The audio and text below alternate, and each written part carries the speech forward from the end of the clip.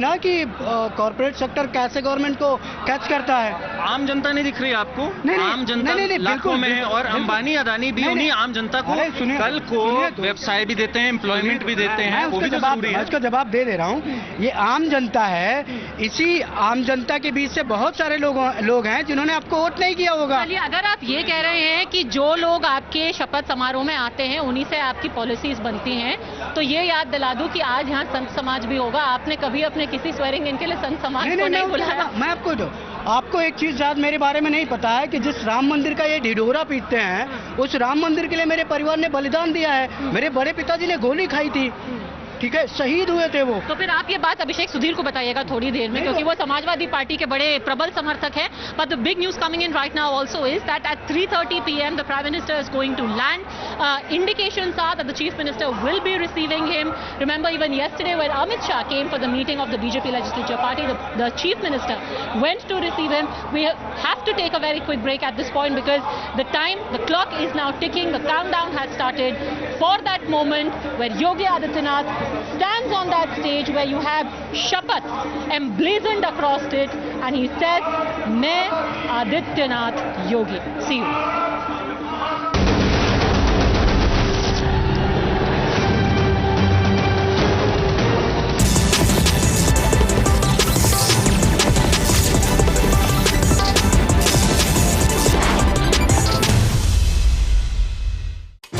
Coming at this point of time, Mamta Banerjee has written to the governor as far as his words over Rampur Hat are concerned and has called his comments uncalled for.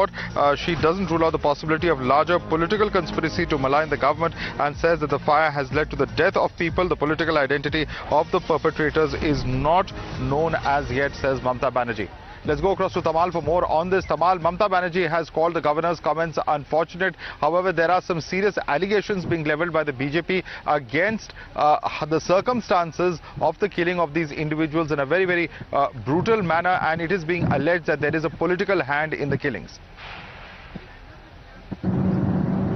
Well, the person who died, who was brutally attacked, belonged to Trinamool Congress political party. He was the Upapradhan of Trinamool Congress Panchayat. However, this letter which Mamta Banerjee has written to the governor has indicated and also highlighted statement by the governor over the Rampur Hat incident, where he has alleged that this incident is also another proof of deteriorating law and order situation in the state, to which Mamta Banerjee has said that some statements are uncalled for and has political overtone. That's one. Second of all, she has also highlighted the fact that even though the matter is subject to investigation as who killed the Upapradhan and whether the act of fire which led to the death of others was an act of retaliatory, but then she has not ruled out the possibility of a larger political conspiracy behind the entire incident, quote unquote, to malign the image of the state. Number three, she is also saying that let the investigation happen. Whoever are the culprits, they would be given exemplary punishment, and that the state government has taken necessary action as far as constituting a SIT is concerned, or take other actions like suspending the SDPO or the closing the officer in charge of Rampur Hat police station is concerned. So Mamta Banerjee, at this point in time, hitting out hard at governor, also kind of suggesting that his comments against the state government is not... Mamta Banerjee hitting out there at the governor, but unfortunately the cycle of political violence only continuing in West Bengal, along with the cycle of allegations and counter-allegations. We'll have to leave it there for the moment. Tamal, thanks so much for joining us. Still bring it to a very quick break for now.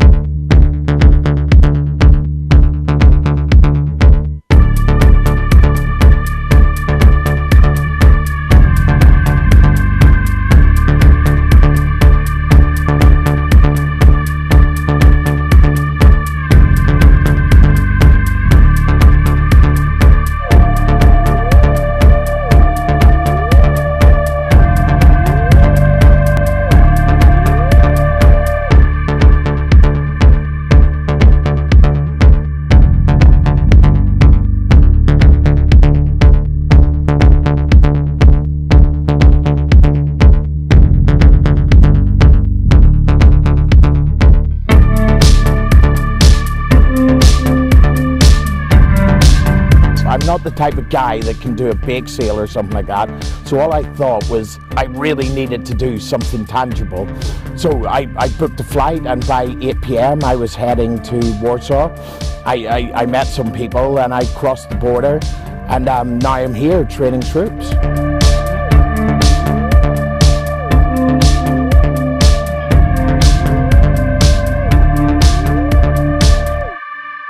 Just started a small handyman business back home, and I couldn't focus on work. I couldn't sleep, I couldn't eat, I couldn't think of anything other than what was happening.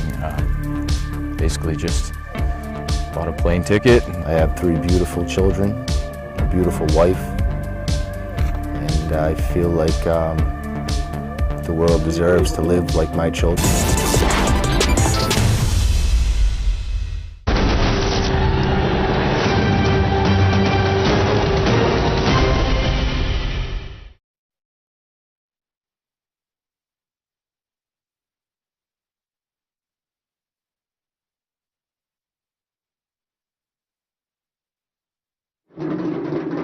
To Mayank, right?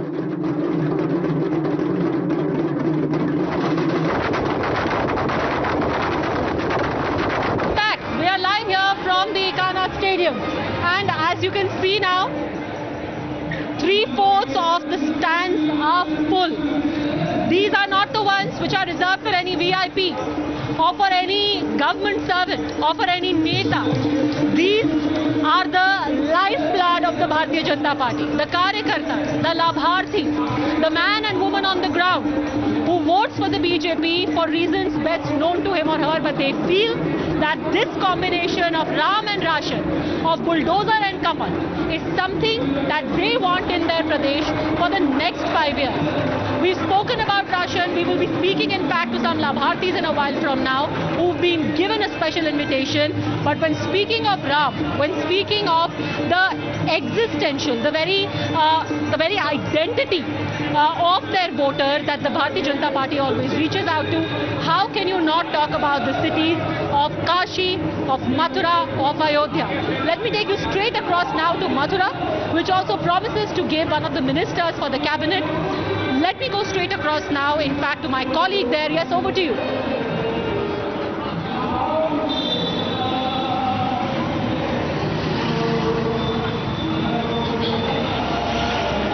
Yes, as you have rightly said that the BJP top leadership, had tried to draw Mathura in the larger picture that Ayodhya, Kashmir, Ayodhya, Kashi, and also Mathura are the bigger, in a bigger scheme of things in UP. We have some people with us who voted in this round of elections. We'll try to understand what are their expectations of the government.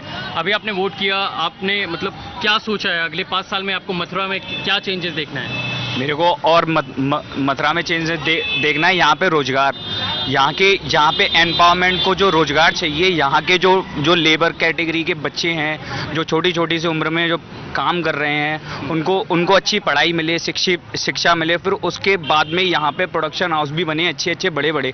ये हमारा कृष्णनगर क्षेत्र है। यहाँ पे भी इन 5 सालों में भी बहुत योगी जी के आने से बहुत कुछ बदलाव आए हैं और आगे भी आएंगे। ऐसा नहीं है कि समझ लो बदलाव के आशा पे आपने वोट किया था इस बार योगी जी? बिल्कुल। आप लोग क्या उम्मीद कर रहे हैं अगले 5 साल में? सरकार से आप लोगों की क्या उम्मीद है अगले 5 साल में?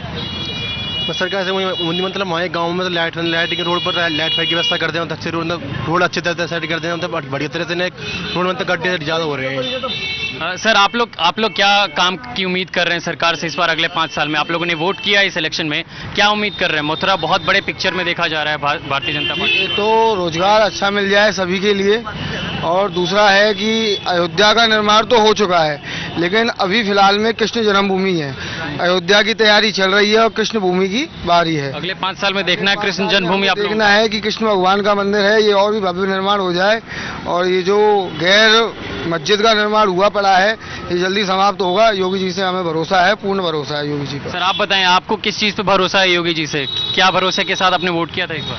सर मेरे को ये चाहिए जो भी है कृष्ण जन्मभूमि है, इसको इसके पास मस्जिद है ये भी हटाई जाए, और इसमें जो भी मथुरा के अंदर जो भी अच्छा प्रोग्रेस हो, रोड अच्छे चौड़े और as you can hear that people of Mathura are very strongly putting their opinion. Of course, that is not a decision.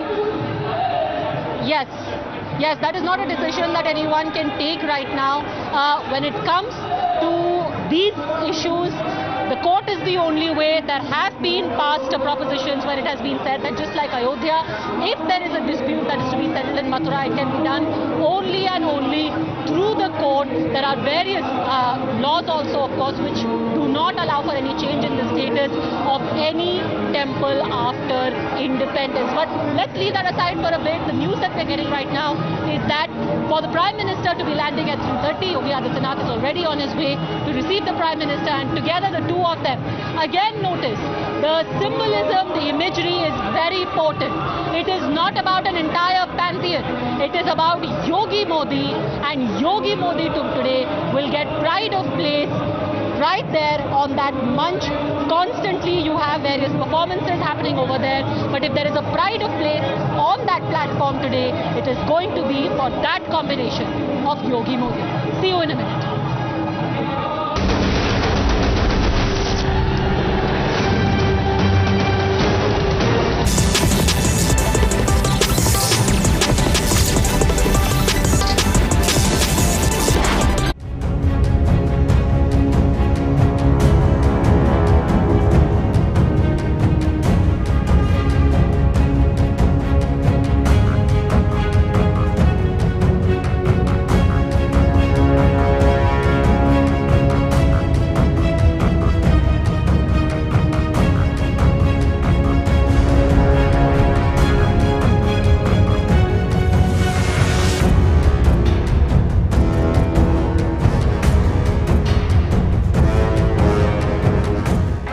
प्रचंड बहुमत भारतीय जनता पार्टी के राष्ट्रवाद, विकास और सुशासन के मॉडल को उत्तर प्रदेश की 25 करोड़ जनता का आशीर्वाद है।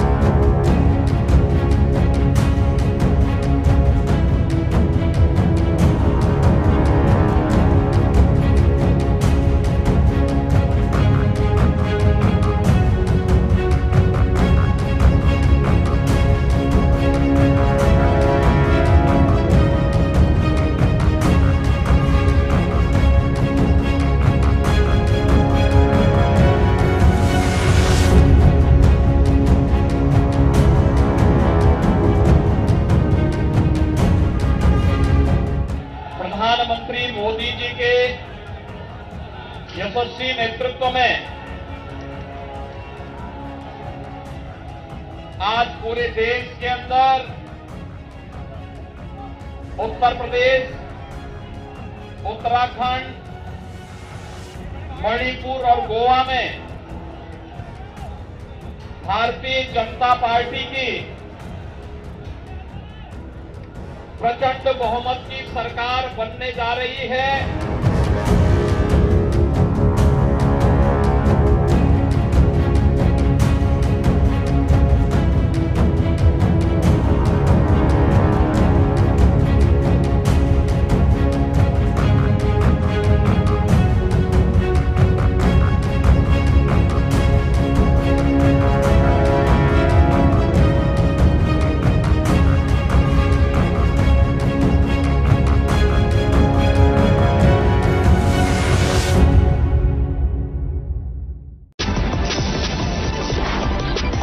All right, welcome back. Now, these live visuals which are coming to you are from inside the Lok Bhavan, where the Legislative Party meeting of the Bharatiya Janata Party is taking place in Lucknow, Uttar Pradesh,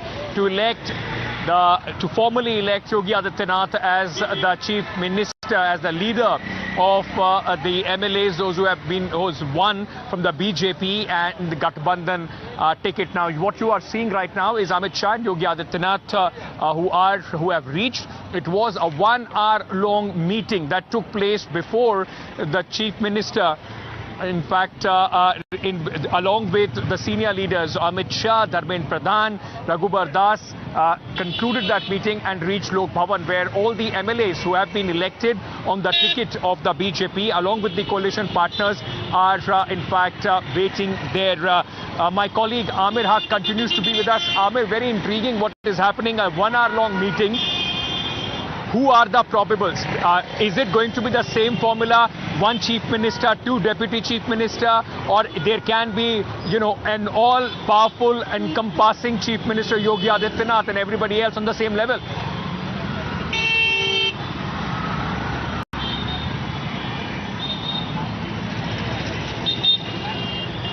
Told that Keshav Maurya for sure is being retained as the Deputy Chief Minister. Now the second Deputy Chief Minister could obviously be Dinesh Sharma, about whom there has been no controversy over the last 5 years.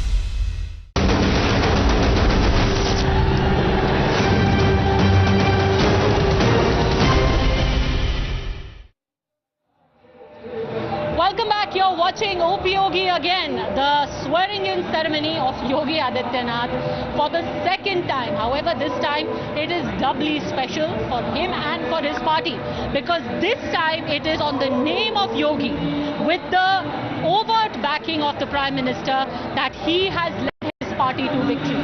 Remember, nobody would have thought this possible a month ago.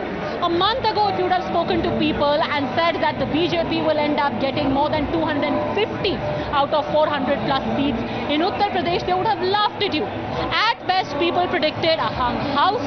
Some maybe considered that the BJP would just scrape past and get about 210. Now, these stands tell the story of the people who decided that the formula of Yogi Modi, of Ram or Ration, of bulldozer and development, of crackdown against the mafia and making sure Labhartis get the benefits of the schemes of the government, that has worked across lines of caste and community, maybe not of religion, but definitely two of the above. The politics of Uttar Pradesh, as we have known it so far, is gradually changing. You might be told this is an overstatement, but the fact is, you see the cross-section of people who turn out. For them, it's a representative government. But is the cabinet going to be representative in the same fashion? It's going to be a tightrope walk. Right now, the images that we have are of Yogi Adityanath headed to the airport to receive the Prime Minister there. Editor of ANI, Smita Prakash, is with us, along with senior journalist Sabah Naqvi. Let me first ask you, Sabah, what do you think that this is now going to be the accepted truth, Yogi Modi, not just for UP, but maybe for India? Perhaps, Padmaja, but let's see. But Modi certainly, because we have a general election coming up in 2 years. I want to pick up on a point you were making earlier. The big change is going to be, I would like to see the representation in this, because the big add-on for the BJP has been 41% of the non-Jatav Dalits voting for the BJP according to CSDS data, and 21% of the Jatavs who were loyal BSP voters shifting to the Bharatiya Janata Party. This signals a very, very important demographic, sociological, political change. If this voter stays with the BJP, which in the age of ration, I expect they will, especially since the BSP is down to one MLA with that too not a Dalit. So that is a very significant demographic change, and I would like to see how many get representation, and I'm sure they will, because the BJP has its social engineering down on this election. And you're right, it is food and faith is the first article I wrote sitting in your studio when the result was coming out. Ram and Ration, as you put it. So that's, I think, a big significant thing is the poorest of the poor joining the BJP in this election. Absolutely, and since we're all about alliterations, it's not just Ram and Ration, it's also action against the mafia and Mahila Suraksha. That also is a very strong theme that ran through the entire election. But while it's talking about social engineering, before I come to you, Smita, I want to quickly cut across to Varanasi, where I'm joined by my colleague, because the challenge also is to have your core constituency down pat. नहीं है, उसकी प्रतीक्षा करने की जरूरत।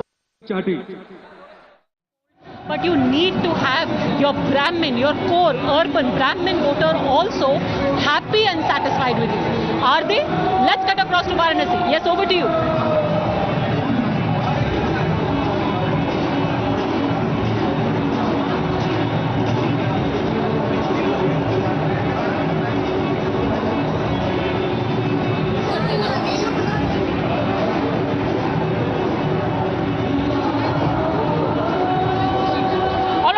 Chief, you can hear me. It's over to you. क्या कर रही है Kashi? Now that Yogi Adityanath is being sworn in.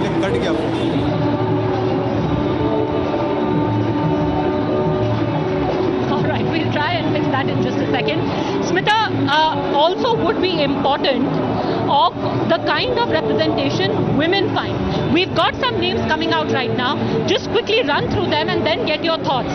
The fact that you have Baby Rani Maurya's name being taken, you've got Brijesh Pathak, you've got Anjula Mahor, you even have the MLA who in fact won from Devband. You possibly also will see the inclusion of the MLA from Varanasi South, who had faced a lot of anger when we traveled there. People were saying that he's a missing MLA, but despite that, he did manage to win, and now possibility that he will be accommodated. Your initial thoughts about the names?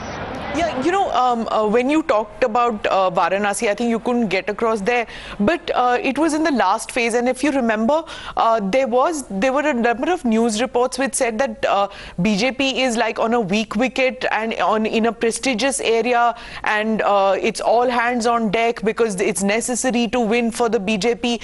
But the point is that they were in a comfortable position. It's just that the silent voters were not exhibiting, were not telling people that they are more than happy with the BJP and that they're going to be voting for the BJP yet again. Now, when you talk about women voters, again, you know, they don't go about coming out on the streets and saying we are voting for the BJP. Even today, when you see this massive outpouring, you know, more than 15,000 people already seated in the stadium, you won't see many women out there. They don't need to be part of this festival. They don't need to be part of this exuberance that you're witnessing out there, but they already have done their job for the party of their choice.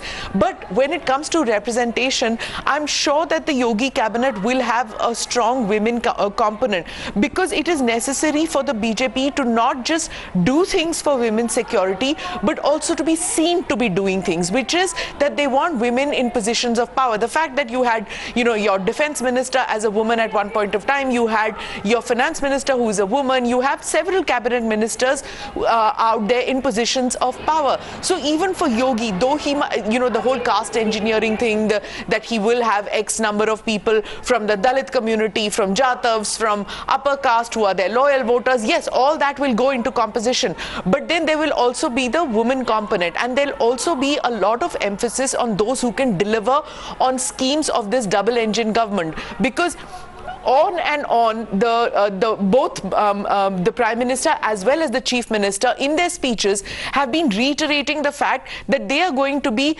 accelerating the pace of economic reforms, accelerating the pace of development in the next couple of years, and they need the complete support of the people. So it is necessary for both Yogi and Modi to deliver on this in the next 2 years, because then you're heading for the next election, the next general election. So I think performance is going to be extremely important. So women, caste, administrative performance and experience. Absolutely. You know, I have to say in this interim, I read a very nice book. The book by Nalin Mehta has actually been quite revelatory. Coincidentally, just finished reading it at the time that we are here for the swearing in. It talks about this whole Labharti model that has been much spoken of. Incidentally, that stand that you see right there, that is where the Labhartis are going to be seated. So you can imagine the importance of this very significant chunk of people. The message is being sent that BJP is often portrayed as a party which is all about polarization. You've got the religious leaders turning up, you have Sant Samaj, you've got people from Mathura, Ayodhya, those from Hanuman Gadi temple, but they are not the only ones who are going to be seated next to the podium. You've got somebody who's bought a house under Pradhan Mantri Awas Yojana, somebody who is getting the Kisan Samman Nidhi. So all of these beneficiaries of government schemes are going to be right there in close proximity to the dais as well. Another interesting insight which is said that we spoke of women as silent voters. Actually, Labhartis also don't really speak out according to this book, because when you are in a village, you don't want to make it very apparent that you're on government dole. So if you have a new toilet built, you would like most people to believe that you've built it yourself. So mostly in an election sabha, people won't say, "Ha, मैंने सरकार से पैसा लेके घर बनाया है," but they are beneficiaries and their vote eventually will speak. So that's an interesting couple of insights and why this messaging is so important. But when we talk about the core voter and the question of identity, let me cut across to Mohit joining us live from Varanasi now. Yes, Mohit, we heard through the morning people say that even if they are not in Lucknow, they are going to celebrate. What are those celebrations going to be like?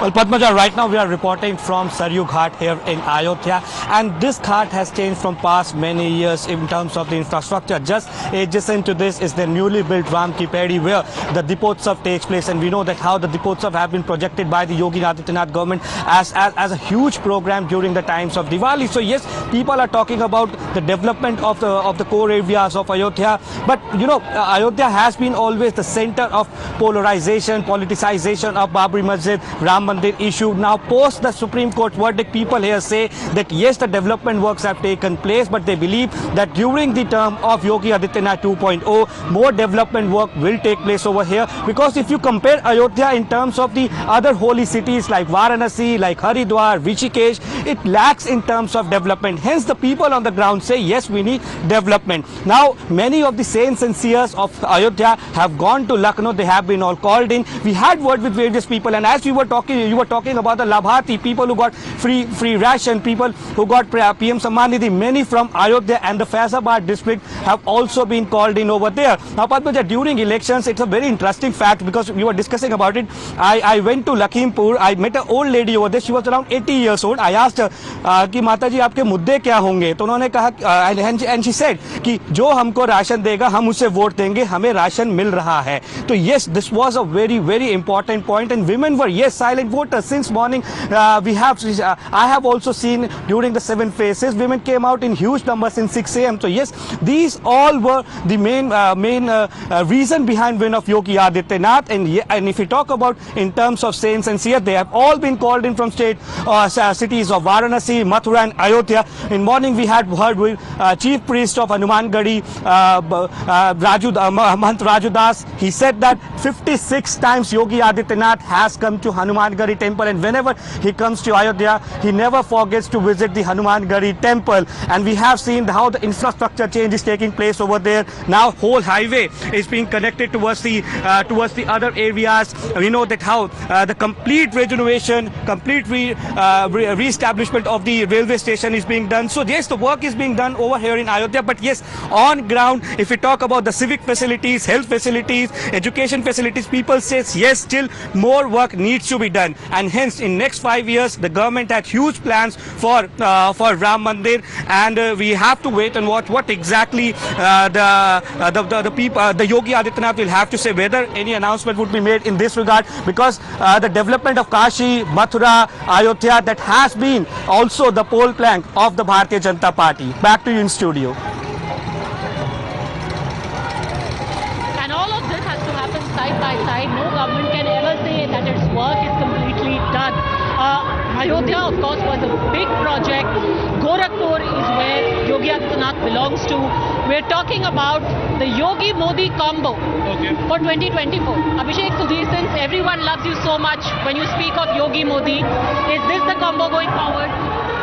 Look, I think it's going to be difficult for the opposition for 24. What I've been saying on many of the TV channels is the opposition needs to leave Uttar Pradesh to SP. The SP has to cut. Why? Why should anyone leave anything to anyone? True. But if you're going to have a strategic fight against Narendra Modi and you're going to defeat him, you have to come together. BSP and OAC and Congress put together took home almost 17 to 18% of the votes and cost SP the government. OAC damaged us directly in 20. Samajwadi Party is not a national party. You cannot take on the BJP at the center. At best, you will make a government in Uttar Pradesh. KCR, TRS not a national party, Jagan's not a national party, DMK is not a national party. Which is why Rahul Gandhi is saying you should give way to the Congress. The BSP is a national party actually, but can they beat it? Look, there has to be a coming together, but you can't come together as an anti-Modi force. You need to have your own narrative. I think 24 is difficult, but if the infighting in the BJP starts, there is a chance for the opposition. Well, it's a great strategy when your best shot is that the BJP fights with each other. That is not exactly a winning formula. You know, Padmaja, one of the striking visuals of this election during the campaign was that Raj Bhavan visual where Modi puts his hand on Yogi's shoulder. And that sent a clear signal that they are working as a team. People said Ram Balram, and there were lots of anti-Yogi, anti-Modi people who wanted to create so-called fissures between the two, but there were none. They coexisted, and today the BJP is a well-oiled electoral machine, all set to enter 2024, and they are invincible if they continue like this. Well, Indira Gandhi said she was invincible, and look at the state of her party today. The people are saying, for God's sake, the Gandhis need to go. So in politics, a week is a long time. If you ask me, the opposition is solid this time. Mr. Akhilesh Yadav is going to be leader of the opposition. He's going to lead the fight. You know, enjoy today. Tomorrow he's being elected leader of the SP Legislature Party. It's all out war from that being said, it is a very bold decision by the Samajwadi Party leader to give up his Lok Sabha seat and decide to carry on in the Uttar Pradesh Vidhan Sabha, because if you have to fight in UP, you have to be in UP.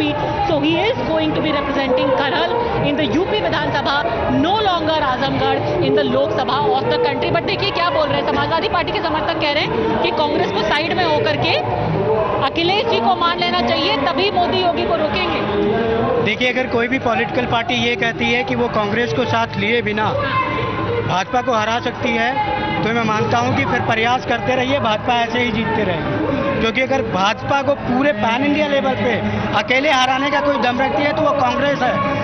SP UP के बाद कहीं और नहीं है, BSP UP के बाहर कहीं और नहीं है। मैंने लास्ट आपको बोला था कि अगर बीजेपी ऐसे ही रही तो इंडिया में केवल दो पॉलिटिकल पार्टीज होगी, बीजेपी एंड कांग्रेस, क्योंकि उसका लक्ष्य है रीजनल पार्टी। भाई, यहाँ पे Samajwadi party second largest party है, वो बिहार में आरजेडी सेकंड लार्जेस्ट पार्टी है।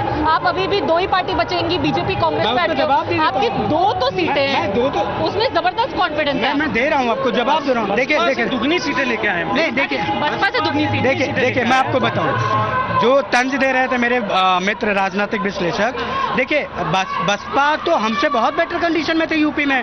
2007 से 12 तक वो सरकार में थे। हम कब बाहर गए? हम 86 से बाहर गए हैं सत्ता से, उसके बाद तो हम लौटे ही नहीं। चलिए, आपके भी अच्छे दिन आएंगे। Very quickly, let me quickly cut across to Sabyasachi. I believe we have another list. We've got fresh updates. Over to you, Sabyasachi. What's the latest? What is the latest list we have?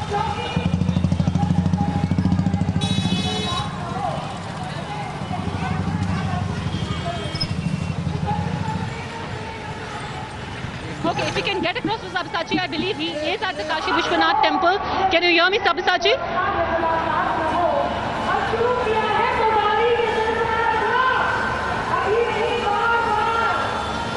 Alright, we'll just try and fix these lines once and for all. You can imagine this is a situation where there is a lot of chaos. I can see some BJP leader. Okay, that's Keshav Maurya. He's walked in. Keshav Prasad Maurya is in the stadium now.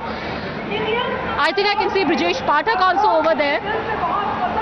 So you have now leaders streaming in. The Prime Minister is expected in just a while from now. So a kind of a bit of a victory lap that Keshav Maurya is doing. Interesting story in itself. Keshav Maurya, Sabha, what do you make of the fact that he lost his election? You had Preeti Patel very significantly positioned against him by the Samajwadi Party alliance, and yet in all likelihood he's going to make the cut as Deputy CM. So I think very clearly the minute I saw that Mr. Dhami was made the Chief Minister of Uttarakhand, one suspected this would happen. Because a precedent was set. Someone who loses an election gets a constitutional post. So it is obviously the stamp of the national leadership of the Bharatiya Janata Party in this decision. So that was my first reading of it, that yes, so he would, that Keshav Prasad Maurya, I didn't know whether it would be deputy, but that he would be a representation. This is the benefit that he so he's basically got the benefit of representation of his community, especially at a time when you have Dara Singh Chauhan, Swami Prasad Maurya, that whole Nevla Saap thing happening. Swami Prasad Maurya gain, pardon me, Keshav Maurya gain. Smita. So you see, many of the leaders of the BJP, they are very involved in the strategizing of the election process. So it's possible that, he didn't win his seat, but he was so involved in the entire campaign process. So he probably didn't get the axe because of that reason, just as Mr. Dhami didn't. And what you're seeing right now, Padmaja, is this, rising above victory or loss, because now it's a collective win that they are seeing it as, BJP. They're not seeing it as X won by so many votes, or B lost by X number of votes, or B lost it out there. It's a collective win. It's a team effort. And as far as they are concerned, as far as the BJP is concerned, they have had a resounding victory, and it's a time for celebration. And you can see that not one person is sulking, because by and by the names were coming out since last night that, this is loosely the names that are being considered. But you didn't see anybody from any of the communities, any of the castes, sulking and saying that we are not being called for a meeting, we may not be in the cabinet, and we better have X number of people in the cabinet of Yogi. Nothing of that sort has happened. The second thing which you pointed out, that on the stage will be the Yogi Modi combine, and will that be reflective at a national level? So far, Yogi has not shown any inclination of wanting to play a role beyond Uttar Pradesh. I think till the next election, at least, he's going to restrict himself just to Uttar Pradesh and not look for a national portfolio or a national presence. The fact that he's going to be Chief Minister of Uttar Pradesh is good enough in his biodata. He has broken several records, and him being on the stage out there and Modi being with him while he's taking his oath is a stamp of approval that he probably, nothing can beat that in the BJP other than having the Prime Minister there at his swearing-in ceremony. So I think Yogi on a very sound footing, but he has a lot to deliver in the next couple of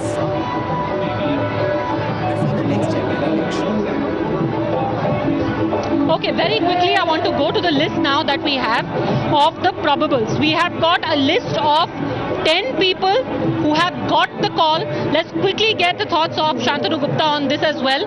Suresh Khanna, this shouldn't be any surprise. This shouldn't be any surprise. I think he's a 7-time, 8-time, 9 times MLA, and one of the I think he's a 9-time MLA. 9 times MLA, I think. Yeah. Suresh Khanna, 9-time MLA.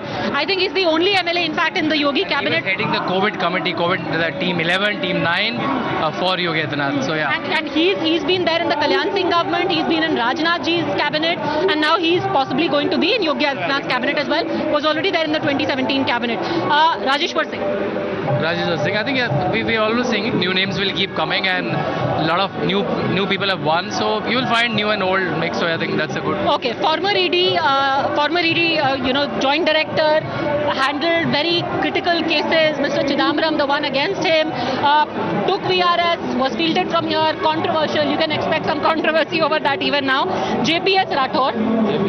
I think very known in organization. Is he MLC already or is he not? I think he's an MLC. Oh, he's maybe, I'm not very sure. So maybe, but there are a lot of MLC positions coming up. But yeah, so big in the organization. Very big in organization. He's like almost considered the right-hand man of Sunil Bansal, like in organization of Swatandev Singh. Worked very closely. Yeah. Okay, Sunil Bansal, for those who don't know, prominent RSS leader, was in charge of the campaign. He's a Sangathan Mantri, organizational secretary. He's the counterpart of BL Santosh in state, right? As BL Santosh is organizational secretary. So right-hand man of Sunil Bansal, JPS Rathod, likely to find a place. Baby Rani Maurya, we've spoken about her enough. The fact that she was brought back from governorship, she was... I think very rare we have seen that people come from a governor and active politics. So I think active politics. And a lot of Jatav Sammelans that she was made the face of. On her own, she did a lot of Jatav Sammelans. So I think, yeah. So we have these 5 names that we've revealed so far. We have Shatru, I'm not going to show you. I'm not going to show you. 6 more names we have. How sure are you? Quite sure. But I want to cut across now to Akanksha. Akanksha is there at the Gorakhnath Mutt. For the last 10 days, there have been regular prayers, there have been celebrations, and they are continuing even now. Over to you, Akanksha. Yes, Padmaja, if you talk about Gorakhpur, it is a home turf of Yogi Adityanath, and it is brimming with excitement and also expectation, and it is all prepped up for the celebration of the grand oath ceremony. Now, the most interesting thing is we are inside the Gorakhnath temple and outside in the area where Yogi Adityanath lives. I would request my camera person to just zoom in on the building. Yogi Adityanath lives on the first floor of this building, and right opposite to that is the park, is where the celebration is taking place right now. As you can see in the park area, the local folk dance, which is Parwahi, 10 to 15 people are gonna perform that. Other than that, Bhojpuri songs will also be played here. Crowd is still a little thin, but we are expecting more and more people to come here as the time for the ceremony approaches closer. Now we'll just go across and speak to the Bhojpuri singer here. Okay, sir, UP chief minister अब वो दूसरी बार बनने जा रहे हैं, योगी आपका क्या कहना होगा? मैम देखिए, योगी आदित्यनाथ हम तो 2005 से जुड़े हैं और हम नहीं समझते कि उनके जैसा कोई पूज्य आदित्यनाथ जी जैसा कोई मुख्यमंत्री दोबारा हुआ हो, और हम लोग ये चाहते हैं कि आज तक ऐसा मुख्यमंत्री न तो कभी हुआ है मैम, न तो कभी होगा, और उनके जैसे ईमानदार आदमी तो मैं आज तक कभी देखा ही नहीं हूँ। और हम ये चाहते हैं कि इस बार यदि एक बार और हो जाते हैं, यहाँ के मुख्यमंत्री हो भी गए, दूसरी बार शपथ ग्रहण ले रहे हैं, तो हम लोग का तो गोरखपुर तो एकदम स्वर्ग बन जाएगा, और गोरखपुर के साथ साथ उत्तर प्रदेश भी स्वर्ग बनेगा, और आने वाले समय में हम अपेक्षा करते हैं कि वो प्रधानमंत्री भी बन सकते हैं यदि इस तरीके की ईमानदारी उनकी रही तो।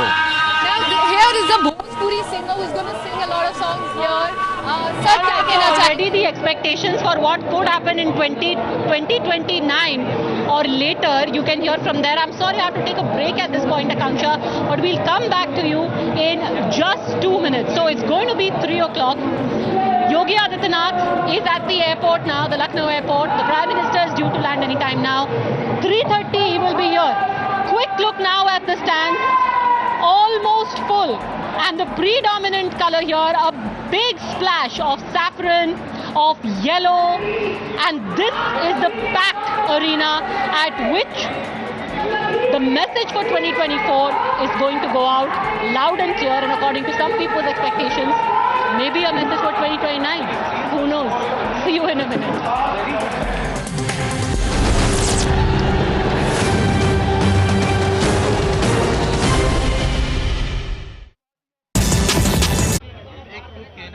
Well, it's very interesting, I have to say, of the sheer cross-section of people who have come here for the swearing-in of Yogi Adityanath.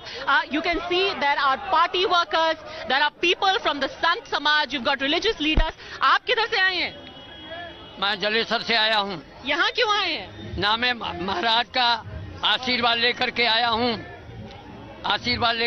हूँ, और अपना पूरा रास निष्ठ करता हुआ आया हूँ।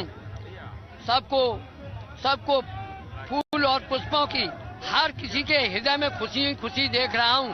धन्य इनके माता पिता योगी और मोदी जी के लिए मैं बारंबार इनके लिए साक्षात प्रणाम और धन्यवाद करता हूँ। जी, संत समाज को खास तौर पर बुलाया गया है, लाभार्थियों को बुलाया गया है, संत समाज को बुलाया गया है, क्यों? जी, हम लोग जो है उन्नाव जनपद से आए हैं और विश्व हिंदू महासंघ के धर्माचार्य प्रकोष्ठ का मैं प्रदेश सचिव हूँ और हमारे माननीय योगी आदित्यनाथ जी ये राष्ट्रीय अध्यक्ष हैं। मैं इसलिए निवेदन करता हूँ द्वितीय मुख्यमंत्री के पद पर ये जो शपथ ग्रहण करने जा रहे हैं, पुनः ये किसानों का किसान क्रेडिट कार्ड जो है ऋण ये माफ कर दें, जिससे कि 2024 में इनको बहुत बड़ा लाभ मिलेगा और हमारे बहुत से सांसद जीत करके। चलिए यहाँ से लोगों की मांग है, चुना है योगी आदित्यनाथ को, पर अभी भी कई ऐसी चीजें हैं जो कि वो चाहते हैं और ये भी सोच रहे हैं कि 2024 के लिए अगर रास्ता बनाना है तो क्या क्या और काम करना है सरकार के लिए। I want to quickly show our viewers और since I said the variety of people who come here to be a part of the swearing in, so you see this gentleman, he is the Bhajpa Pracharak, self-declared of Kshetra Sampurn Bharat. He says, I am a campaigner across, and he is Danda Guru Hindu. And he says, I was speaking to him earlier, he says, I have personally campaigned for Yogi Adityanath across Gorakhpur, which is why he has won.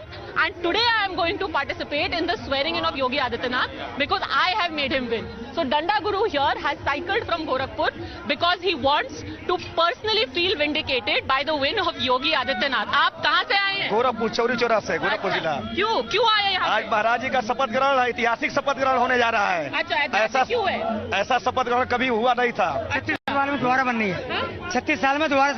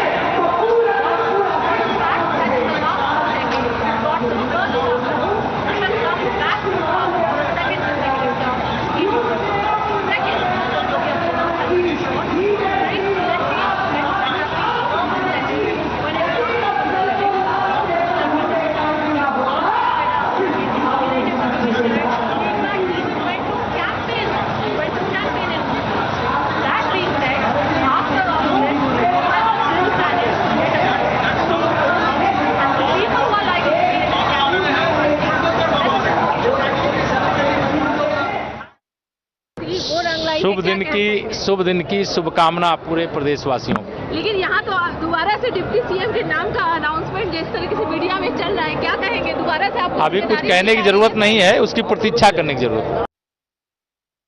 जो लड्डू का आज तैयारी चल रही है, इसके पहले Ikauna stadium में 11.25 कुंटल लड्डू आज सुबह भोग लगा करके भेजा गया है और बाकी लड्डू जो है कि यहाँ पे 4 बजे जब महाराज जी शपथ ग्रहण कार्यक्रम शुरू होगा उस समय 5.25 कुंटल लड्डू गोरखनाथ मंदिर प्रांगण में आए हुए श्रद्धालुओं को बांटा जाएगा। जा यूपी है दुल्हनी सा, सजा यूपी है दुल्हनी सा, योगी सरकार आई है, सजा यूपी है दुल्हनी सा, योगी सरकार आई है। जो भाग्य है भक्तों का यहाँ संत पधारे हैं, मन जिनका है गंगा जल अमृत महादेव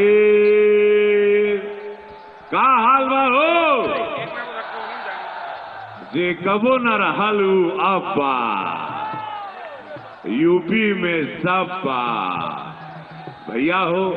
यशस्वी प्रधानमंत्री मोदी जी पूज्य योगी महाराज पर जे समस्त उत्तर प्रदेश एगो विश्वास दिखौले, उ खातिर हम सांसद रवि किशन शुक्ल गोड़ छू के निहोरा करम सबके धन्यवाद देव कि उत्तर प्रदेश ने अपना भविष्य चुना है, अपने आने वाली पीढ़ी का भविष्य चुना है। राम मंदिर बन रहा है, अब राम राज्य लाना है, सबका साथ, सबका विकास और सबका विश्वास, जैसे पूज्य महाराज जी निरंतर काम करते हैं, वो गति अब बढ़ेगी। इस नए भारत का नया उत्तर प्रदेश बनेगा। सत्य होगा, झूठ नहीं होगा, सुरक्षा होगी, माँ बहनों की सुरक्षा होगी, बच्चों का भविष्य होगा, रोजगार होगा, हमनी के सम्मान मिली। आज पूरा देश देखा था, पूरा विश्व देखा था, ये एकाना स्टूडियो गवाह है आज इस ऐतिहासिक शपथ ग्रहण का जो पूज्य महाराज जी लेने जा रहे हैं। एक बहुमत की जीत, एक बहुमत की सरकार, भारतीय जनता पार्टी, गरीबों की सरकार। आज समस्त विश्व के नजरबा एकाना स्टूडियो में कि आज पूज्य महाराज जी जब कहियन कि मैं योगी आदित्यनाथ शपथ लेता हूं तो बम बम हो जाई हो। बोला जय श्री राम। एकाना स्टूडियो आवाज आनी चाहिए, गूंजनी चाहिए धरती, पता चले धरती को कि आज शपथ ग्रहण हो रहा है। भारतीय जनता पार्टी बहुमत की सरकार बना के पूज्य महाराज जी इतिहास दोहरा रहे हैं। दोबारा एक मुख्यमंत्री शपथ लेने जा रहे हैं। धन्य है ये राम की धरती, धन्य है ये कृष्ण की धरती, धन्य है मेरे भोजपुरिया समाज, धन्य है उत्तर प्रदेश की ये माटी। आज बहुत खुशी हो रही है आप लोगों के बीच में आके। आज हम लोगों की मेहनत सफल हुई, जहां गए निहोरा किए, सबने आशीर्वाद दिया। तो बस यह कहें कि आज समस्त मंच, ये कलाकार जितने मेरे आए हैं, जितने मेरे भाई आए हैं, आज सब लोग यहाँ हैं, आप लोग आशीर्वाद दीजिएगा। कुछ समय में वो भव्य मंजर शुरू होगा इस मंच से। All right, we have some more breaking news coming in. Inside details of Yogi Adityanath's Cabinet 2.0, and we have now here on First on Times now the entire list of Yogi Adityanath's cabinet.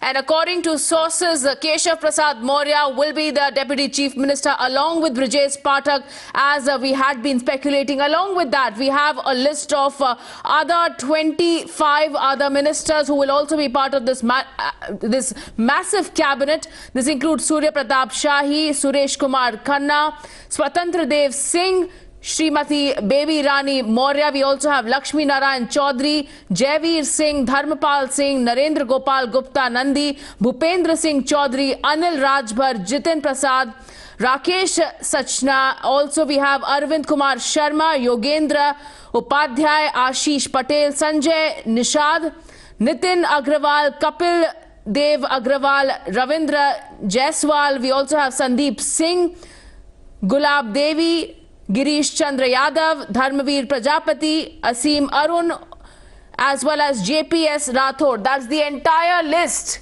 that Times Now has now accessed exclusively here as far as Yogi Adityanath's Cabinet 2.0 is concerned, sticking to the two Deputy Chief Minister policy as far as the Cabinet is concerned. And we are seeing a replacement as far as Dinesh Sharma, who might not be a Deputy Chief Minister now, but in his replacement we have Brijesh Pathak coming in and stepping in as the second Deputy Chief Minister of the state. And remember, interestingly, we have seen as to how, despite the fact that Keshav Prasad Maurya did not win the election this time, he lost.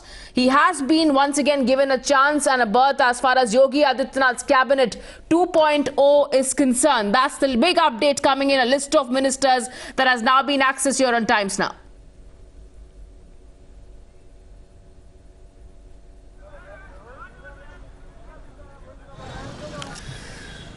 Meanwhile, shortly from now, we are also expecting the all-important historic swearing-in ceremony to also begin, which after 37 years, Yogi Adityanath is all set to become the first Chief Minister in the state of Uttar Pradesh to return as the Chief Minister. The BJP has certainly planned a grand star-studded event in Lucknow. Prime Minister Modi will be arriving at 3:30 p.m. at Lucknow Airport. Let me also now go across to Meghna joining us live from the news pit. Yes, Meghna, the entire list here on Times Now. Absolutely, we have the entire list here on Times Now. The two deputy chief ministers are going to be, interestingly, Keshav Prasad Maurya, he is going to be retained. Rajesh Pathak is there. So who are going to be the ministers? You have Surya Pratap Shahi, you have Suresh Kumar Khanna, you have Swatantra Dev Singh, baby Rani Maurya, of course, the governor who had quit her post so that she could come and contest in the elections.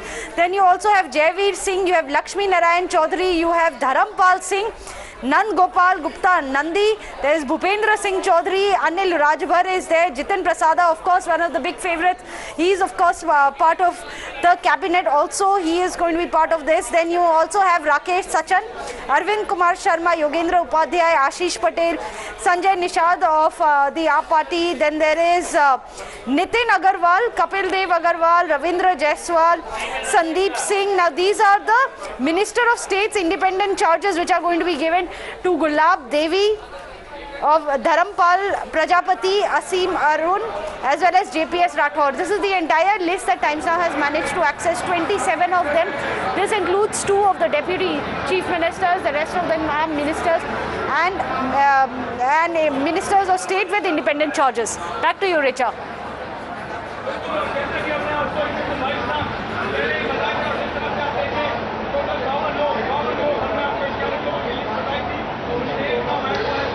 Alright, so let's take you now through the list that we have, the entire list of 18 ministers, and subsequently we have ministers with independent charge, and then we have the MOSs. So let's now run you through the list and why they have been included and what we know about them.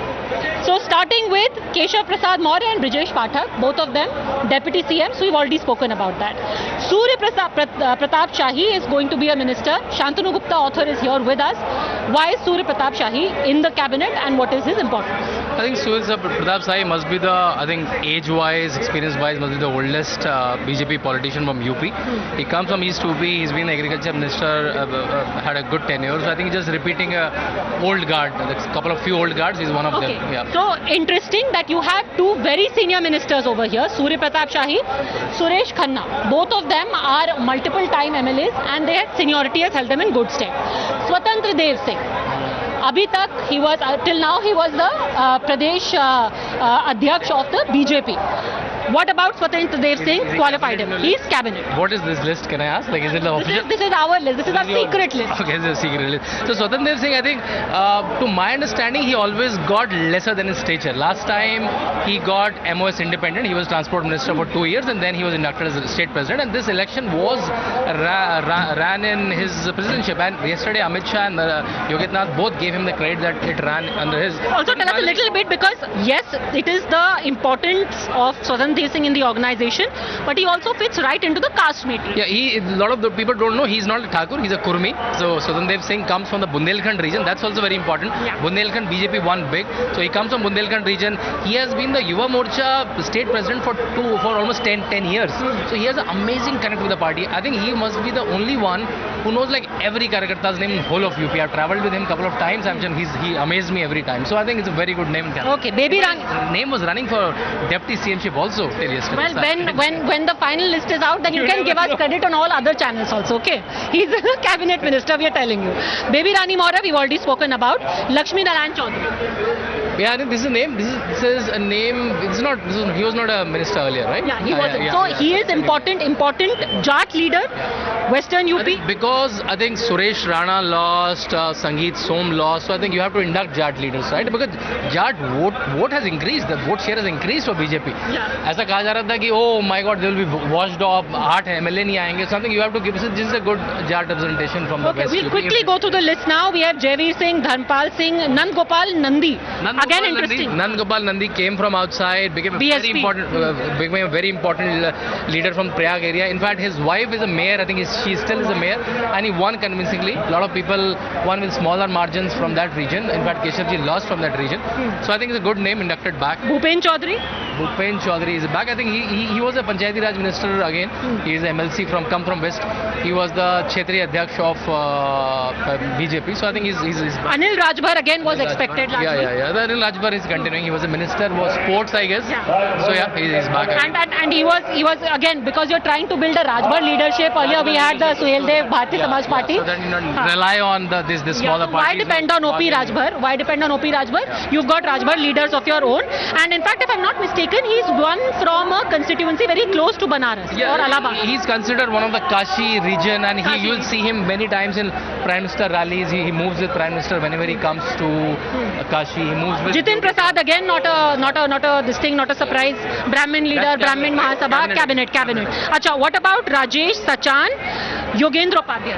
I think these are leaders. I was hearing these names. I think the second name is the first time MLA. Let's see. I think a lot of Brahmin names are getting. Okay, Sanjay Nishad again, not a surprise. Ashish Patel, and we have Arvind Kumar Sharma. Oh, Arvind Kumar Sharma is a cabinet minister. I think since the time Arvind Kumar Sharma ji landed in UP, I think. So, for viewers who don't know the history, he's a former bureaucrat, considered to be very close to the Prime Minister. And then tell us, Shantanu, how he landed up in UP. So he's a very senior bureaucrat. He worked in Gujarat with Prime Minister. He worked in the central government with Prime Minister. Last year, all of a sudden, when the MLC list came, one of the MLC list, he was the MLC. And then there were news after news that he may become the chief minister, he may become the deputy chief minister, and every theory was around. A lot of people say he's a Brahman, then people realize no, he's a Bhumihar, and every caste combination. Again, till yesterday, his name was there for deputy chief minister in multiple news items. But again, I think he's a good, experienced guy as a bureaucrat, and I think he's conducted. So he's going to be a cabinet minister. Let me quickly give you an update. Big cries of Bharat Mata Ki Jai going up now. I think the Prime Minister must have left from the airport. News must have reached here because I can see a considerable amount of activity all of a sudden. I think there on stage you've got, if I'm not mistaken, those are the local leaders who are now being felicitated. Very, very harsh sun, so I'm not entirely sure, but there is a felicitation of Karyakartas, local leaders taking place. Now we come back to the Rajya Mantri Swatantra Prabhar, which is that you have independent charge. Stay with me, please. I want to quickly cut across to Mr. Rajgopalan, also joining us now from our studios. Nitin Agarwal, Kapil Dev Agarwal, Ravinder Jaiswal. These are the ministers with independent charge. Mr. Rajgopalan, first thoughts on these three. These are all certain young new faces have come. The challenges before Mr. Yogi Adityanath is much more. That is why the former PMO bureaucrat A.K. Sharma has been inducted. Apart from that, things are going to be more challenging for Mr. Yogi Adityanath because he has to deliver the important the mandates what he has been given. Apart from that, Padmaja, the economic crisis is looming large in Uttar Pradesh. How they are going to manage it, we have to wait and watch. And more important is the film city, the Jewari airport. These are all certain economic packages which Mr. Yogi Adityanath announced during the election campaign.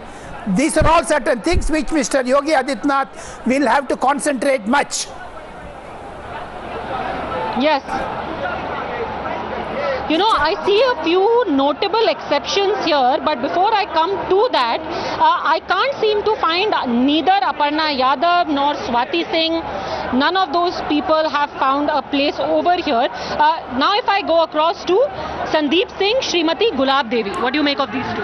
I think first of all, generally on the list also, right? So this list was discussed in last 7-8 days. So I heard there were multiple deliberations, and last time I remember there were a couple of additions after 2 years and a couple of additions the last year. Like the name Kapil Dev and Jaiswal.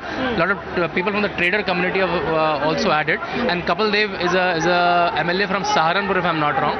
And he was the minister who was inducted just last time also 8 months back. So he's continuing. And it's a good MLA. One again. Western region was difficult for BJP. A lot of ministers lost. So I think that's a good induction again. Yeah. All right. So you have about 3 ladies that I have seen. Asim Arun that we spoke of earlier, he's been given MOS status is what we are learning right now. Rajeshwar Singh I can't find in the list. Can't find Aparna Yadav in the list either. This is the first draft of the final list that we are breaking to you. Let's again reassert, this is 99% probables that we are telling you are going to be sworn in along with Yogi Adityanath in an hour from now. Remember, you heard it first on Times Now. I'm taking a very quick break. We have 10 more names waiting for you and one big surprise among them. So don't go anywhere.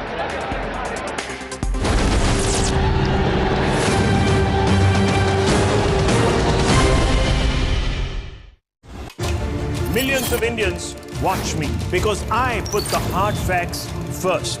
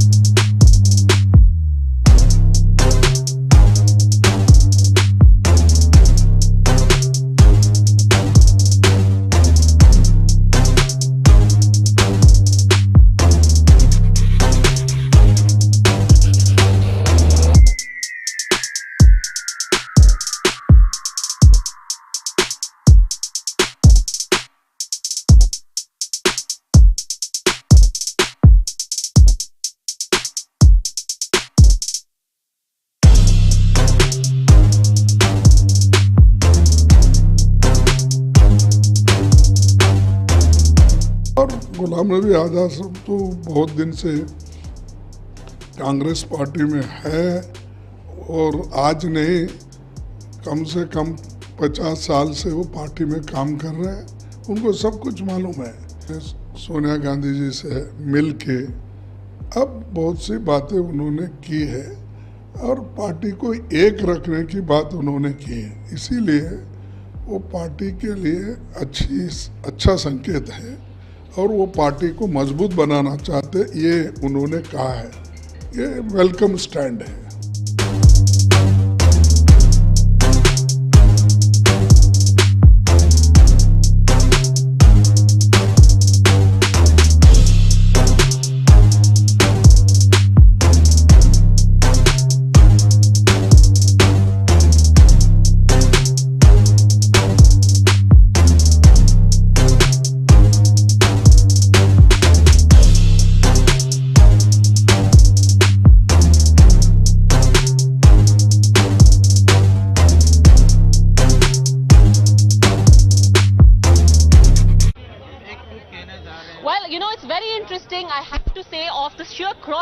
Of people who have come here for the swearing in of Yogi Adityanath. You can see there are party workers, there are people from the Sant Samaj, you've got religious leaders. आप किधर से आए हैं? मैं जलेसर से आया हूँ। यहाँ क्यों आए हैं? ना मैं महाराज का आशीर्वाद लेकर के आया हूँ, आशीर्वाद लेकर के आया हूँ और अपना पूरा रास निष्ठ करता हुआ आया हूँ। सबको फूल और पुष्पों की हर किसी के हृदय में खुशी खुशी देख रहा हूँ। धन्य इनके माता पिता योगी और मोदी जी के लिए मैं बारंबार इनके लिए साक्षात प्रणाम और दंडवत करता हूँ। जी, संत समाज को खास तौर पर बुलाया गया है, लाभार्थियों को बुलाया गया है, संत समाज को बुलाया गया है, क्यों? जी, हम लोग जो है उन्नाव जनपद से आए हैं और विश्व हिंदू महासंघ के धर्माचार्य प्रकोष्ठ का मैं प्रदेश सचिव हूँ और हमारे माननीय योगी आदित्यनाथ जी ये राष्ट्रीय अध्यक्ष हैं। मैं इसलिए निवेदन करता हूँ, द्वितीय मुख्यमंत्री के पद पर ये जो शपथ ग्रहण करने जा रहे हैं, पुनः ये किसानों का किसान क्रेडिट कार्ड जो है ऋण ये माफ कर दें, जिससे कि 2024 में इनको बहुत बड़ा लाभ मिलेगा और हमारे बहुत से सांसद जीत करके। चलिए, यहाँ से लोगों की मांग है, चुना है योगी आदित्यनाथ को, पर अभी भी कई ऐसी चीजें हैं जो कि वो चाहते हैं और ये भी सोच रहे हैं कि 2024 के लिए अगर रास्ता बनाना है तो क्या क्या और काम करना है सरकार के लिए। I want to quickly show our viewers off, since I said the variety of people who come here to be a part of the swearing in. So you see this gentleman, he is the Bhajpa Pracharak, self-declared of Kshetra Sampurn Bharat. He says, I am a campaigner across, and he is Danda Guru Hindu. And he says, I was speaking to him earlier, he says,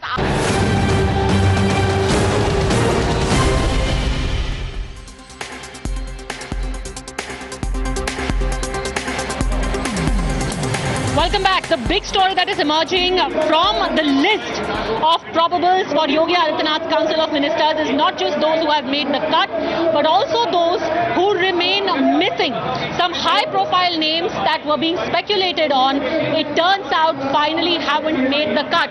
Who are these high-profile names? Let me cut straight across to our Lucknow Bureau Chief, Amir Haq. Yes, Amir, which is the one that surprised you the most? We'll try and get Amir back in just a second. Sabyasachi is there with us. Yes, Sabyasachi.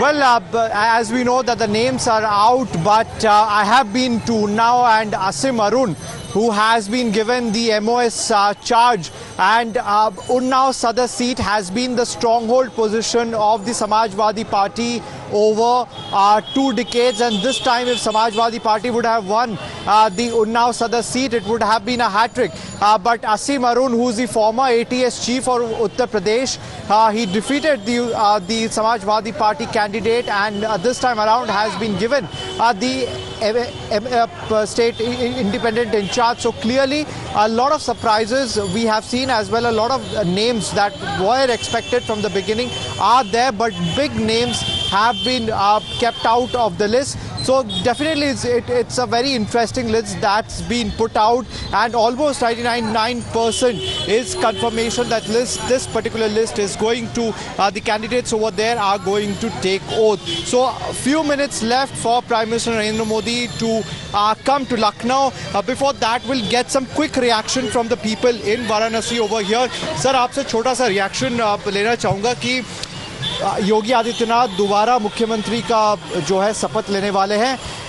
पिछले 5 साल में कितना काशी को बदलता आपने देखा है? मैंने तो बहुत कुछ देखा है इस काशी में। Okay. लेकिन जो बनारस था। Thank you very much. Let us in fact now focus. Let us now focus on the names that are missing. Which are the ones which are the most prominent exclusions according to you, Amir Haq? Well, the list is definitely surprising because there were many ministers who had performed quite well, and there had been no, controversy about them. You talk about Shapath Samaroh, you talk about Siddharth Singh, you talk about, Srikant Sharma, Mohsin Raza. All these ministers had been performing quite well in the Yogi's first regime, and therefore, quite surprising that such ministers have been dropped. Ashutosh Tandon, the medical education minister, Mahendra Singh, the Jal Shakti Mantri, and also Dinesh Sharma, because Dinesh Sharma, although forces within the BJP say that he will definitely be accommodated elsewhere, perhaps the first responsibility that will come his way is the Gujarat elections, because remember the last time around also in Gujarat elections he was taken in as the in charge to take up mantle for the party. But yes, quite a few fresh faces as well. A.K. Sharma, Arvind Kumar Sharma, the top bureaucrat from Prime Minister's office who was sent to Uttar Pradesh around the time second wave of COVID was happening last year. There were speculations about him being inducted into the cabinet then, but surprisingly he had been lying very low over the last 1 year, not making too many of public appearances, but now he has been inducted as a cabinet minister. Asim Arun, former IPS, former Commissioner of Police, Kanpur, who left his job and joined BJP in January, and now he joins in as a minister in the Yogi 2.0 government. Yes. He has been given charge as Minister of State, independent charge. Baby Rani Maurya, another Dalit face from the party, ex-governor of Uttar. These 4 names stand out. These 4 names really stand out. Dinesh Sharma, Siddharth Singh, Mohsin Raza. You have these big names not finding a place. Sanjay Jha, suspended Congress leader, is also with us. Quick reaction from you, Sanjay Jha. It seems that there is an overhaul of kinds that is also being affected now.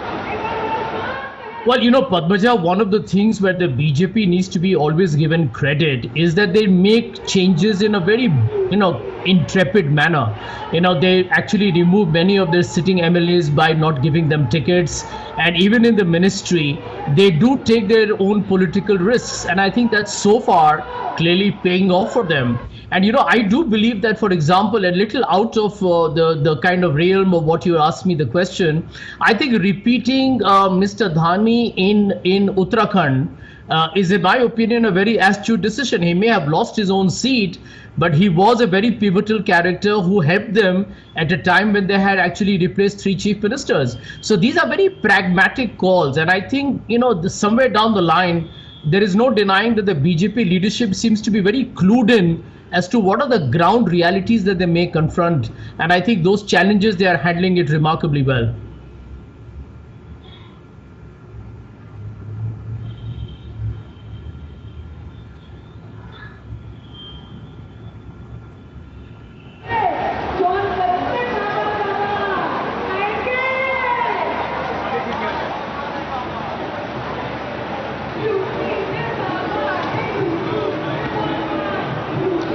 Mr. Rajgopalan, senior journalist, is also here with us. A lot of speculation, Mr. Rajgopalan, that Rajeshwar Singh would find a place. We're talking about the main exceptions to the names that we have so far.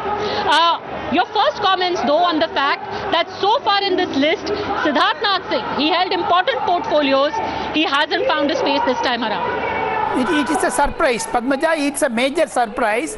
The 2 the ministers who have been very close to Mr. Amit Shah and Mr. Narendra Modi during 2014 to 2017, before they were shifted to UP, where Siddharthnath Singh and Shrikant Sharma, the spokespersons. But their removal is also not surprising, because they had a position, now they have to concentrate on the party. So that is why the BJP is dividing the ministerial position and also the organization capacity. Apart from that, you just now mentioned about Rameshwar Singh's.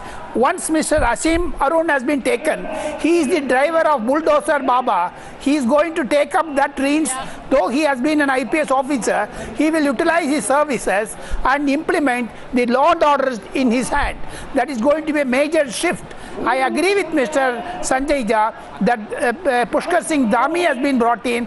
At the same time, Padmaja, I want to remind you, even in 2014, when Mr. Arun Jaitley lost Amritsar, Mr. Narendra Modi brought him back. Arun Jaitley was reluctant, but Mr. Arun Jaitley was convinced.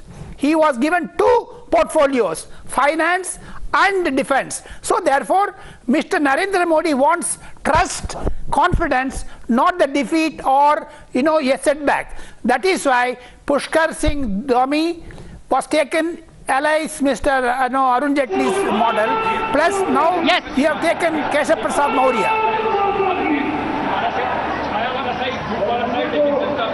Yes, you've taken Keshav Prasad Maurya, but when it comes to the minority face, I want to quickly ask Shantanu Gupta. You have one interesting name, which is of Brijesh Singh. He's the MLA from Deoband. He's been given MOS rank.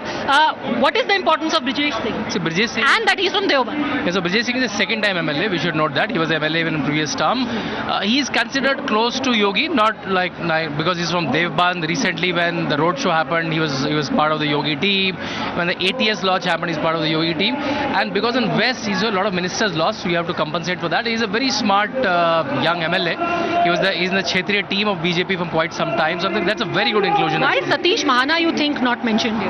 Yeah, I think Satish Mahana, one of the very senior ones. He was managing industry, so I think that's an interesting drop. If that's a drop, I'm still little cautious. Don't be skeptical. This is our list, and don't forget to say it later that I didn't believe it, but Times Now told me, and now there is a confirmation. Sure. Rajni Tiwari and Danish Azad Ansari is being given MOS rank.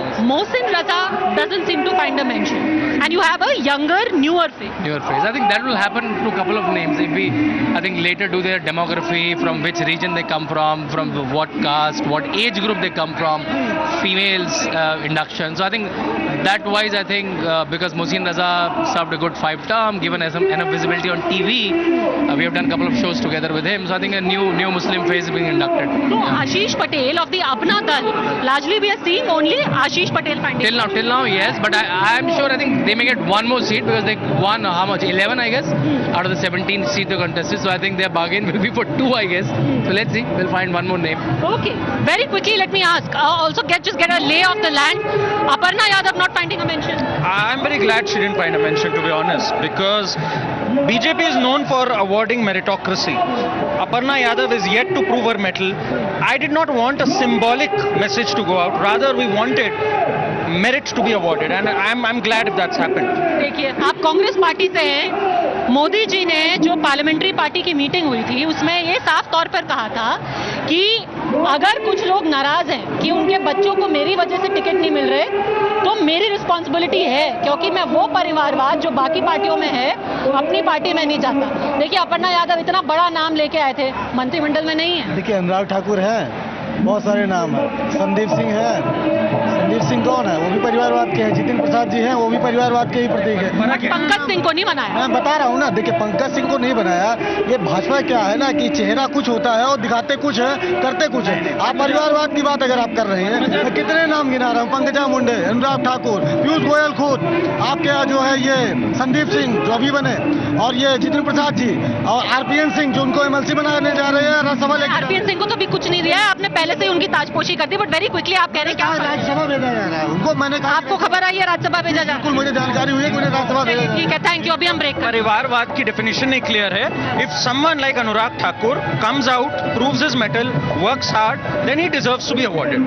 Aparna Yadav was just parachuted. She can be a part of the party, but she's yet to prove something. And also Anurag Thakur is a minister. His father is no longer the chief minister. That being said, Pankaj Singh was also a name that was being speculated upon for very long. He's won by over 1 lakh votes from the Gautam Budh Nagar seat, but despite the fact, because you already have Rajnath ji, former chief minister, a big Thakur name from Uttar Pradesh, the current defense minister, but his son has not found a space just as yet. Abhishek Sudhir, quick thoughts. Progressive cabinet. Well, you know, Aparna Yadav not getting anything was expected, I think. I think she served a useful role. Going by how many banners I saw of Aparna Yadav, I don't think she was expecting not to be included. Padmaja, if I spend some money, you'll see all of my banners in Lucknow also tomorrow. So I wouldn't put too much into that. Okay, it's just advertising space, that's all. Okay, very realistic view.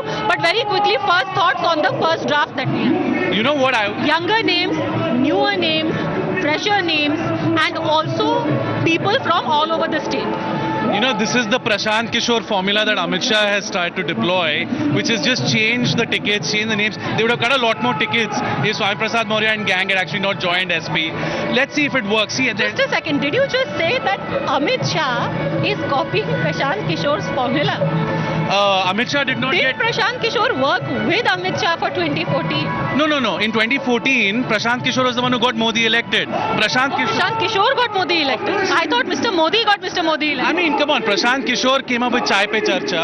Prashant Kishore came up with Man Ki Baat. Prashant Kishore got Modi elected. Maybe he might be the one to bring him down also. All right, good. You know, I think this was Prashant Kishore's advertising space right now for the last 2 minutes. But that being said, quick comment also on Mr. Rajgopalan. Do you think that these are newer faces? But before you do that, I want you to quickly focus on the stand here. We've just heard the cultural performances starting, and for the last 10 minutes, we've just seen a chant of Yogi Yogi happening. Now, you remember the kind of spectacle we had for Namaste Trump. I can't remember in recent memory, barring maybe Aam Aadmi Party, where they had the swearing in of Bhagwant Maan. They kept it open to the public. But here you have the stands full. Looks like there is a 2020 match. I think we have Member of Parliament. All right, we have Amit Shah and Yogi Adityanath coming out from the airport in Lucknow, and they've gone there to receive the Prime Minister. Yesterday, Yogi Adityanath also received Amit Shah when he went there. Remember, Amit Shah was there on the stage with him when he was unanimously elected as the leader of the legislature party. Of course, it was a formality, but the symbolism was very important. Manoj ji, आप ना सिर्फ सांसद हैं, एक बहुत ही प्रखर campaigner भी हैं भारतीय जनता पार्टी की। तो आज जो मोमेंट है आपके लिए एक पर्सनल विंडिकेशन लग रहा है आपको? मैंने ये कल्पना नहीं किया था कि उत्तर प्रदेश में एक ऐसा शपथ होगा। मुझे बाकी पूरे देश के इतिहास में हमको कोई एग्जाम्पल मिलता नहीं है, बल्कि मैंने देखा कई तो शपथ ग्रहण में लोगों ने खेत की फसल बर्बाद कर दी। पंजाब में देख रहा था मैं। ये थॉट बहुत अच्छा है कि हम स्टेडियम एक ऐसी जगह जहां पहले से बैठने की जगह बनी है। हाँ, साहस होना चाहिए कि आपके शपथ में इतने लोग आ सकते हैं क्या। अभी मैं देख रहा हूं एक कुर्सी पे जिस प्रकार से लोग बैठे हैं, और इतनी चिलचिलाती धूप में बाहर भी लोग बैठे हैं, और मुझे लगता है अभी तो 20 मिनट बचा हुआ है। ये पूरा सेक्शन लगातार लोग आ रहे हैं, भर रहा है। ये तो बड़ा हाउडी मोदी नमस्ते ट्रंप वाला जैसा फीलिंग आ रहा है। देखिए, सच पूछिए तो उससे भी कहीं आगे चला गया है। ये मोदी जी का एक ऐसा करिश्मा, योगी जी के प्रति ऐसा उत्तर प्रदेश का विश्वास, और मोदी योगी का ये जो जनता से विश्वास का जो स्वरूप दिखा है। मैं एक गाना गाया था कुछ दिन पहले इसी चुनाव के लिए कि मंदिर अब बनने लगा है, भगवा रंग चढ़ने लगा है, काशी अब सजने लगा है, डमरू भी बजने लगा है। अब आज जब हम यहाँ आए हैं तो हमारा लाइन बदलना चाहता हूं कि लखनऊ आज सजने लगा है और एकाना स्टेडियम भरने लगा है। योगी जी जब शपथ लेंगे तब सोच नजारा क्या होगा। सोचिए तो प्रदेश हमारा इससे प्यारा क्या होगा। I am so not dilated. तो मुझे लग रहा है ना कि मैं एक सपना जैसा देख रहा हूँ। ये स्टेडियम में मैं मैच भी खेला हूँ। अच्छा? 50 भी मारा हूँ। अच्छा? 50 किया हूँ।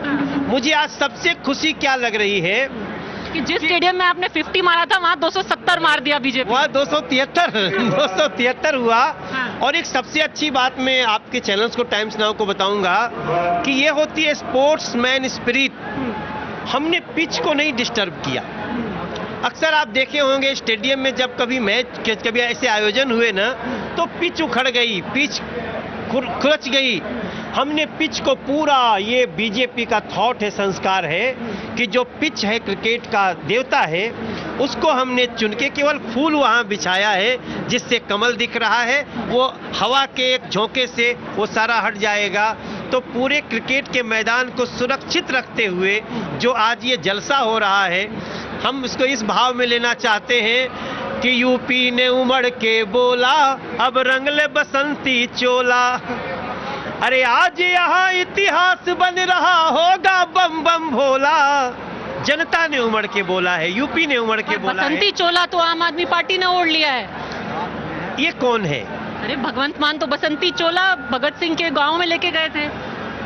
देखिए, उनके धन्यवाद करता हूं कि उन्होंने भगत सिंह जी के गांव को चुना, लेकिन उसके लिए तो उनको भी बहुत अच्छी सोच रखनी पड़ेगी।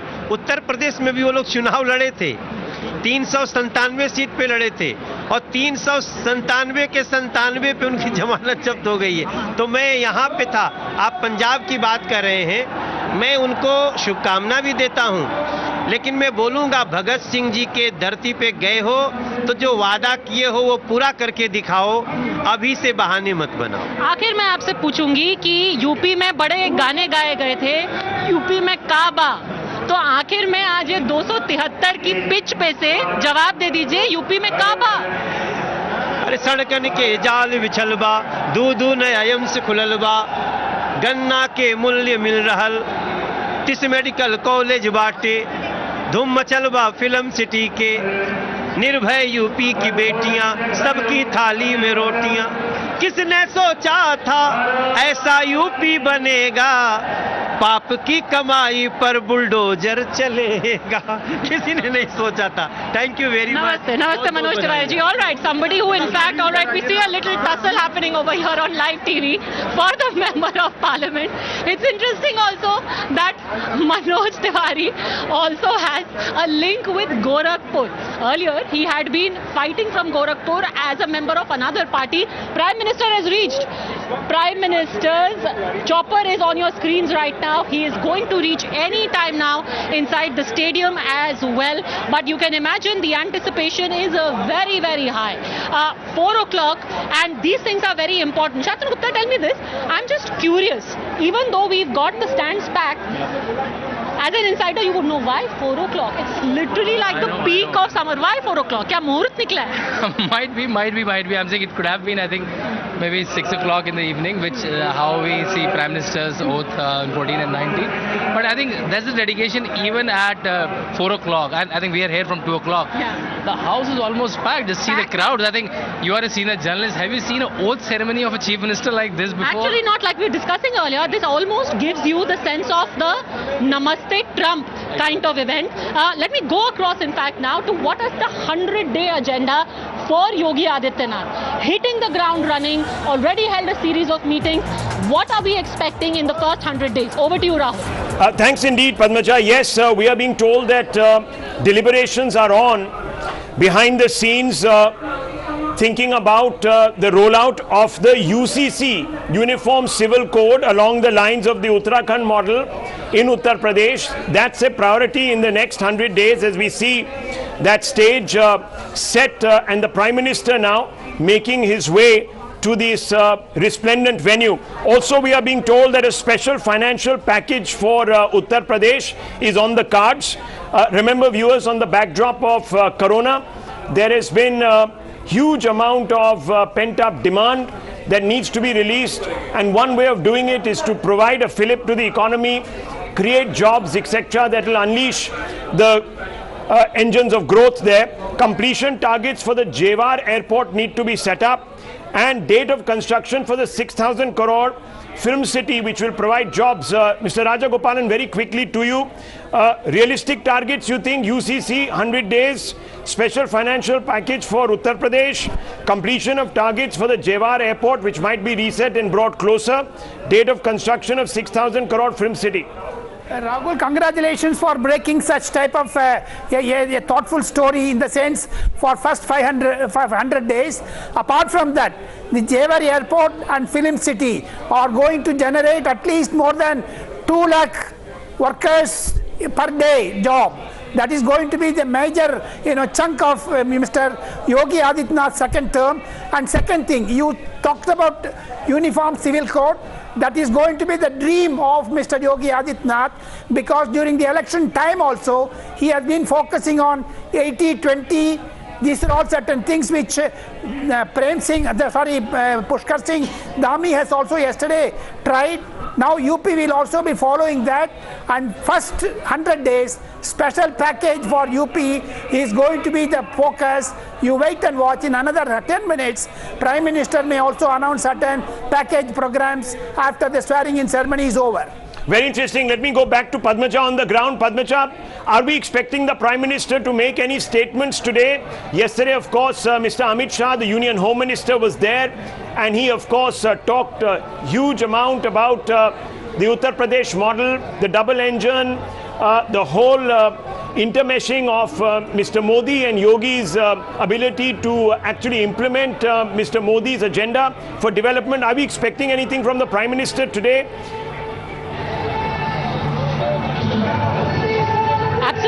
Absolutely yes. And speaking of the Prime Minister, a video was just played, Rahul, I have to say, with, Bharat Mata Ki Jai slogans. And the opening shot of that video was of the Prime Minister when he went for the opening of the Kashi Vishwanath corridor. And I can tell you this, you've seen football matches, right, where you see a human wave. You see a human wave go up.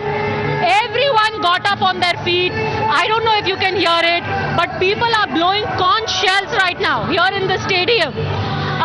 This is rarely like something you see in a swearing-in ceremony. You would possibly have foreign dignitaries. You would have events of the kind that the Prime Minister has when he goes abroad. But this, the swearing-in of a Chief Minister, remember it's 4 in the afternoon. It's almost 40 degrees in the shade. The people who are sitting there are sitting in the direct sun. And still, when the first image of the Prime Minister comes on screen, and this is of a past video of his, they get on their feet, they chant, and a cry of Modi Modi goes up. One can imagine, if this is the effect of a video of the Prime Minister, what will happen when the Prime Minister himself walks in, reiterating the point amidst these chants, and very quickly, It's very interesting, Padmaja, because, this was the first time in Uttar Pradesh that in election the BJP fought by nominating or projecting a chief minister. The last election was, of course, won on Mr. Modi's charisma, his enduring wave and appeal after the 2014 elections. But this time, the Prime Minister put his arms around Mr. Yogi and said, Up Yogi, UP mein Yogi.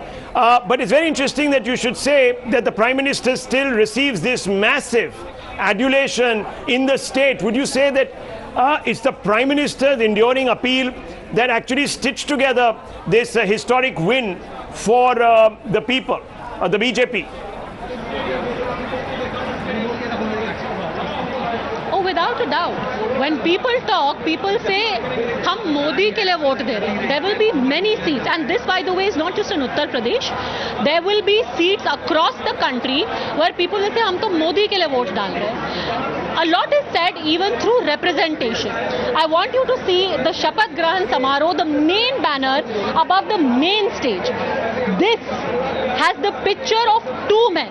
There is Yogi Adityanath and there is the Prime Minister Narendra Modi. Nobody else finds place on that main banner. Everyone else is on the side. Then you have on the right of it, if you see, you have the Prime Minister, Defence Minister Rajnath Singh and Yogi Adityanath again, and then there is Amit Shah also in one of the banners. So the only other two people who are even mentioned, who even find their face here in the main banners is Rajnath Singh. He of course is a member of parliament from here, and the Defence Minister, and Amit Shah, who is the cooperative and the Home Minister, supposed to be known as the Chanakya of Uttar Pradesh. Across the city, Rahul, if you look at the banners, and let me quickly get in a few words also from our guests over here. When you look at the banners, earlier the BJP practice was that you would have an entire pantheon. There would be Swatantra Dev Singh, there would be Dinesh Sharma, there would be Keshav Maurya. Yogi Adityanath is also there along with the Prime Minister. Then there will also be the central ministers. Today the banners either have Yogi alone or Yogi Modi. And they've been very clear about it, right from the word go, Padmaja. Yogi attributed success of many of the schemes at the state level to the Prime Minister's vision. And he was categorical about it yesterday when he was addressing his legislators at the Lok Bhavan also. And Modi also sent out a clear message that I am backing him full hog. The kind of rallies Prime Minister did, he did 45 rallies for a Prime Minister to put his weight behind. And let me tell you, the last 5 years have been tough for this government. Multiple COVID waves, you had farmer protests, so many things, and the Prime Minister put his weight behind Yogi Adityanath at a time when there were news that there are dissenting MLAs and other things. He just put them to rest with his weight behind. For the longest time, there were rumblings about how perhaps the Chief Minister would be changed halfway into the campaign, that perhaps Keshav Maurya would step in. In the Hindi-speaking states, we say, "Iske upar uska haath hai." So when the Prime Minister was walking with Yogi Adityanath, it was literally that idiom in motion. उनका हाथ literally योगी के ऊपर था, and that message came down to the last person. Well, if you look at their performance in Eastern UP, it was pretty dismal. And Western UP, you had the Jats who did not, the vote transference didn't happen. Modi was unpopular in the West, but he was popular in the East. Yogi was popular in the West, unpopular in the East. If they are tying their futures together, that's good for the opposition, because then we can capitalize on the 8.5, 10 years of anti-incumbency. So very good, we just have to fight one enemy. Abhishek Sudhir, the great thing is that you look for Aapada mein Avsar. You haven't won, but you're like, this is a great opportunity. If a Yogi Modi combine is working, we'll fight 1%. You fought them in UP and you lost. How is that an opportunity? 36.7% voted for the SP, 43% for BJP, 3 crore SP voters, 4 crore BJP voters. When you call it a defeat victory, it's not a cricket match. I know we're in a stadium built by Akhilesh Yadav, if I may just reiterate that. Everything around you is built by Akhilesh Yadav. 5 years, we're going to give... Central Vista is also Akhilesh Yadav. Huh? Central Vista is also made by Akhilesh. So he'll occupy Central Vista one day. Thanks to Modi ji for building it. All right. Like I said, Aapada mein Avsar, that's Abhishek Sudhir for you. We have Amit also joining us live. The stadium. Padmaja, it's very interesting that this conversation is taking place, and I want to bring you back into this because, the person you spoke to, the expert you spoke to, the first time around said it's been a difficult 5 years. Of course, it's been a difficult 5 years, but the one manner in which the BJP has tried to overcome this period that could have led to some amount of anti-incumbency is to either give tickets to new candidates or, in this case, revamp the entire team. Now, there have been some very deep cuts that have been made. There's an overhaul. Just talk us through this overhaul, because it's going to be a talking point, given the fact that some very big players have been put on the side. And you generally don't change and say, you use a cricket analogy, you don't generally change a winning combination. So what's the thinking behind that? Absolutely. And in fact, let's take this one by one. Let's look at the names one by one to figure out why this choice was made and why people have been dropped. You spoke of the deep cuts. We have 6 big names. Let me quickly recount them for you. Dinesh Sharma, Shrikant Sharma, Ashutosh Tandon, Mahendra Singh, Siddharth Nath Singh and Mohsin Raza. Now Dinesh Sharma is of course known MLC, Deputy Chief Minister. Dinesh Sharma in all likelihood is going to be replaced by Brajesh Pathak. So you are keeping the caste equation balanced where you have an OBC and a Brahmin in as your deputy CMs, but the choice is changed. Rahul was saying earlier that these are deep cuts. Now remember, there have been problems which this government faced. Your ministers lost. Do you see these changes made in that context?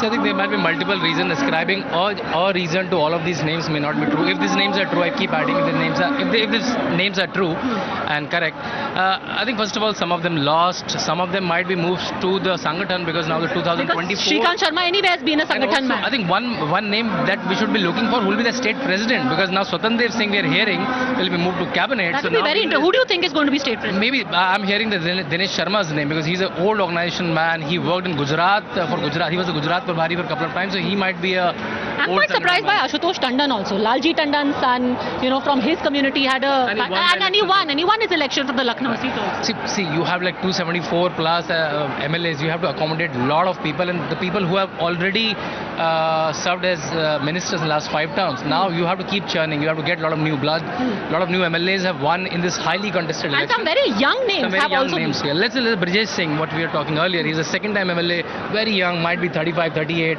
for MLA and for a minister. So I'm sure. Mohsin Raza, are you surprised? I guess. I've been a very visible, vocal face. Yeah, because he was on TV. He was on TV. He was also one of the government spokesmen, formal government spokesmen. He has been a former cricketer, being used to the limelight. Yeah. So I think, but there will be added a new name. But yeah, I think, but again, I'm still doubting. Doing a bit of a churn. New inductees. Among the new inductees, we have seen the prominent names. I see a cheer going up, so I suspect the Prime Minister is in the house. Yes, to he use is. The Prime Minister. Analogy. And that's absolutely right. At least I see some people coming in. The Prime Minister seems to have walked in. Absolutely. And it's even before we knew it, it was palpable because suddenly you saw people getting up and starting to cheer. Oh, there he is. Rajnath Singh has come in. I think it's Rajnath Singh. And Yogi Adityanath. Oh, it's Yogi Adityanath. The cheers are for Yogi Adityanath. There he is. I think he's just going to walk onto the munch. That's Yogi Adityanath. I can see Rajnath Singh behind him. I think that's Swatantradev Singh, that is Swatantradev Singh, who has walked in. All right, so it has begun. There you see.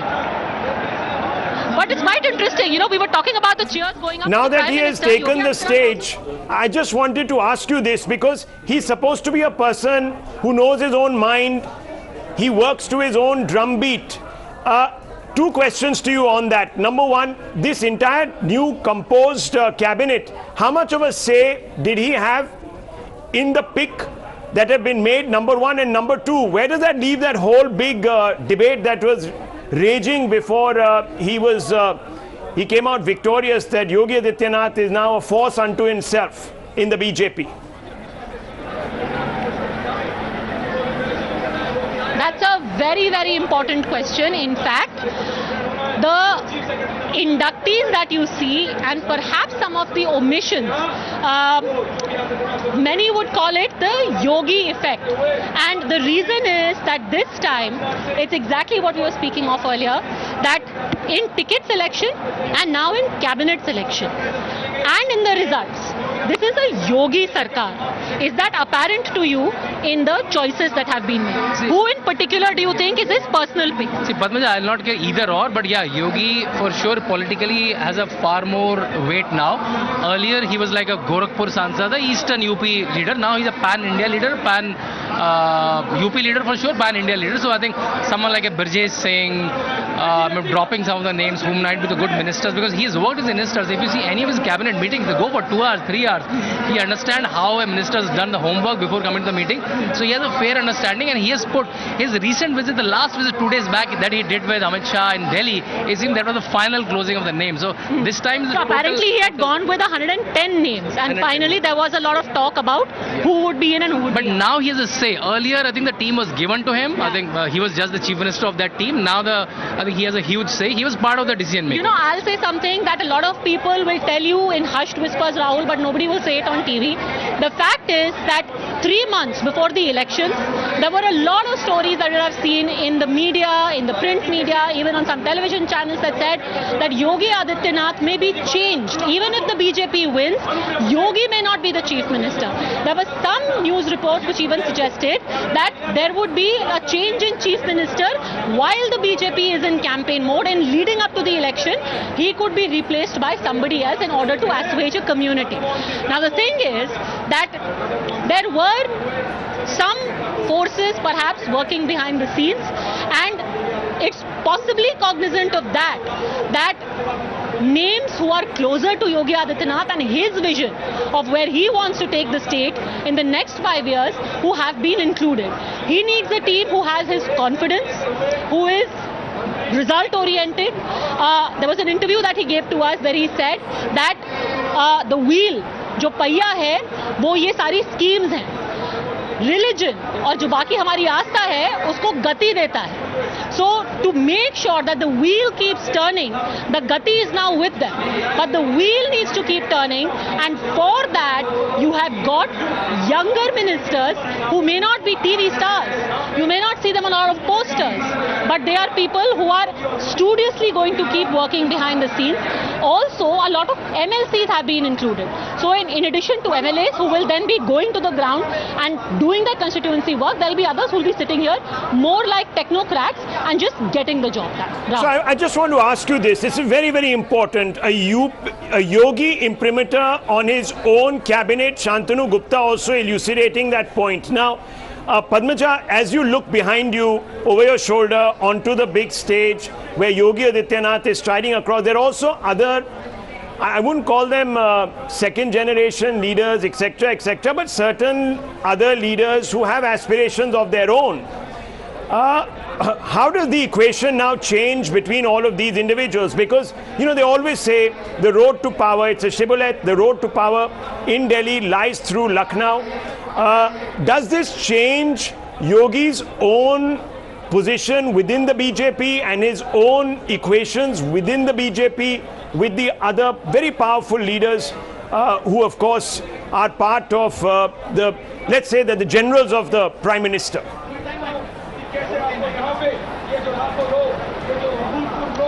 Well, actually, it will be a very, very important mix of the Sangathan and of Yogi's men. So there are a lot of people you would see, for example, A.K. Sharma. A.K. Sharma is somebody who is known to be very close to the Prime Minister. When he was sent to Uttar Pradesh, and let's get a quick sense of the room also on that, when he was sent to Uttar Pradesh, almost immediately, again, there were a lot of stories that did the rounds which said that, oh, this is an effort to try and undercut the Chief Minister. That, you know, he is somebody who's going to be a super CM. That this is somebody who's been sent to keep an eye on, and I see Shantanu here very vehemently shaking his head. The point I was coming to was that has been now laid to rest. Exactly. I think how he has won the election, I think what is happening here is not a Chief Minister's oath. This is happening is something else. And also I think party is giving this stage to Yogi Adityanath, right? This is happening for Yogi Adityanath, right? People are cognizant that once this happens, Yogi Adityanath becomes a bigger leader, so party is giving him space. And after that, A.K. Sharma, I think he's a senior bureaucrat, but again, he can't be a popular leader maybe in his lifetime, right now in this stage of life. So I think he can be important cog in the wheel, but cannot be the stories floated around. Exactly. So you need somebody to win you the election, and then you need people to get the job done for the next 5 years. So Yogi Adityanath is the former, and you have bureaucrats like A.K. Sharma who are the latter. You also have people like Swatantra Dev Singh, who has been the party president. He is now going to be in the ministry. He is somebody who works at the Sangathan level, so he knows the Karyakarta. Now, very quickly, a point before I come back to you is that a lot of the implementation is about the implementation. In fact, the man that you see right now is the Sangathan Mantri, that is Sunil Bansal, another very important. So a lot of faces, like we said, of people who work behind the scenes. About Sunil Bansal. So Sunil Bansal is the organization secretary of BJP in Uttar Pradesh. He is the counterpart of B.L. Santosh as in center, and he's like one of the architect of this victory. 2 years back when I went to him, 2019 election was over and he was doing some Jhanda Yatra. I asked him, Sunil ji, is समय क्या ज़रूरत है? I have to keep my Karyakartas engaged. When there was no election at all. He said, my point of view is to keep the Karyakarta engaged. And that's why BJP, when we talk about election machinery, you need people like Sunil Bansal to make the election machinery. So maybe we can now rename it the election bulldozer. Over to you. Just stay on with me, Padmaja. Just stay on. I just want to quickly go across to two of our guests who've been waiting their time, Ashutosh and Smita Prakash. Smita Prakash, you know, when you're playing for the national sweepstakes, now of course Yogi Adityanath is definitely playing for the national sweepstakes. Let's be very honest about it. He was picked the first time. He's not been picked. He's been elected the second time. I just want to ask you, is the second term now and the way he conducts himself going to be fundamentally different? Is he going to break out of the, you know, Panna Pramukh kind of mode, the more sort of divisive mode that we've seen him, and a more tempered Yogi? Well, I think, Rahul, one thing you can say about Yogi Adityanath is that he keeps reinventing himself. You know, just when, as Padmaja pointed out, that many people were writing his obit saying that he's over now because he overextended himself. And even last year, just about this time, when the COVID situation was terrible and everybody said he's over and done with. I mean, there were n number of articles which came out and said that he could not swim against the tide and he is going to lose his chief ministership, and it's possible that he could be midstream taken off before the elections and those kind of things. And then he reinvented himself. He was this aggressive administrator who pushed the state machinery to battle against COVID. He delivered on that front. So as far as Yogi is concerned, one can say that he's a survivor and he reinvents to survive. So politically speaking, I don't think he's going to pitch for the national scene right away. At least in BJP, it's considered, it's not considered good manners to project yourself as a probable PM candidate or in your national thing. You can see even Shivraj Chauhan, he hesitates in projecting himself and stayed at the state level. Even Rajnath Singh or anybody for that matter does not project themselves as a number 2 to Modi. Everybody stays in the background. That is the kind of discipline that is there in the BJP, where they're all karyakartas. Wouldn't you agree? He's a leader with pan-national appeal. Pan-national appeal.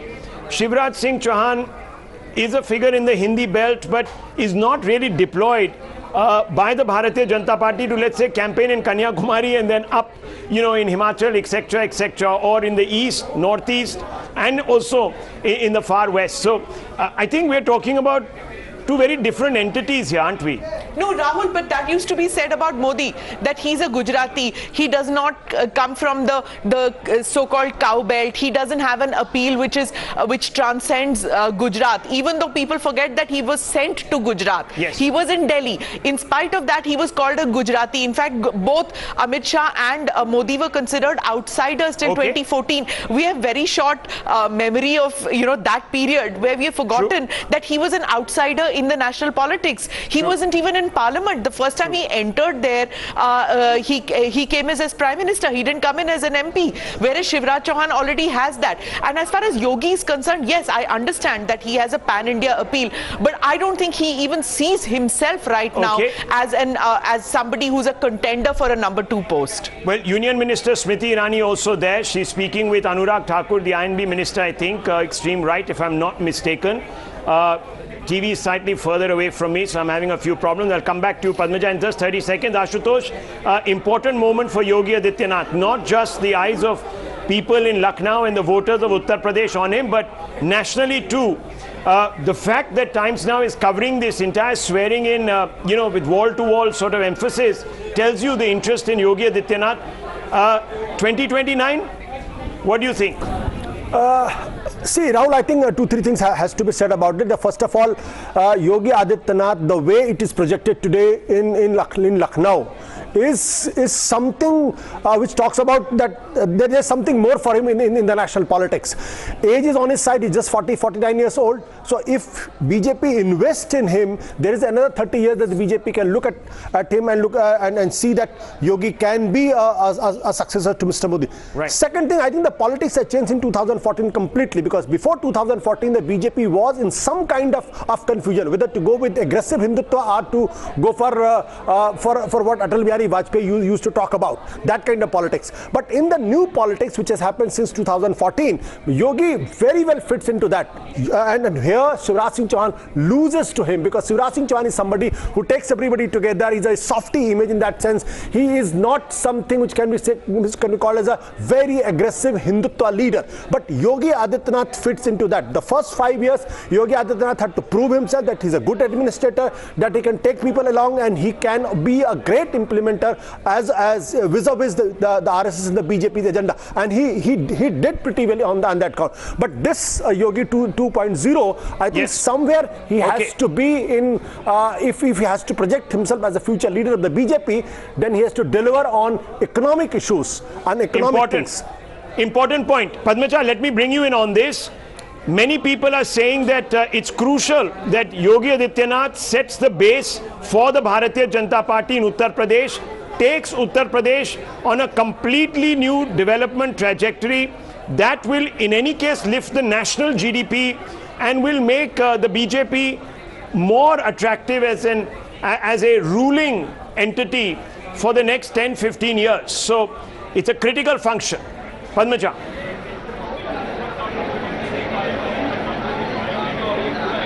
Oh, absolutely. And remember, he said this again and again. The Prime Minister, when he talks about the importance of Uttar Pradesh, it was always the issues of the local issues were dealt with by Yogi Adityanath. But when you're talking about the importance of UP as a whole and UP politics, the Prime Minister always used to speak of the larger picture. And in at least 2 rallies, I remember, he said, don't forget, UP is one of the states which was known as the Bimaru Rajya. Today, the BJP is either in government or in alliance in states which were called Bimaru, including Uttar Pradesh.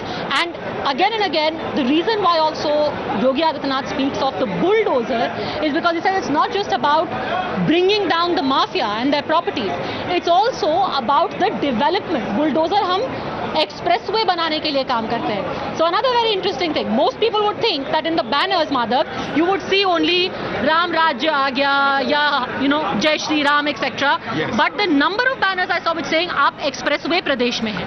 Aap sabse zyada airport wale Pradesh mein hai. Absolutely. That message is not lost. Absolutely. I think the developmental agenda is one of the core agendas which in fact this government is actually trying to reach out to the people. I have been there in the crowds right since morning, and I can tell you a couple of issues that people have spoken about. It's not just the issue of law and order, it is very much the issue of what they're calling Sushasan or development or good governance, and also at the same time they're saying that employment is certainly an issue. Unemployment, for instance, is an issue. But when I ask them what they want, they say they are hopeful that jobs will be something that will be delivered, that there will be industrial growth, that there will be development. So I think those are some of the important planks on which, and stability of course are the important planks on which this government is promising the people and has managed to at least capture their attention. Whether they'll be able to deliver on all of these challenges is a very big question at this point of time, but certainly the people over here are completely charged up.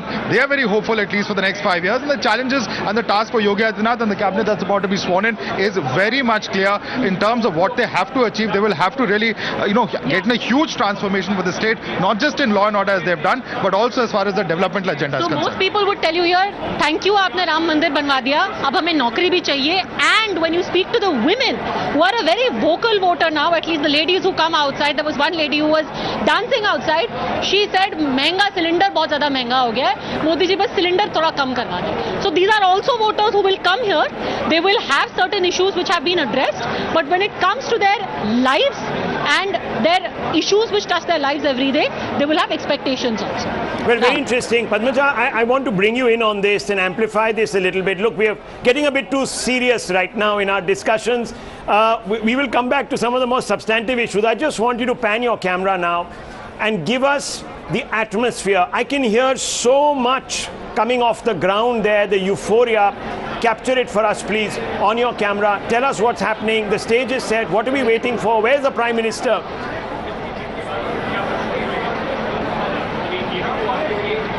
Well, he's expected to make an entry any time now. What is very, very interesting is that we already have the people who are supposed to be sworn in.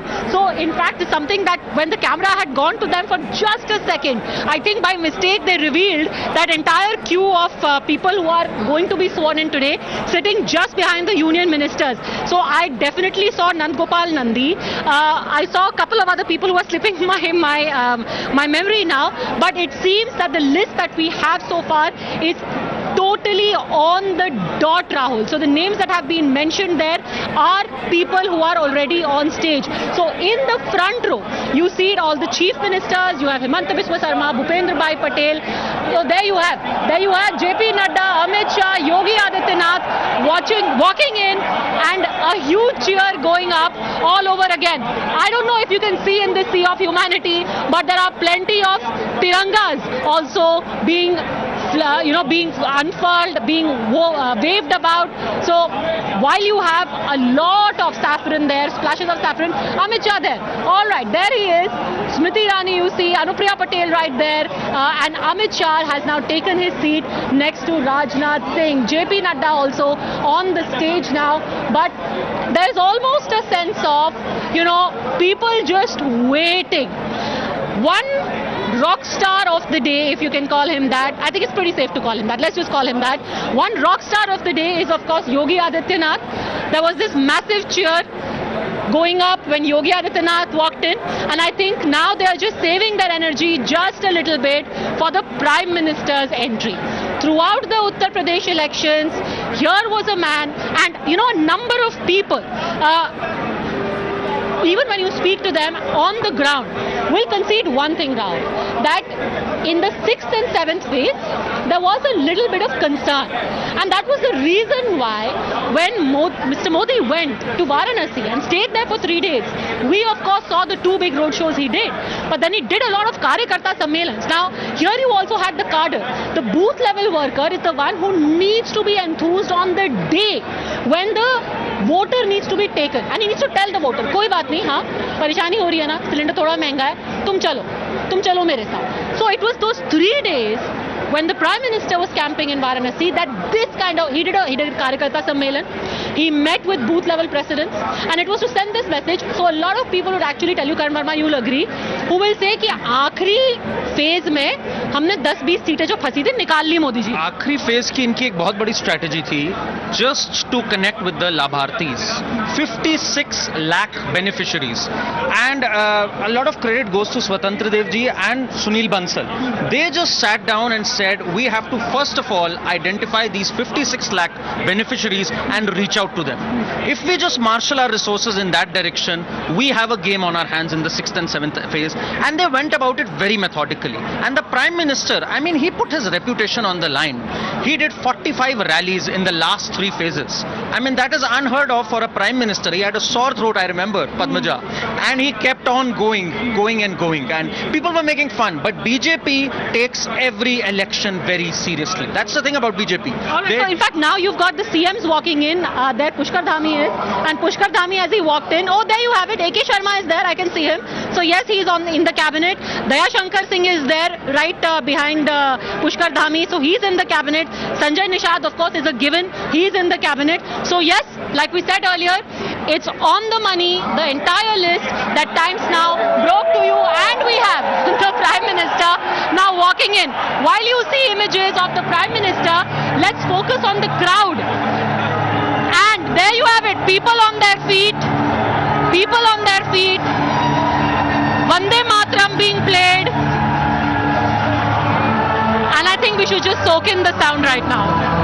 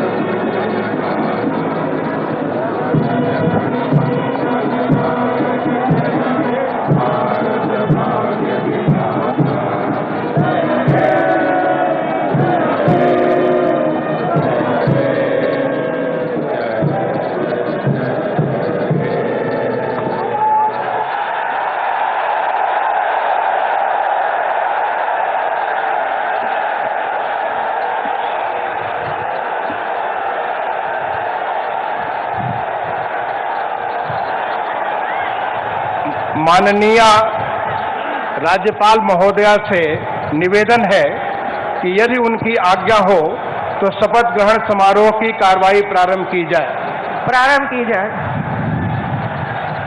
माननीय राज्यपाल महोदय की आज्ञा से शपथ ग्रहण समारोह की कार्रवाई प्रारंभ की जाती है। माननीय राज्यपाल महोदया ने माननीय श्री आदित्यनाथ योगी जी को उत्तर प्रदेश का मुख्यमंत्री नियुक्त किया है।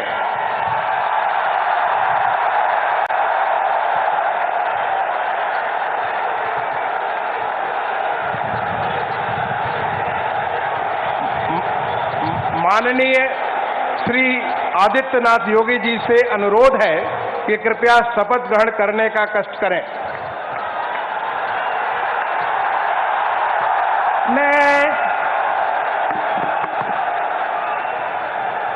मैं आदित्यनाथ योगी ईश्वर की शपथ लेता हूं कि मैं विधि द्वारा स्थापित भारत के संविधान के प्रति सच्ची श्रद्धा और निष्ठा रखूंगा। मैं भारत की प्रभुता और अखंडता अक्षुण्ण रखूंगा।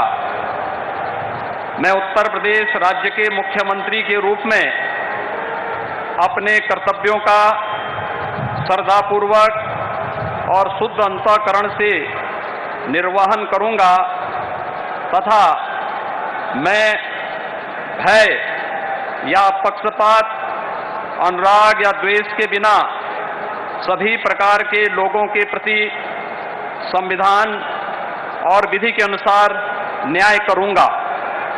मैं आदित्यनाथ योगी ईश्वर की शपथ लेता हूं कि जो विषय उत्तर प्रदेश राज्य के मुख्यमंत्री के रूप में मेरे विचार के लिए लाया जाएगा अथवा मुझे ज्ञात होगा उसे किसी व्यक्ति या व्यक्तियों को तब के सिवाय जबकि ऐसे मुख्यमंत्री के रूप में अपने कर्तव्यों के सम्यक निर्वहन के लिए ऐसा करना अपेक्षित हो, मैं प्रत्यक्ष अथवा प्रत्यक्ष रूप से संसूचित या प्रकट नहीं करूंगा।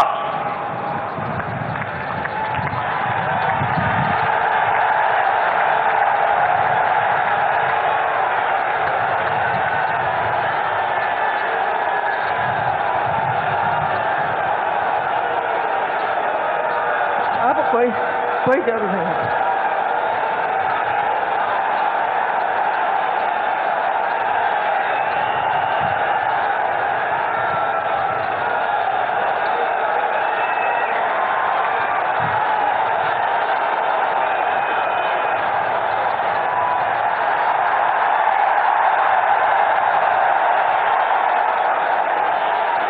माननीय राज्यपाल महोदया ने माननीय मुख्यमंत्री जी की मंत्रणा से निम्नलिखित महानुभावों को उत्तर प्रदेश का उप मुख्यमंत्री नियुक्त किया है।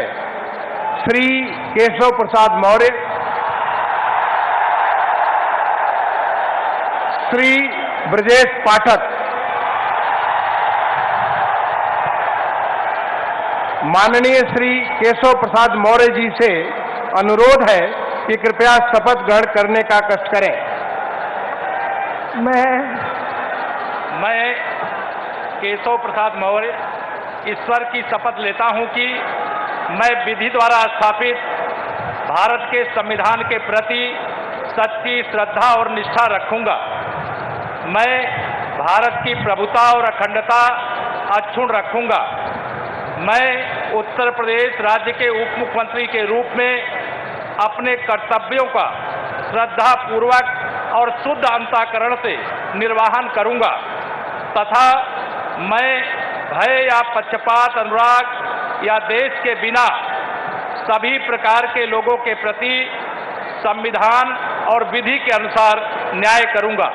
मैं केशव प्रसाद मौर्य ईश्वर की शपथ लेता हूं कि जो विषय उत्तर प्रदेश राज्य के उप मुख्यमंत्री के रूप में मेरे विचार के लिए लाया जाएगा अथवा मुझे ज्ञात होगा उसे किसी व्यक्ति या व्यक्तियों को तब के सिवाय जबकि ऐसे उप मुख्यमंत्री के रूप में अपने कर्तव्यों के सम्यक निर्वहन के लिए ऐसा करना अपेक्षित हो मैं प्रत्यक्ष अथवा अप्रत्यक्ष रूप से संसूचित या प्रकट नहीं करूंगा।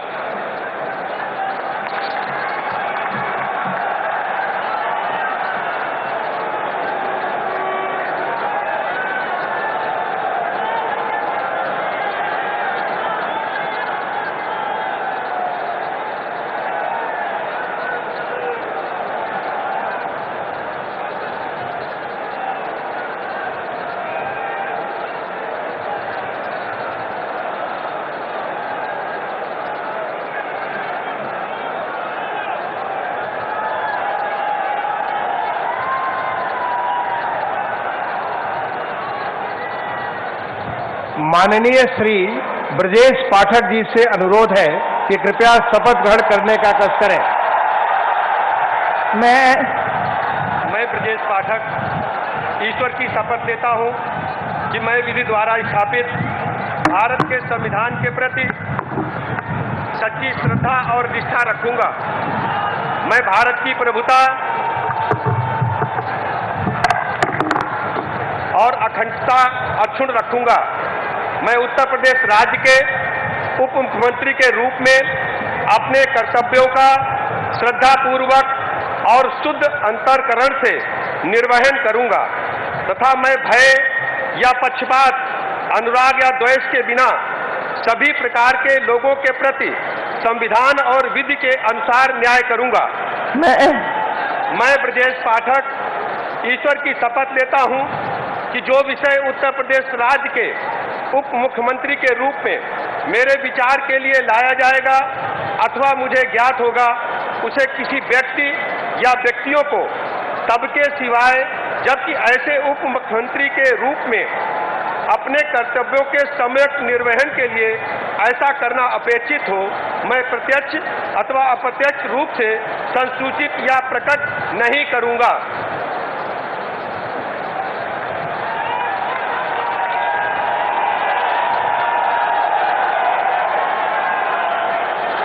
माननीय राज्यपाल महोदया ने माननीय मुख्यमंत्री जी की मंत्रणा से निम्नलिखित महानुभावों को उत्तर प्रदेश का मंत्री नियुक्त किया है।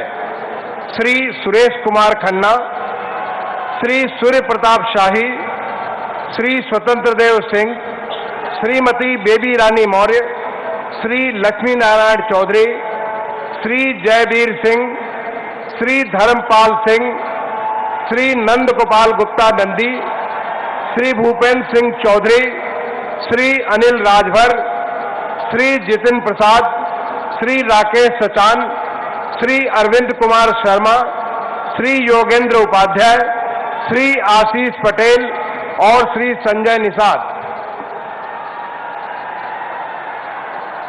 माननीय श्री सुरेश कुमार खन्ना जी से अनुरोध है कि कृपया शपथ ग्रहण करने का कष्ट करें।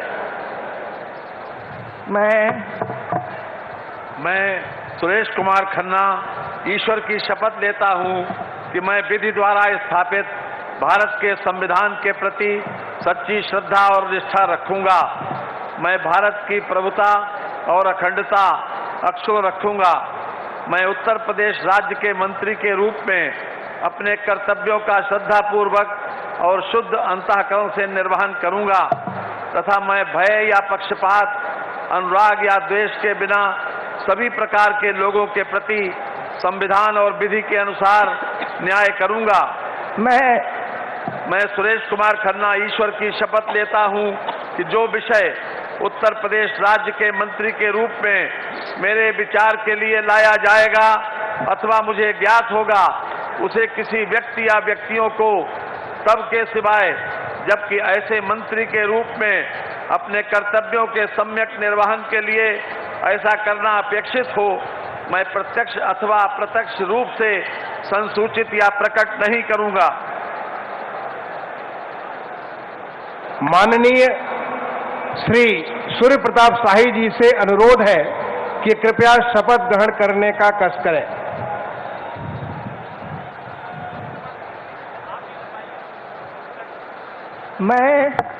मैं सूर्य प्रताप शाही ईश्वर की शपथ लेता हूं कि मैं विधि द्वारा स्थापित भारत के संविधान के प्रति सच्ची श्रद्धा और निष्ठा रखूंगा। मैं भारत की प्रभुता और अखंडता अक्षुण्ण रखूंगा। मैं उत्तर प्रदेश राज्य के मंत्री के रूप में अपने कर्तव्यों का श्रद्धापूर्वक और शुद्ध अंतःकरण से निर्वहन करूंगा तथा मैं भय या पक्षपात, अनुराग या द्वेष के बिना सभी प्रकार के लोगों के प्रति संविधान और विधि के अनुसार न्याय करूंगा। मैं सूर्य प्रताप शाही ईश्वर की शपथ लेता हूं कि जो विषय उत्तर प्रदेश राज्य के मंत्री के रूप में मेरे विचार के लिए लाया जाएगा अथवा मुझे ज्ञात होगा, उसे किसी व्यक्ति या व्यक्तियों को तब तक के सिवाय जबकि ऐसे मंत्री के रूप में अपने कर्तव्यों के सम्यक निर्वहन के लिए ऐसा करना अपेक्षित हो, मैं प्रत्यक्ष अथवा अप्रत्यक्ष रूप से संसूचित या प्रकट नहीं करूंगा।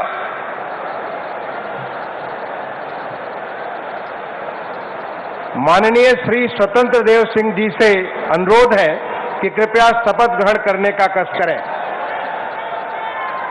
मैं स्वतंत्र देव सिंह ईश्वर की शपथ लेता हूं कि मैं विधि द्वारा स्थापित भारत के संविधान के प्रति सच्ची श्रद्धा निष्ठा रखूंगा। मैं भारत की प्रभुता और अखंडता अक्षुण्ण रखूंगा। मैं उत्तर प्रदेश राज्य के मंत्री के रूप में अपने कर्तव्यों का श्रद्धापूर्वक और शुद्ध अंतःकरण से निर्वहन करूंगा तथा मैं भय या पक्षपात, अनुराग या द्वेष के बिना सभी प्रकार के लोगों के प्रति संविधान और विधि के अनुसार न्याय करूंगा। मैं स्वतंत्र देव सिंह ईश्वर की शपथ लेता हूं कि जो विषय उत्तर प्रदेश राज्य के मंत्री के रूप में मेरे विचार के लिए लाया जाएगा अथवा मुझे ज्ञात होगा, उसे किसी व्यक्ति या व्यक्तियों को तब के सिवा जबकि ऐसे मंत्री के रूप में अपने कर्तव्यों के सम्यक निर्वहन के लिए ऐसा करना अपेक्षित हो, मैं प्रत्यक्ष अथवा अप्रत्यक्ष रूप से संसूचित या प्रकट नहीं करूंगा।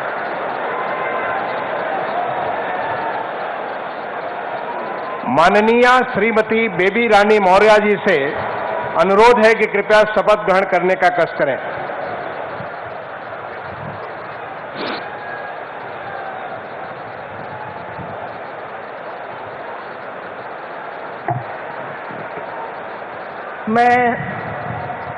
मैं बेबी रानी मौर्य ईश्वर की शपथ लेती हूँ कि मैं विधि द्वारा स्थापित भारत के संविधान के प्रति सच्ची श्रद्धा और निष्ठा रखूंगी।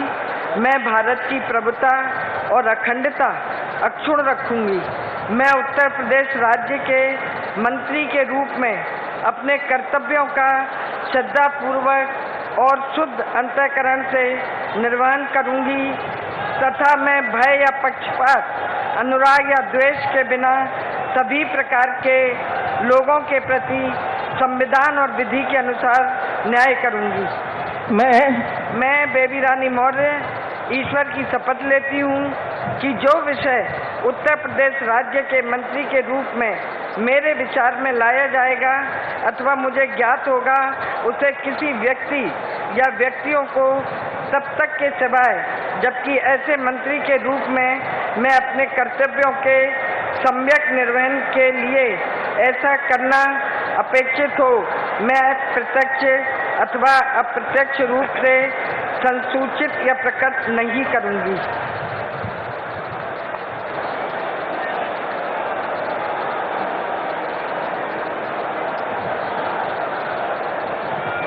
माननीय श्री लक्ष्मी नारायण चौधरी जी से अनुरोध है कि कृपया शपथ ग्रहण करने का कष्ट करें।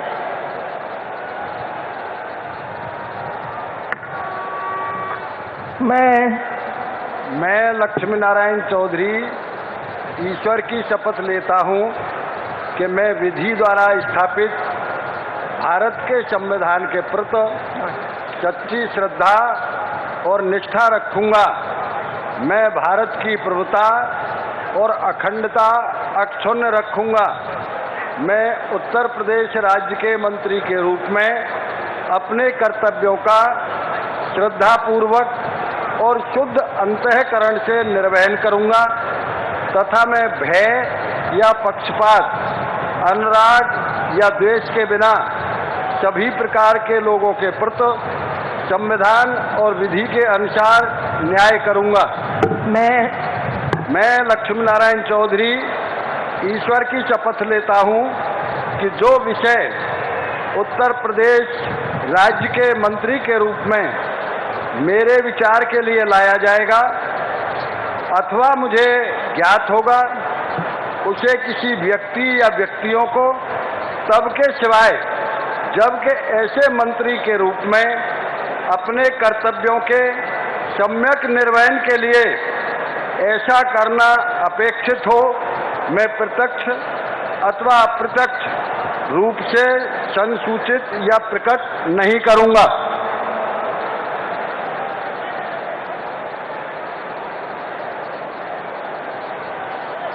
माननीय श्री जयवीर सिंह जी से अनुरोध है कि कृपया शपथ ग्रहण करने का कष्ट करें।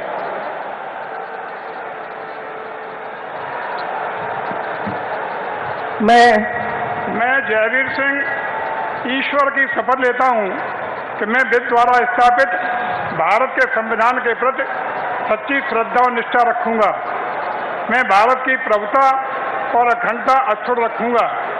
मैं उत्तर प्रदेश राज्य के मंत्री के रूप में अपने कर्तव्यों का श्रद्धापूर्वक और शुद्ध अंतःकरण से निर्वहन करूंगा तथा मैं भय या पक्षपात, अनुराग या द्वेष के बिना सभी प्रकार के लोगों के प्रति संविधान और विधि के अनुसार न्याय करूंगा। मैं जयवीर सिंह ईश्वर की शपथ लेता हूं कि जो विषय उत्तर प्रदेश राज्य के मंत्री के रूप में मेरे विचार के लिए लाया जाएगा अथवा मुझे ज्ञात होगा, उसे किसी व्यक्ति या व्यक्तियों को तब तक के सिवाय जबकि ऐसे मंत्री के रूप में अपने कर्तव्यों के सम्यक निर्वहन के लिए ऐसा करना अपेक्षित हो, मैं प्रत्यक्ष अथवा अप्रत्यक्ष रूप से संसूचित या प्रकट नहीं करूंगा।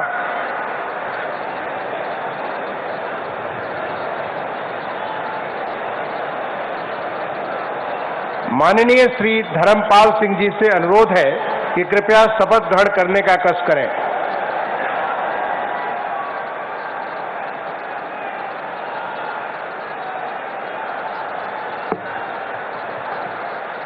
मैं धर्मपाल सिंह ईश्वर की शपथ लेता हूं कि मैं विधि द्वारा स्थापित भारत के संविधान के प्रति सच्ची श्रद्धा और निष्ठा रखूंगा। मैं भारत की प्रभुता और अखंडता अक्षुण्ण रखूंगा। मैं उत्तर प्रदेश राज्य के मंत्री के रूप में अपने कर्तव्यों का श्रद्धापूर्वक और शुद्ध अंतःकरण से निर्वहन करूंगा तथा मैं भय या पक्षपात, अनुराग या द्वेष के बिना सभी प्रकार के लोगों के प्रति संविधान और विधि के अनुसार न्याय करूंगा। मैं धर्मपाल सिंह ईश्वर की शपथ लेता हूं कि जो विषय उत्तर प्रदेश राज्य के मंत्री के रूप में मेरे विचार के लिए लाया जाएगा अथवा मुझे ज्ञात होगा, उसे किसी व्यक्ति या व्यक्तियों को तब के सिवाय जबकि ऐसे मंत्री के रूप में अपने कर्तव्यों के सम्यक निर्वहन के लिए ऐसा करना अपेक्षित हो, मैं प्रत्यक्ष अथवा अप्रत्यक्ष रूप से संसूचित या प्रकट नहीं करूंगा। भारत माता की जय।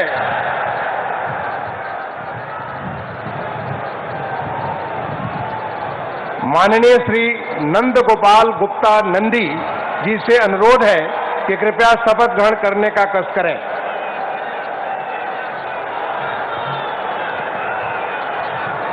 मैं नंद गोपाल गुप्ता नंदी ईश्वर की शपथ लेता हूं कि मैं विधि द्वारा स्थापित भारत के संविधान के प्रति सच्ची श्रद्धा और निष्ठा रखूंगा। मैं भारत की प्रभुता और अखंडता अक्षुण्ण रखूंगा। मैं उत्तर प्रदेश राज्य के मंत्री के रूप में अपने कर्तव्यों का श्रद्धापूर्वक और शुद्ध अंतकरण से निर्वहन करूंगा तथा मैं भय या पक्षपात, अनुराग या द्वेष के बिना सभी प्रकार के लोगों के प्रति संविधान और विधि के अनुसार न्याय करूंगा। मैं नंद गोपाल गुप्ता नंदी ईश्वर की शपथ लेता हूं कि जो विषय उत्तर प्रदेश राज्य के मंत्री के रूप में मेरे विचार के लिए लाया जाएगा अथवा मुझे ज्ञात होगा उसे किसी व्यक्ति या व्यक्तियों को तब के सिवाय जबकि ऐसे मंत्री के रूप में अपने कर्तव्यों सम्यक निर्वहन के लिए ऐसा करना अपेक्षित हो, मैं प्रत्यक्ष अथवा अप्रत्यक्ष रूप से संसूचित या प्रकट नहीं करूंगा।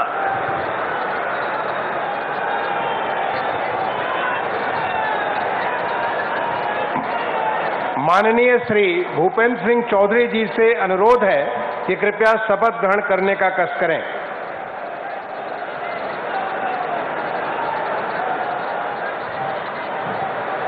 मैं भूपेंद्र सिंह चौधरी ईश्वर की शपथ लेता हूं कि विधि द्वारा स्थापित भारत के संविधान के प्रति सच्ची श्रद्धा और निष्ठा रखूंगा। मैं भारत की प्रभुता और अखंडता अक्षुण्ण रखूंगा। मैं उत्तर प्रदेश के मंत्री के रूप में अपने कर्तव्यों का श्रद्धापूर्वक और शुद्ध अंतकरण से निर्वहन करूंगा तथा मैं भय, पक्षपात, अनुराग या देश के बिना सभी प्रकार के लोगों के प्रति संविधान और विधि के अनुसार न्याय करूंगा। मैं भूपेंद्र सिंह चौधरी ईश्वर की शपथ लेता हूं कि जो विषय उत्तर प्रदेश के मंत्री के रूप में मेरे विचार के लिए लाया जाएगा अथवा मुझे ज्ञात होगा उसे किसी व्यक्ति या व्यक्तियों को तब के सिवाय जबकि मेरे ऐसे मंत्री के रूप में अपने कर्तव्यों को समन्वयक निर्वहन के लिए ऐसा करना अपेक्षित हो, मैं प्रत्यक्ष अथवा अप्रत्यक्ष रूप से संसूचित या प्रकट नहीं करूंगा।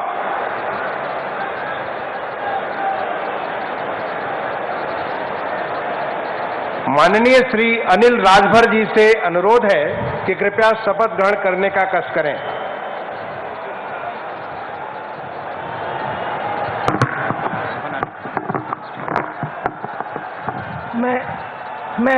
मैं अनिल राजभर ईश्वर की शपथ लेता हूं कि मैं विधि द्वारा स्थापित भारत के संविधान के प्रति सच्ची श्रद्धा और निष्ठा रखूंगा।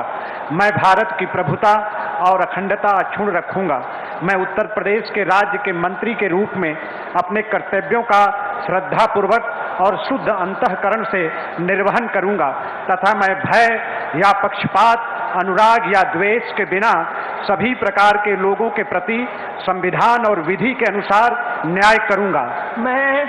मैं अनिल राजभर ईश्वर की शपथ लेता हूं कि जो विषय उत्तर प्रदेश राज्य के मंत्री के रूप में मेरे विचार के लिए लाया जाएगा अथवा मुझे ज्ञात होगा उसे किसी व्यक्ति या व्यक्तियों को तब के सिवाय जबकि ऐसे मंत्री के रूप में अपने कर्तव्यों के सम्यक निर्वहन के लिए ऐसा करना अपेक्षित हो, मैं प्रत्यक्ष अथवा अप्रत्यक्ष रूप से संसूचित या प्रकट नहीं करूंगा।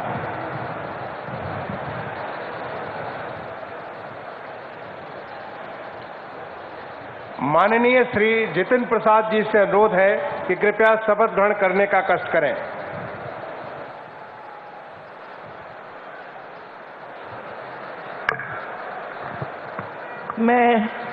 मैं जितिन प्रसाद ईश्वर की शपथ लेता हूं कि मैं विधि द्वारा स्थापित भारत के संविधान के प्रति सच्ची श्रद्धा और निष्ठा रखूंगा।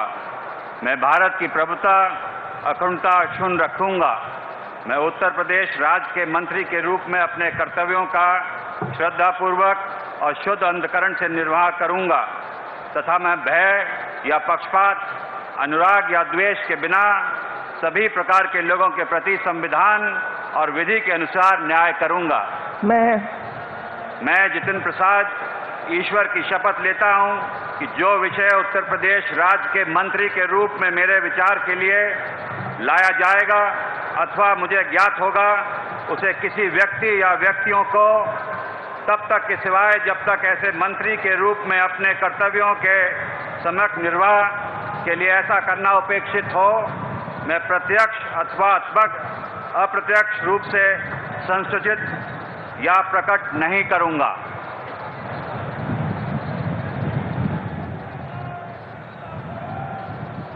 माननीय श्री राकेश सचान जी से अनुरोध है कि कृपया शपथ ग्रहण करने का कष्ट करें।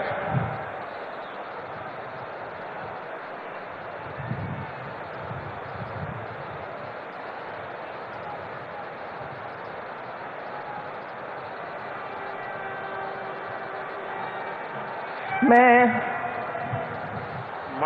राकेश सचान ईश्वर की शपथ लेता हूं कि मैं विधि द्वारा स्थापित भारत के संविधान के प्रति सच्ची श्रद्धा और निष्ठा रखूंगा। मैं भारत की प्रभुता और अखंडता अक्षुण्ण रखूंगा। मैं उत्तर प्रदेश राज्य के मंत्री के रूप में अपने कर्तव्यों का श्रद्धापूर्वक शुद्ध अंतःकरण से निर्वहन करूंगा तथा मैं भय या पक्षपात, अनुराग या द्वेष के बिना सभी प्रकार के लोगों के प्रति संविधान और विधि के अनुसार न्याय करूंगा। मैं राकेश सचान ईश्वर की शपथ लेता हूं कि जो विषय उत्तर प्रदेश राज्य के मंत्री के रूप में मेरे विचार के लिए लाया जाएगा अथवा मुझे ज्ञात होगा उसे किसी व्यक्ति या व्यक्तियों को तब तक के सिवाय जबकि ऐसे मंत्री के रूप में अपने कर्तव्यों के संयुक्त निर्वहन के लिए ऐसा करना अपेक्षित हो मैं प्रत्यक्ष अथवा अप्रत्यक्ष रूप से संसूचित या प्रकट नहीं करूंगा।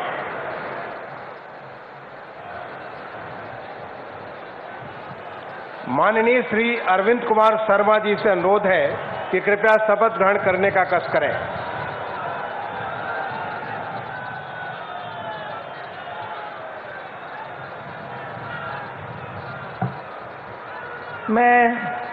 मैं अरविंद कुमार शर्मा ईश्वर की शपथ लेता हूं कि मैं विधि द्वारा स्थापित भारत के संविधान के प्रति सच्ची श्रद्धा और निष्ठा रखूंगा।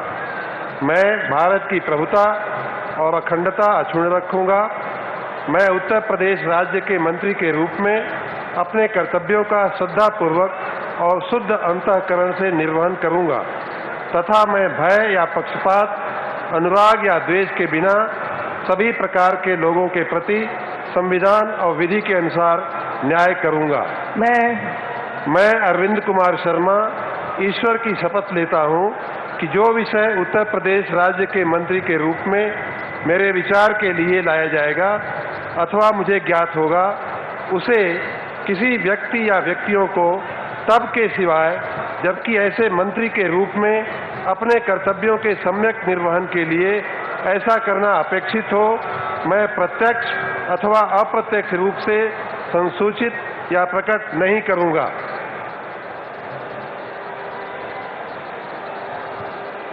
माननीय श्री योगेंद्र उपाध्याय जी से अनुरोध है कि कृपया शपथ ग्रहण करने का कष्ट करें।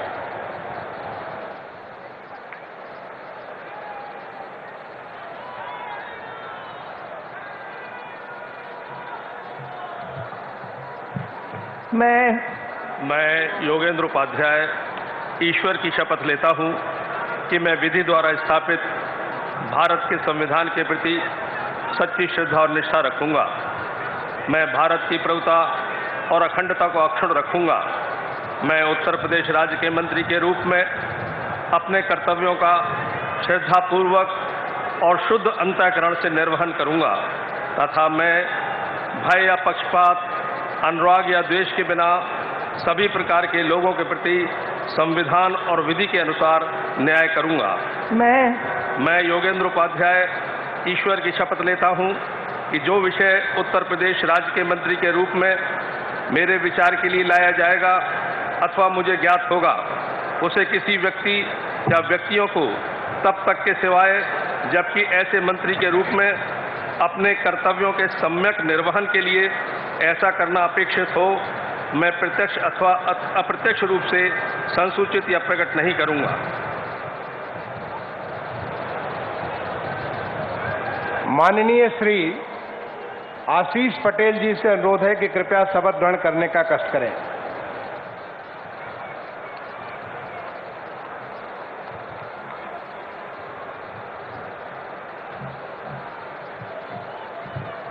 मैं आशीष पटेल ईश्वर की शपथ लेता हूं कि मैं विधि द्वारा स्थापित भारत के संविधान के प्रति सच्ची श्रद्धा और निष्ठा रखूंगा। मैं भारत की प्रभुता और अखंडता अक्षुण्ण रखूंगा। मैं उत्तर प्रदेश राज्य के मंत्री के रूप में अपने कर्तव्यों का श्रद्धापूर्वक और शुद्ध अंतःकरण से निर्वहन करूंगा तथा मैं भय या पक्षपात, अनुराग या द्वेष के बिना सभी प्रकार के लोगों के प्रति संविधान और विधि के अनुसार न्याय करूंगा। मैं आशीष पटेल ईश्वर की शपथ लेता हूं कि जो विषय उत्तर प्रदेश राज्य के मंत्री के रूप में मेरे विचार के लिए लाया जाएगा अथवा मुझे ज्ञात होगा उसे किसी व्यक्ति या व्यक्तियों को तब के सिवाय जबकि ऐसे मंत्री के रूप में अपने कर्तव्यों के सम्यक निर्वहन के लिए ऐसा करना अपेक्षित हो, मैं प्रत्यक्ष अथवा अप्रत्यक्ष रूप से संसूचित या प्रकट नहीं करूंगा।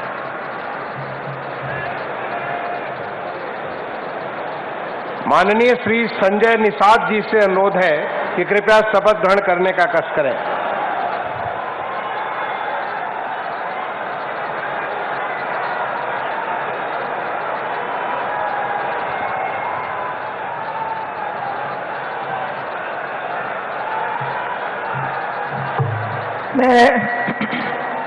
मैं डॉक्टर संजय निषाद ईश्वर की शपथ लेता हूं कि मैं विधि द्वारा स्थापित भारत के संविधान के प्रति सच्ची श्रद्धा और निष्ठा रखूंगा।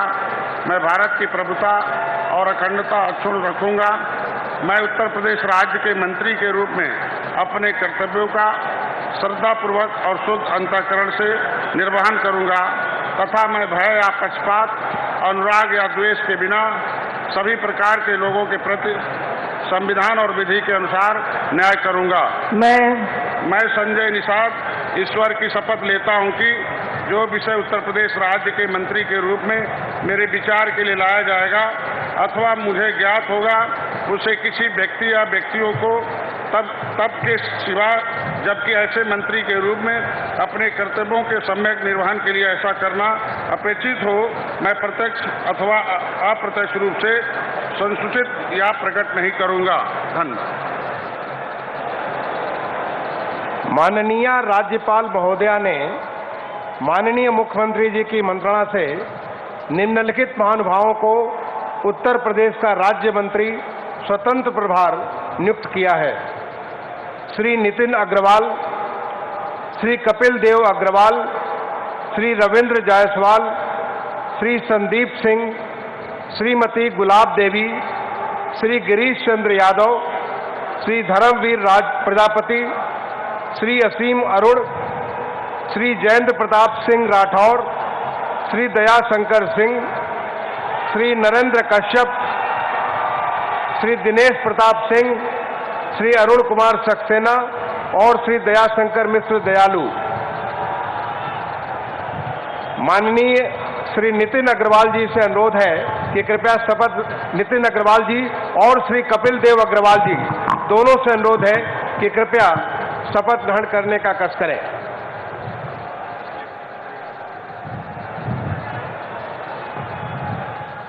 मैं नितिन अग्रवाल ईश्वर की शपथ लेता हूं कि मैं विधि द्वारा स्थापित भारत के संविधान के प्रति सच्ची श्रद्धा और निष्ठा रखूंगा। मैं भारत की प्रभुता और अखंडता अक्षुण्ण रखूंगा। मैं उत्तर प्रदेश राज्य के राज्य मंत्री स्वतंत्र प्रभार के रूप में अपने कर्तव्यों का श्रद्धापूर्वक और शुद्ध अंतःकरण से निर्वहन करूंगा तथा भय या पक्षपात, अनुराग या द्वेष के बिना सभी प्रकार के लोगों के प्रति संविधान और विधि के अनुसार न्याय करूंगा।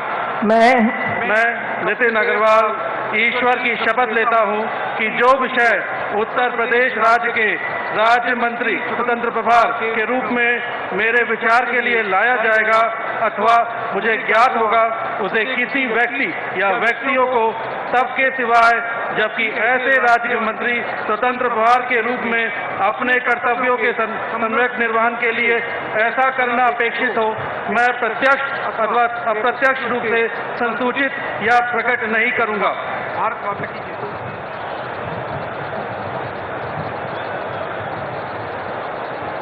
माननीय श्री रविंद्र जायसवाल जी और श्री संदीप सिंह जी से अनुरोध है कि कृपया साथ साथ शपथ ग्रहण करने का कष्ट करें।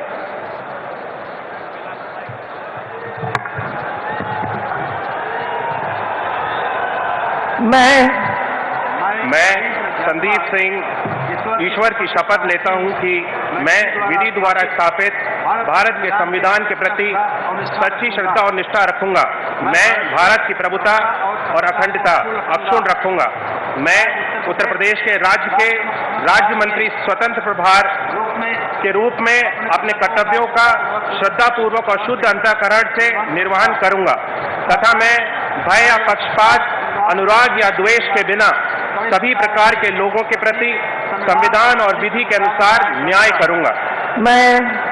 मैं संदीप सिंह ईश्वर की शपथ लेता हूं कि जो विषय उत्तर प्रदेश राज्य के राज्य मंत्री स्वतंत्र प्रभार के रूप में मेरे विचार के लिए लाया जाएगा अथवा मुझे ज्ञात होगा, उसे किसी व्यक्ति या व्यक्तियों को सबके सिवाय जबकि ऐसे राज्य मंत्री स्वतंत्र प्रभार के रूप में अपने कर्तव्यों के सम्यक निर्वहन के लिए ऐसा करना अपेक्षित हो, मैं प्रत्यक्ष अथवा अप्रत्यक्ष रूप से संसूचित या प्रकट नहीं करूंगा।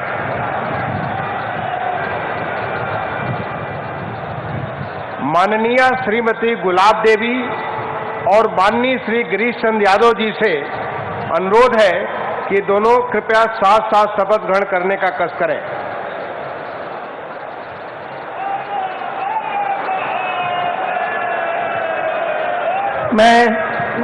मैं गुलाब देवी ईश्वर की शपथ लेती हूँ कि मैं विधि द्वारा स्थापित भारत के संविधान के प्रति सच्ची श्रद्धा और निष्ठा रखूंगी।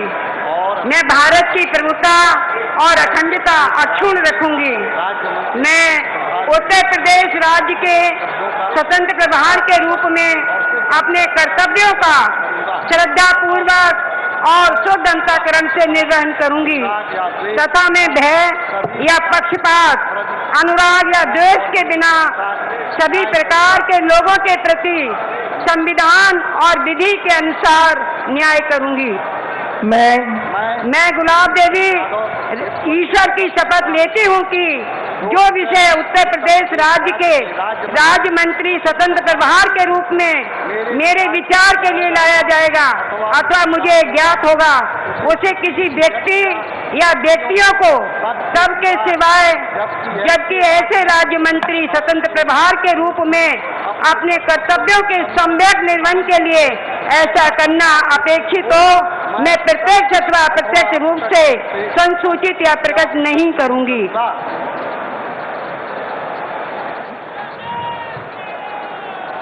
माननीय श्री धर्मवीर प्रजापति जी और माननीय श्री असीम अरुण जी से अनुरोध है कि कृपया साथ साथ शपथ ग्रहण करने का कष्ट करें।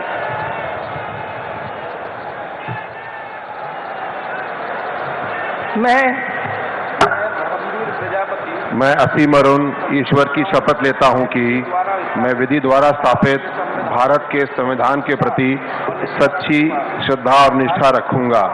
मैं भारत की प्रभुता और अखंडता अक्षुण्ण रखूंगा।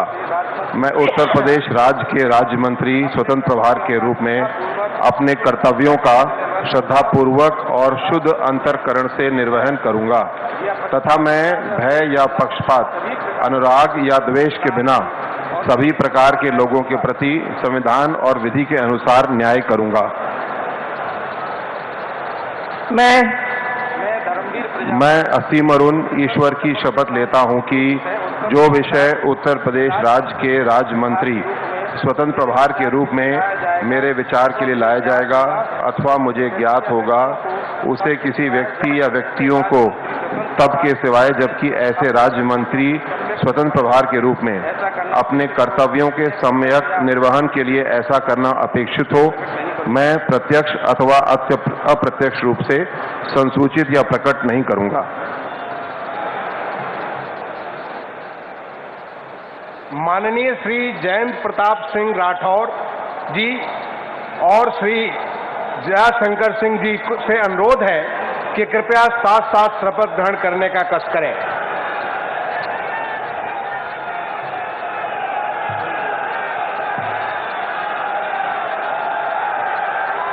मैं जयंत प्रताप सिंह राठौर ईश्वर की शपथ लेता हूं कि मैं विधि द्वारा स्थापित भारत के संविधान के प्रति सच्ची श्रद्धा और निष्ठा रखूंगा। मैं भारत की प्रभुता और अखंडता अक्षुण्ण रखूंगा। मैं उत्तर प्रदेश राज्य के राज्य मंत्री स्वतंत्र प्रभार के रूप में अपने कर्तव्यों का श्रद्धापूर्वक और शुद्ध अंतःकरण से निर्वहन करूंगा तथा मैं भय या पक्षपात, अनुराग या द्वेष के बिना सभी प्रकार के लोगों के प्रति संविधान और विधि के अनुसार न्याय करूंगा। मैं जयेंद्र प्रताप सिंह राठौर ईश्वर की शपथ लेता हूं, जो विषय उत्तर प्रदेश राज्य के राज्य मंत्री स्वतंत्र प्रभार के रूप में मेरे विचार के लिए लाया जाएगा अथवा मुझे ज्ञात होगा, उसे किसी व्यक्ति या व्यक्तियों को सबके सिवाय जबकि राज्य मंत्री स्वतंत्र प्रभार के रूप में अपने कर्तव्यों के सम्यक निर्वहन के लिए ऐसा करना अपेक्षित हो, मैं प्रत्यक्ष अथवा अप्रत्यक्ष रूप से संसूचित या प्रकट नहीं करूंगा। भारत माता की जय। भारत माता की। माननीय श्री नरेंद्र कश्यप जी और माननीय श्री दिनेश प्रताप सिंह जी से अनुरोध है कि कृपया साथ साथ शपथ ग्रहण करने का कष्ट करें।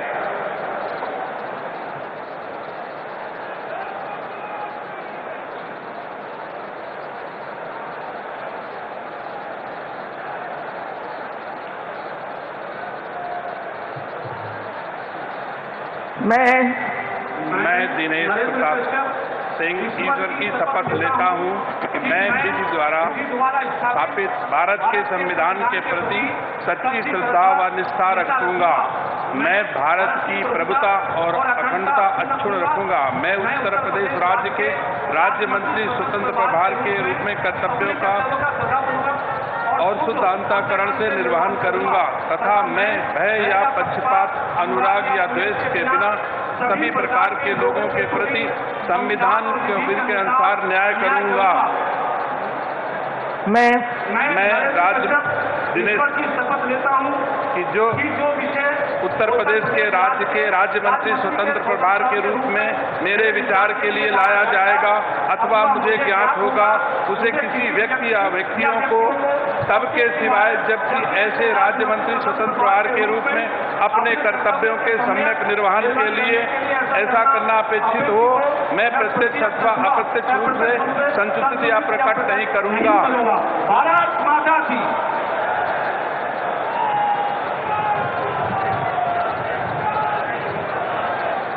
माननीय श्री अरुण कुमार सक्सेना जी और माननीय श्री दयाशंकर मिश्र दयालु जी से अनुरोध है कि कृपया साथ साथ शपथ ग्रहण करने का कष्ट करें।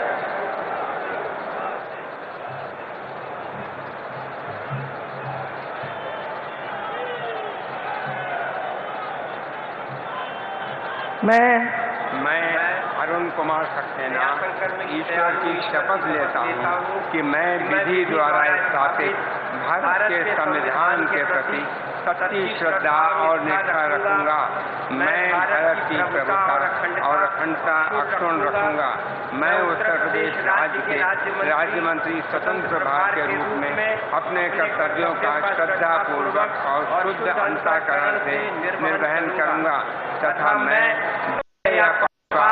अनुराग या द्वेष के बिना सभी प्रकार के लोगों के प्रति संविधान और विधि के अनुसार न्याय करूंगा। मैं अरुण कुमार सक्सेना ईश्वर की शपथ लेता हूं कि जो विषय उत्तर प्रदेश राज्य के राज्य मंत्री स्वतंत्र प्रभार के रूप में मेरे विचार के लिए लाया जाएगा अथवा मुझे ज्ञात होगा, उसे किसी व्यक्ति या व्यक्तियों को सबके सिवाय जबकि ऐसे राज्य मंत्री स्वतंत्र प्रभार के रूप में अपने कर्तव्यों के सम्यक निर्वहन के लिए ऐसा करना अपेक्षित हो, मैं प्रत्यक्ष अथवा अप्रत्यक्ष रूप से यह प्रकट नहीं करूंगा। धन्यवाद।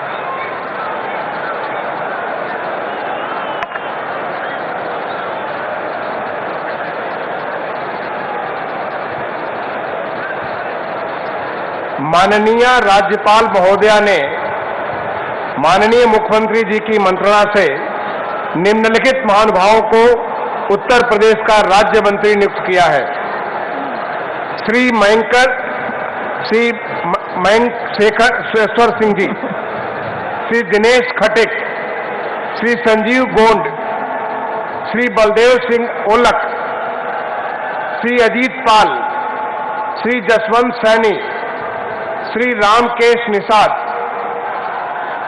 श्री मनोहर लाल मन्नू कोरी, श्री संजय गंगवार, श्री ब्रजेश सिंह, श्री केपी मलिक, श्री सुरेश राही, श्री सोमेंद्र तोमर, श्री अनूप प्रधान वाल्मीकि, श्रीमती प्रतिभा शुक्ला, श्री राकेश राठौर गुरु, श्रीमती रजनी तिवारी, श्री सतीश शर्मा, श्री दानिश आजाद अंसारी, श्रीमती विजय लक्ष्मी गौतम। माननीय श्री मयंकेश्वर सिंह जी से अनुरोध है कि कृपया उनके साथ ही साथ श्री दिनेश खटिक जी, श्री संजीव गौंड जी और श्री बलदेव सिंह ओलक जी, सबसे अनुरोध है कि आप सभी साथ साथ कृपया शपथ ग्रहण करने का कष्ट करें।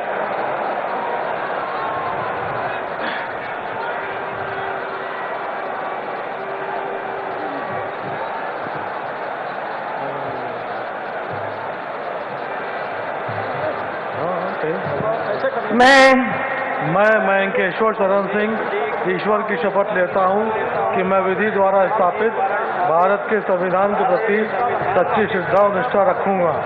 मैं भारत की प्रभुता और अखंडता अक्षुण्ण रखूंगा। मैं उत्तर प्रदेश के राज्य के मंत्री के रूप में अपने कर्तव्यों का श्रद्धापूर्वक और शुद्ध अंतःकरण से निर्वहन करूंगा तथा मैं भय या पक्षपात, अनुराग या देश के बिना सभी प्रकार के लोगों के प्रति संविधान और विधि के अनुसार न्याय करूंगा।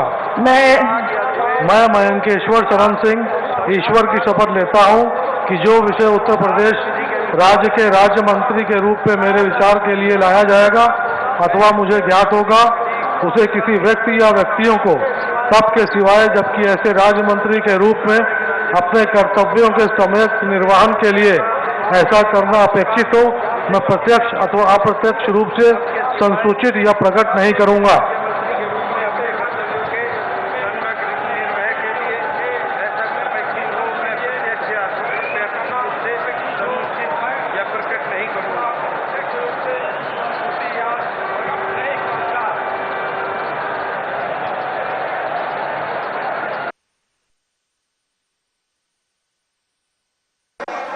श्री अजीत पाल जी, माननीय श्री जसवंत सैनी जी, माननीय श्री रामकेश निषाद जी और माननीय मनोहर लाल मन्नू कोरी जी, आप सभी से अनुरोध है कि साथ साथ कृपया शपथ ग्रहण करने का कष्ट करें। मनोहर लाल मन्नू कोरी जी, आप सभी से अनुरोध है कि साथ साथ कृपया शपथ ग्रहण करने का कष्ट करें। मैं अजीत पाल ईश्वर की शपथ लेता हूं कि विधि द्वारा स्थापित भारत के संविधान के प्रति सच्ची श्रद्धा और निष्ठा रखूंगा। भारत की प्रभुता और अखंडता अक्षुण्ण रखूंगा। मैं उत्तर प्रदेश राज्य के राज्य मंत्री के रूप में अपने कर्तव्यों को श्रद्धापूर्वक और शुद्ध अंतःकरण से निर्वाह करूंगा तथा मैं भय या पक्षपात, अनुराग या द्वेष के बिना सभी प्रकार के लोगों के प्रति संविधान और विधि के अनुसार न्याय करूंगा।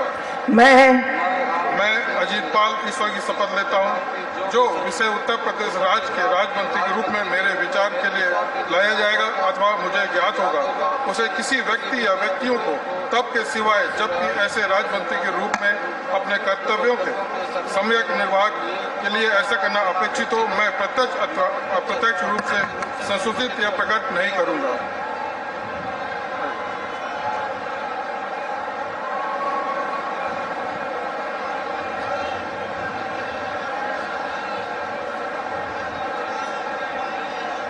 माननीय श्री संजय गंगवार जी, माननीय श्री ब्रजेश सिंह जी, माननीय श्री केपी मलिक जी और माननीय श्री सुरेश राही जी, आप सभी से अनुरोध है कि कृपया साथ साथ शपथ ग्रहण करने का कष्ट करें।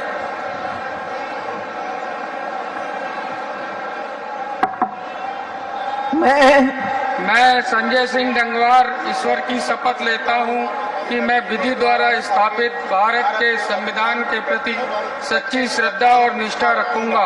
मैं भारत की प्रभुता और अखंडता अक्षुण्ण रखूंगा। मैं उत्तर प्रदेश के राज्य मंत्री के रूप में अपने कर्तव्यों का श्रद्धापूर्वक और शुद्ध अंतःकरण से निर्वहन करूंगा तथा मैं भय या पक्षपात, अनुराग या द्वेष के बिना सभी प्रकार के लोगों के प्रति संविधान और विधि के अनुसार न्याय करूंगा। मैं संजय सिंह गंगवार ईश्वर की शपथ लेता हूं कि जो विषय उत्तर प्रदेश राज्य के राज्य मंत्री के रूप में मेरे विचार के लिए लाया जाएगा अथवा मुझे ज्ञात होगा, उसमें किसी व्यक्ति या व्यक्तियों को मुख्यमंत्री के रूप में कर्तव्यों का संविधान के लिए न अपेक्षित हो, मैं प्रत्यक्ष रूप से संसूचित प्रकट नहीं करूंगा। माननीय श्री अनूप प्रधान वाल्मीकि जी, माननीय श्रीमती प्रतिभा शुक्ला जी और माननीय श्री राकेश राठौर गुरु जी, आप सभी से अनुरोध है कि कृपया साथ साथ शपथ ग्रहण करने का कष्ट करें।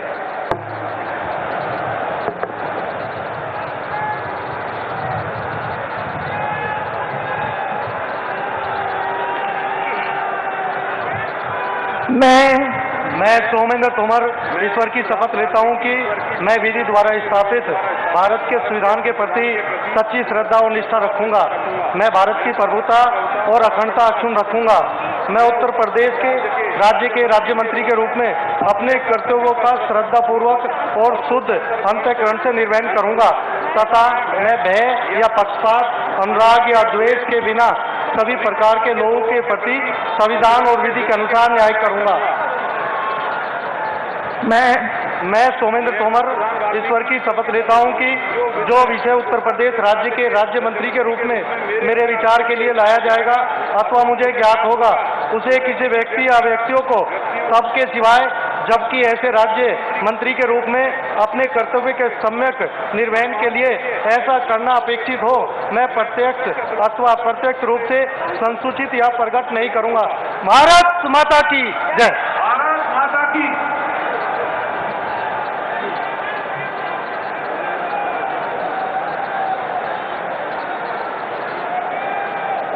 माननीय श्रीमती रजनी तिवारी जी, माननीय श्री सतीश शर्मा जी, माननीय श्री दानिश आजाद अंसारी जी और माननीय श्रीमती विजय लक्ष्मी गौतम जी, आप चारों से अनुरोध है कि कृपया साथ साथ शपथ ग्रहण करने का कष्ट करें।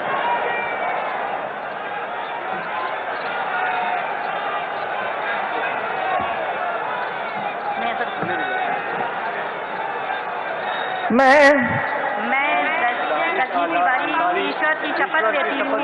मैं विधि द्वारा स्थापित भारत के संविधान के प्रति सच्ची श्रद्धा और निष्ठा रखूंगी। मैं भारत की प्रभुता और अखंडता अक्षुण्ण रखूंगा।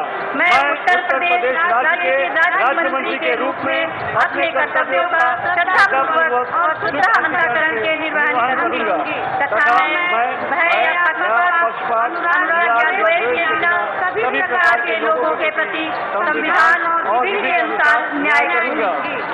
मैं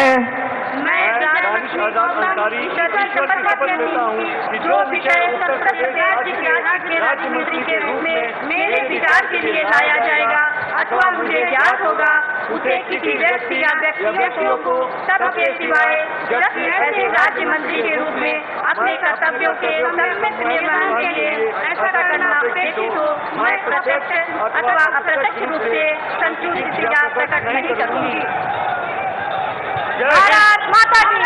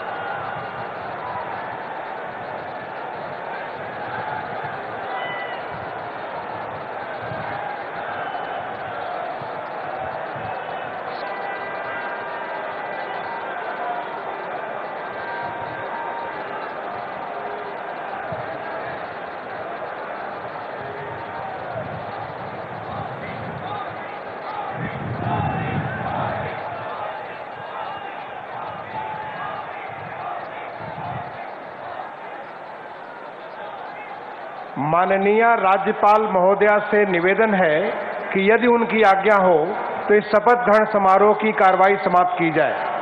कार्यवाही की समाप्ति की जाए। माननीय राज्यपाल महोदया की आज्ञा से इस समारोह का समापन किया जाता है।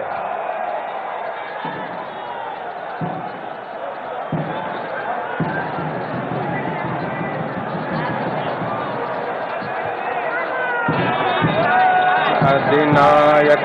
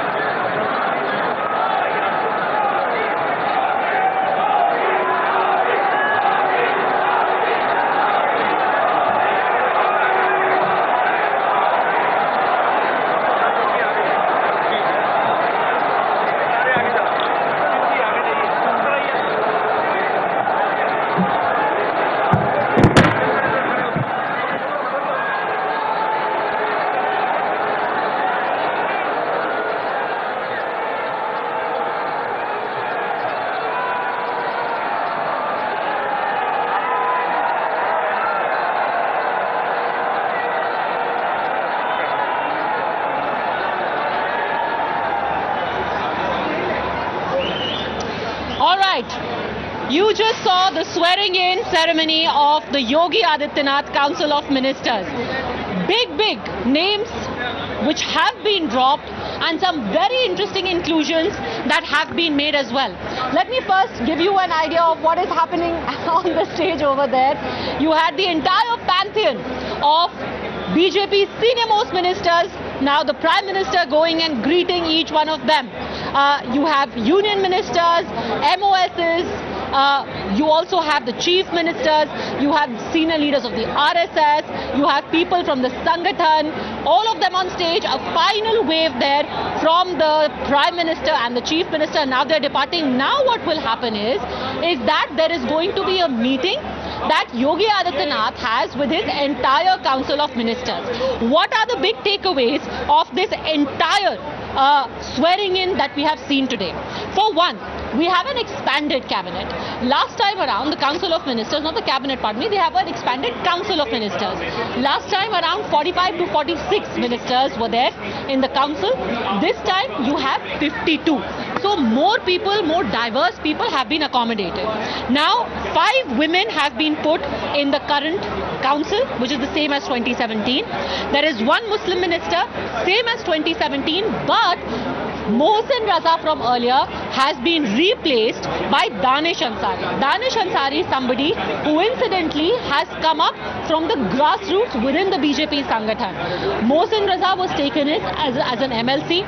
He was a prominent voice, but Danish Raza is somebody who interestingly was in ABVP politics and he has been put in. So somebody who's a minority face and yet has been a part of the entire machinery of the BJP. Across caste groups, you've got people who are from the non-Jatav Dalit grouping, Thakur faces, Brahmin faces, OBCs are there. So you've had that entire balance maintained as well. Let's take a look. you know, I have to also remind you that the stadium emptied out very, very quickly, especially after the Prime Minister and Yogi Adityanath left, because most people have been here since 11 in the morning, and this was a top sun, almost 40 degrees in the shade, but they waited for the Prime Minister, and a lot of people, after seeing the PM, started leaving, and when he left, almost immediately, the entire stadium has emptied out. Let me go across. Shekhar Iyer, senior journalist, joining us from the studio. We also have Mr. R. Rajgopalan with us. Here with me, we have Shantanu Gupta and Karan Verma both. But let's now look at the specifics. We have the names of the people who have been brought in. If we take a look at, for example, Manohar Lal Manu Kori, he's an outgoing minister, one from Mehroni, and has a margin of almost 1 lakh votes. So since we're examining each one, why a Kori in the council? I think first of all I have to tell you, Padmaja, your names were quite correct, if not all, but yeah. Thank you, Shantanu.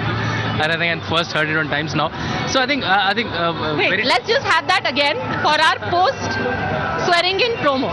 What did you say, Shantanu? I think I just said whatever Padmaja was saying from last 1 hour. I think most of the names were sounding true, and I think your sources were right. So yeah, though I think they were not right towards the, I think 11ish, 12ish. No. So yeah, so in the morning there was confusion about Dinesh Sharma continuing, but when we said that Brajesh Pathak is going to be replacing Dinesh Sharma, from then on I think we broke the entire list and we had it bang on. But yes, sorry, go on. So I know, I think it'll be a little tough to analyze each and every name now. We have to see every name. Some of the casts are not so obvious. Let's say like something like Sutande Singh. A lot of people don't know he's a Kurmi, he's not a Thakur, right?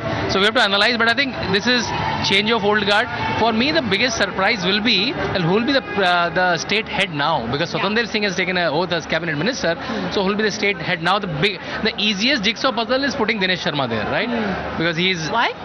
I think because he's dethroned from an important position, he's an important leader, he's still not very old. So what you will do with him? Like you put him in center maybe, or you make him a... But does he have that kind of familiarity with the rank and file of the party? Yeah. He's been a mayor of Lucknow for a long time. He's an old leader. He has a two-time mayor. Yeah, he has managed election in Gujarat. That's why he's close to Modi, Amit Shah duo also. So I think that might be a probability for him to be a state president. So I think that's the open position now. Who will be the state president? Because going in 2024, state president is very important. And now Sutande Singh is not there, and BJP never do, like in normal smaller parties, Akhilesh Yadav is the party president and the chief minister, everything. But in BJP, they will not do one person, two posts. So I think that's a good thing to look out for. Who will be the next state president for UP? Okay, we have, in fact, along with Mr. Shekhar Iyer, we have Ashutosh ji in the studio as well. What do you make of the exclusions of the 5 big names who have been excluded from the Council of Ministers this time around? Shrikant Sharma for many seemed to be quite a shocker. Ashutosh ji. Padmaja, I think it's not only the 5, but there are approximately more than 2 dozens of the ministers from the old council has been dropped. And that shows that the BJP has not only tried to get a new team, but also assess the performance of the earlier ministers. I do not know whether they will be accommodated in the organization or not, but like names like Satish Mahana, Dinesh Sharma, Siddharth Singh, Shrikant Sharma, Mahen Singh, Moti Singh, Neelkant, and also Ashutosh Tandon, and then Ramapati Ram, Mohsin Raza.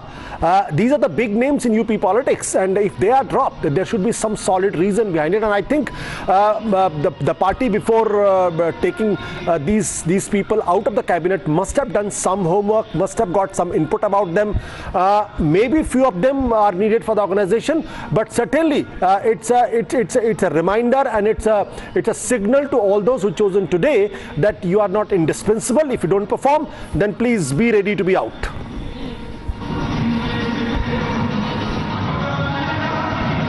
Why do you think, for example, why would you have somebody like Shrikant Sharma not finding place, or a Mohsin Raza not finding place, Lalji Tandon's son, Ashutosh Tandon, pardon me? Why do you, and this of course is in addition to the ministers who lost their seats. So barring Keshav Prasad Maurya, I don't think anyone else who's lost their seats has been accommodated. those who won and still not finding place? Why? Look, one big facet of both Narendra Modi at the center and Yogi Adityanath at the state level has been nobody can take their place for granted.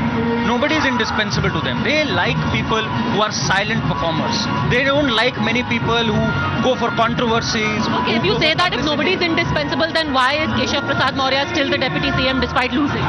Well, Keshav Prasad Maurya is someone who enjoys a rich base here. Despite losing the election, the non-Yadav OBC vote bank, somewhere there are vote bank considerations. I know they don't trump merit for them, but still it is that consideration. They know that to hold the party together and keeping an eye on 2024, the non-Yadav OBC has to be consolidated, and Keshav Prasad remains a prominent face of that.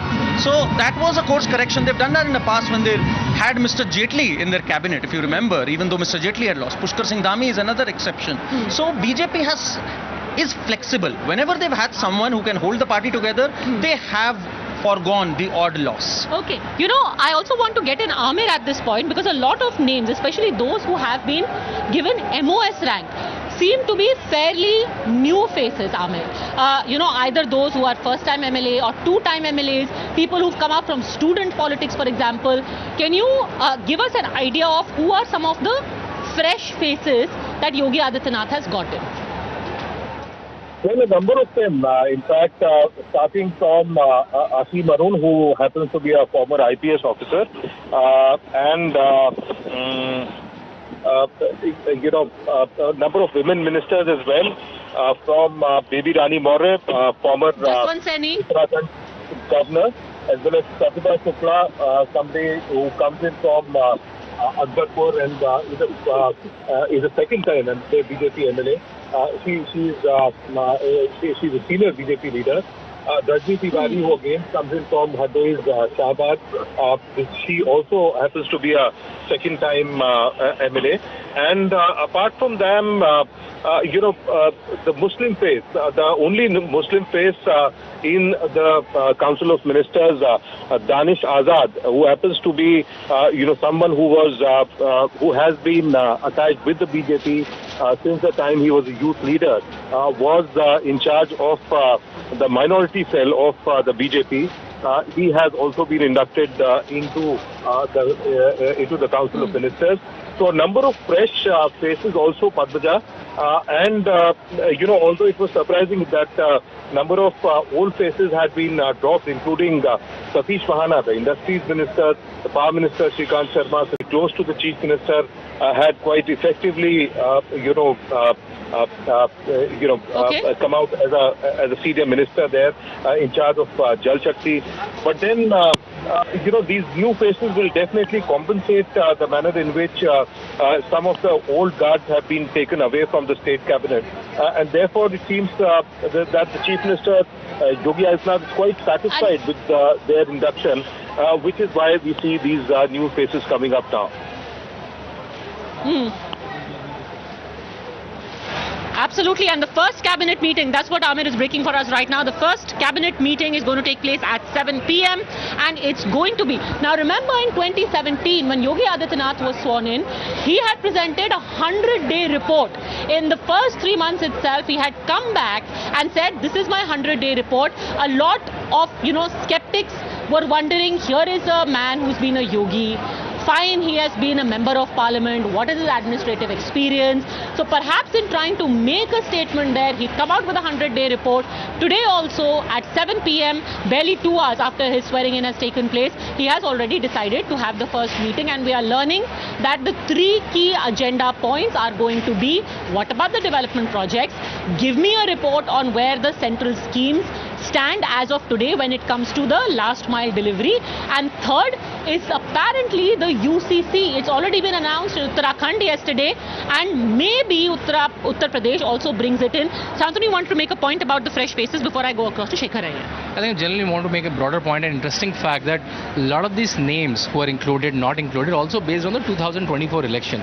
One big change that you'll see in the center, that JP Nadda's presidency will end within next 9 months. So before 24, there will be a new phase, and you need a lot of seasoned faces from UP representing in national team. So maybe someone like Siddharthnath Singh, someone like Shrikant Sharma, who were in national team, they were party spokesmen. So you will see a lot of the faces traveling there if JP Nadda comes again or whoever is the new president. So that's also a good consideration before 2024. From Delhi and Gujarat, you bring people into the working, the government here. You have AK Sharma, you have Satan Dev Singh, and then you have this outward migration.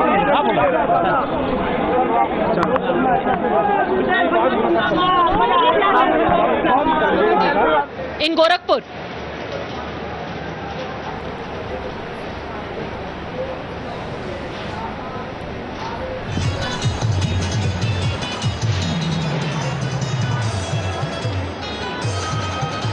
Okay, Akanksha, over to you. I don't think you can hear me very well because of a lot of music around you, but if you can, over to you. I can hear you now. I can hear you now. As you can see, people are here quite happy. We are at Gorakhnath Temple and happiness knows no bounds for these people here.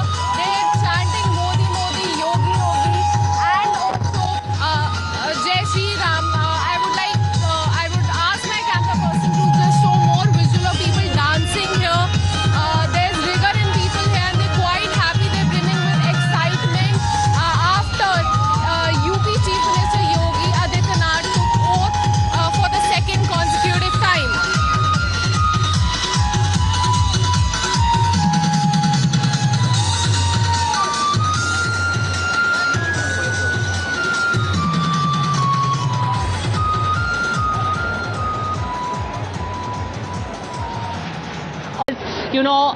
Being organized by supporters of the BJP. What about today, when the swearing-in finally has happened? Sabyasachi, over to you.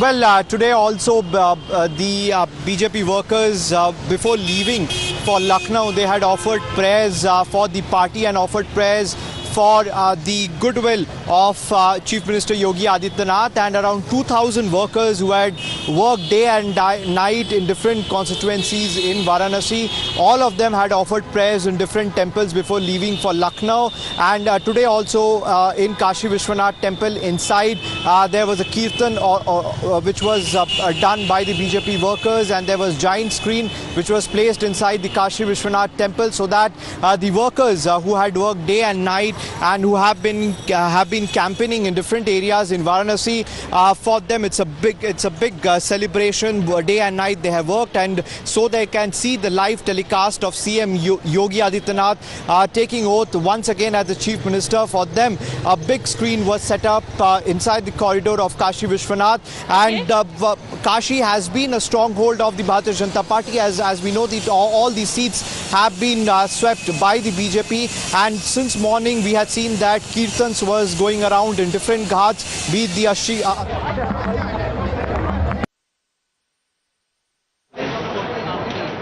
was going on, but the celebration in Lucknow was at a different level. But in Varanasi, with celebrations was going on, but not to that extent of Lucknow. Right. I can imagine. Let's just take a check on Mathura as well. Mayank, over to you.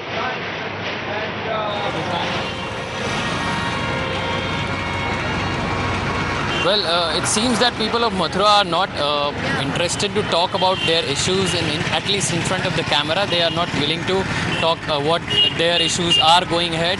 But talking about the changes in Mathura, yes, the BJP has dropped a bombshell on Mathura, because I could see at least 50 to 100 supporters of Shrikant Sharma going to Lucknow in a bus in an anticipation of, what they were seeing as a possible promotion for Shrikant Sharma. But what rather turned out to be that he was not inducted as a minister, which was quite shocking for their supporters. I could, talk to some of them, and they saw this move by the BJP as one of the major disappointment, because there was some reports that there was some sort of anti-incumbency building up against Shrikant Sharma. But no, on the face of it, as a performance as a minister, his performance was very up to the mark, as people were saying in the power department, because it has been very much highlighted in the media and also in our ground report, when Akhilesh Yadav promised that they will give... One is seat not made a minister, maybe going to be brought back. into the organization of the BJP. Let me quickly cut across to Amir now, who's outside the stadium. I believe the party has shifted to outside from inside. Over to you, Amir.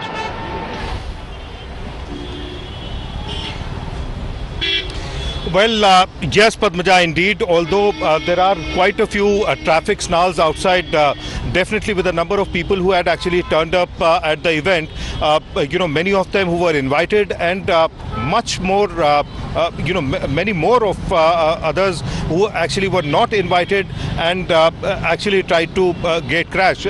And because of that, large number of vehicles have been stuck outside because of the kind of traffic jam that has happened immediately after the swearing in ceremony was over. So that was about the condition outside the stadium. But yes, a huge and momentous occasion for not just BJP but all the supporters and workers of the party as well as people of Uttar Pradesh, and especially in the manner in which the entire the swearing-in ceremony was carried out. It definitely stood out as something which cannot be compared with the earlier swearing-in ceremonies that have happened over the last several decades. So this was definitely indeed one of the most grand swearing-in ceremonies that Uttar Pradesh and state capital Lucknow have ever seen.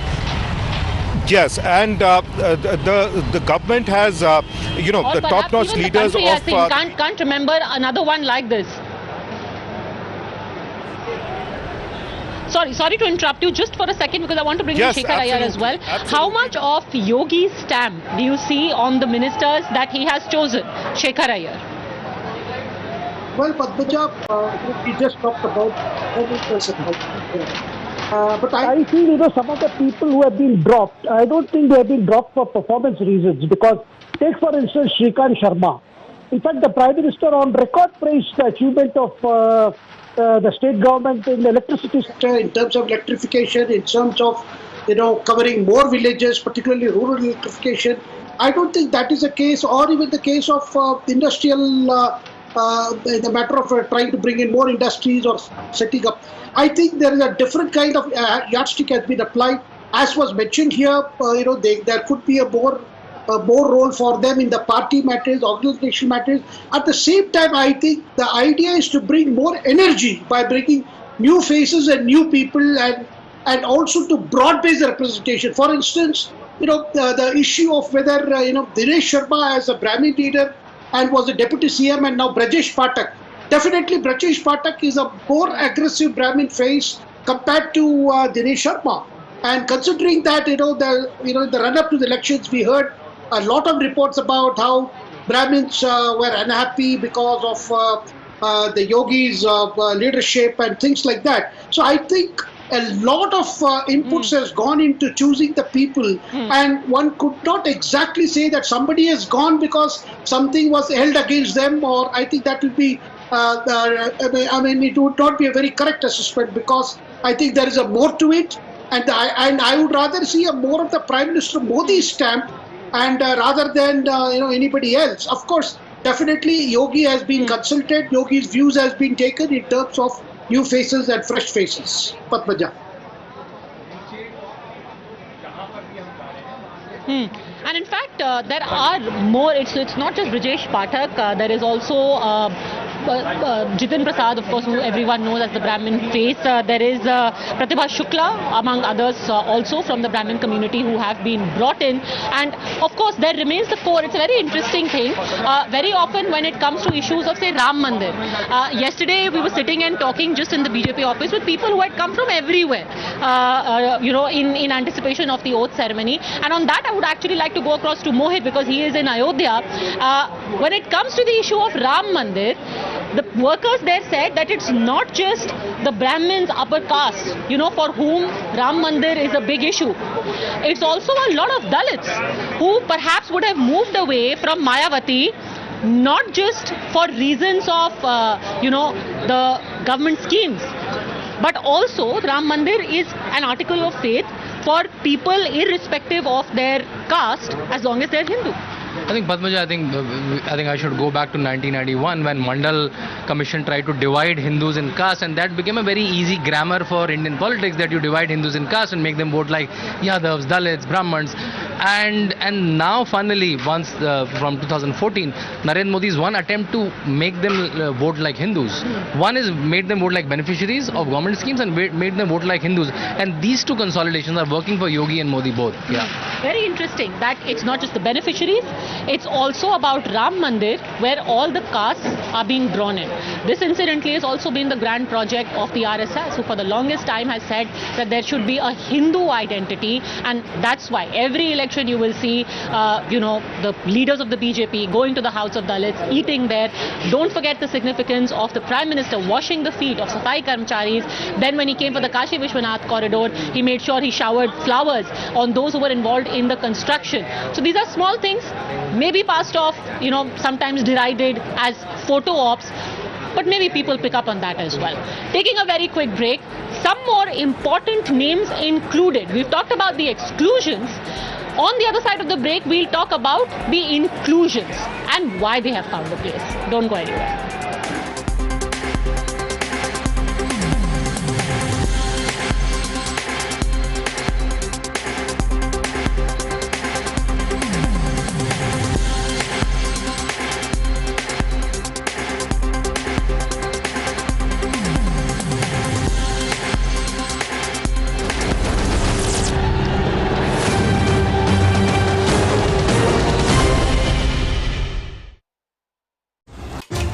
Millions of Indians watch me because I put the hard facts first. Because my viewers know the difference between raising the voice and raising the bar. They choose factual news that speaks for the nation. I am the voice of a nation where facts alone triumph. On India Upfront, I lead with the hard facts because the nation trusts facts first. India Upfront, weeknights at 8 p.m. only on Times Now.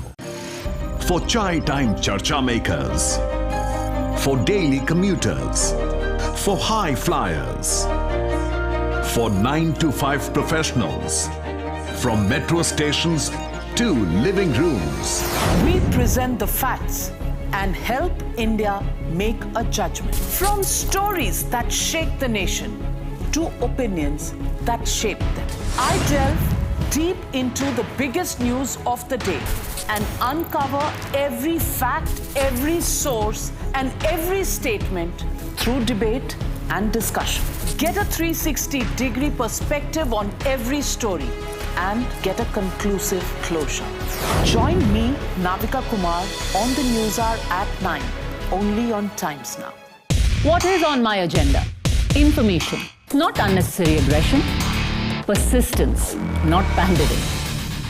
I keep my ears to the ground, eyes on issues that truly matter. Because getting the whole picture is my focus, not hostility. People, not propaganda, is my priority. No bluff, no bluster, no bias. Because your agenda is my single point agenda. Watch News Hour Agenda with me, Padmaja Joshi, weeknights at 10 p.m. She asks tough questions like no other journalist. Ayodhya और मथुरा की बातें हो रही थी तो गोरखपुर क्यों? Safe seat है इसीलिए. She takes on the masters of Indian politics like no one else can because she speaks for you the way no one else can. Kashi Vishwanath की झांकी हो गई, अब मथुरा बाकी है. तो ये क्या गवर्नेंस की बातचीत है? क्योंकि चुनाव है उत्तर प्रदेश में, इसलिए आपने कृषि कानून क्या चुनाव जीते तब नहीं गए थे जब कृषि कानून पास हो गया था? जीते गए थे. बंगाल में आप हार गए थे. Because your voice must be heard, your questions answered above all else. Frankly speaking, with Navika Kumar. In which country would a murder accused not even be arrested for 4 days? Patra, आप ऐसा करिए, अगर कोई इस देश में कोविड से ना मरे तो वो या तो जीएसटी से मर जाएगा या आपकी पेट्रोल प्राइस से तो मर ही जाएगा. Someone over whom the taint of a pre-planned murder conspiracy hangs is the ideal person. I think the best judge, people you will go seeking a mandate from.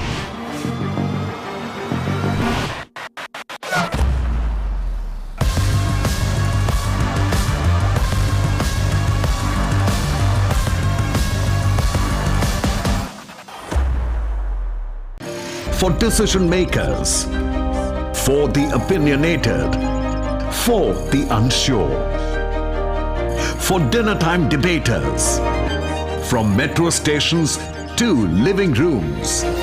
We present the facts and help India make a judgment. From stories that shake the nation to opinions that shape them. I delve deep into the biggest news of the day and uncover every fact, every source, and every statement through debate and discussion.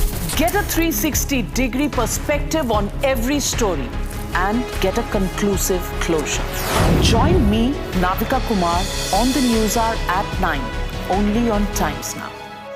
She asks tough questions like no other journalist. आपकी तो party के नाम में ही मुसलमान है, तो secular कैसे हो गए? She takes on the masters of Indian politics like no one else can because she speaks for you the way no one else can. तो लत की बात होती है तो लोग आपके सीएम पर भी उंगलियां उठाते हैं कि पैगवंत मान कहते हैं उनको। हिजाब को लेकर जो इतना बवाल मचा हुआ है, ये इसलिए बवाल मचाया जा रहा है क्योंकि बवाल कर्नाटका का है, लेकिन इसका फायदा आपको उत्तर प्रदेश में होगा। Because your voice must be heard, your questions answered above all else.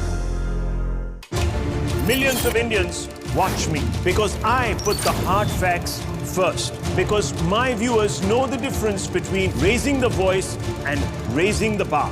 They choose factual news that speaks for the nation. I am the voice of a nation where facts alone triumph. On India front, I lead with the hard facts because the nation trusts facts first. India Upfront, weeknights at 8 p.m. only on Times Now.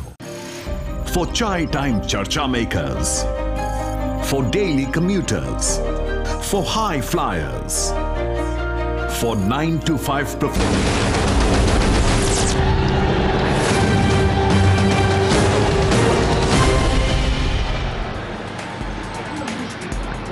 Welcome back. You're at the Atal Bihari Vajpayee Stadium, better known as the Ekana Stadium in Lucknow, and the reason it is now again making the news is not just because of the oath-taking ceremony of Yogi Adityanath that just concluded, but Akhilesh Yadav, chief of the Samajwadi Party and now MLA from Karhal, has just tweeted saying that the oath-taking ceremony has actually happened in a stadium that was in fact made by the Samajwadi Party. Let's take that across to Ashutosh, who's live with us from Delhi. See, Padmaja, the stadium detail being pointed out. However, the more important detail is that Akhilesh Yadav has decided to stay on in the UP Assembly. Bold move.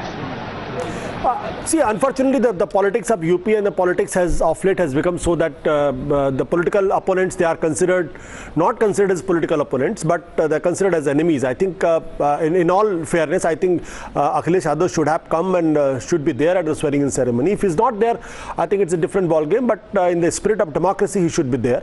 And today, tweeting that the stadium was made by Samajwadi Party doesn't make any sense to me.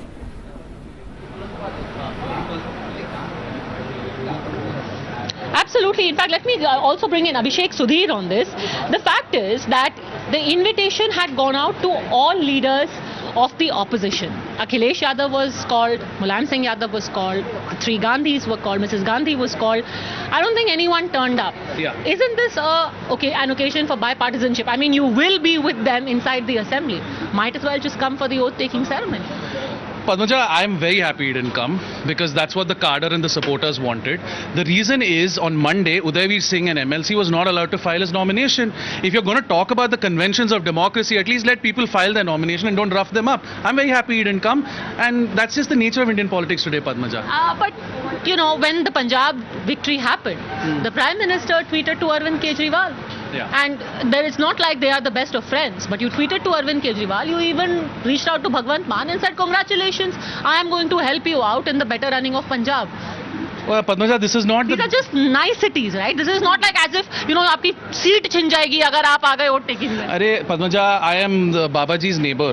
I can tell you कि we have been eating latis here for 5 years, and I'm sorry, this is not the BJP of Atal Bihari Vajpayee anymore. This is the BJP of Yogi Adityanath and not even Narendra Modi. It's the BJP of Yogi Adityanath today. So and the campaign was bitterly contested. You're calling us Atankwatis, Mafiawadi, Gunda, ye ho, wo ho. You demean us on national television. You demean us at your rallies, and you expect us to be magnanimous, and then you beat up our MLC candidates. Why should we come for your swearing in? Well, going by that same logic, the Prime Minister's cavalcade was stopped in Punjab. Then he has no business telling anyone who won Punjab that congratulations, I'm going to help you. I mean, look, what happened there... Different strokes for different folk. No, Padmaja, I'm telling you today, I'll tell you. Honestly, we're a bitterly divided country. And we're a bitterly divided country and a bitterly divided parliament. Voice votes are, pass the farm laws. You don't follow parliamentary procedure. Unfortunately, we're heading towards, where the US is today. That's the sad reality, I would say. Shekhar Iyer, bitterly divided, only to be expected. Nobody from opposition turned up. No, it is not a sense of division. Rather, it's a sense of, I would say, utter disenchantment with their own performance.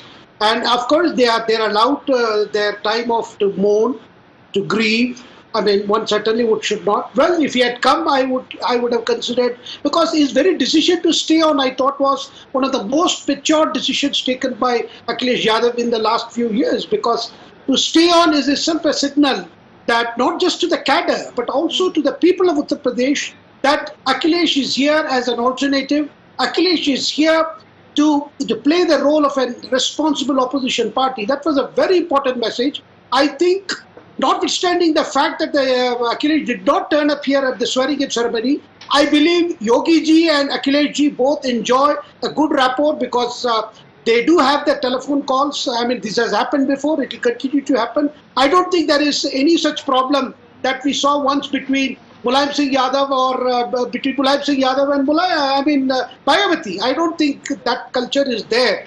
Definitely there will be an improvement, but everybody is, even the losers are allowed for the time to mourn and to recover. Padmaja. Fair enough, maybe this was more of a messaging for the Karyakarta, the whole bitter divide that Abhishek Sudhi spoke of, but cordial relations behind the scenes at the very least, that is a saving grace. Let me cut across to Mohit, joining us now from Ayodhya Live. Yes, Mohit, have the celebrations stopped? Are they going to carry on? Also, there's time drawing close for the evening Aarti. Over to you, Mohit.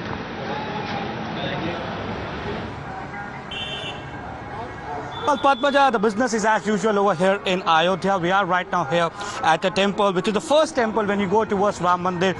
It's on the Hanuman Gadi road, and you can see people are over here. They are here. And let's talk to the priest over here who has been worshipping in this temple for a long time. I'll ask my camera person to just follow me, and we'll talk to him that what exactly he has to say on Yogi Adityanath taking oath as the Chief Minister of Uttar Pradesh for the second time. Sir, Yogi Adityanath ने दूसरी बार आज oath ली है chief minister की. क्या कहना चाहेंगे? बेहद पुराना मंदिर है ये, आप भी इतने सालों से यहाँ पे हैं. अयोध्या में पिछले 5 साल से कितना फर्क आया विकास में? I'm sorry to interrupt you, Mohit. I'll just come back to you in a second. Baby Rani Maurya, who's newly been sworn in as the state cabinet minister, is with us on the phone line.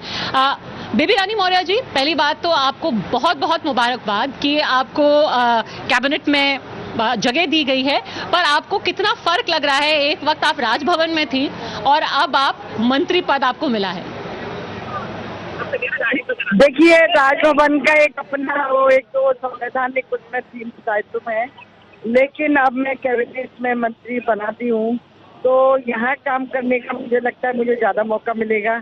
यहाँ रह के मैं समाज की सेवा ज़्यादा कर पाऊंगी. गरीबों की, दलितों की, महिलाओं की, विकलांगों की, उन लोगों की सेवा करने का मुझे ज़्यादा अवसर है.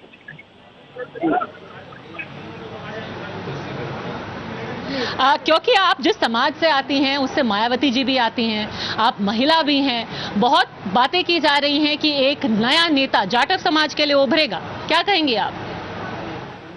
देखिए, समाज की सेवा करते रहिए. मैं जिस समाज से आती हूँ, जाटव समाज की, वो बड़ा अपेक्षित महसूस कर रहा था. मायावती जी ने पता नहीं उनकी अपेक्षाओं को पूरा नहीं किया या वो खरी नहीं उतरी, कोई भी कारण रहे हो, तो वो समाज अब वो हमसे जुड़ना चाहता है. और जब वो समाज हमसे जुड़ेगा तो हम उनके लिए कार्य भी करेंगे।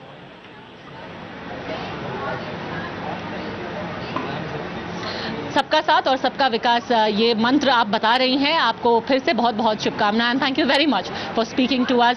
That was in fact a newly inducted minister into the Yogi cabinet, Baby Rani Maurya, one-time governor and now also going to be a minister in the UP cabinet. We'll keep getting you the first reactions, the big faces and the big messages behind those faces. Thanks very much for having joined us. Quick break. On the other side, we get you the best of the last 24 hours. Don't go anywhere.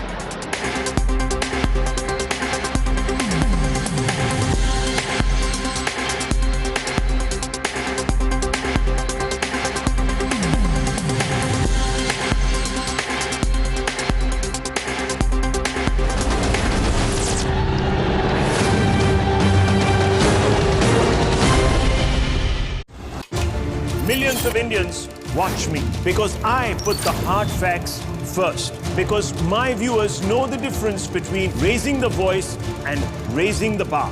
They choose factual news that speaks for the nation. I am the voice of a nation where facts alone triumph. On India front, I lead with the hard facts because the nation trusts facts first. India Up Front, weeknights at 8 p.m. only on Times Now.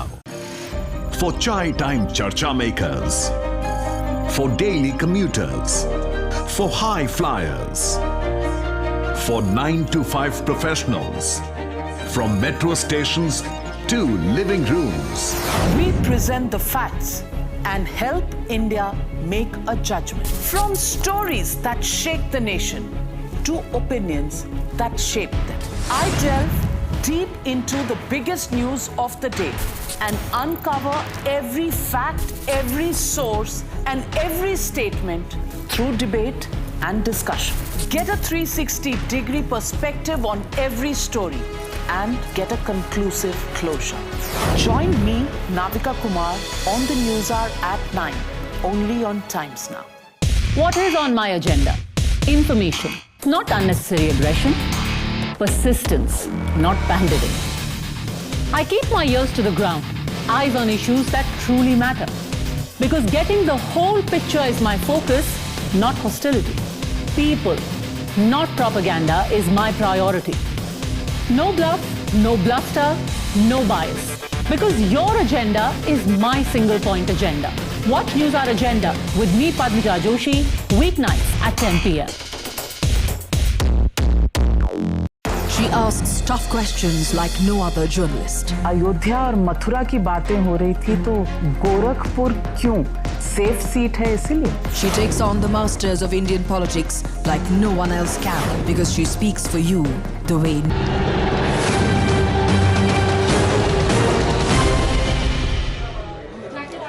और अब हमारे साथ जुड़ रही हैं cabinet minister Smriti Irani, जो इस वक्त स्वेरिंग इन पर थी और योगी 2.0 शुरू हो चुका है. स्मृति जी, क्या संदेश है आज जो सारे कैबिनेट मिनिस्टर्स थे, मुख्यमंत्री इतने सारे गए थे, योगी जी का एक दूसरा अध्याय शुरू हुआ है उत्तर प्रदेश में. उत्तर प्रदेश के लिए ये क्या मायने रखता है और देश को ये क्या मैसेज था आज? देश के लिए ये संदेश है कि नव भारत के निर्माण में भारतीय जनता पार्टी का परिवार समर्पित है, कि विकास के मुद्दों को लेकर आगे बढ़ेगी. भारतीय जनता पार्टी परिवार अनुग्रहित है कि उत्तर प्रदेश की जनता ने जात पात धर्म की सारी बेड़ियों को तोड़कर मात्र विकास के संकल्प को स्वीकार कर नरेंद्र मोदी जी के नेतृत्व वाली भारतीय जनता पार्टी को आशीर्वाद दिया और पुनः योगी आदित्यनाथ जी को प्रदेश का मुख्यमंत्री बनाया. तो आज अभिनंदन का दिन है जो हम करते हैं समाज का. आज अभिनंदन का दिन है जो हम करते हैं विकास के हर उस कार्य का. स्मृति जी, मैं पूछना चाहती हूँ आपसे कि ये स्टेडियम में इस तरह का समारोह शायद ही कभी किसी मुख्यमंत्री का हुआ हो. इस भव्य समारोह का भी तो कोई ना कोई संदेश होगा, क्योंकि बीजेपी में ऐसा कहा जाता है कि कोई भी एक्शन ऐसा नहीं होता जिसमें कोई संदेश नहीं होता. तो क्या संदेश था? नाविका जी, आप वर्षों से पत्रकारिता कर रही हैं.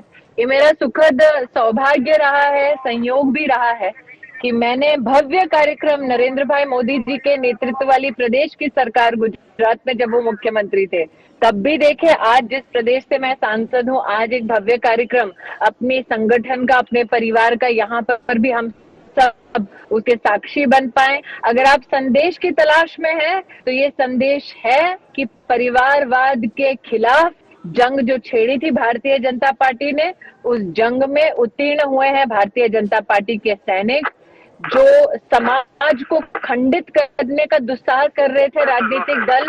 उन राजनीतिक दलों की मंशा को परास्त किया है भारतीय जनता पार्टी ने जनता के सहयोग से। आज यही शुभ संकेत उत्तर प्रदेश और देश को प्राप्त हुआ है। 37 साल बाद ऐसा हुआ है कि एक मुख्यमंत्री और एक पार्टी की सरकार दोबारा चुनकर आ रही है। मैं पूछना चाहती हूं ये उत्तर प्रदेश के लिए और 2024 के लिए बीजेपी के लिए इसका क्या मायने हैं? उत्तर प्रदेश अभिलाषी था कि एक ऐसा उनको सरकारी तंत्र और प्रशासनिक तंत्र मिले जो एक स्थिर सरकार और गुड गवर्नेंस को परिभाषित करते वाली सरकार चलाए। उत्तर प्रदेश की जनता अभिलाषी थी कि आपको एक ऐसी सरकार मिले जो लॉ एंड ऑर्डर को प्राथमिकता दे, एक ऐसी सरकार मिले जो भेदभाव में विश्वास न रखे, एक ऐसी सरकार मिले जो विकास को एक नए स्वरूप में परिभाषित करे और विशेषता एक महिला होने के नाते एक ऐसी सरकार जो महिलाओं के संरक्षण के प्रति समर्पित हो। तो मुझे लगता है कि आज विशेष एक त्योहार महिलाओं के लिए भी है कि एक ऐसी सरकार पुनः उनके सहयोग और आशीर्वाद से उत्तर प्रदेश में स्थापित हुई जिन्होंने महिला सुरक्षा को प्राथमिकता दी, बेटियों की शिक्षा को प्राथमिकता दी और बेटियों के उज्जवल भविष्य के निर्माण में अपने आप को समर्पित किया। ऐसी सरकार आज महिलाओं के आशीर्वाद से पुनः भारतीय जनता पार्टी की बनी है। अमेठी की शेरनी आपको कहा जाता है और 2019 में आपने अमेठी में जो करिश्मा दिखाया था। मैं आपको राजनीतिक सवालों से तो नहीं भागने दूंगी, मैं आपसे पूछना चाहती हूं कि 2024 के लिए और लोकसभा चुनाव जो होंगे उसके लिए ये क्या मायने रखता है? मैं इतना ही कहूंगी, जैसा कि मैंने आपसे काशी में कहा था नाविका जी कि एक बार फिर प्रदेश में भाजपा की सरकार बनेगी। मैंने बाबा विश्वनाथ के चरणों में आपसे कहा था बड़ी विनम्रता के साथ कि पुनः देश के प्रधान सेवक नरेंद्र भाई मोदी बनेंगे। इसलिए मैं अभी एडवांस में ही नरेंद्र भाई का जनता की ओर से अभिवादन करती हूँ, कार्यकर्ताओं का अभिनंदन करती हूँ, क्योंकि जैसा कि मैंने आपसे काशी में कहा था प्रधानमंत्री की रेस में कई आपको इंटरव्यू देंगे, लेकिन देश में प्रधान सेवक एक ही संभव है जिनका नाम है नरेंद्र दामोदर दास मोदी। मैं आपसे कहना चाहती हूं, अखिलेश यादव जी ने अभी ट्वीट किया है नई सरकार को बधाई कि वो सपा के बनाए स्टेडियम में शपथ ले रही है। शपथ सिर्फ सरकार बनाने की ही नहीं, जनता की सच्ची सेवा की भी लेनी चाहिए, ये अखिलेश यादव ने कहा। हिंदी में एक कहावत है, अंगूर खट्टे हैं।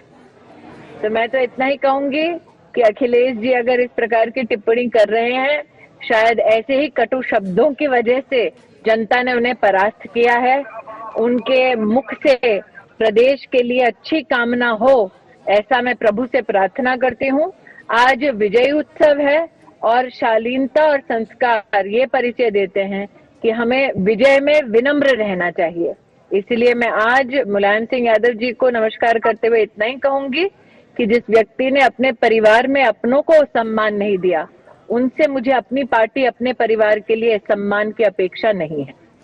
स्मृति जी, I want to also ask you, many people are today saying, I know आप एयरपोर्ट पहुंचने वाली है, पर लास्ट क्वेश्चन है, मैं सिर्फ इतना पूछना चाहती हूं कि Yogi Adityanath first among equals in the chief ministers of BJP in various states माने जा रहे हैं।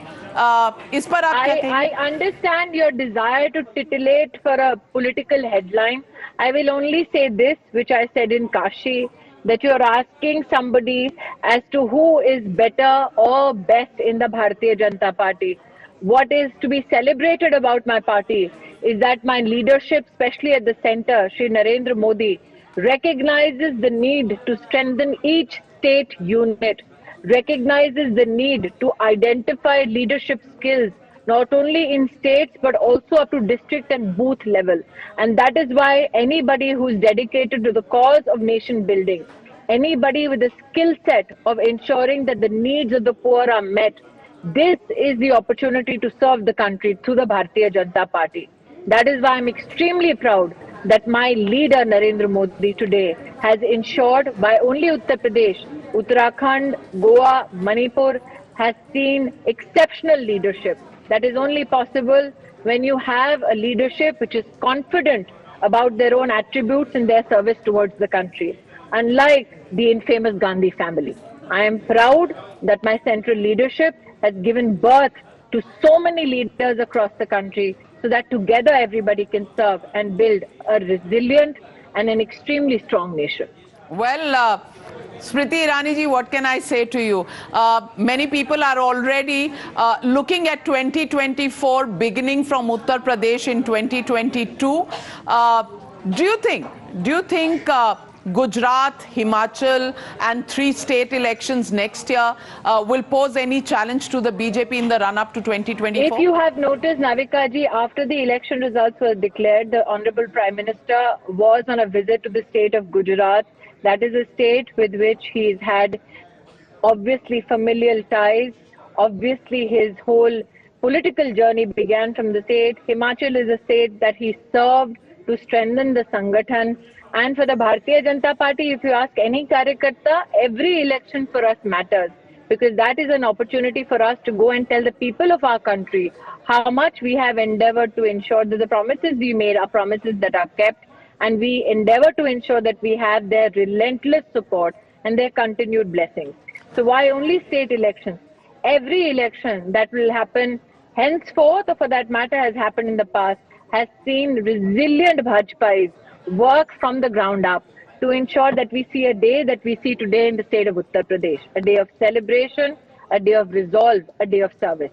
So, आपको लगता है कि इलेक्शन मोड 2024 तक चलेगा या कुछ? हम सेवा के मोड में 24 घंटे हैं, इलेक्शन उसमें आप जोड़ सकती हैं, ये आपका अधिकार है. धन्यवाद नाविका जी.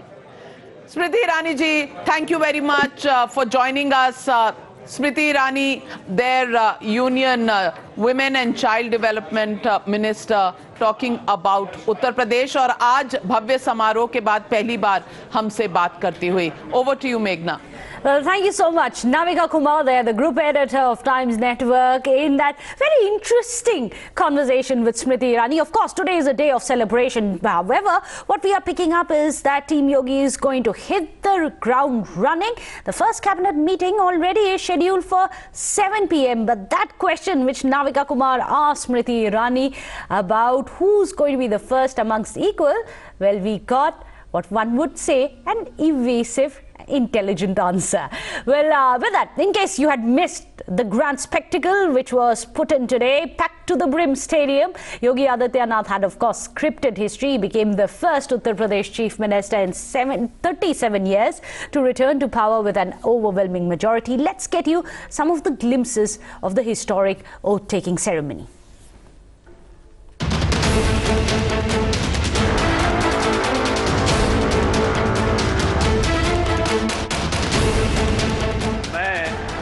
आदित्यनाथ योगी ईश्वर की शपथ लेता हूं कि विधि द्वारा स्थापित भारत के संविधान के प्रति सच्ची श्रद्धा और निष्ठा रखूंगा।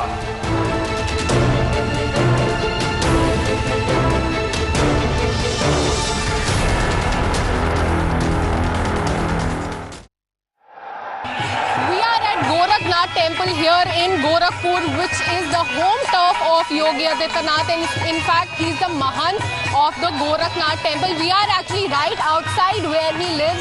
He lives on the first floor of this temple area, and right outside his residence here in the temple area, the main celebration is happening on the day he's going to take oath as the Chief Minister for the second time. As you can see, this is the folk song for Wahi, and it's quite famous here, and it is being performed by these 10-15 people here. I would request my camera person to just show how they're dancing to the beats, and there's the aura of celebrating right now. Other than this, Bhojpuri singer will also sing some songs in few times. You'll just go and speak to him. क्या कुछ आप यहाँ गाएंगे? कैसा लग रहा है कि यूपी चीफ मिनिस्टर फिर से शपथ ले रहे हैं? देखिए, यूपी में अब भगवा लहरेगा, यूपी में भगवा लहरेगा, योगी जी का राज चलेगा, योगी जी का राज चलेगा, यूपी में भगवा लहरेगा, योगी जी का राज चलेगा, यूपी में भगवा लहरेगा, योगी जी का राज चलेगा। जेसीबी बाबा का जौहर, जेसीबी बाबा का जौहर दुश्मन को अब खूब खलेगा, जेसीबी बाबा का जौहर दुश्मन को अब खूब खलेगा, योगी जी का राज चलेगा, यूपी में भगवा लहरेगा, योगी जी का राज चलेगा, यूपी में भगवा लहरेगा। So as you saw, people here are brimming with excitement and of course a lot of expectations from their chief minister. Gorakhpur is most important because first of all, he's the Mahant of a really historic temple here, and secondly, he fought here as an MLA for the first time and in fact won with a huge majority. In some time, in 1 hour, in fact, we'll see him take oath in Lucknow. Till then, we'll just show you celebrations here in his home turf. The city of Mathura has always dominated the political discourse of the Bharatiya Janata Party, especially after their resurgence in the state from the assembly election in 2017. And the theme was completely similar before the assembly election in 2022 when Yogi Adityanath became the only chief minister to return to power in 37 years. And it is very much likely that the role of these sadhus, these mahants were very important for him to come back to the power in Lucknow, and it was very important that they played a crucial role in maintaining what Yogi Adityanath projected as Mathura as one of the topmost seat for the BJP in this round of assembly election. We have with us some Mahant of the Prem Mandir in Mathura, and we'll try to understand what this win of Yogi Adityanath and his taking oath this time around in Lucknow means for them and about the Mathura in the next 5 years. Sir, आप बताएं कि आज योगी आदित्यनाथ जी शपथ ले रहे हैं, ये कितनी बड़ी बात है मथुरा के लिए और ये कितना इम्पोर्टेंट है मथुरा के लिए? देखिए, आज बड़ी खुशी का दिन है और ये कार्यक्रम श्री कृष्ण जन्मभूमि मुक्ति न्यास के तत्वाधान में आयोजित किया गया है और आज पूरे ब्रजमंडल में बेहद खुशी है, पूरे प्रदेश में बेहद खुशी है कि आज सब ब्रजवासी चाहते थे कि योगी जी उत्तर प्रदेश के मुख्यमंत्री बने। आज वो शुभ घड़ी आ गई है, सब बहुत लोग खुश हैं, बहुत प्रसन्नचित्त हैं और हम चाहते हैं, सभी ब्रजवासी चाहते हैं, सभी जनमानस चाहता है कि भगवान श्री कृष्ण का कृष्ण जन्मभूमि पर भव्य और दिव्य मंदिर का अब निर्माण होगा, ऐसी हमें आशा है और श्री कृष्ण जन्मभूमि कॉरिडोर का भी निर्माण होगा। इसको लेकर के ये यज्ञ भी आयोजित किया गया है और सब लोग बहुत प्रसन्न है योगी जी के आने से। सब चाहते थे कि योगी जी की सरकार आए, भारतीय जनता पार्टी की सरकार आए, इसी को लेकर के ये कार्यक्रम किया गया है और ये 5 साल में अभूतपूर्व विकास होगा योगी जी के द्वारा और शासन एकदम से दुरुस्त होगा और लोग याद करेंगे शासन को योगी जी के। Yogi Adityanath has taken oath as the Chief Minister of Uttar Pradesh for the second time today. We are right now here in Ayodhya, and Ayodhya has been very close to the heart of Yogi Adityanath and Prime Minister Narendra Modi. Now the development of Ayodhya is on the priority list of the UP government. We are right now reporting from a temple which is on Parikrama Marg near Hanuman Gadi, and when you come to Ayodhya, this is the first temple that you visit.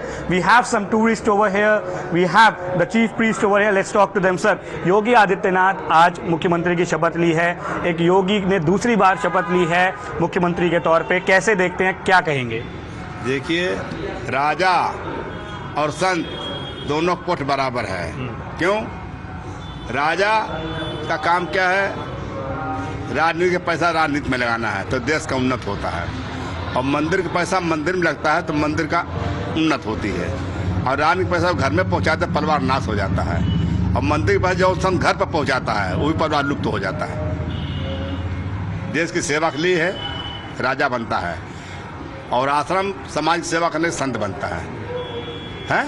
संत, हनुमंत, भगवान, माता पिता, गुरु, संसार में 3 सेवा है। योगीनाथ जो है, योगीनाथ ये संत हैं, ये पूर्वजन्म तपस्या उनकी जगी हुई है, राज ऋषि हैं, ये राज ऋषि में आते हैं।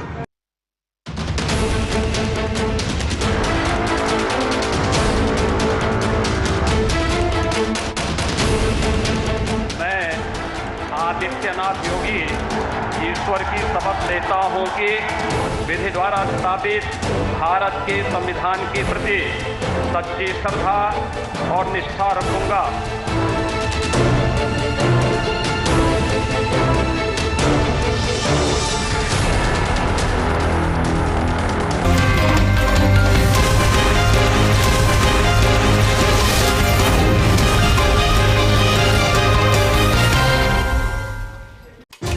Millions of Indians watch me because I put the hard facts first. Because my viewers know the difference between raising the voice and raising the bar.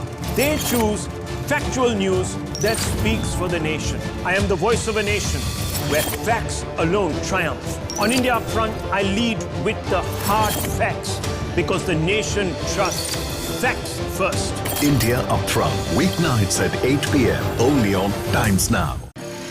For chai time charcha makers, for daily commuters, for high flyers, for 9 to 5 professionals, from metro stations to living rooms.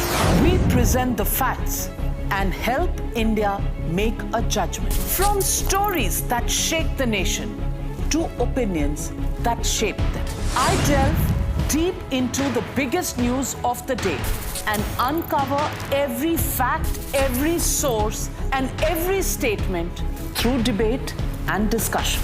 Get a 360-degree perspective on every story and get a conclusive closure. Join me, Navika Kumar, on the News Hour at 9, only on Times Now. What is on my agenda? Information, not unnecessary aggression. Persistence, not pandering. I keep my ears to the ground, eyes on issues that truly matter. Because getting the whole picture is my focus, not hostility. People, not propaganda, is my priority. No bluff, no bluster, no bias. Because your agenda is my single point agenda. Watch News Hour Agenda with me, Padmija Joshi, weeknights at 10 p.m. She asks tough questions like no other journalist. Ayodhya और मथुरा की बातें हो रही थी तो गोरखपुर क्यों? Safe seat है इसीलिए. She takes on the masters of Indian politics like no one else can because she speaks for you the way no one else can. Kashi Vishwanath की झांकी हो गई, अब मथुरा बाकी है. तो ये क्या गवर्नेंस की बातचीत है? क्योंकि चुनाव है उत्तर प्रदेश में, इसलिए आपने कृषि कानून क्या चुनाव जीते तब नहीं गए थे जब कृषि कानून पास हो गया था? जीते गए थे. बंगाल में आप हार गए थे. Because your voice must be heard, your questions answered above all else. Frankly speaking, with Navika Kumar. In which country would a murder accused not even be arrested for 4 days? Patra, आप ऐसा करिए, अगर कोई इस देश में कोविड से ना मरे तो वो या तो जीएसटी से मर जाएगा या आपके पेट्रोल प्राइस से तो मर ही जाएगा. Someone over whom the taint of a pre-planned murder conspiracy hangs is the ideal person. I think the best judge, people you will go seeking a mandate from.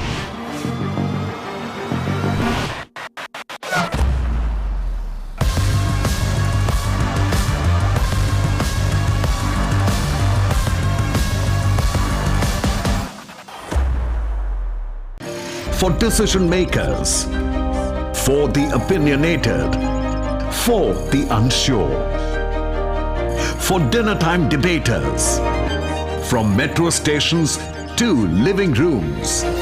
We present the facts and help India make a judgment. From stories that shake the nation to opinions that shape them. I delve deep into the biggest news of the day and uncover every fact, every source, and every statement through debate and discussion. Get a 360-degree perspective on every story and get a conclusive closure. Join me, Navika Kumar, on the News Hour at 9, only on Times Now. She asks tough questions like no other journalist. आपके तो party के नाम में ही मुसलमान है, तो secular कैसे हो गए? She takes on the masters of Indian politics like no one else can because she speaks for you the way no one else can. तो लत की बात होती है तो लोग आपके सीएम पर भी उंगलियां उठाते हैं कि पैगवंत मान कहते हैं उनको। हिजाब को लेकर जो इतना बवाल मचा हुआ है, ये इसलिए बवाल मचाया जा रहा है क्योंकि बवाल कर्नाटका का है, लेकिन इसका फायदा आपको उत्तर प्रदेश में होगा। Because your voice must be heard, your questions answered above all else. Millions of Indians watch me because I put the hard facts first. Because my viewers know the difference between raising the voice and raising the bar. They choose factual news that speaks for the nation. I am the voice.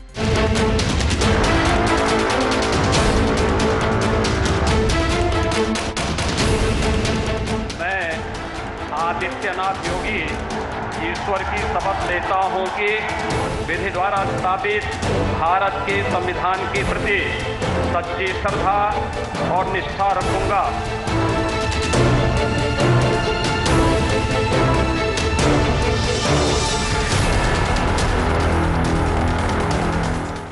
सबसे अच्छी बात मैं आपके channels को, times now को बताऊंगा कि ये होती है स्पोर्ट्समैन स्पिरिट।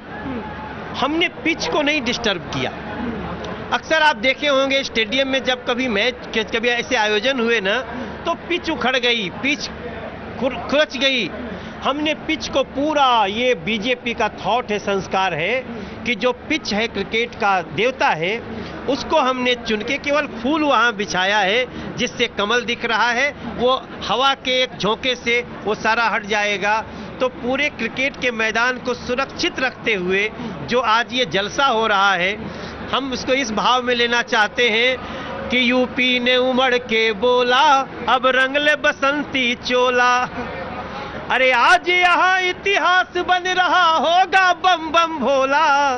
जनता ने उमड़ के बोला है, यूपी ने उमड़ के बोला। यूपी में बड़े गाने गाए गए थे, यूपी में काबा। तो आखिर में आज ये 273 की पिच पे से जवाब दे दीजिए, यूपी में काबा।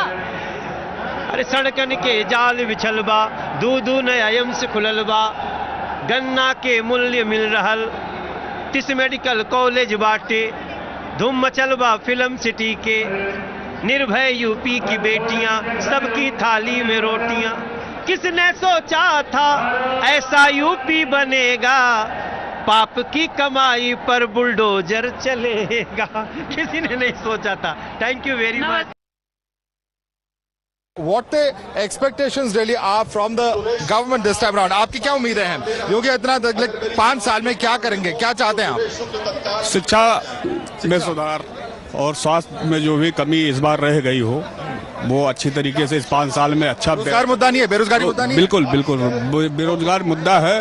और इस बार जो 5 साल में बेरोजगारी का सबसे बड़ा मुद्दा रहा, इस 5 साल में योगी आदित्य जी महाराज उस मुद्दे को पूर्ण तरीके से समाप्त करने की कोशिश करेंगे। इतना बड़ा जो ये शपथ ग्रहण समारोह हो रहा है, तो आप क्या मानते हैं इसकी जीत की क्या वजह रही हो? सबसे मुख्य कारण क्या है? कानून व्यवस्था था, बुलडोजर था, क्या था? भाजपा का विकास का जो मुद्दा है, सबका साथ सबका विकास, सबका विश्वास सबका प्रयास, इसी के विश्वास पे भाजपा एक बार फिर से प्रचंड बहुमत की सरकार बनाएगी। और जो भाजपा सरकार का सुशासन है, फिर बेरोजगारी और शिक्षा व्यवस्था, कोरोना के काल में सबसे ज्यादा व्यवस्था दी भाजपा सरकार।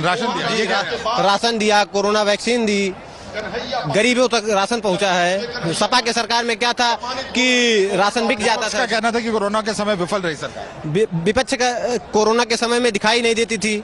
भाजपा के कार्यकर्ता, भाजपा के मुखिया जो हैं आदित्यनाथ योगी जी, प्रधानमंत्री जी, प्रधान से आए आप? बस्ती से आए। आप कहाँ से आए? कानपुर देहात रूरा। अच्छा, और आप क्या चाहते हैं अगले 5 साल में योगी आदित्यनाथ क्या करेंगे? 5 साल में योगी जी से हम लोगों को यही आशा है कि नौजवानों को बेरोजगारी की जो समस्या है, जो इसमें बड़ा मुद्दा बना इस चुनाव में, और उस चुनाव में जो टफ कंपटीशन हुआ, सिर्फ एक बेरोजगारी जो थी वही सबसे बड़ा मुद्दा था। और योगी जी जो जीते हैं, इसके बावजूद जीते, सिर्फ इस वजह जीते कि लॉ एंड ऑर्डर, मतलब आज के वर्तमान समय में भाजपा का कार्यकर्ता गुंडा नहीं होता है, आम पब्लिक को इससे मतलब नहीं है। लॉ एंड ऑर्डर में सुधार की जरूरत है। अभी भी लॉ ऑर्डर में सुधार की जरूरत है, क्योंकि नीचे वाला जो कार्यकर्ता है, अभी भी दूसरी पार्टी से जो आता है, उसकी बैग जो उसका है वो वही है। अच्छा,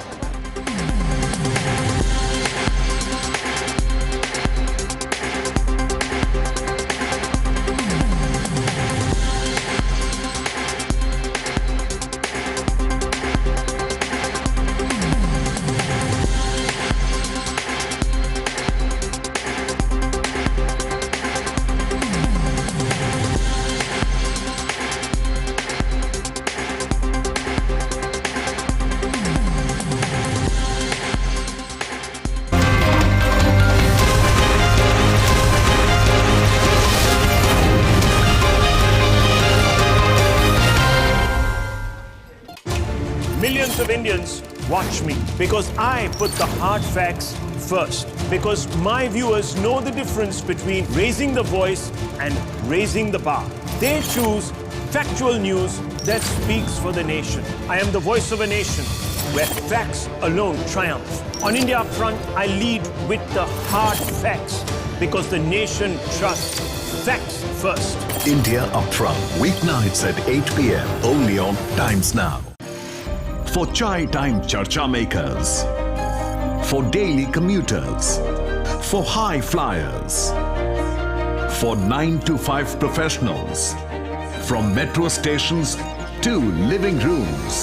We present the facts and help India make a judgment. From stories that shake the nation to opinions that shape them. I delve deep into the biggest news of the day and uncover every fact, every source, and every statement through debate and discussion.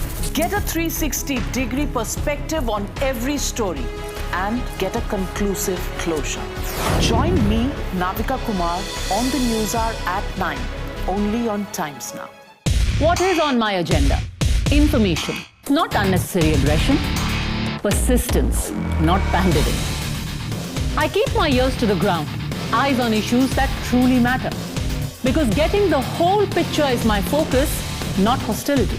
People, not propaganda, is my priority. No bluff, no bluster, no bias. Because your agenda is my single point agenda. Watch News Hour Agenda with me, Padmija Joshi, weeknights at 10 p.m. She asks tough questions like no other journalist. Ayodhya और मथुरा की बातें हो रही थी तो गोरखपुर क्यों? Safe seat है इसीलिए. She takes on the masters of Indian politics like no one else can because she speaks for you the way no one else can. Kashi Vishwanath की झांकी हो गई, अब मथुरा बाकी है. तो ये क्या गवर्नेंस की बातचीत है? क्योंकि चुनाव है उत्तर प्रदेश में, इसलिए आपने कृषि कानून क्या वापस चुनाव ले जीते तब नहीं गए थे जब कृषि कानून पास हो गया था? जीते गए थे. बंगाल में आप हार गए थे. Because your voice must be heard, your questions answered above all else. Frankly speaking, with Navika Kumar. In which country would a murder accused not even be arrested for 4 days? Patra, आप ऐसा करिए, अगर कोई इस देश में कोविड से ना मरे तो वो या तो जीएसटी से मर जाएगा या आपके पेट्रोल प्राइस से तो मर ही जाएगा. Someone over whom the taint of a pre-planned murder conspiracy hangs is the ideal person, and I think the best judge, people you will go seeking a mandate from.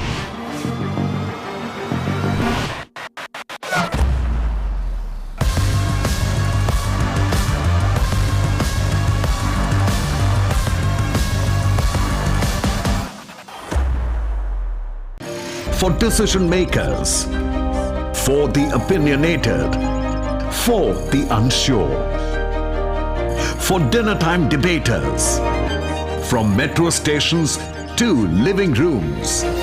We present the facts and help India make a judgment. From stories that shake the nation to opinions that shape them. I delve deep into the biggest news of the day and uncover every fact, every source, and every statement through debate and discussion.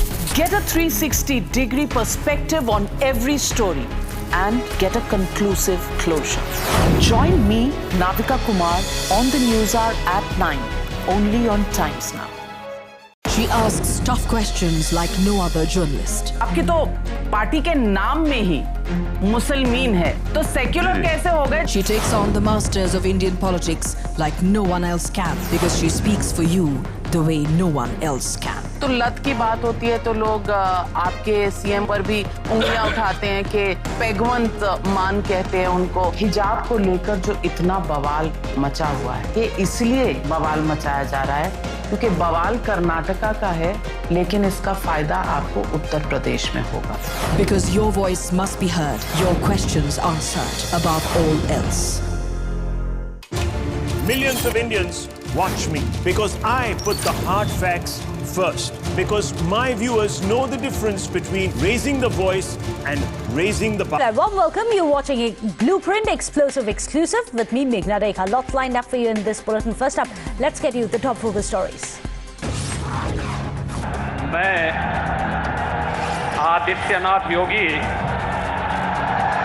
ईश्वर की शपथ लेता हूं कि Yogi Adityanath is sworn in as the Chief Minister for a historic second term. Massive show of strength by the BJP. Prime Minister Modi, top union ministers and BJP chief ministers bless the second innings. Times Now's newsbreak confirmed Shapath Samaroh may have lost his seat but retains the Deputy Chief Minister's post. However, Dinesh Sharma is replaced by Brajesh Pathak. 32 fresh faces joined the Uttam cabinet for Uttar Pradesh. Siddharthnath Singh, Mohsin Raza, Shrikant Sharma all booted out. Team Yogi hits the ground running. First cabinet meeting at 7 p.m. tonight.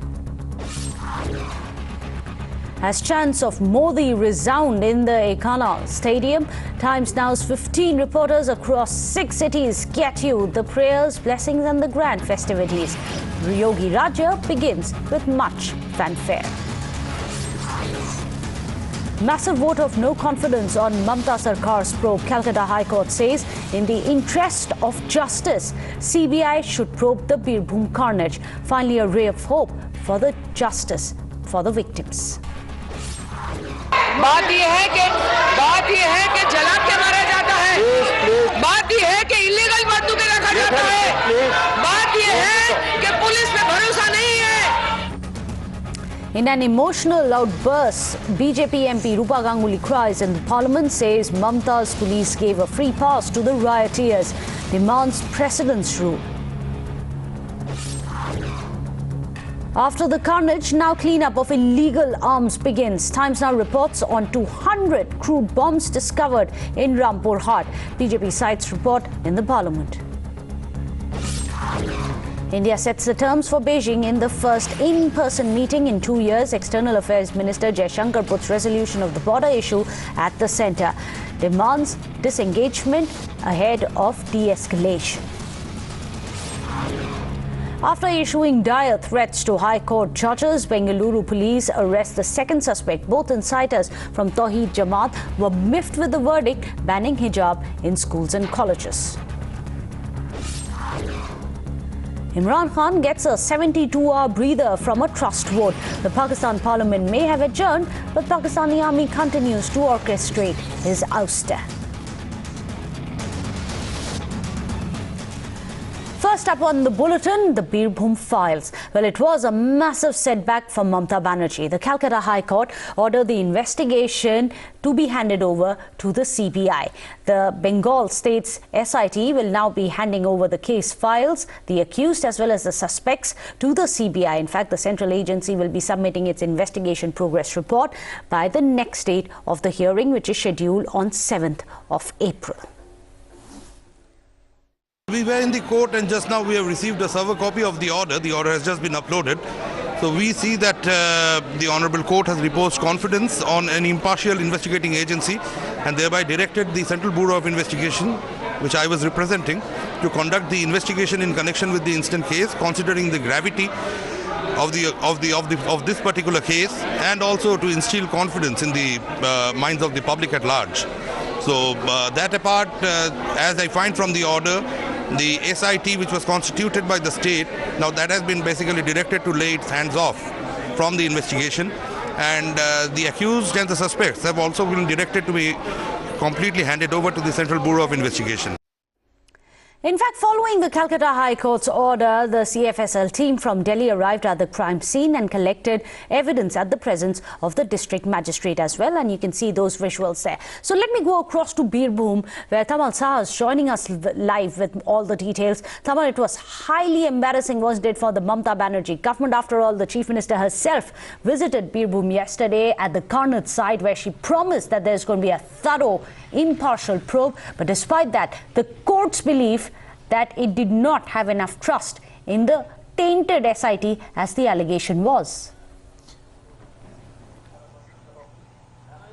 Well, the petitioner were quite vocal about one particular fact. If police are hand in glove, if police had been in cahoots with the goons, if police had allowed the entire carnage to continue, if police had not intervened, which also actually made police complicit in this whole scheme of things and the crime, thus police investigating their own role is something that petitioner found questionable, and it seems like those apprehensions have found the endorsement of the court. As the court said, for the sake of fair investigation and the larger interest, the matter would be handed over to CBI. Now, where does the case stand? As far as the SIT is concerned, the SIT will no longer continue with the probe.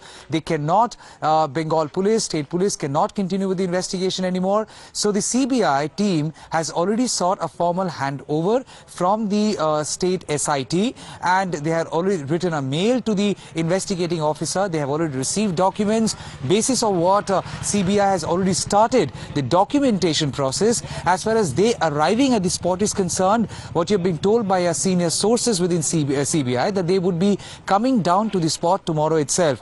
What has happened in the morning? In the morning we saw CFSL, which is also an extension, a wing of CBI, had come down from New Delhi. As per the directive of the Calcutta High Court, which was previously directed, they came down for the inspection of this place. Now this is the very spot right behind me where they came, they visited, they have collected their samples, and they would be submitting their report to the CBI. Whether CBI would be going for another round of post-mortem, we have to wait and see. And whether CBI would be questioning the cops, or as being alleged by BJP too, that there could be senior leaders from the district involved in the entire larger conspiracy scheme. Will they be also summoned, questioned by CBI? We have to wait and see. We'll keep trying the developments on that front. Thank you so much for getting us the updates from Birbhum. What's going to happen next in the CBI probe? Well, we are going to be tracking it very closely. Meanwhile, launching a scathing attack on Mamata government in Bengal, the Bengal BJP leaders have accused Mamata Banerjee of being completely remorseless. They say that the cops were blocked against taking action in the case, and of course have raised a massive hue and cry in the parliament as well.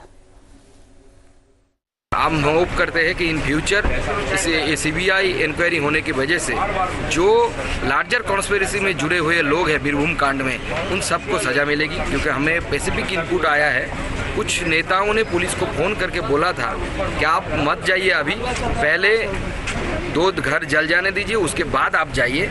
तो ये specific input हमारे पास है। वो ये काम जो जिन नेताओं ने किया, वो सबसे बड़े जिम्मेदार है ये गणहत्या के लिए।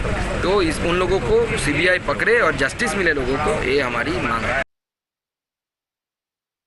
और हर बार कोई घटना होता तो एसआईटी गठित करके उसको दबाने का ममता बनर्जी प्रयास करते हैं, इसलिए उन पर भरोसा नहीं, अदालत को भी भरोसा नहीं था, इसलिए अदालत अपने हाथ में ले लिया। किसी एक जस्टिस के देखरेख में सारा इंक्वायरी चलेगा और 7 तारीख तो रिपोर्ट आएगा। तुम लोगों को जिस प्रकार से हत्या किया जा रहा है, किसी सभ्य समाज में नहीं होता है, और इसके लिए दुर्भाग्य से ममता बनर्जी माफी भी नहीं मांगी है।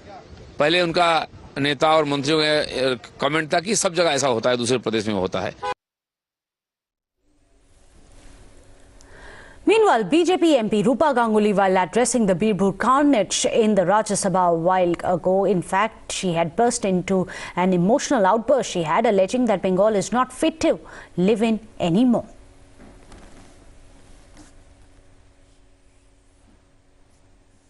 बात यह है कि जला के मारा जाता है, बात यह है कि इलीगल बंदूकें रखा जाता है, बात यह है कि पुलिस पे भरोसा नहीं है, बात यह है अनीस खान मरता है तो सिर्फ और सिर्फ सीबीआई मांगता है।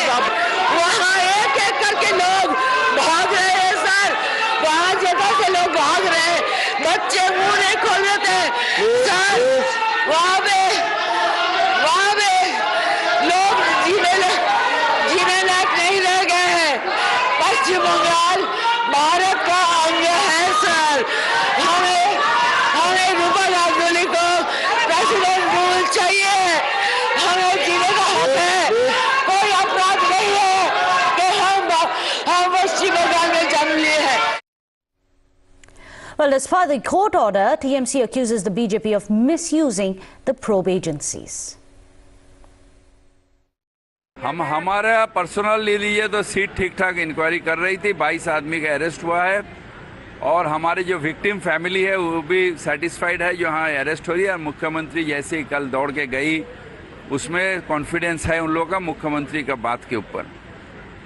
अब अदालत क्यों किया ये हम नहीं बोल सकते, हम अदालत को सम्मान करते हैं, उनके खिलाफ हम कुछ नहीं बोलेंगे। सीबीआई को लेकर पहले से ही allegation CBI best officers of the country are in CBI, मगर उन्हें पॉलिटिकल यूज करके सीबीआई का इज्जत को सेंट्रल गवर्नमेंट और बीजेपी सरकार खराब कर दे रहा। We will cooperate with the investigation of CBI and we will not oppose the order of CBI. But we have some strong questions regarding the investigation done by CBI, because according to our leadership, our party stand, we think that BJP has been refused by Bengal of people in elections. So they are trying in a different way with some larger conspiracies. BJP, Dui Bhai, ED or CBI. There are capable enough officers in ED and CBI, but the organizations are used by CBI, BJP in a politically motivated way. Meanwhile, the clean-up drive exposes the law and order in Bengal. 6 barrels of 200 crude bombs were seized from Birbhum today, and this seizure in files of the TMC denials. In fact, the bombs which were found have been disposed of under controlled atmosphere. Tamal Saha has this report when the crude bombs were discovered.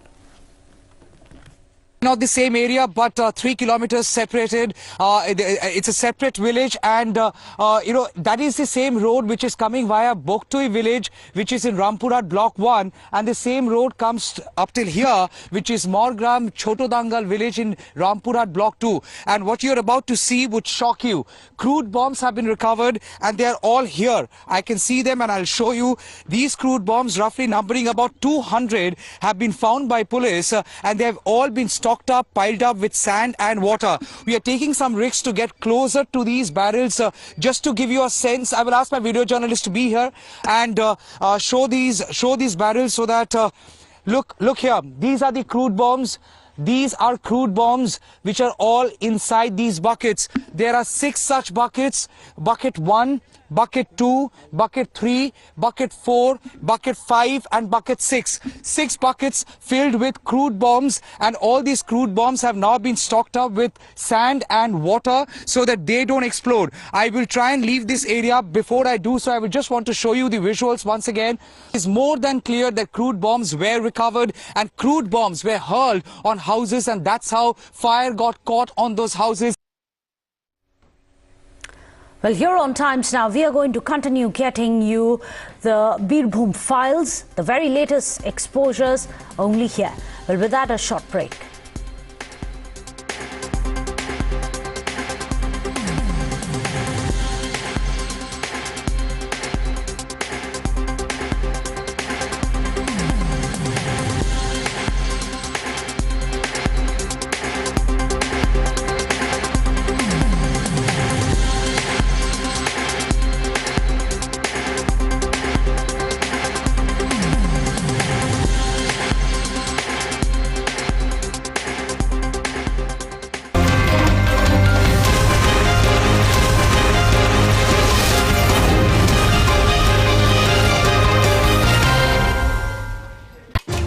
Millions of Indians watch me because I put the hard facts first. Because my viewers know the difference between raising the voice and raising the bar.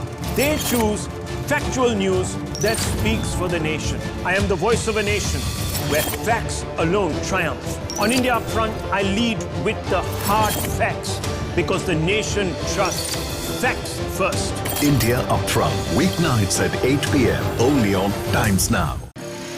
For chai time charcha makers, for daily commuters, for high flyers, for 9 to 5 professionals, from metro stations to living rooms. We present the facts and help India make a judgment. From stories that shake the nation to opinions that shape them. I delve deep into the biggest news of the day and uncover every fact, every source, and every statement through debate, and discussion. Get a 360-degree perspective on every story and get a conclusive closure. Join me, Navika Kumar, on the News Hour at 9, only on Times Now. What is on my agenda? Information, not unnecessary aggression. Persistence, not pandering. I keep my ears to the ground, eyes on issues that truly matter. Because getting the whole picture is my focus, not hostility. People, not propaganda, is my priority. No bluff, no bluster, no bias. Because your agenda is my single point agenda. Watch News Hour Agenda with me, Padmaja Joshi, weeknights at 10 p.m. She asks tough questions like no other journalist. Ayodhya और मथुरा की बातें हो रही थी तो गोरखपुर क्यों? Safe seat है इसीलिए. She takes on the masters of Indian politics like no one else can because she speaks for you the way no one else can. Kashi Vishwanath की झांकी हो गई, अब मथुरा बाकी है. तो ये क्या गवर्नेंस की बातचीत है? क्योंकि चुनाव है उत्तर प्रदेश में, इसलिए आपने कृषि कानून क्या चुनाव जीते तब नहीं गए थे जब कृषि कानून पास हो गया था? जीते गए थे. बंगाल में आप हार गए थे. Because your voice must be heard, your questions answered above all else. Frankly speaking, with Navika Kumar. In which country would a murder accused not even be arrested for 4 days? Patra, आप ऐसा करिए, अगर कोई इस देश में कोविड से ना मरे तो वो या तो जीएसटी से मर जाएगा या आपकी पेट्रोल प्राइस से तो मर ही जाएगा. Someone over whom the taint of a pre-planned murder conspiracy hangs is the ideal person, and I think the best judge, people you will go seeking a mandate from.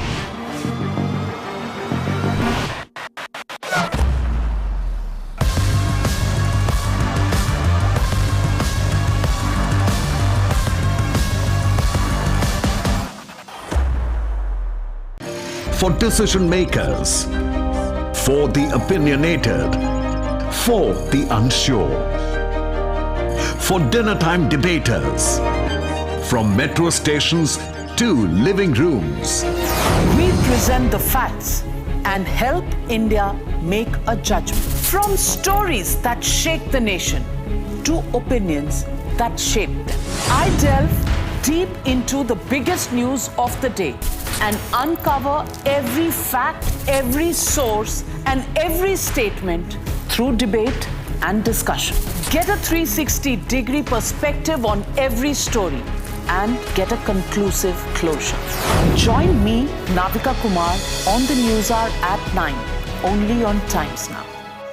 She asks tough questions like no other journalist. आपकी तो party के नाम में ही मुसलमान है, तो secular कैसे हो गए? She takes on the masters of Indian politics like no one else can because she speaks for you the way no one else can. तो लत की बात होती है तो लोग आपके सीएम पर भी उंगलियां उठाते हैं कि पैगवंत मान कहते हैं उनको. हिजाब को लेकर जो इतना बवाल मचा हुआ है, ये इसलिए बवाल मचाया जा रहा है क्योंकि बवाल कर्नाटका का है, लेकिन इसका फायदा आपको उत्तर प्रदेश में होगा. Because your voice must be heard, your questions answered above all else. Millions of Indians watch me because I put the hard facts first. Because my viewers know the difference between raising the voice and raising the bar.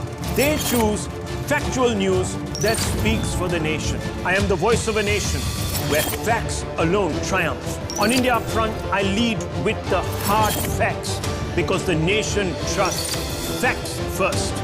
The very latest in the Kashmir Files now. Well, Delhi Chief Minister Arvind Kejriwal has landed in the eye of a storm over his rather insensitive statement, as it's been called, against the film Kashmir Files. In fact, Kejriwal accused the filmmakers of using the movie as a money spinner and further hitting out at the BJP for drumming up support for them.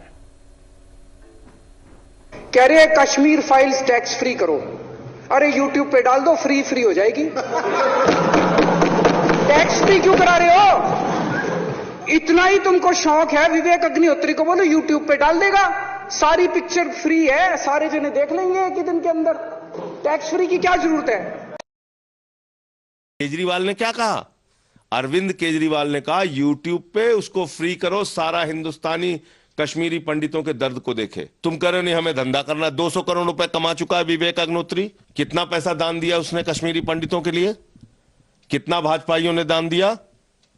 आओ ना, उनके भले के लिए आगे बढ़ते हैं, काम करते हैं। फालतू की राजनीति मत करो। 7 साल हो गया तुमने कश्मीरी पंडितों के लिए कुछ नहीं किया, और तुम्हारे समर्थन से जो सरकार चल रही थी उसके राज में कश्मीरी पंडितों पे जुल्म अत्याचार हुआ, मारकाट हुई, उन्हें भगाया गया। उसके गुनहगार हैं भाजपाई। कालिक लगा के अपने चेहरे पर घूमना चाहिए। इनको बोलने का हक नहीं है। फिल्म दिखानी है दूरदर्शन पे दिखाओ फ्री। किसने रोका है तुमको? Meanwhile, the BJP has hit back at the Delhi Chief Minister by underlining the insensitivity of the statement as an attack against all martyrs and the Indian Army. कल दिल्ली विधानसभा में अरविंद केजरीवाल ने कश्मीरी हिंदुओं के नरसंहार को झूठा बताया। मैं ये कहना चाहता हूं कि कश्मीरी हिंदुओं के नरसंहार को झूठा बताना अपनी माता जी के चरित्र पर सवाल उठाने के बराबर है। और ये बदतमीजी, ये बेहूदगी, ये बेशर्मी से भरी हंसी उन छोटे छोटे बच्चों की, महिलाओं की लाशों पर आतंकवादियों को बचाने की ऐसी बेशर्म कोशिश अरविंद केजरीवाल ने न केवल कश्मीरी हिंदुओं के नरसंहार का मजाक बनाया है, बल्कि देश के लिए शहीद हुए हर सेना के जवान का भी मजाक उड़ाया है। देखिए, मैंने जो बात कही, अपनी बात में ही कहा कि केवल नौकरी और ये एकोमोडेशन से समाधान नहीं होगा। ये लगता है कि आज बजट पर ही चर्चा की जाए।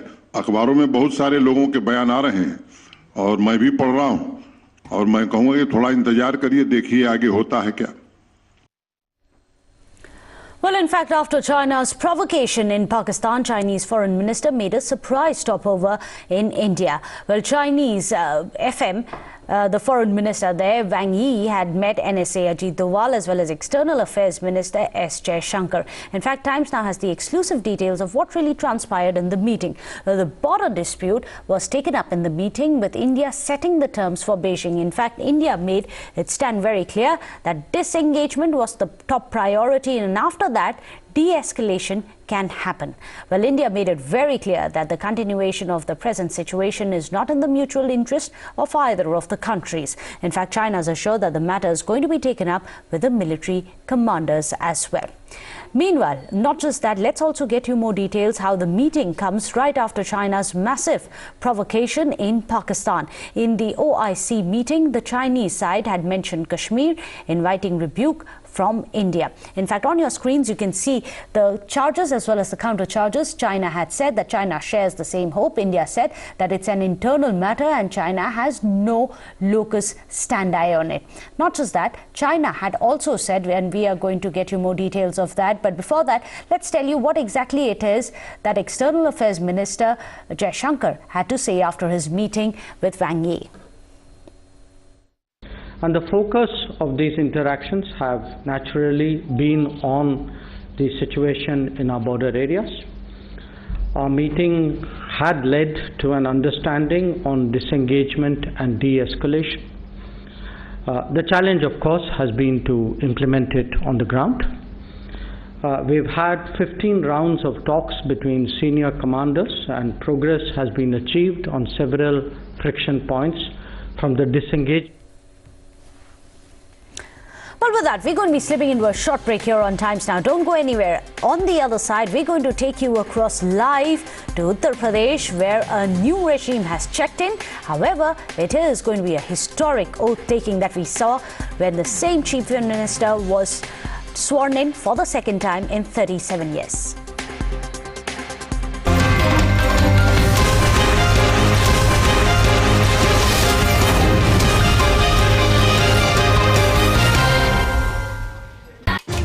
Millions of Indians watch me because I put the hard facts first. Because my viewers know the difference between raising the voice and raising the bar. They choose factual news that speaks for the nation. I am the voice of a nation where facts alone triumph. On India front, I lead with the hard facts. because the nation trusts facts first. India Upfront, weeknights at 8 p.m. only on Times Now. For chai time charcha makers, for daily commuters, for high flyers, for 9 to 5 professionals, from metro stations to living rooms. We present the facts and help India make a judgment. From stories that shake the nation to opinions that shape them. I delve deep into the biggest news of the day and uncover every fact, every source, and every statement through debate and discussion. Get a 360-degree perspective on every story and get a conclusive closure. Join me, Navika Kumar, on the News Hour at 9, only on Times Now. What is on my agenda? Information, not unnecessary aggression. Persistence, not pandering. I keep my ears to the ground, eyes on issues that truly matter. Because getting the whole picture is my focus, not hostility. People, not propaganda, is my priority. No bluff, no bluster, no bias. Because your agenda is my single point agenda. Watch News Hour Agenda with me, Padmaja Joshi, weeknights at 10 p.m. She asks tough questions like no other journalist. Ayodhya और मथुरा की बातें हो रही थी तो गोरखपुर क्यों? Safe seat है इसीलिए. She takes on the masters of Indian politics like no one else can because she speaks for you the way no one else can. Kashi Vishwanath की झांकी हो गई, अब मथुरा बाकी है. तो ये क्या गवर्नेंस की बातचीत है? क्योंकि चुनाव है उत्तर प्रदेश में, इसलिए आपने कृषि कानून क्या चुनाव जीते तब नहीं गए थे जब कृषि कानून पास हो गया था? जीते गए थे. बंगाल में आप हार गए थे. Because your voice must be heard, your questions answered above all else. Frankly speaking, with Navika Kumar. In which country would a murder accused not even be arrested for 4 days? Patra, आप ऐसा करिए, अगर कोई इस देश में कोविड से ना मरे तो वो या तो जीएसटी से मर जाएगा या आपकी पेट्रोल प्राइस से तो मर ही जाएगा. Someone over whom the taint of a pre-planned murder conspiracy hangs is the ideal person, and I think the best judge, people you will go seeking a mandate from.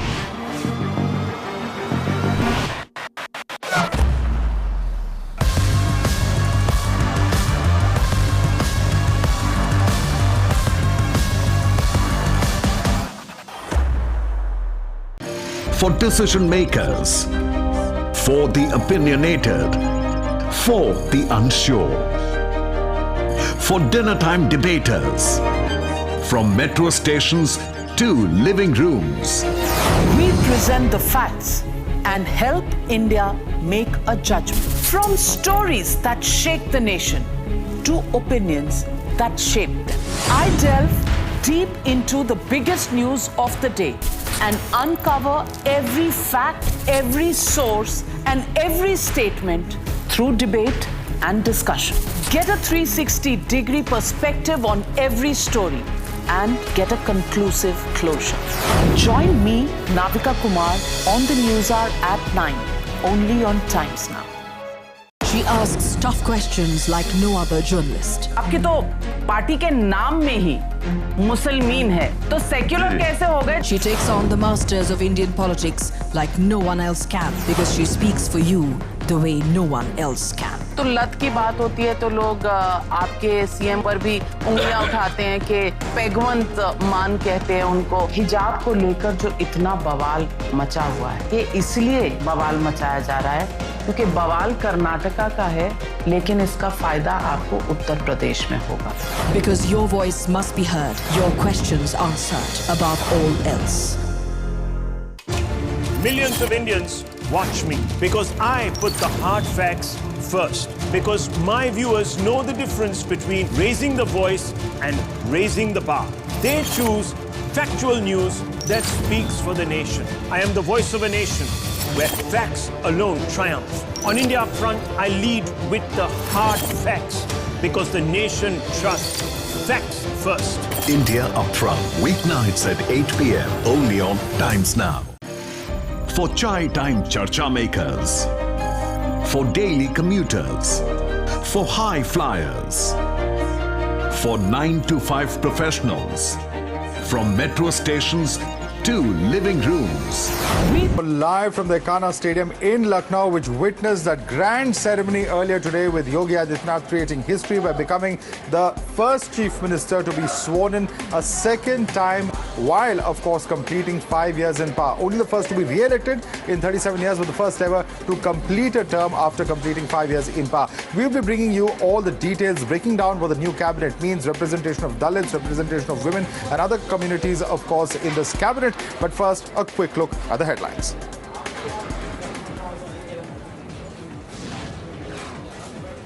मैं आदित्यनाथ योगी ईश्वर की शपथ लेता हूं कि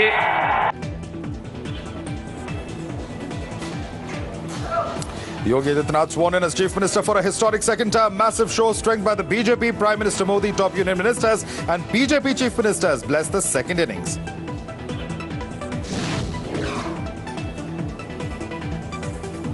Times Now's newsbreak confirmed Keshav Maurya may have lost his seat but retains the Deputy Chief Minister's post. However, Dinesh Sharma is replaced by Brajesh Pathak.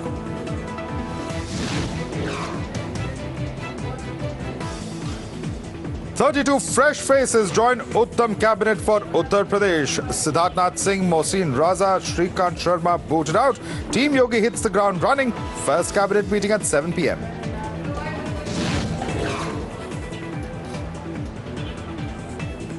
As chants of Modi resound in the Ekana Stadium, Times Now's reporters across 6 cities get you prayers, blessings and grand festivities.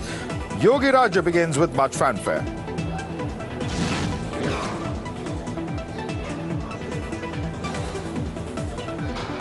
Massive vote of no confidence in Mamta Sarkar's probe. Calcutta High Court says in the interest of justice, CBI should probe the Birbhum carnage. Finally, ray of hope for justice for victims. बात यह है कि जला के मारा जाता है। बात यह है कि इलीगल बंदूकें रखा जाता है। बात यह है कि पुलिस पे भरोसा नहीं है।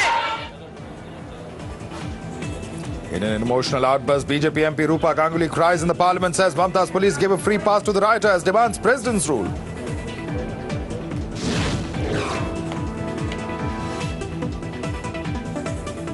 After the carnage, now cleanup of illegal arms begins. Times Now reports on 200 crude bombs discovered in Rampur Hat.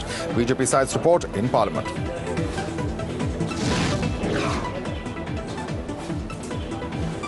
India sets the terms for Beijing in the first in-person meeting in 2 years. External Affairs Minister Jaishankar puts resolution of border issue at the centre, demands disengagement before de-escalation.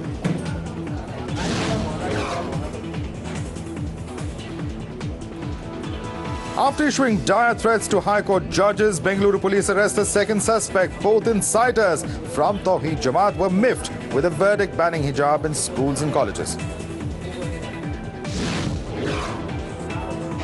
Imran Khan gets a 72-hour breather from a trust vote. The Pakistan Parliament may have adjourned, but Pakistan Army continues to orchestrate his ouster.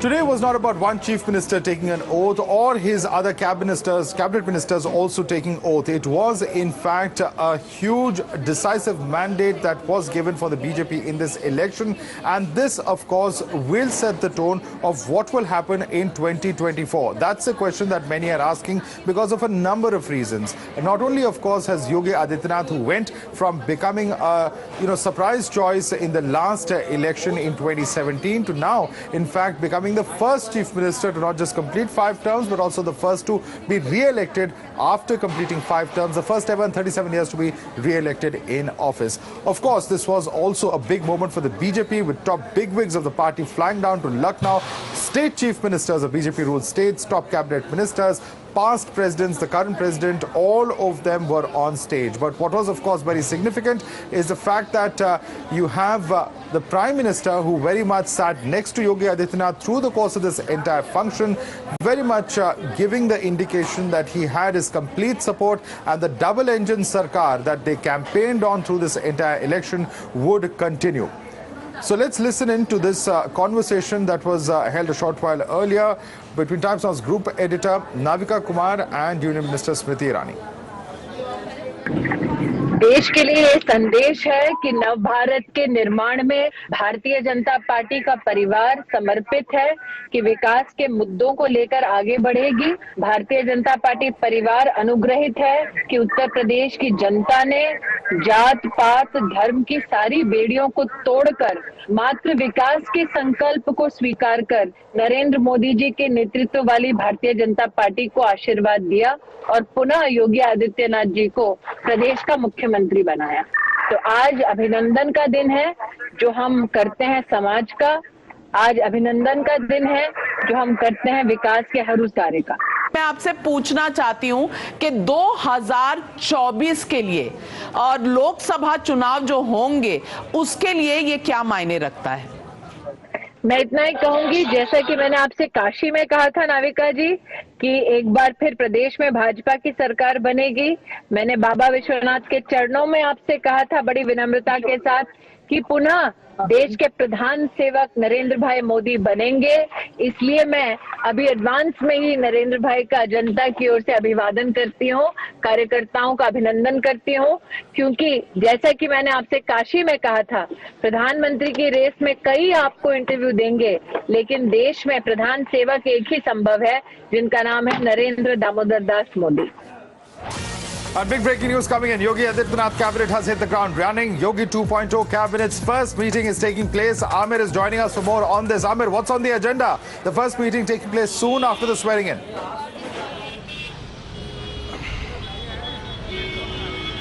Well, that's right, Madhav. The last time around this meeting took place, the BJP actually came true to its words. It had announced waiver of rupees 36,000 crores worth of loans that were pending against various farmers across the state of Uttar Pradesh. And this time around, a long list of promises that the BJP had made right before elections in its manifesto, the vision document for the BJP in 2022. And therefore, we should expect some clear decisions taken into that direction. Foremost being, promise of employment for youth. At least one person per family has to be provided. का यज्ञ पूरे देश में चल रहा है और उत्तर प्रदेश में चल रहा था, उस यज्ञ को जारी रखेंगे, उसे और आगे और मजबूती से बढ़ाने का काम करेंगे। 2022 की यह दूसरी पारी जो हमारी है, लोक कल्याण संकल्प पत्र जो हमारा है, वह हमारा रोड मैप है। उसके आधार पर हम उत्तर प्रदेश की जनता की सेवा करेंगे, कार्यकर्ताओं के मान सम्मान में कमी नहीं आने देंगे। तीसरी बात मैं यह साथ में और जरूर कहना चाहूंगा कि 2024 में 75 प्लस के संकल्प के साथ। All right, that was the Deputy Chief Minister Keshav Prasad Maurya speaking. Of course, despite losing in his constituency of Siratu, managing to retain the Deputy Chief Minister seat. Of course, his other Deputy Chief Ministerial colleague Dinesh Sharma not so lucky winning the election, but losing the Deputy CM's post. Let's take this across to our other guest. Joining us with us is Neeti Jain, spokesperson of the BJP. Rajiv Ranjan Singh is a political analyst. Lokesh Jindal, leader of the Congress, is also with us, and Raghavendra Dubey is a leader of the Samajwadi Party, joining us from the national capital. I'm going to come to you first. Neeti Jain, of course, a lot of changes, a lot of challenges, but the fact is that the Yogi Adityanath government will have to hit the ground running. It is despite issues such as unemployment that Yogi Adityanath has won this election, and that's something that even BJP supporters in this ground behind me have been telling me all day. So there are a lot of expectations about what the government will be able to do in such areas such as unemployment, price rise, and of course also continuing to work on law and order. Madhav, let me tell you that the BJP government has never shied away from the work that needs to be done. We have said that in the last 5 years, the BJP has performed, and which is evident in the mandate that we have gotten. There are still things that need to be done. The things that you just mentioned, and also a lot more that needs to be done on infrastructure and all of those issues. And like your breaking news itself said that Yogi ji is already holding a cabinet meeting and all of those issues are being discussed. So we have a plan. We have a way to go forward with all of these issues, and we are completely on it. The point is that with this government reforming, there is a certain stability that the state has gotten. The policies that were put in initiation in the last term will be taken forward in this term. So nowhere is the BJP running away or the government is running away from the work that needs to be done. We're completely on it. We have been on it.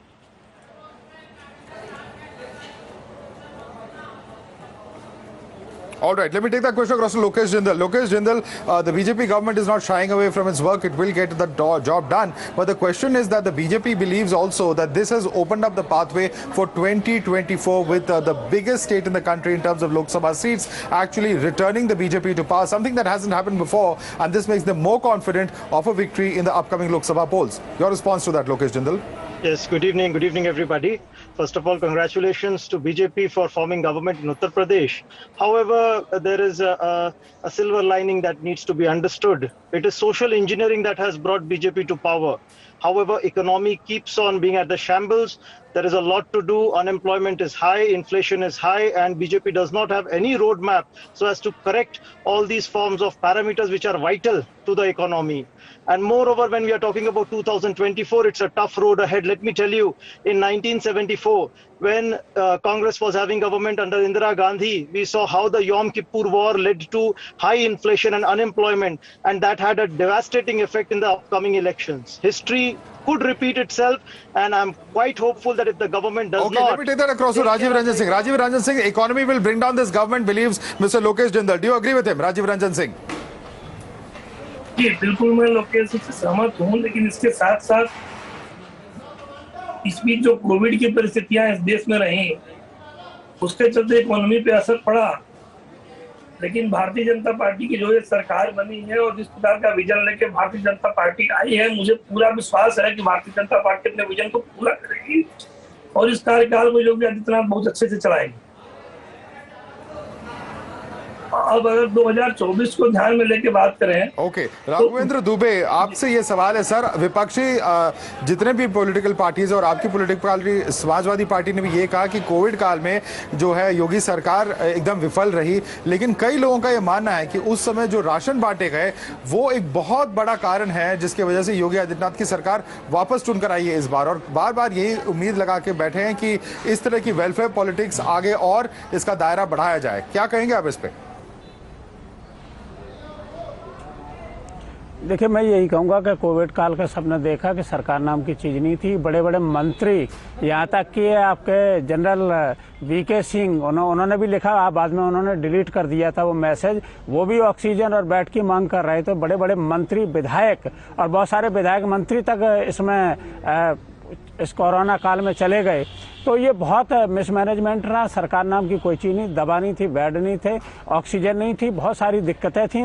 Unemployment सबको पता है कि जिस तरीके से बेरोजगारी बढ़ी और युवा बेरोजगार रहे, किसानों की समस्या रही, छुट्टा पशुओं की समस्या रही, बहुत सारे, चाहे वो शिक्षक भर्ती वाले जो अभ्यर्थी ने तो अपना विश्वास योगी आदित्यनाथ में जताया। अब इसके कारण क्या है हम आगे डिस्कस करेंगे आपके साथ। I will request you and all our guests to stay on with us. We are going to slip into a quick break, but we are going to continue breaking down and also the new faces in the cabinet. What does all of this mean? Is this an injection of the youth, more representation to women and other communities? All of that will be discussed on the other side. Stay tuned.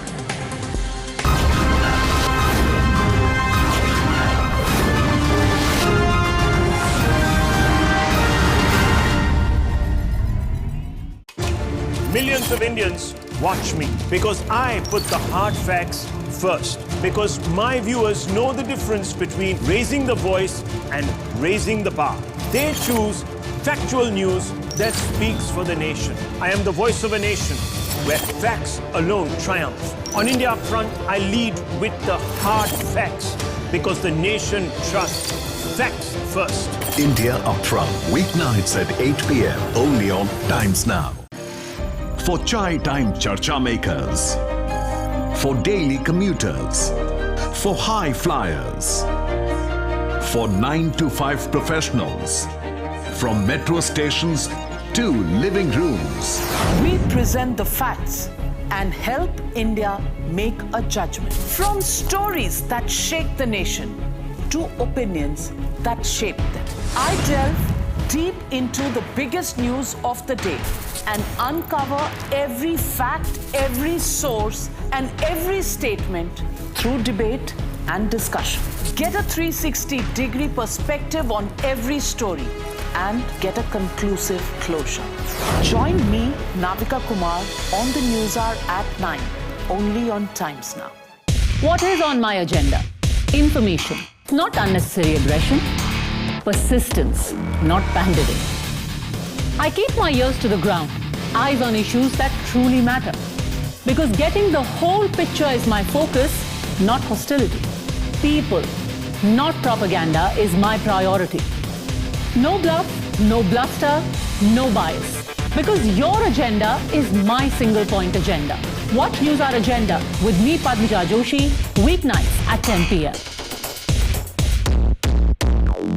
She asks tough questions like no other journalist. Ayodhya और मथुरा की बातें हो रही थी तो गोरखपुर क्यों?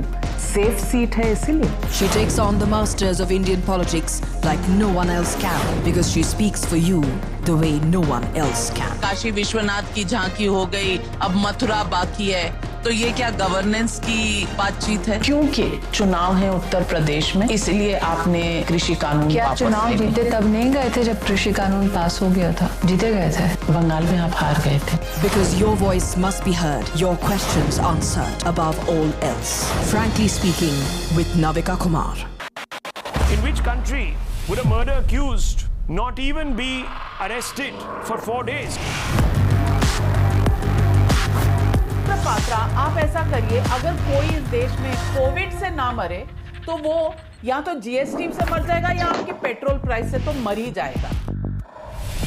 Someone over whom the taint of a pre-planned murder conspiracy hangs is the ideal person. I think the best judge, people you will go seeking a mandate from.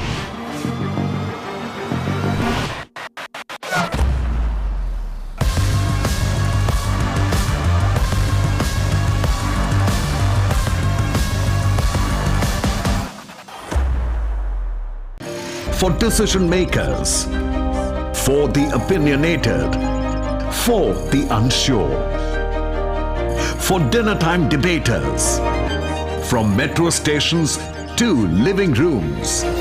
We present the facts and help India make a judgment. From stories that shake the nation to opinions that shape them. I delve deep into the biggest news of the day and uncover every fact, every source, and every statement through debate and discussion. Get a 360-degree perspective on every story and get a conclusive closure. Join me, Navika Kumar, on the News Hour at 9, only on Times Now.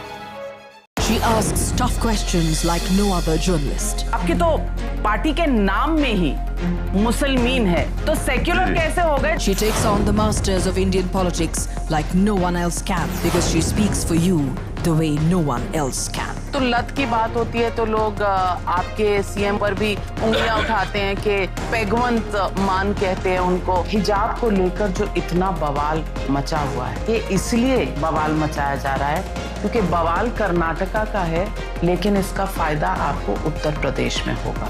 Because your voice must be heard, your questions answered above all else. Millions of Indians watch me because I put the hard facts first. Because my viewers know the difference between raising the voice and raising the bar. They choose factual news that speaks for the nation. I am the voice of a nation where facts alone triumph. On India Upfront, I lead with the hard facts because the nation trusts facts first. India Upfront, weeknights at 8 p.m. only on Times Now. Massive swearing-in ceremony that has taken place here at Lucknow's Ekana Stadium that took place just a few hours back, attended by the who's who of the BJP, and certainly a huge day for Yogi Adityanath, as he is only the second chief minister to be re-elected in 37 years and the first to be re-elected after completing a complete 5-year term. Of the 52 ministers who sworn into the massive council of ministers, 47 were sworn in 2017. About 32 were new faces, so fresh blood being injected into this cabinet. Of course, proportional representation, 5 seats being given to women representatives, the same as earlier, and other caste groups including Dalits as well as Mauryas, non-Maurya and non-Yadav OBCs such as Nishads, all of them getting adequate representation in this cabinet is what the BJP says. Of course, the first cabinet meeting also beginning. There will be a dinner tonight at the governor's residence as well. For the moment, we're going to slip into a quick break. We will bring you all the updates on the process of government formation in just a few minutes. Stay tuned.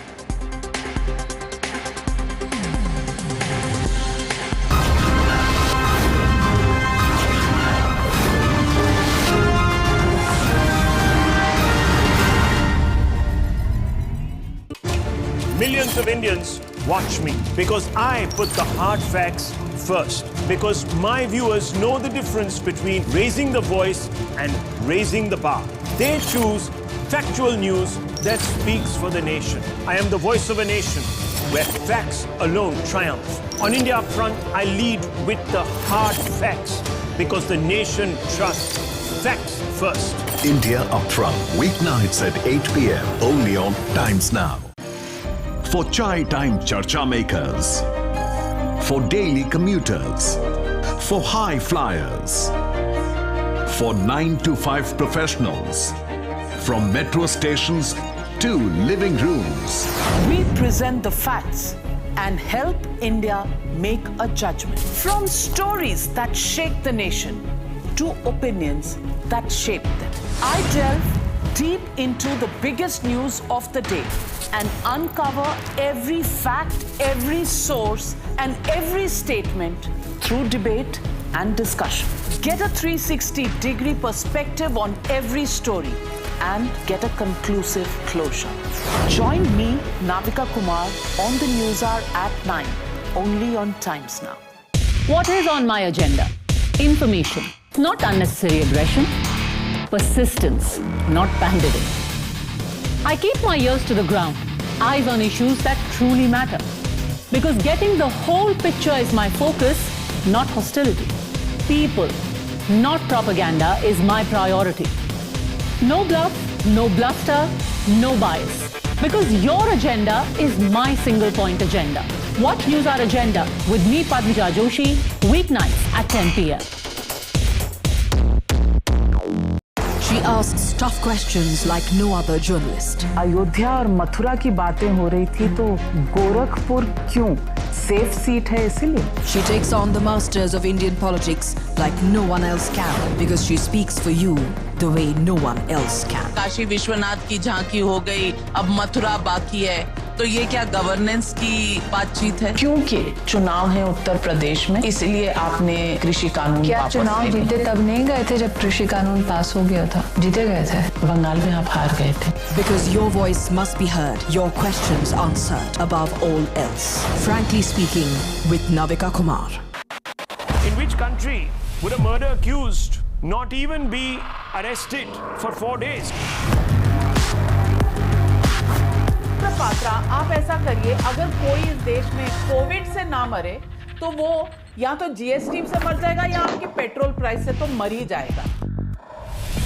Someone over whom the taint of a pre-planned murder conspiracy hangs is the ideal person, and I think the best judge, people you will go seeking a mandate from.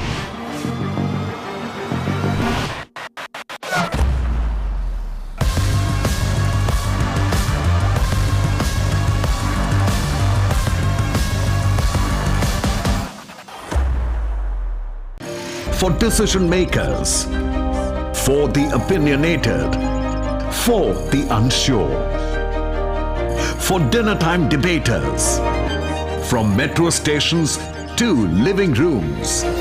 We present the facts and help India make a judgment. From stories that shake the nation to opinions that shape them. I delve deep into the biggest news of the day and uncover every fact, every source, and every statement through debate and discussion.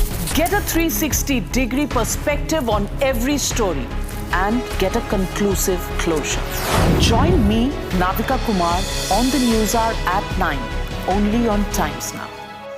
She asks tough questions like no other journalist. आपके तो party के नाम में ही मुसलमान है, तो secular कैसे हो गए? She takes on the masters of Indian politics like no one else can because she speaks for you the way no one else can. तो लत की बात होती है तो लोग आपके सीएम पर भी उंगलियां उठाते हैं कि पैगवंत मान कहते हैं उनको। हिजाब को लेकर जो इतना बवाल मचा हुआ है, ये इसलिए बवाल मचाया जा रहा है क्योंकि बवाल कर्नाटका का है, लेकिन इसका फायदा आपको उत्तर प्रदेश में होगा। Because your voice must be heard, your questions answered above all else. Millions of Indians watch me because I put the hard facts first. Because the Congress Party and the National Conference, led by the Abdullahs, has artfully dodged questions. Questions posed to them seeking accountability from them on the ethnic cleansing that cast a massive shadow over the Kashmir Valley, viewers, in the late 80s and early 90s. Lakhs and lakhs of Kashmiri Hindus had to flee their homes and live lives like displaced refugees in their own land. Justice, of course, has been denied to them for 32 long years, viewers. But the Congress, the National Conference, say that questions seeking accountability for them should not be asked. In fact, they say that they weren't even in power when the exodus began. They say that VP Singh's government, supported by the Bharatiya Janata Party, was at the helm at the center, and the state itself was under central rule under Governor Jagmohan. Today, viewers, we speak to Kerala Governor Arif Muhammad Khan, who was then a cabinet minister in the VP Singh government, to seek his views on the Congress and National Conference's claims, counterclaims.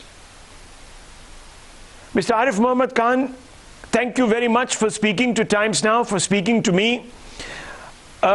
We have been waging a campaign to have this government, the NDA government, set up a commission of inquiry to look into the Kashmiri Hindu genocide and exodus. Do you believe there should be a commission of inquiry, sir, set up now?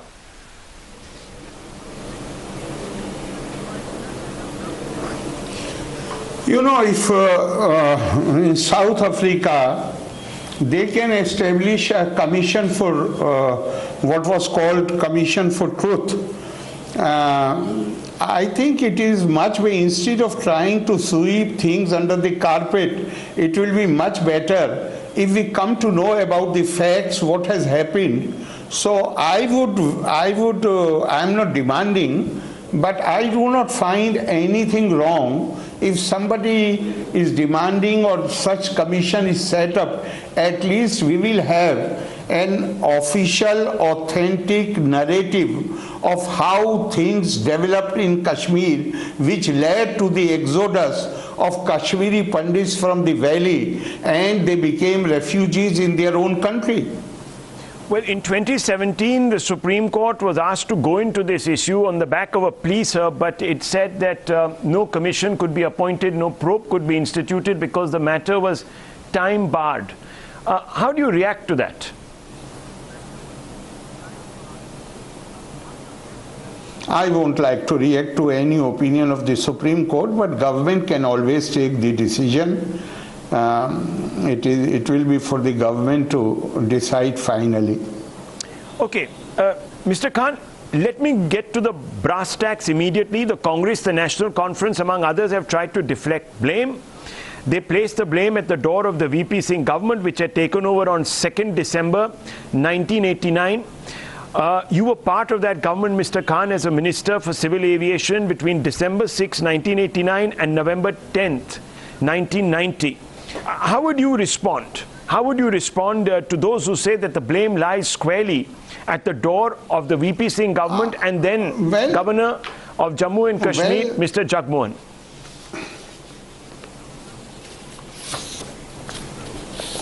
Well, I won't try to escape or evade the issue, escape the responsibility, and this is not my new view. I have always said it, that the release of, in order to secure the release of Rubaiya Saeed, daughter of the then Home Minister Mufti Saeed, what we did is certainly not beyond scrutiny. And you have not asked me although this question, but I'm admitting I was a member of that team, Mr. I.K. Gujral and me. I was not member of the Cabinet Committee on Security Affairs. Therefore, I was not aware what transpired there, but I was woken up around 1:30 in the night, and I was told that this Cabinet Committee on Security Affairs has decided to send a team consisting of Mr. Gujral and me to Srinagar. And I was also told that army has been alerted at Pathankot, and we will have to, people may not be aware, for some time during Indiraji's time, I was involved with Kashmir affairs.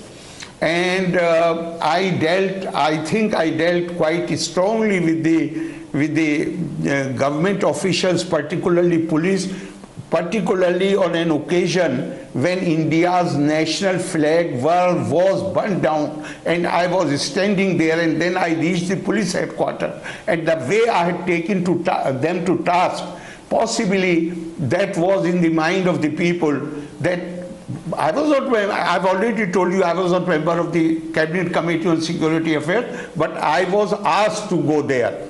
And when we reached there, I'm giving you this story. It was sometime about 10-12 years back. This found lot of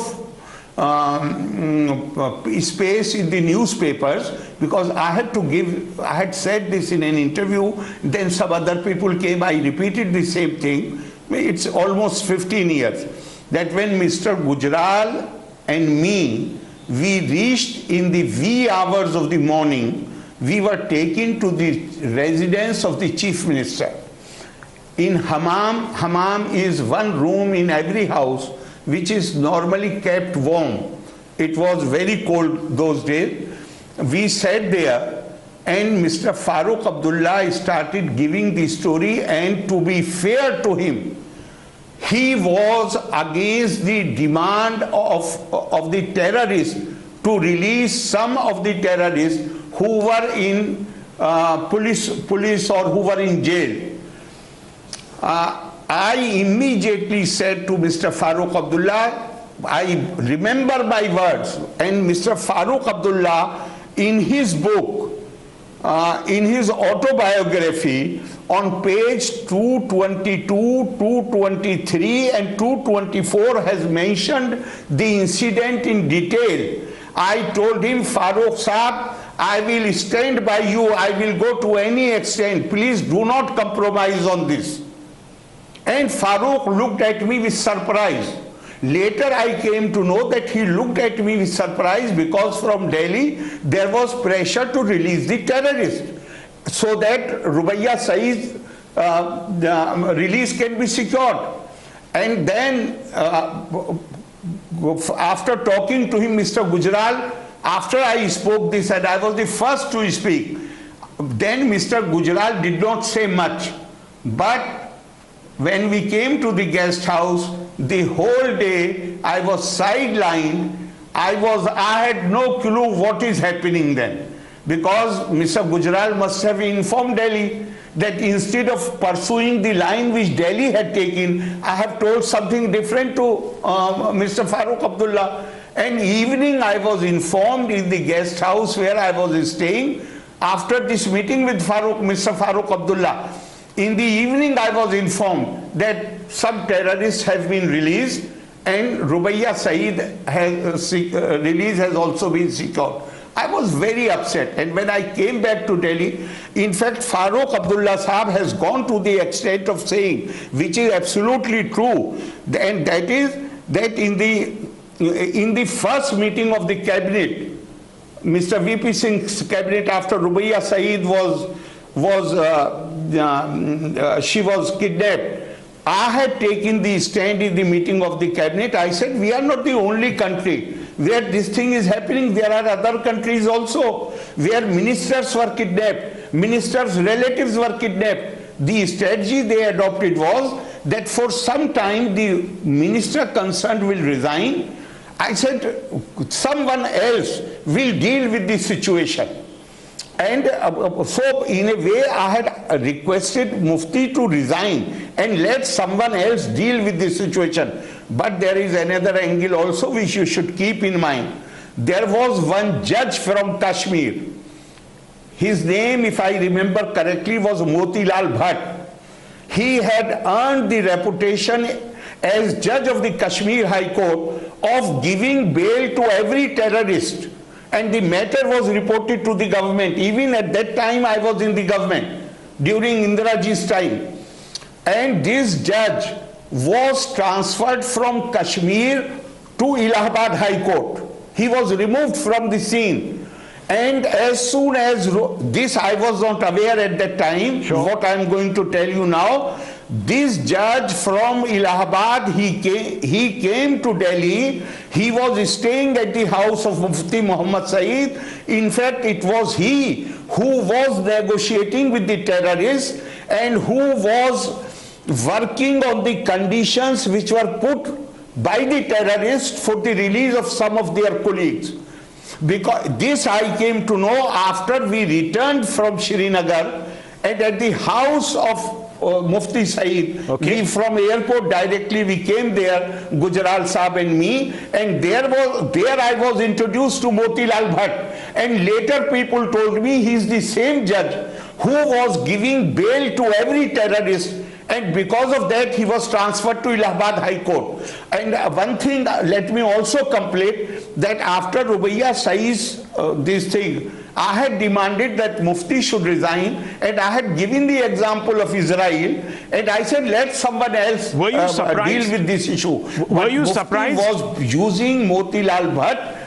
Were you surprised, Mr. Khan, that the BJP that supported this government played along? Were you surprised? Shouldn't they have pulled? Should they not have pulled support? They did it over the Mandal issue, but not over this. A subjugation, complete surrender to terror. No, but let me tell you, everybody was not fully aware of these details. I was in the government. Therefore, even I came to know, after these people were released, sitting at the house. But after the people were released, why didn't the BJP withdraw support, sir? So I mean, I can't reply on behalf of any political party, but I can tell you one thing. Let me come back. I had told Mr. Farooq Abdullah. Let me come back, sir. Now, Farooq Abdullah, was playing. Maybe Farooq Abdullah, sir, was playing you. Maybe he was playing you. Maybe he was playing you because he knew that this was an opportunity to get the better of a rival who was also contesting for Chief Minister of the state of Jammu and Kashmir in the form of Mr. Mufti Muhammad Saeed, as you know, because Farooq Abdullah did not tell you that between July and December 1989, he himself had released 70 terrorists. And this has been revealed by SP Ved Saab. 70 terrorists to Farooq Abdullah ne hi release kar diye the. I was coming...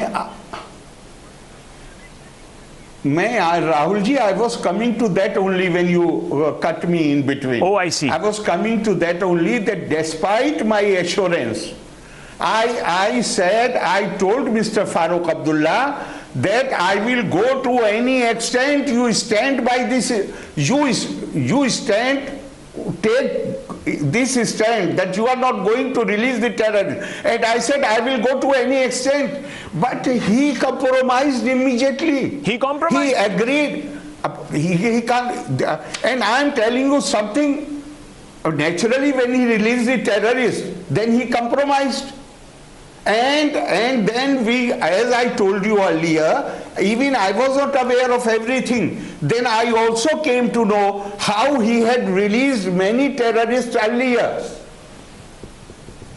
But in this case, this case was slightly different. This case, if you allow me, this case was little serious. I have so many friends in Kashmir who were with me in the university. Each one of them, their fathers, their elders during the day, because after that meeting with Farooq Abdullah Sahab, I was sidelined. I was not in the picture. So I kept meeting my friends. I went to their house. I had lunch there. So everybody told me, and this was later confirmed by Musa Raza, who was Chief Secretary. What I was told, everybody told me, Arif Sahab, Kashmir will never accept that a girl should be mishandled, manhandled. Please do not come under the pressure of these terrorists. Right. If they manhandle her, then they will find no space in the valley. So this case was slightly different. Yes. Here we could have shown more guts. Yes, much and more. And stood by that. Much more guts. Delhi came to know. So let me ask you, sir, what do you make? What do you make of this constant? Moment Delhi came to. I understand. Yes. So what do you make of this constant? Now you say that Farooq Abdullah also did a U-turn and went ahead and sanctioned the release of the terrorists in exchange for the hostage. But I want to ask you now, Mr. Khan, because every time you ask Farooq Abdullah, every time you ask Junior Abdullah, every time you ask the Congress party, they say ask VP Singh. Now VP Singh is not here to clear his name. You ask Atal Bihari Vajpayee, you ask the BJP. How do you respond to that?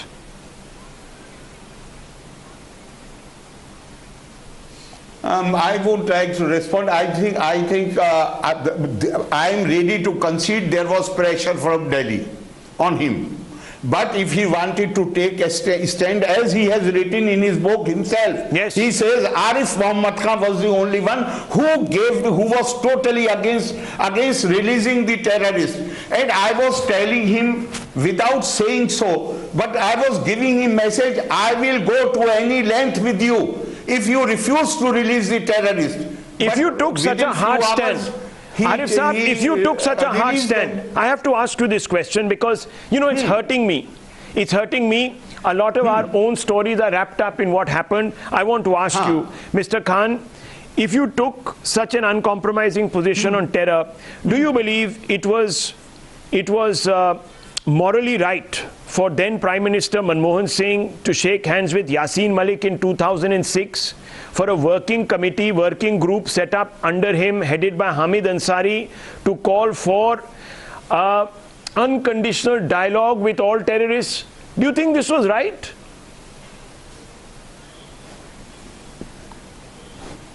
I think I have already written about this in one of my articles. Basically, the softness which we have shown, that created doubts even in the minds of those who were staunchly for India. It was the kind of stance which you have mentioned, which made pro-Indian elements nervous in the valley. And they thought, and I am not saying it to you for the first time, in 2011 or 12, in India Today's conclave, I made the same point, and 15 days later, I was invited by the Vivekananda International Foundation to speak on this issue because they told me that India Today conclave, you had only 15 minutes, here you can speak for an hour. And there I mentioned how VP Singh showed weakness, how PV Narasimha Rao said that as far as autonomy is concerned, sky is the limit, how Manmohan Singh dealt with kid gloves with rather in a friendly manner with the terrorists. Not only that, if you recall, one photo is still alive in my memory. The Home Secretary of the Government of India in Kashmir, he was camping in Kashmir Shahi, the guest house, and a terrorist, I don't remember his name now, who had owned responsibility for killing number of people. He came to the guest house to meet the Home Secretary, and he was wearing a veil on his face. And that photo was splashed prominently in the newspapers. I don't remember the year, but I felt so bad that day that if we are ready to meet these criminals in this manner, then what kind of message are we giving to the people in Srinagar? This is a very powerful message coming from Governor Sahab. Now, Governor Sahab, I want to ask you this because this is very important. There is so much obvious fervor that has been evoked by this movie Kashmir Files. Now, Governor Sahab, many people are saying that this is an instrumentality in the hands of the NDA government to pit Muslims and Hindus against each other, to reopen wounds, to communalize the entire atmosphere. And at the end of the day, this is a rampant example of the Islamophobia that girds the entire NDA. How do you react to this?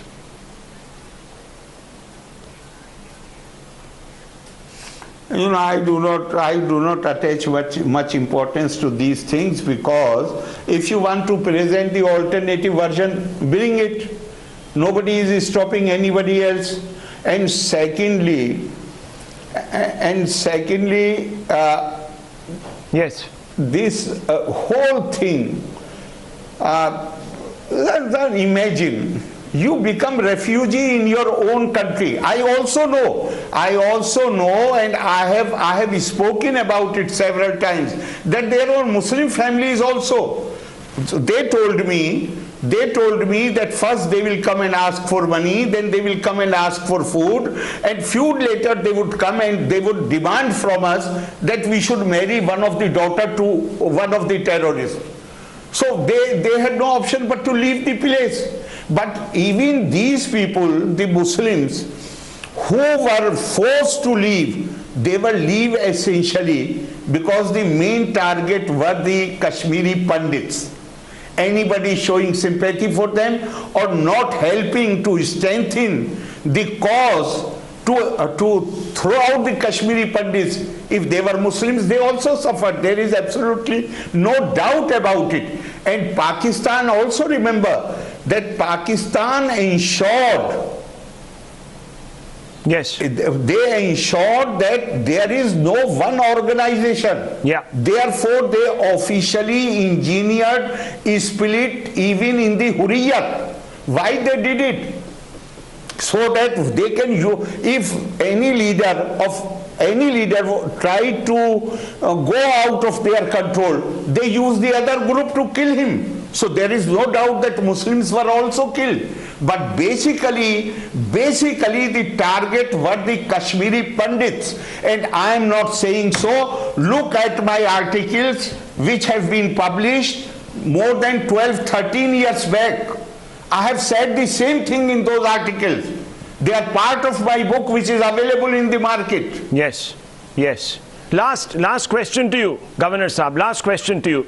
Do you think the Modi government can ignore calls now for an inquiry, for a commission, yes, for a probe?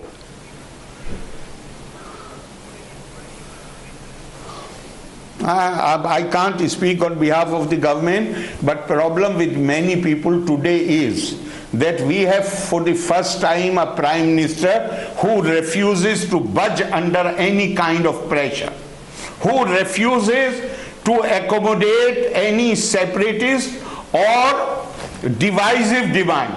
That is the whole problem. That is why the hearts have become full of hatred. Can you ever imagine people who claim to be progressive and liberal? The hatred is so much that they are going out of their way even to support triple divorce, even to support hijab. So one thing I am confident about, that we have today a prime minister, and this also I can say that this possibly is for the first time that everybody knows that you can't pressurize him.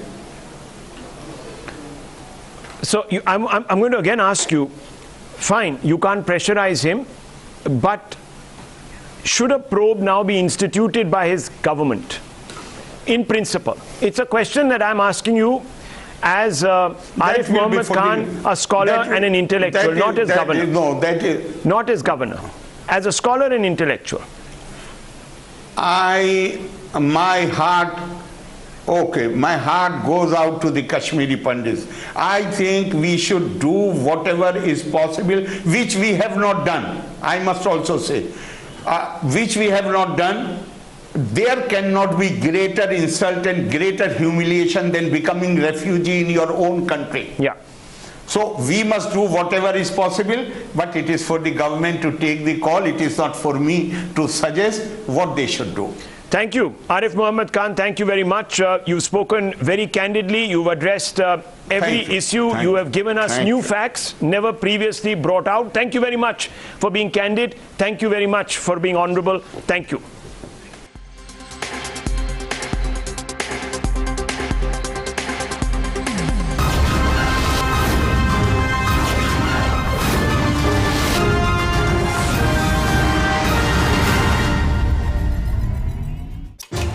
Millions of Indians watch me because I put the hard facts first. Because my viewers know the difference between raising the voice and raising the bar.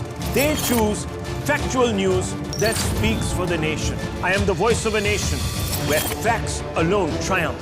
On India Upfront, I lead with the hard facts because the nation trusts facts first. India Upfront, weeknights at 8 p.m. only on Times Now. For chai time charcha makers, for daily commuters, for high flyers, for 9 to 5 professionals, from metro stations to living rooms.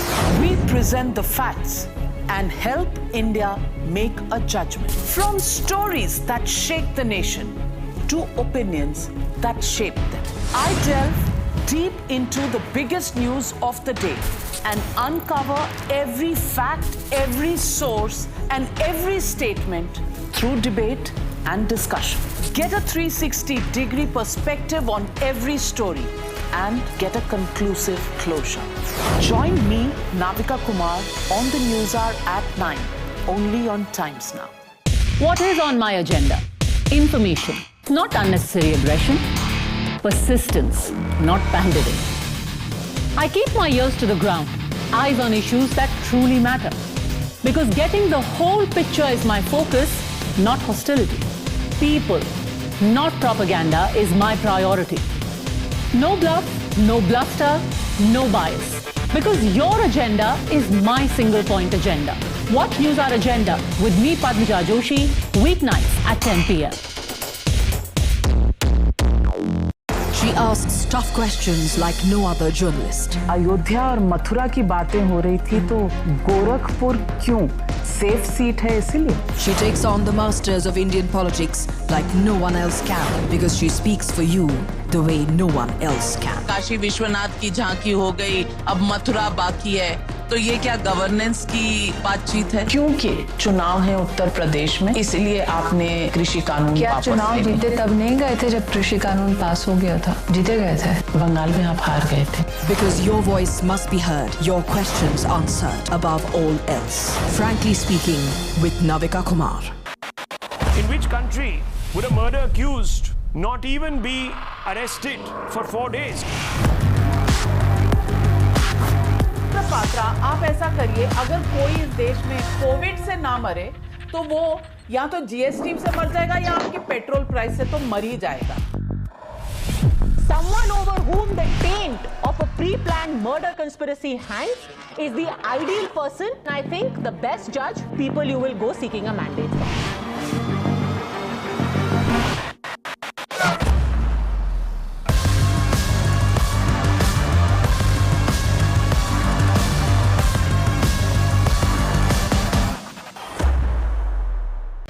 For decision makers, for the opinionated, for the unsure, for dinner time debaters, from metro stations to living rooms. We present the facts and help India make a judgment. From stories that shake the nation to opinions that shape them. I delve deep into the biggest news of the day and uncover every fact, every source, and every statement through debate and discussion. Get a 360-degree perspective on every story and get a conclusive closure. Join me, Navika Kumar, on the News Hour at 9, only on Times Now. She asks tough questions like no other journalist. आपके तो party के नाम में ही मुसलमान है, तो secular कैसे हो गए? She takes on the masters of Indian politics.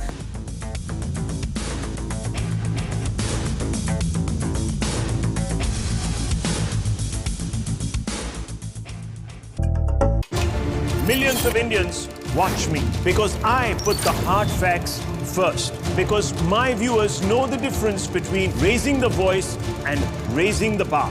They choose factual news that speaks for the nation. I am the voice of a nation where facts alone triumph. On India Upfront, I lead with the hard facts because the nation trusts facts first. India Upfront, weeknights at 8 p.m. only on Times Now. History was scripted in Lucknow as Yogi Adityanath became the first incumbent after N.D. Tiwari in the mid-80s to be sworn in as Chief Minister for 2 consecutive terms. मैं आदित्यनाथ योगी ईश्वर की शपथ लेता हूं कि मैं विधि द्वारा स्थापित भारत के संविधान के प्रति सच्ची श्रद्धा और निष्ठा रखूंगा। मैं भारत की प्रभुता और अखंडता अक्षुण्ण रखूंगा। मैं उत्तर प्रदेश राज्य के मुख्यमंत्री के रूप में अपने कर्तव्यों का श्रद्धापूर्वक और शुद्ध अंतःकरण से निर्वहन करूंगा तथा मैं भय या पक्षपात, अनुराग या द्वेष के बिना सभी प्रकार के लोगों के प्रति संविधान और विधि के अनुसार न्याय करूंगा। मैं आदित्यनाथ योगी ईश्वर की शपथ लेता हूं कि जो विषय उत्तर प्रदेश राज्य के मुख्यमंत्री के रूप में मेरे विचार के लिए लाया जाएगा अथवा मुझे ज्ञात होगा उसे किसी व्यक्ति या व्यक्तियों को तब के सिवाय जबकि ऐसे मुख्यमंत्री के रूप में अपने कर्तव्यों के सम्यक निर्वहन के लिए ऐसा करना अपेक्षित हो मैं प्रत्यक्ष अथवा अप्रत्यक्ष रूप से संसूचित या प्रकट नहीं करूंगा। Yogi Adityanath's victory has capped an eventful 5 years in which he has never been far from controversy. His policies have inevitably aroused mixed reactions. Many have said that his policies are born out of an uncompromising and exclusivist Hindutva, while others have praised him for his no-nonsense approach to governance that shuns the politics of appeasement. Yogi himself swears by Sabka Saath. In interview after interview to Times Now, he stresses on the non-discriminatory nature of his government's work.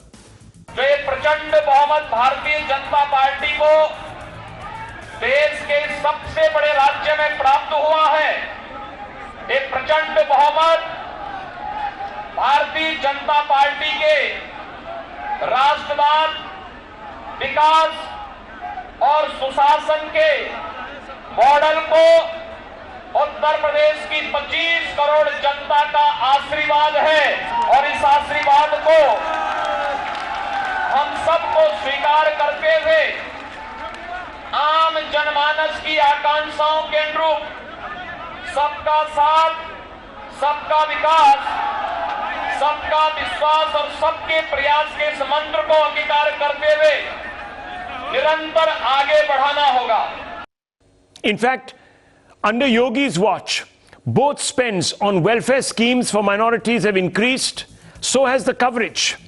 So has the coverage, viewers. The figures show that a lot of the criticism he has had to swallow, including the charge that his regime is Islamophobic, is propaganda aimed at whipping Muslims into a frenzy against the state. Yogi Adityanath may be controversial and accused of spreading divisiveness, but there is no doubt that he has united and galvanized the BJP in Uttar Pradesh like no other chief minister before him, especially no other BJP chief minister before him.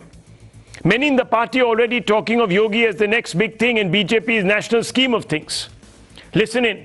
देश के लोगों की निगाहें योगी आदित्यनाथ जी पे है कि यह व्यक्ति ऐसा व्यक्तित्व है जो एक देश, उत्तर प्रदेश प्रदेश नहीं देश है, और उसका नेतृत्व कर सकता है. तो इस भारतवर्ष का नेतृत्व करेगा, विश्व के सारे लोग देखेंगे. योगी जी एक न एक दिन प्रधानमंत्री की कुर्सी बैठेंगे. जिस तरीके की उनकी साफ सुथरी छवि है और एक संत के तौर पर उन्होंने अपने जीवन में जिस प्रकार से राजनीति को सेवा का हथियार बनाया, उसके हिसाब से वो अभी बहुत आगे जाएंगे. और एक वक्त ऐसा आप देखेंगे कि वो इस देश के प्रधानमंत्री भी बनेंगे.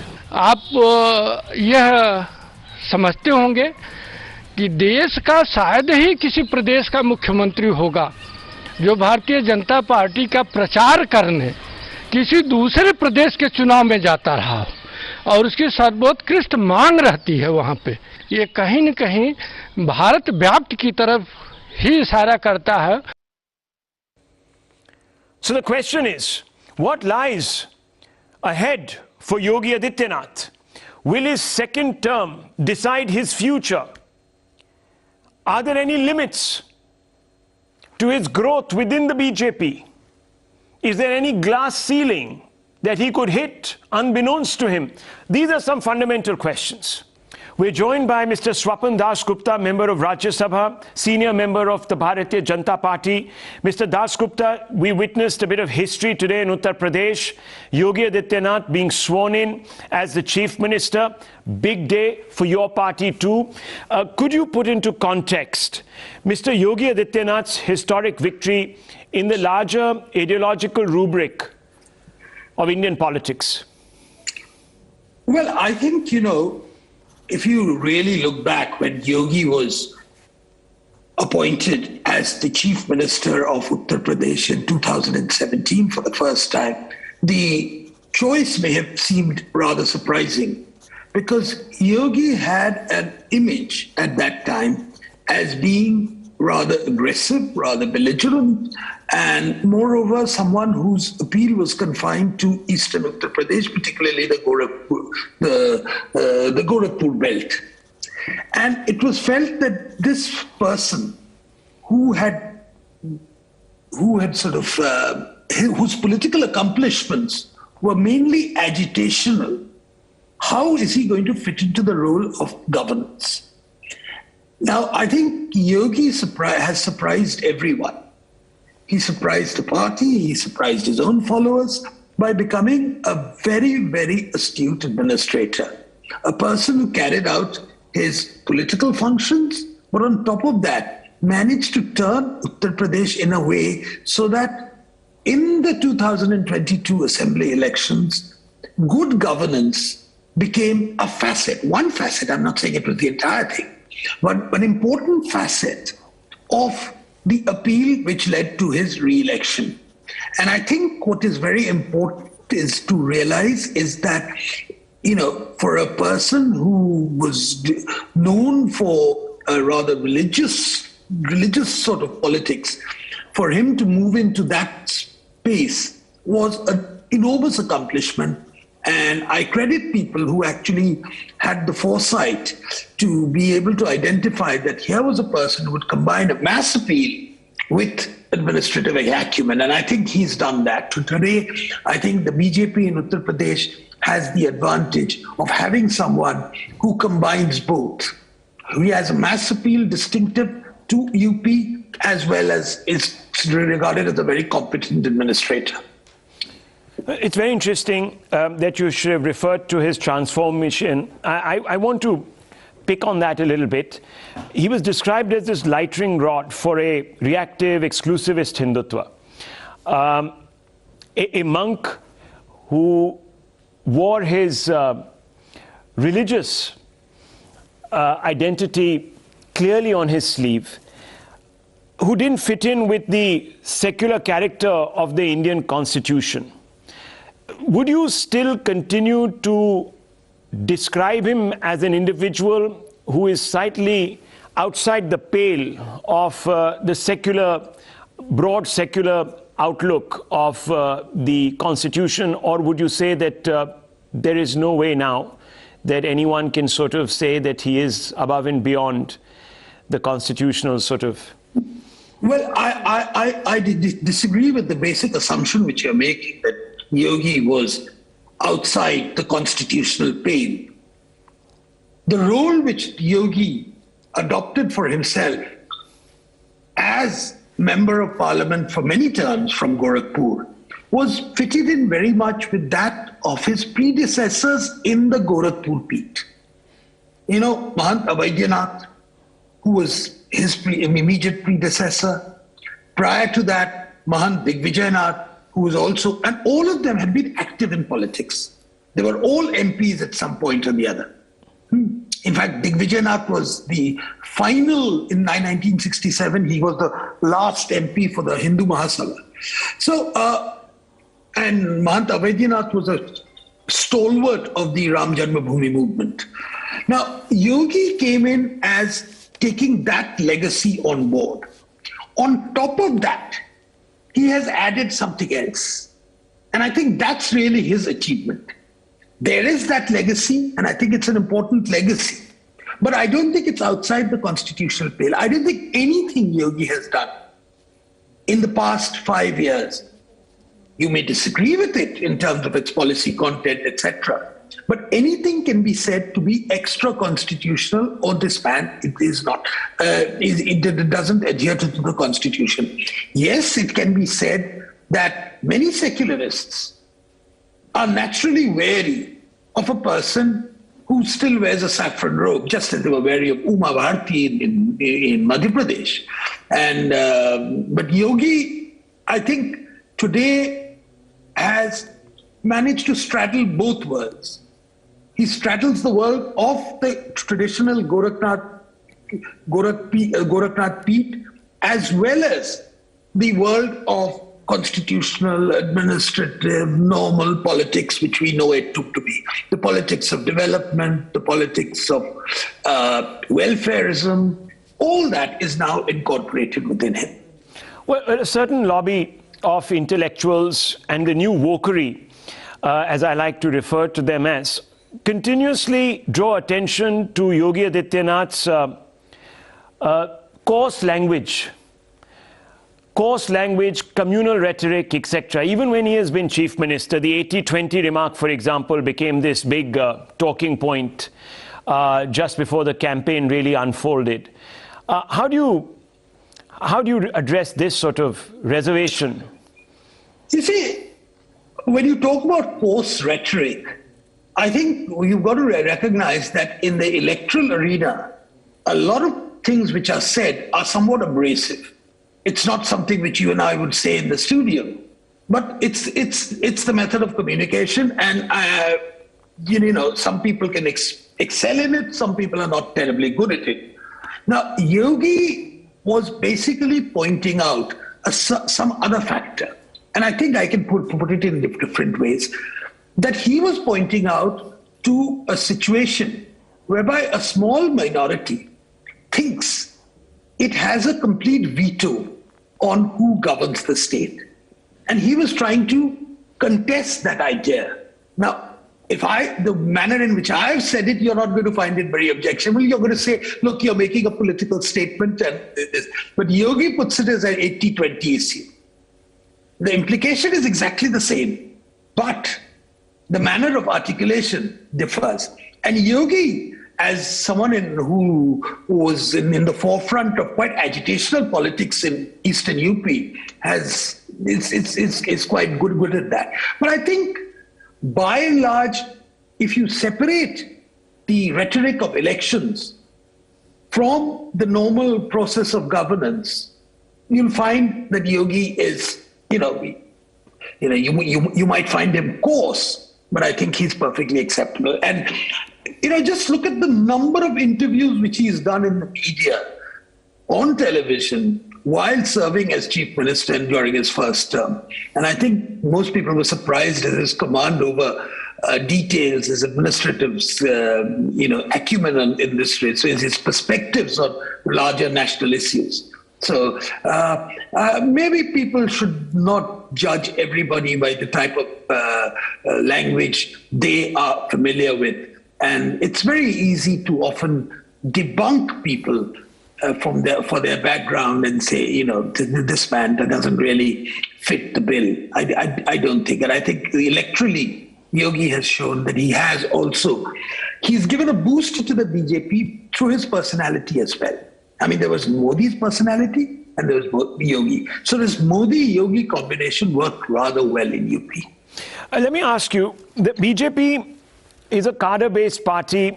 A large number of its top-rung leaders emerge from the RSS framework. Now, Yogi is not typically of that. He didn't come from the RSS stable, so to speak. Does that put him at odds? Where does that put him in the larger saffron parivar fold, so to speak? Well, the BJP has been expanding exponentially for many years now, for many decades actually. So the idea that the BJP is an extension counter of the RSS is probably overstatement. I think the BJP has within its fold people who come from very different traditions as well, which may not be inimical to the RSS, but they're not they're necessarily a carbon copy of the RSS. So they have their different perspectives on issues such as Hindutva and about nationalism and about what the priorities are. And Yogi represents one particular strand.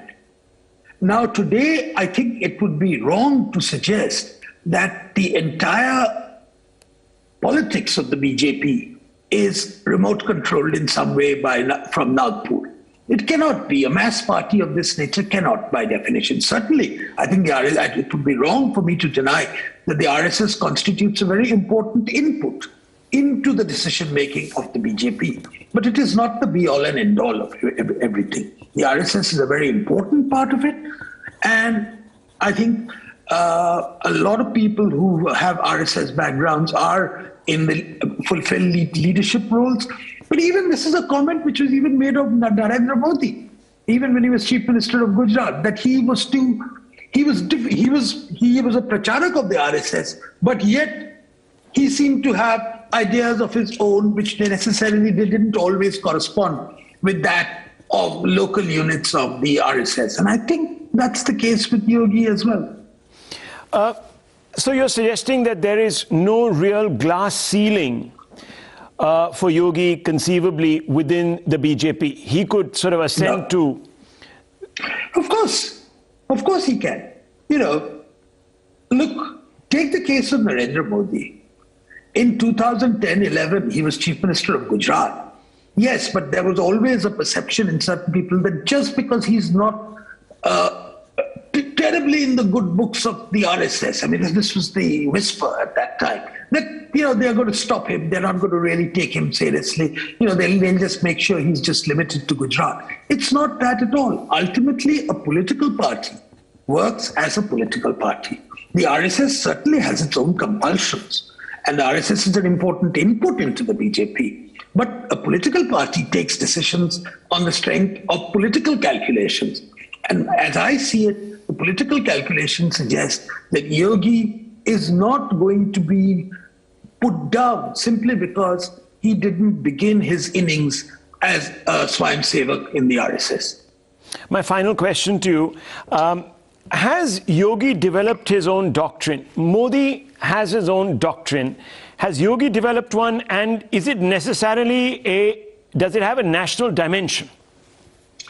Well, Well, Uttar Pradesh is a very large state, and Yogi has, he certainly appeared as a no-nonsense person. The bulldozer being the symbol of that. A very sort of unlikely symbol, but anyway, it became a symbol of that in the election, and it was well accepted. This no-nonsense attitude of doing what is necessary to be done, regardless of what the political fallout may be.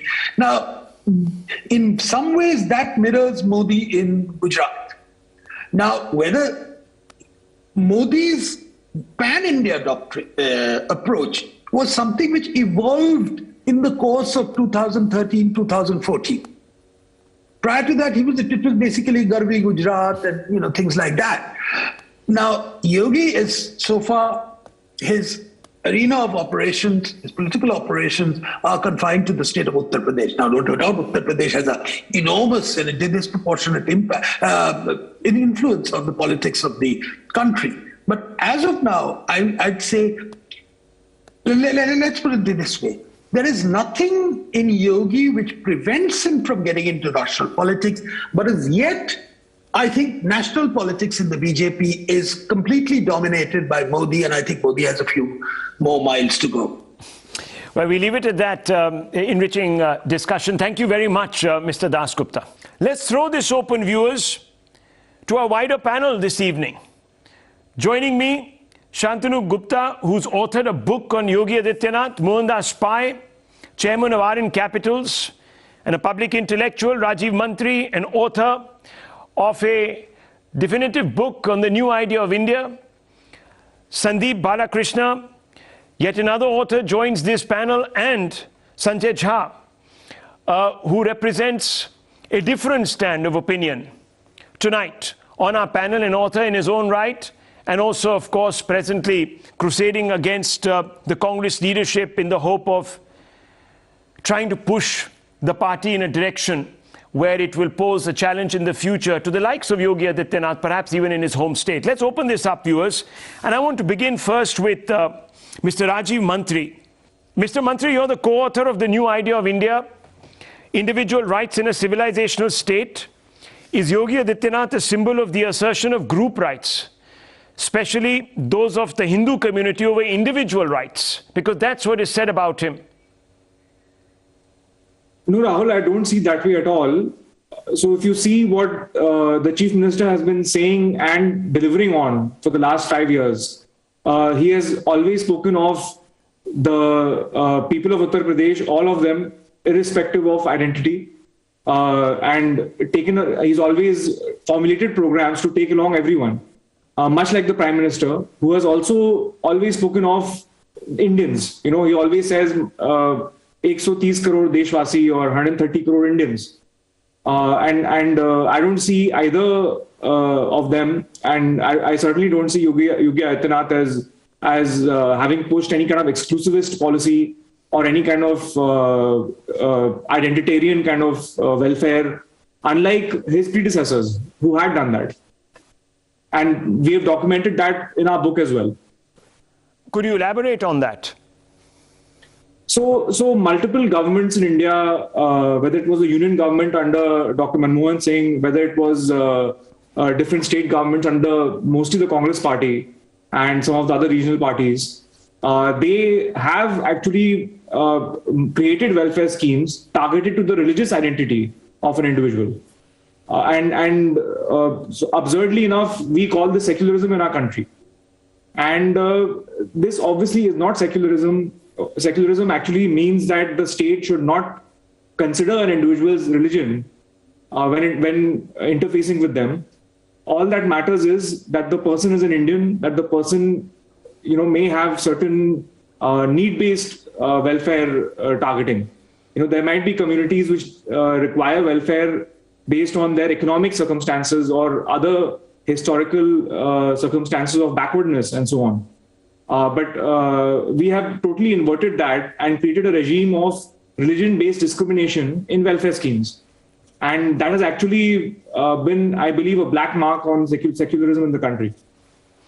It's very interesting because just after Yogi Adityanath won his election in this historic second term. I was reading a few editorials that appeared in a section of the press where they seemed to suggest that his victory now leads to another kind of binary. Democracy versus democracy. Electoral democracy versus constitutional democracy. How do you see this? That this particular mandate is a mandate that has been driven by a group of Hindus who see themselves as the inheritors of the next 100 years of India, and that this view, that he is the embodiment of this sort of exclusivist view, and that while yes, he has won a handsome electoral democracy, the focus of the aspirations that are mixed up with his office militate against the plural structure of the constitution. How do you view this criticism? No, so this is just I think, elaborate word salad, which frankly is meaningless. And I'm always amused to see mainstream newspapers publishing these kind of op-eds. For the most part, this is just, I think, almost bitterness on the part of a section of intellectuals who feel disenfranchised almost. Although they are often based outside India, they feel disenfranchised by what is unfolding in India.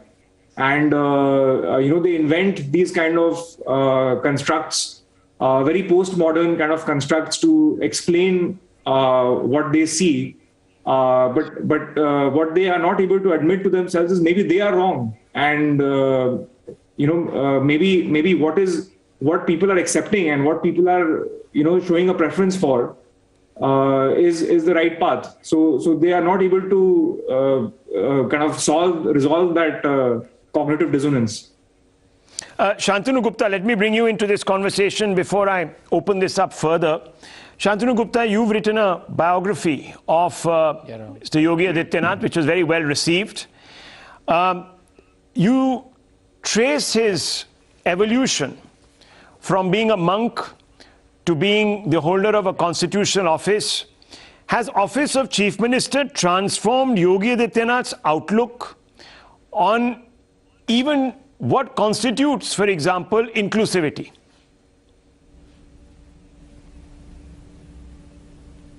I think first of all, Rahul, I'm happy to be in the panel with Mohandas Paiji and Rajiv Mantri, who are part of my book writing journey. Mohandas Paiji has written the foreword for my second book on Yogi Adityanath, and Rajiv Mantri very bravely hosted me in Mamta Didi's Kolkata to launch my book.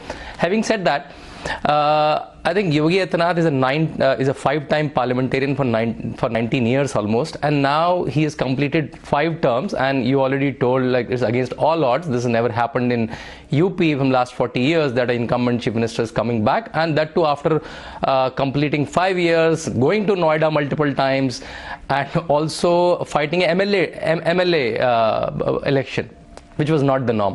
I think inclusivity was, in the definition, as Rajiv Mantri said, has various digressions in India. But Yogi Adityanath is an inclusive leader. Whatever policies implemented are for every caste, creed. In fact, in the CSDS survey, the Muslim vote share for BJP has increased in this term, which is a welcome sign for BJP. So I think whenever the Purvanchal Express was made, or the toilets are made, when the houses are given, when the ration was given, when the DBT was given, there was no discrimination whatsoever. So I think this narrative, which was running in pre-elections, that Yogi is this, Yogi is that, I think he's won completely in the development plan. But I also want to add, which is also one of my chapters, that Yogi is bringing the cultural renaissance, and Uttar Pradesh is no more only about Taj Mahal, and that's also very true. So, and one of the op-eds I written recently, that with iPad in one hand and Puja ki thali in another hand, Yogi has shown that economic development and cultural development coexist. I think he very bravely or very openly says that I'm not shying away from being a Hindu. When a Barack Obama or a Joe Biden goes to a particular church before taking an oath oath of office, nobody calls them a Christian president of America or Christian, when Angela Merkel, whose party's name is Christian Democratic Party, nobody calls them a Christian Chancellor of Germany. I think now this debate is outdated. That someone following his own religion and someone Mathadish is a problem for a secular fabric of Uttar Pradesh or India. I think his governance has shown that how people have resoundingly voted for him, for his policies, for Narendra Modi's policies. I think the debate is over now. I think now, when the last time I met him in January, you know, what was his statement? Like when I asked him that what will be your focus for the next term, he said, I will do whatever it takes to make UP a 1 trillion economy. I think rest all is just a chatter, Rahul. I think UP is progressing in super speed, and we all should welcome it. So I've heard two interesting words, chatter, and I think Mr. Mantri used the term that these are sour grapes, or people who actually have an axe to grind, etc., that make these kind of analogies. So Sanjay Jha, let me bring you in. The Congress party can't stomach the rise, the popularity, the winnability, the electoral winnability of Yogi Adityanath. You were looking just as you did when Mr. Modi was making a strident push for power in 2012 and 2013 for an opportunity to try and whip up this sort of chimera of saffron, if one would want to call it that, saffron assertion. Well, Rahul, first and foremost, there is no denying that the BJP has had an outstanding victory in the recent state elections, particularly in Uttar Pradesh. But the mistake that we can make in any democracy, in any conversation, and I'm getting some manifestations of that by the previous two speakers, is this kind of, unalloyed faith that just because a political leader has won an election, it means everything is hunky-dory, sub-changasi approach. If you heard them, and Mr. Mantri, I haven't read his book, The New Idea of India, makes a very, in my opinion, a disingenuous acquisition when he says that the previous governments were playing to the gallery of minority vote bank and welfarism. The Congress has governed this country for 54 of the 74 years. It's won 10 of the 17 general elections. He insults the intelligence of the voter who he believes voted for the Congress, although the Congress was playing vote bank with welfare subsidies. I think it's an outrageous charge, and I will put it on record. Whether it's Manrega, which now Mr. Modi tom-toms, whether it's the right to food security, the right to education, whether it was FDI in multi-brand retail, whether it was RTI itself, where is any element of preferential politics being played? I mean, these are like, wild, absolutely unfounded, preposterous statements. Now, he will pick up and tell you the Hajj pilgrimage. But that is a historical thing that was done because there was a subsidy given for those who could not afford to go for the annual pilgrimage, which, by the way, has since been stopped. So we can argue about that later when we can probably debate on your show. But the point, Rahul, that cannot be denied, that while Mr. Adityanath has won the election in Uttar Pradesh, the concerns over the sectarian politics, the concern over the aggressive communalization is a reality. And let me give you one example of that. 80-20, Uttar Pradesh will become like West Bengal, Kashmir and Kerala. I mean, these are statements which are loaded with a clear attempt at polarization. And let me tell you the third part. I keep hearing this, that welfare distribution was the big USP of the Adityanath government or any BJP government. Every government, whether it is Samajwadi or the Congress at the state or national level, has done welfarism. And this is not coming out of the party coffers, it's taxpayers' money.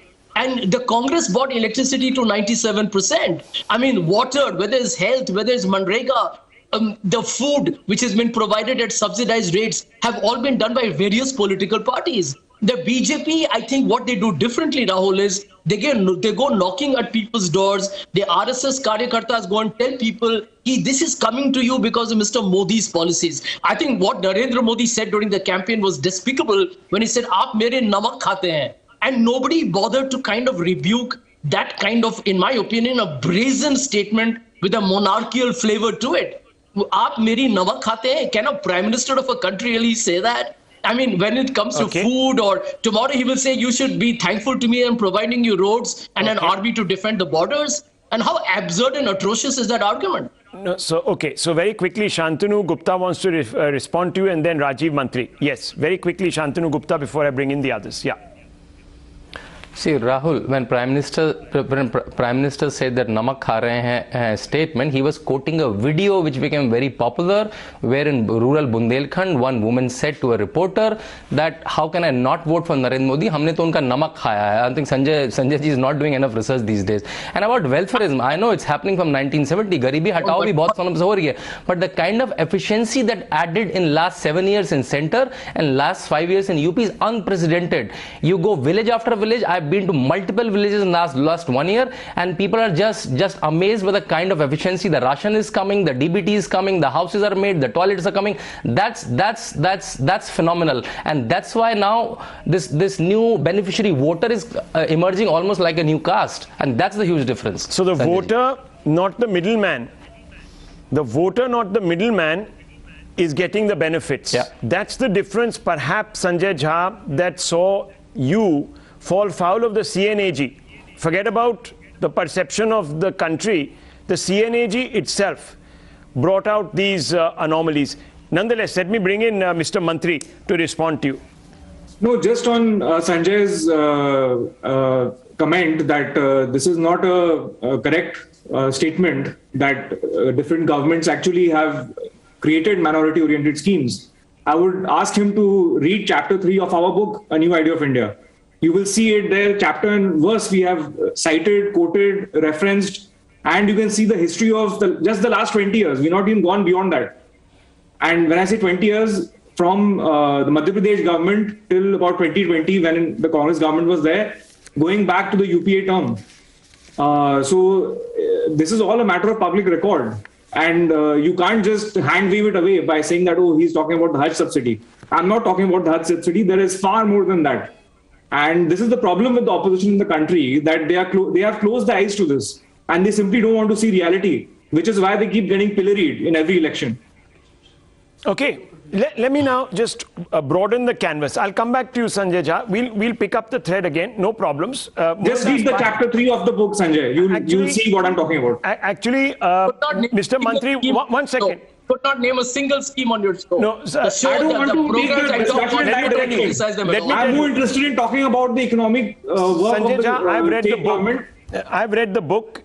It is a very, very, very illuminating compendium, especially chapter 3, on exactly how the opposition played this sort of selective welfareism game. So do read it. I don't want to sidetrack this particular discussion by quoting out of it, but I just want to go back to the real subject, because we are really looking at Yogi Adityanath, his phenomenal success, the fact that he's a rising star, and what actually could augur for the future. So, Mohandas Pai, let me come to you.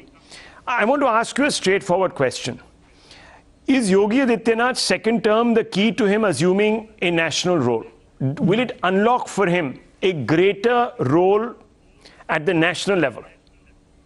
Rahul, I would be very happy if Yogi stays in UP for the next 10 years and transforms UP. Look at the data.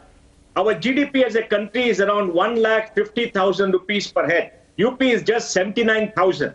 UP makes up 17% of India and is a poor state, even though in the last 5 years it's done very well.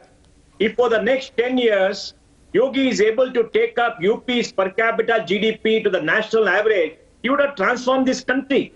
The biggest benefit of having Yogi as a CM of UP is to transform UP. Because UP is a very large state, 222 crore or 23 crore people, and is able to do the work that's fantastic. The people of India are very wise. You know, if a small cabal of people think they have the intellectual ability to define for all of us what is good governance or whom we should vote, they are living in cuckoo land. And I'm so sad to hear Sanjay talk again and again the same bullshit. They have been rejected. Out of 400 plus seats, only one seat, especially a person who went and said she's Indira Gandhi's granddaughter and that's why she has to be elected. When you are rejected by all of the people, barring one seat, you should introspect and find out what is wrong with you, why are people rejecting you. instead of, pointing fingers to others, making unsubstantiated comments, living in delusion, which shows that how delusional these people are. The reality of the matter is, I asked you a very specific question. No, I asked you a very specific question. No, I'm answering a question. So you sort of said that, okay, and I appreciate that. Look, 10 years spent, cut your teeth, learning the ropes, and quite frankly, UP the microcosm of the country at some levels. But is there since there are so many people today within the BJP who are looking towards Yogi Adityanath, he was also the keynote speaker at very influential forum within the Bharatiya Janata Party. He is deployed as a key campaigner across states. In fact, he's the most in-demand leader. So I'm asking you, Mr. Pai, are we going to see Yogi Adityanath transcend Uttar Pradesh and assume a larger national role? And can he emerge as a consensus candidate for that national role? Well, my view is Yogi is certainly a national figure. He's the chief minister of the largest state of India. He's won an overwhelming majority of the seats in that state. Now, is he going to be the next prime minister of India? My opinion is that the party will be better off if he runs UP for the next 10 years and somebody else becomes prime minister. Because if a party has been in power in India, you need to have a substantial stake in UP. And UP, possibly in the next election or the years after that, could have many more seats if the delimitation exercise carries on. So certainly a national figure, certainly a contender for the next prime minister after Prime Minister Modi steps down, as he has said. But my personal view is any party will be better off if he runs UP for the next 10 years rather than takes a national seat. It's interesting because, viewers, of course, you heard Mr. Swapan Das Gupta before I opened this up to the panel, and he was of the view that the Prime Minister himself is going nowhere. He's got a considerable amount of time still left to shape the vision for a new India, and he's committed to it. So it might be a bit premature, but it's always fun to crystal gaze, and therefore I want to open this up also to Sandeep Balakrishna. Mr. Balakrishna, thank you for being so patient. And I want to take up this conversation with you. I'd asked this question of Mr. Das Gupta. I'd said that most of the prominent leaders of the BJP came from the RSS stable. Yogi Adityanath doesn't. Does that in any way limit his growth within the BJP at the national level? Or is there really no glass ceiling? And that the BJP itself has now undergone such a transformation that you don't necessarily have to come from the RSS cradle to lead the party? Okay. Thank you, first of all, Rahul. Happy to be on this show. And thanks to all my co-panelists. Very interesting. It's a fantastic question, actually, Rahul, that you asked. Is it mandatory for BJP leaders to necessarily come from the RSS background? If you have, all of us are aware on this panel about how the trajectory of the BJP, largely speaking, that it is a mixture of where how people get into the BJP and rise up the ranks. So whether it is whether the particular leader has an RSS background or ABVP background, I don't think it matters that much in the overall reckoning, as much as a particular leader, whoever she is or he is committed to the BJP's core ideology, shows a certain sense of gravitas, and largely abides by the core values of the BJP. So from that sense, Yogi Adityanath has been a Mahant. So if he's only a chief minister, holds a constitutional post over the last 5-6 years, but even then he's a Mahant, meaning he has ingested what the BJP frames or the RSS frames as a larger Hindu narrative or the Sanatana or the Indian civilizational narrative. So I don't see any barrier or some kind of what you call impediment, so to say, regarding his non-RSS background, because frankly speaking, if there is one unabashed, unapologetic leader who also got into a spiritual person who actually occupied a political office. It has to be unquestionably Yogi Adityanath himself. And but on a larger cultural and historical sphere, if you look at it, and we have to necessarily understand the Yogi phenomenon, as some people say it, from the civilizational and the historical lens. We must remember the state he is the chief minister of Uttar Pradesh, even undivided Uttar Pradesh, which included Uttarakhand also until recently. That this has been the cradle of Hindu civilization, if not Indian civilization, for an unbroken, historically recorded period of 7,000 years. So that's a lot. That's a lot of time. So this among other things is the most significant part of a person like Yogi Adityanath, who actually deserves to be, leading the state. And what he's actually doing is he's infusing and fusing culture, this unbroken heritage, this cultural inheritance into politics. I mean, other people might, declaim this as some kind of sectarianism. I said that this is a profound reclamation that he is doing.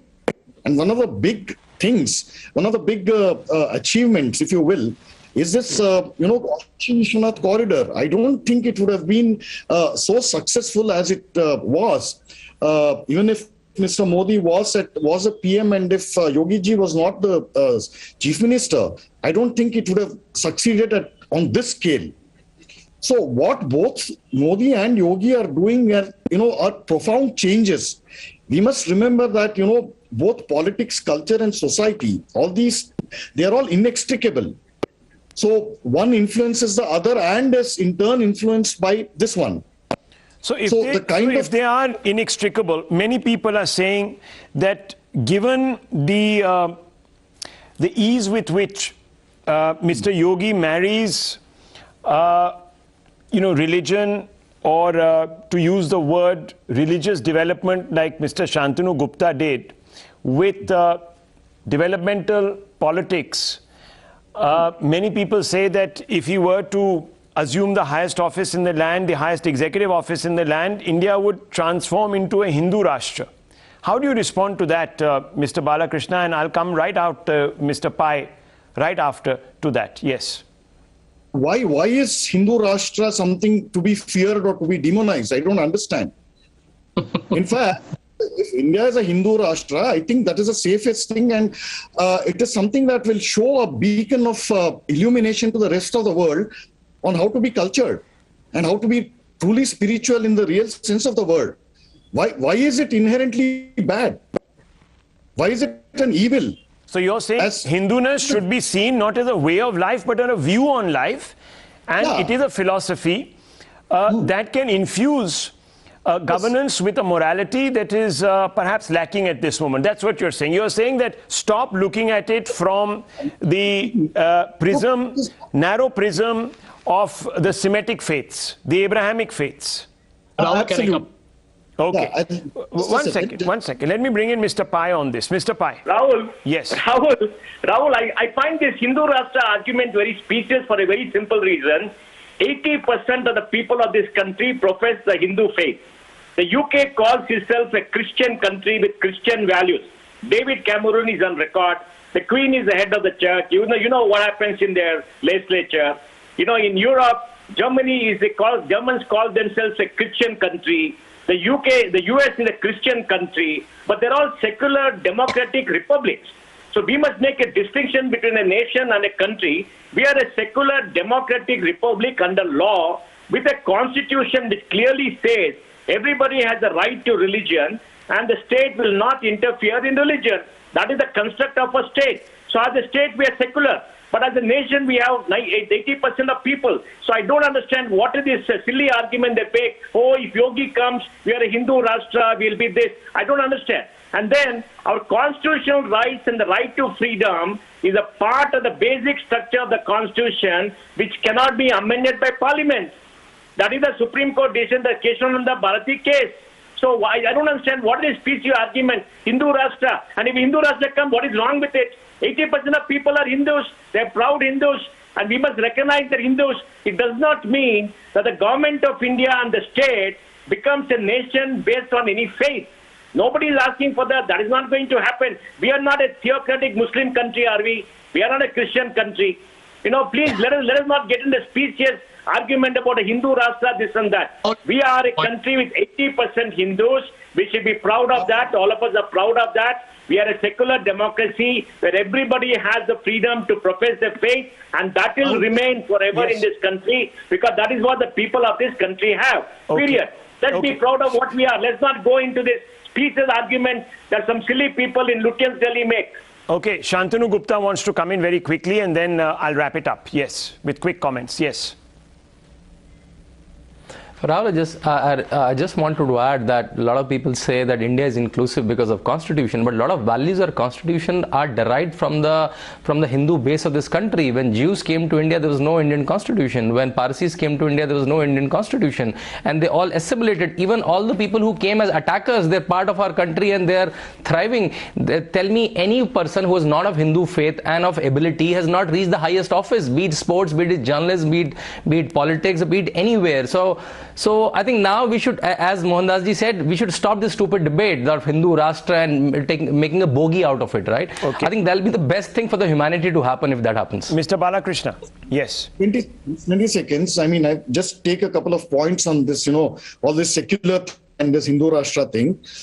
Every year, so over the since Eisenhower became the president of the US, a huge lobby of the church, they started what is called a national prayer breakfast meeting, where the heads of very extremely influential churches would sit for breakfast with the president of the United States on the very first year after the new president takes oath. Yes. Okay. Yes. Imagine something like that happening, where the heads of various Hindu institutions or mathas and other things sit with breakfast with either the president of India or Mr. Modi or the prime minister. Imagine what would happen. Already here, just on this space of this debate, we have things like, Hindu Rashtra and people getting riled up for it for the last 70, 75 years. Imagine if something like this happens in reality. Well, so, I completely understand where you're coming from on this. Of course, the last word hasn't been said on a debate of this nature, viewers. Remember the question that we began with: will the second term decide Yogi Adityanath's future? I think on that there is agreement, and I'll leave it at this, viewers. It's been interesting and absorbing. The headlines, top stories coming up right after.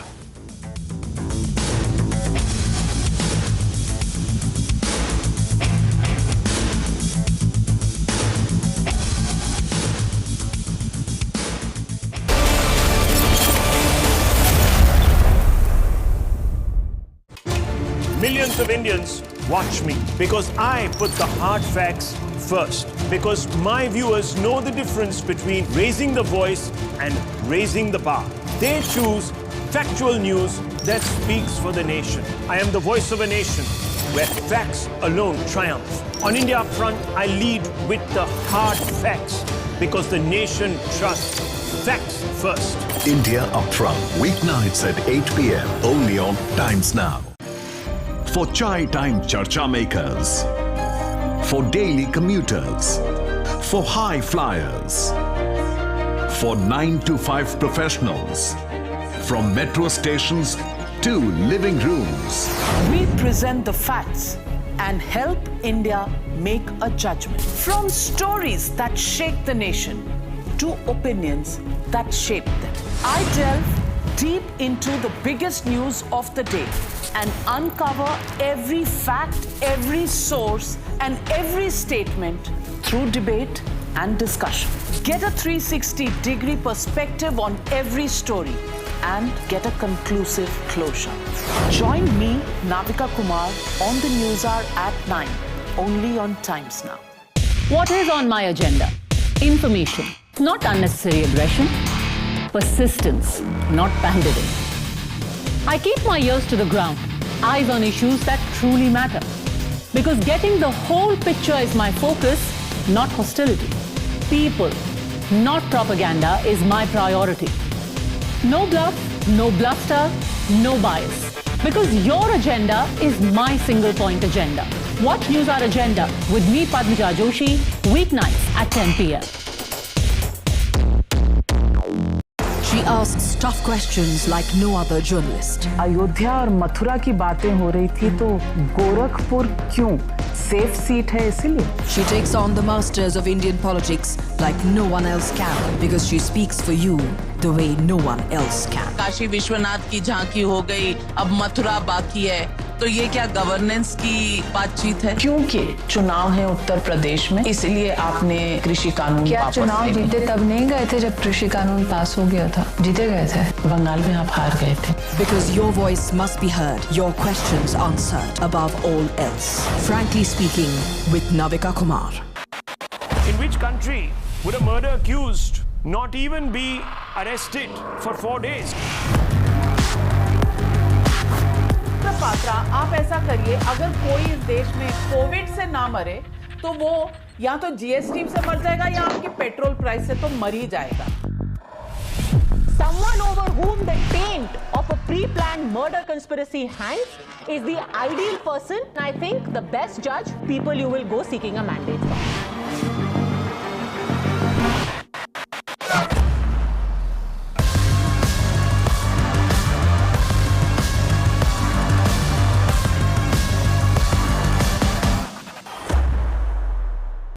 For decision makers, for the opinionated, for the unsure, for dinner time debaters, from metro stations to living rooms. We present the facts and help India make a judgment. From stories that shake the nation to opinions that shape them. I delve deep into the biggest news of the day and uncover every fact, every source, and every statement through debate and discussion. Get a 360-degree perspective on every story and get a conclusive closure. Join me, Navika Kumar. Is on the show this hour. No breakthrough in LAC situation after EAM S. Jaishankar met with his Chinese counterpart Wang Ying in Delhi today.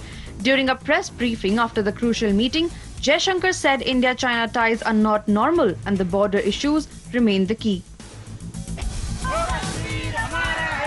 A group of women wearing saffron scarves while watching the Kashmir Files in Nashik PVR cinema were sent notices. Their scarves were taken off by the theatre staff. According to CBI sources, a high-level meeting was held virtually between CBI officers of Kolkata and Delhi over the Birbhum case as to how the investigation will continue. Birbhum District SP has been sent an email asking for an FIR copy and the complaint letter. Chief Minister Uddhav Thackeray dared the BJP to arrest him after ED seized properties of his brother-in-law. He said the way his family has been attacked, he should be put in jail instead of exposing these things. Put me in jail, I am not Krishna, but can you say that you are not cunts? The Maharashtra Chief Minister said in the State Assembly. Delhi NCR-based developer Supertech went into insolvency after the Delhi bench of the National Company Law Tribunal admitted a petition filed by the Union Bank of India for non-payment of dues of over rupees 431 crore rupees.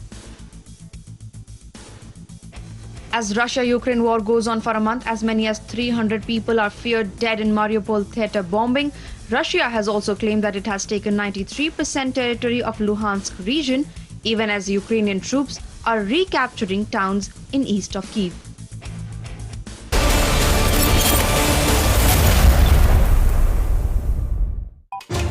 Millions of Indians watch me because I put the hard facts first. Because my viewers know the difference between raising the voice and raising the bar. They choose factual news that speaks for the nation. I am the voice of a nation where facts alone triumph. On India Upfront, I lead with the hard facts because the nation trusts facts first. India Upfront, weeknights at 8 p.m. only on Times Now. For chai time charcha makers, for daily commuters, for high flyers, for 9 to 5 professionals, from metro stations to living rooms. We present the facts and help India make a judgment. From stories that shake the nation to opinions that shape them, I delve deep into the biggest news of the day and uncover every fact, every source, and every statement through debate and discussion. Get a 360-degree perspective on every story and get a conclusive closure. Join me, Navika Kumar, on the News Hour at 9, only on Times Now. What is on my agenda? Information, not unnecessary aggression. Persistence, not pandering. I keep my ears to the ground, eyes on issues that truly matter. Because getting the whole picture is my focus, not hostility. People, not propaganda, is my priority. No bluff, no bluster, no bias. Because your agenda is my single point agenda. Watch News Hour Agenda with me, Padmija Joshi, weeknights at 10 p.m. She asks tough questions like no other journalist. Ayodhya और मथुरा की बातें हो रही थी तो गोरखपुर क्यों? Safe seat है इसीलिए. She takes on the masters of Indian politics like no one else can because she speaks for you the way no one else can. Kashi Vishwanath की झांकी हो गई, अब मथुरा बाकी है. तो ये क्या गवर्नेंस की बातचीत है? क्योंकि चुनाव है उत्तर प्रदेश में, इसलिए आपने कृषि कानून क्या वापस चुनाव ले जीते तब नहीं गए थे जब कृषि कानून पास हो गया था? जीते गए थे. बंगाल में आप हार गए थे. Because your voice must be heard, your questions answered above all else. Frankly speaking, with Navika Kumar. In which country would a murder accused not even be arrested for 4 days? Patra, आप ऐसा करिए, अगर कोई इस देश में कोविड से ना मरे तो वो या तो जीएसटी से मर जाएगा या आपकी पेट्रोल प्राइस से तो मर ही जाएगा. Someone over whom the taint of a pre-planned murder conspiracy hangs is the ideal person, I think, the best judge people you will go seeking a mandate from.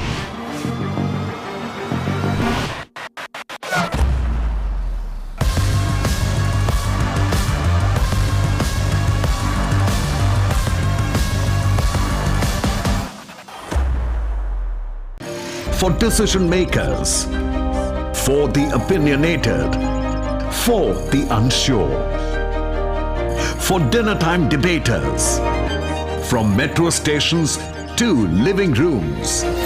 We present the facts and help India make a judgment. From stories that shake the nation to opinions that shape them, I delve deep into the biggest news of the day and uncover every fact, every source, and every statement through debate and discussion. Get a 360-degree perspective on every story and get a conclusive closure. Join me, Navika Kumar, on the News Hour at 9, only on Times Now. She asks tough questions like no other journalist. आपके तो party के नाम में ही मुसलमान है, तो secular कैसे हो गए? She takes on the masters of Indian politics like no one else can because she speaks for you the way no one else can. तो लत की बात होती है तो लोग आपके सीएम पर भी उंगलियां उठाते हैं कि पैगवंत मान कहते हैं उनको. हिजाब को लेकर जो इतना बवाल मचा हुआ है, ये इसलिए बवाल मचाया जा रहा है क्योंकि बवाल कर्नाटका का है, लेकिन इसका फायदा आपको उत्तर प्रदेश में होगा. Because your voice must be heard, your questions answered above all else.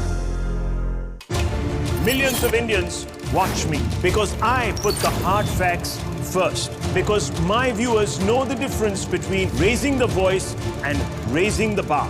They choose factual news that speaks for the nation. I am the voice of a nation where facts alone triumph. On India front, I lead with the...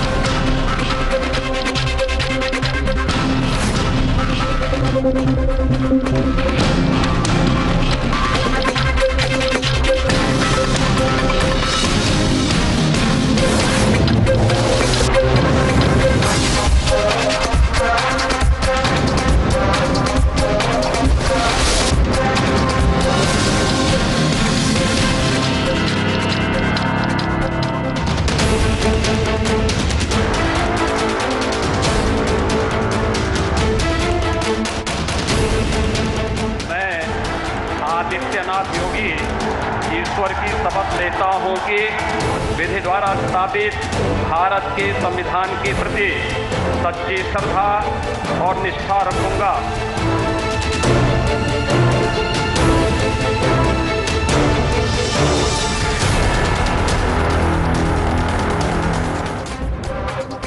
Good evening, ladies and gentlemen. From 2014, Indian politics has seen the Modi magic. Over the years, rather than being on the wane, it is only getting stronger. At least that's what the recent elections have shown us.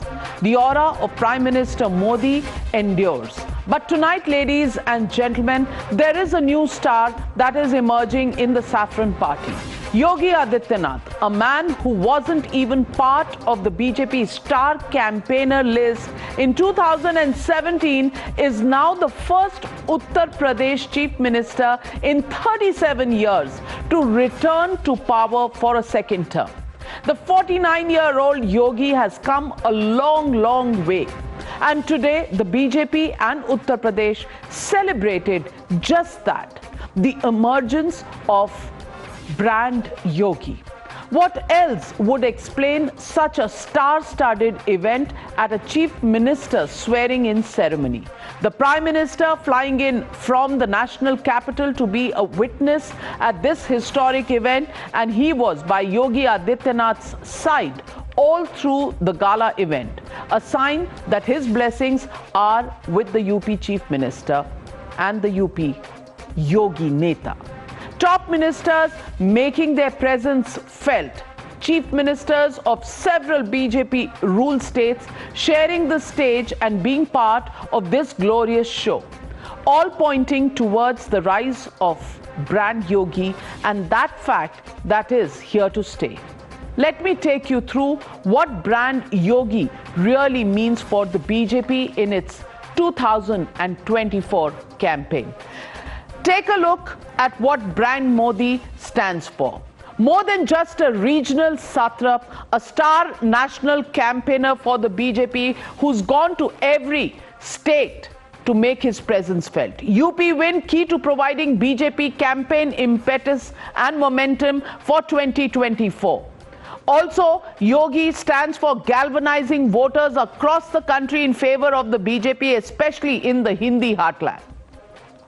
Helps BJP make further inroads to expand its Lok Sabha footprint in non-BJP states.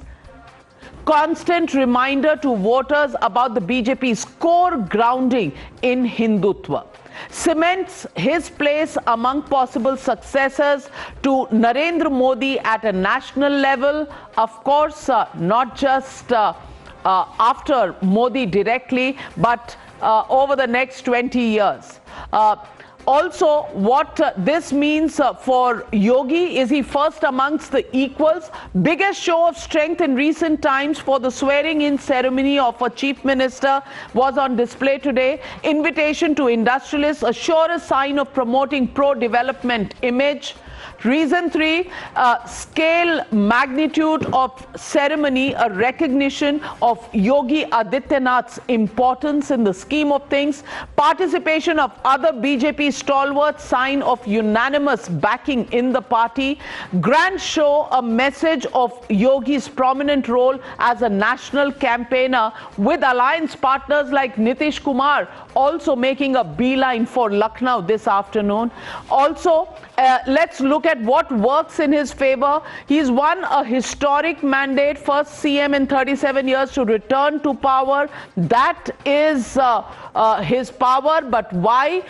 It's far-fetched to think that he can replace Modi. PM has greater experience in political organization, expanding party. While he has the advantage of laying the foundation for a prospective success for the BJP in 2024, Modi served as chief minister for 12 years before being declared the prime minister in waiting, or the prime minister face. He has strong Hindutva credentials. Yogi Adityanath uncompromising on national security, but what he still has to do is he's seen as a hardline Hindutva-vadi, unlike Prime Minister Modi, who is seen all-encompassing. Administrative experience of governing India's largest state for 2 terms is a positive for Yogi Adityanath, but there are several seniors in the party, Amit Shah, Rajnath Singh, Nitin Gadkari among others who have more experience. Successful in ensuring last mile delivery in welfare schemes, that's what Yogi Adityanath has proved. But Amit Shah has been the party president, UP in charge, and the man who actually created the ground in Uttar Pradesh in 2014 to get the social engineering right, and has groomed leaders in Uttar Pradesh. What works for Yogi is he shares a very good rapport with the Prime Minister and his peers in the party, but Yogi must pitch UP the way Prime Minister did Gujarat, and that is something that Yogi possibly will be looking to do in his second term. What works for him is selfless, strongly rooted, and a life dedicated to service, much like the Prime Minister. That's the image he has. But the Prime Minister is a more inclusive image leader, and all the social schemes that have been the hallmark of Prime Minister Modi's rule at the center is really something that Yogi will still have to do and acquire, and he's reaped the benefits of many of these schemes started under the Modi government at the center. So as I open up this debate on this very special edition of the News Hour, I want to ask just one legitimate question. Is it all but certain that Yogi is the first amongst equals in the BJP now? That's the question, and that's the debate on the other side. You're watching the News Hour at 9. Debate number 1 on Times Now. Super Prime Time.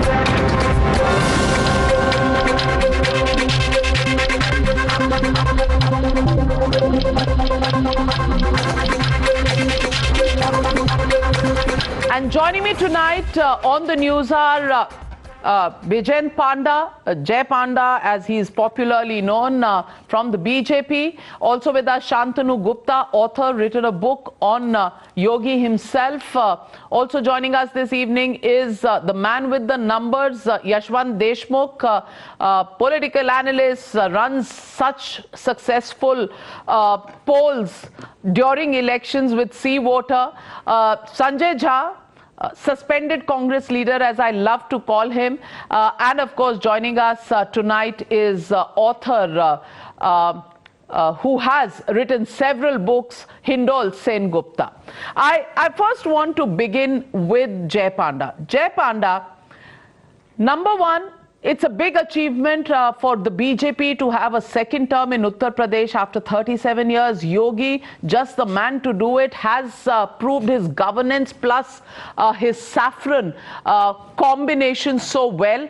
But do you think this is once again the beginning of jostling for place of prominence at the national level that will be the BJP's challenge at this point? Navika, it is without a doubt that Yogi ji is emerging as one of the tallest leaders of the BJP. And he has been mentored in this role by Prime Minister Modi ji himself, as we have seen over these past few years. He has been given solid backing by Home Minister Amit Shah, who was, as you pointed out, the party president who turned around UP and turned around our campaign nationally to get us these solid numbers that we have had for the past more than 7 years. Now, in terms of your question, no, I don't think there is any jostling. The BJP is not only the world's largest party, it is the most democratic party. This is a party that allows people to rise no matter whichever background they come from. Modi ji himself came from very humble background. Amit Shah ji, JP Nadda ji, and Yogi ji himself, they've all come from very humble backgrounds and have risen to the highest levels in the party or in the government in their respective spheres.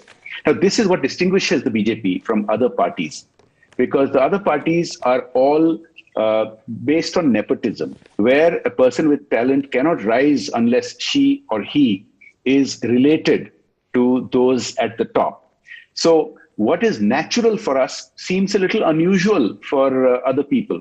When talent is being groomed, and this is not just at the highest levels as you are seeing and talking about now. This happens at the panchayat level, this happens at the district level and the state level, and there are innumerable examples throughout the country.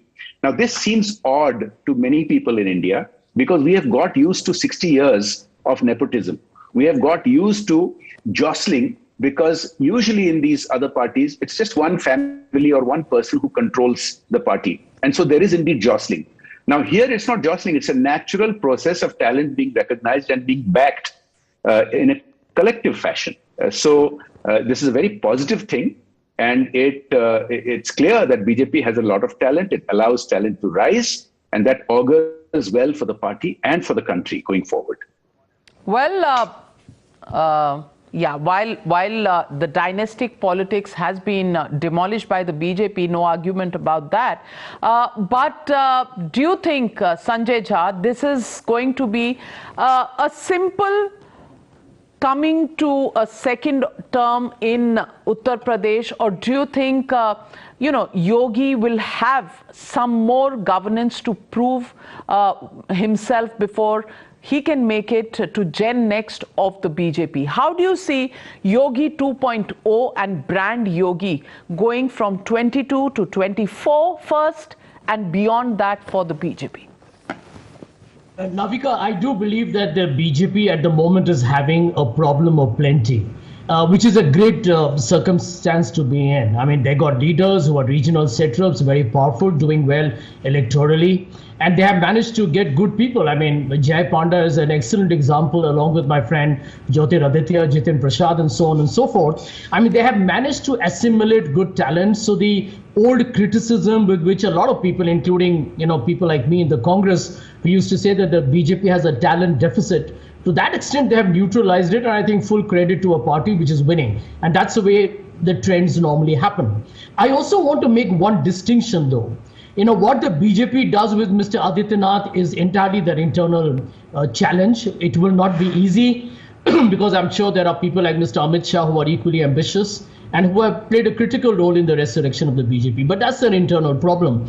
I do feel, however, Navika, that much as there is going to be a lot of triumphalism and celebration, which is natural in the BJP with Mr. Adityanath's extraordinary win, and there's no denying that. But one has to also recognize that electoral results do not necessarily manifest exceptional governance, or they do not really write off some extremely what I call as questionable antecedents of the past. So when I look at Mr. Adityanath, my first introduction to him was through those horrific hate speeches that were made, his arrest, his crying in parliament. And there was a lot of stuff that was uttered by people who were on the stage with him, which I think shamed me as an Indian citizen to see any political personality being associated with such divisive and very, very inflammatory language. I think even my friend Jai Panda will probably agree with that, even if he does so reluctantly. The second point, which is very critical, you asked a very good question on governance. Mr. Adityanath has won this second round, but I want to point out two factors here. The Niti Aayog has emphasized not once but several times that Uttar Pradesh remains the worst in the entire country on parameters of health. Number two, it still remains an extremely poor country. In defense, the BJP says, well, it has improved in the last 5 years. But let me tell you, if you're actually operating from a very low base, your improvement should be actually more dramatic and more remarkable, which clearly hasn't happened. The second very questionable point here on Mr. Adityanath, there is an independent body which has evaluated all the states on governance. And guess what, Navika?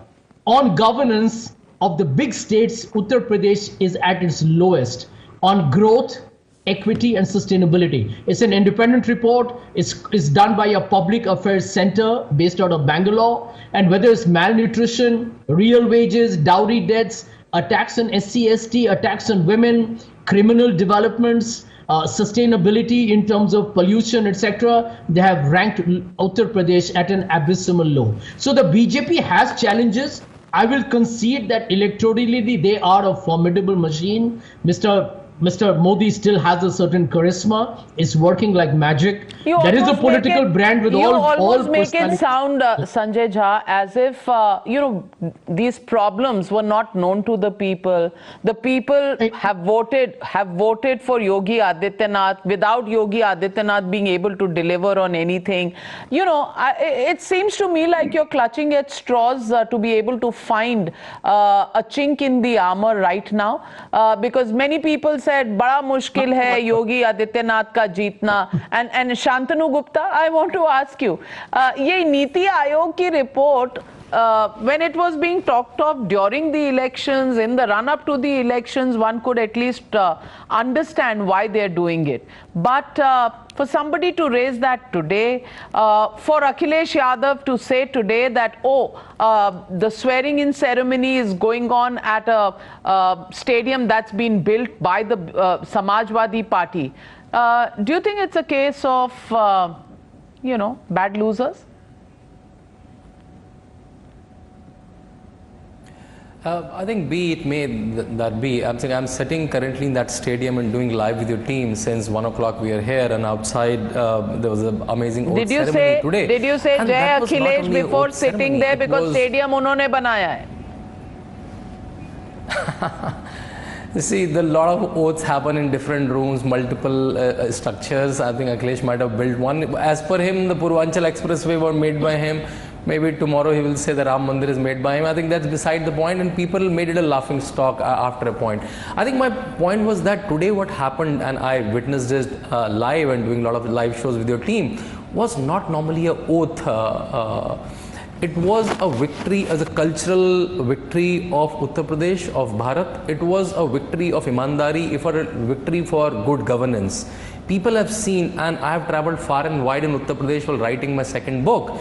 And whichever village I went to, Navika, women folks have shown me, Lala देखिए मोदी जी ने 2000 रुपए भेजे हैं, ये विधवा pension का पैसा आया है, ये राशन मिला है, आप घर चलिए आपको मोदी जी के चूल्हे पे, that's a very common term these days, Modi ji के चूल्हे पे चाय पिलाएंगे, right? You see, we have a toilet now, we have a house now. I think just sitting somewhere, Sanjay ji is making some random remarks, and Niti Aayog data shows Uttar Pradesh in absolute term is not good, but in delta Uttar Pradesh is number 1. You have to see what Uttar Pradesh was and Uttar Pradesh is today. You can't compare all of a sudden Uttar Pradesh maybe with a Gujarat or a Maharashtra or a Tamil Nadu who have better indices all this while. You have to see what delta has been achieved in last 1 year. And that's why someone like WHO, someone like UNICEF, someone like Mumbai High Court, even a member of parliament from Australia wanted to loan Yogi Adityanath to manage Corona in their country. So I think now when Yogi Adityanath has emerged on the stage and such a huge show today, I think he's more assertive, he's politically more powerful, he's more experienced. He in fact expressed yesterday very humbly that I was not experienced, and Narendra Modi and Amit Shah guided me, handheld me and coached me. I think he agreed that himself. So I think he's a super learner, and what he achieved in this election is unprecedented. His political weight in BJP and the country has certainly increased, and I think now he's first among equals, I guess. Navika, quick rebuttal. Yes. Yeah. Yes, Sanjay. Can Shantanu deny what happened in Hathras or in Unnao, or the comments of the Supreme Court on Lakhimpur Kheri? Those are strong strictures, my friend. And that's governance, by the way. You want to know, you want me to repeat My the friend, Supreme Court... the suspended Congress leader, please pick up the statistics of Rajasthan. I hate to say this. I'm not saying that Hathras and Unnao are acceptable things. Certainly not. I'm not even saying Lakhimpur Kheri is something that should have happened in a civilized country. But at the same time, let's also look at some of the other places. We love to speak, and the Congress, whether suspended or otherwise, loves to speak about Uttar Pradesh, but never about Rajasthan. So today let's leave it at that. But let me get in Yashwant Deshmukh. He's a numbers man, and he's studied the numbers very closely. Yashwant, do you think this was a caste combination social engineering victory? Do you think that is the way forward for the BJP, or do you think we are heavily into personality politics? And in this case, the personality, the combo of Modi-Yogi just worked wonders for them. How do you see this victory of Yogi Adityanath in Uttar Pradesh? Well, Navika, it's a combination of many things. I mean, first of all, completely looking at the data, I attribute this victory of the BJP to the last mile delivery of all the schemes and welfare schemes, the ration that was given in the last 2 years, the toilets that were made, which was directly responsible actually to drop in the crime against women in Uttar Pradesh. They did not come through bulldozer, they did come via the construction of the toilets. It's a very important thing. And women voting for the BJP cutting across the caste line, that was the biggest, I can say, the change in electoral equations that I have seen in the last 25 odd years. Having said that, coming back to your original question, this is the day Adityanath has certainly, he can say that he has arrived at the national stage. While I will not really say that he is first among the equals, but yes, he has come into the scene. And he has come into the scene with a bang, no doubt about that. However, I would still consider that he has a long way to go even to be counted as the first among the equals, for a simple reason that even Prime Minister Modi had to win 3 terms on his own as alone, standalone candidate to prove that he is a winning machine. As we all know, 2017 was a mandate for Prime Minister Modi, and Shantanu just mentioned his own personal experience currently, that this election was also big term damage control and a resounding victory, both in terms of Prime Minister Modi as the first engine and maybe Yogi Adityanath as a second engine into the play. What credit that Mr. Yogi Adityanath has to be given, that he was not a liability for the BJP, unlike other chief ministers, including the Uttarakhand and the Goa one. I don't mind saying this on record as well. Yogi Adityanath was and happens and remains to be an asset for the BJP.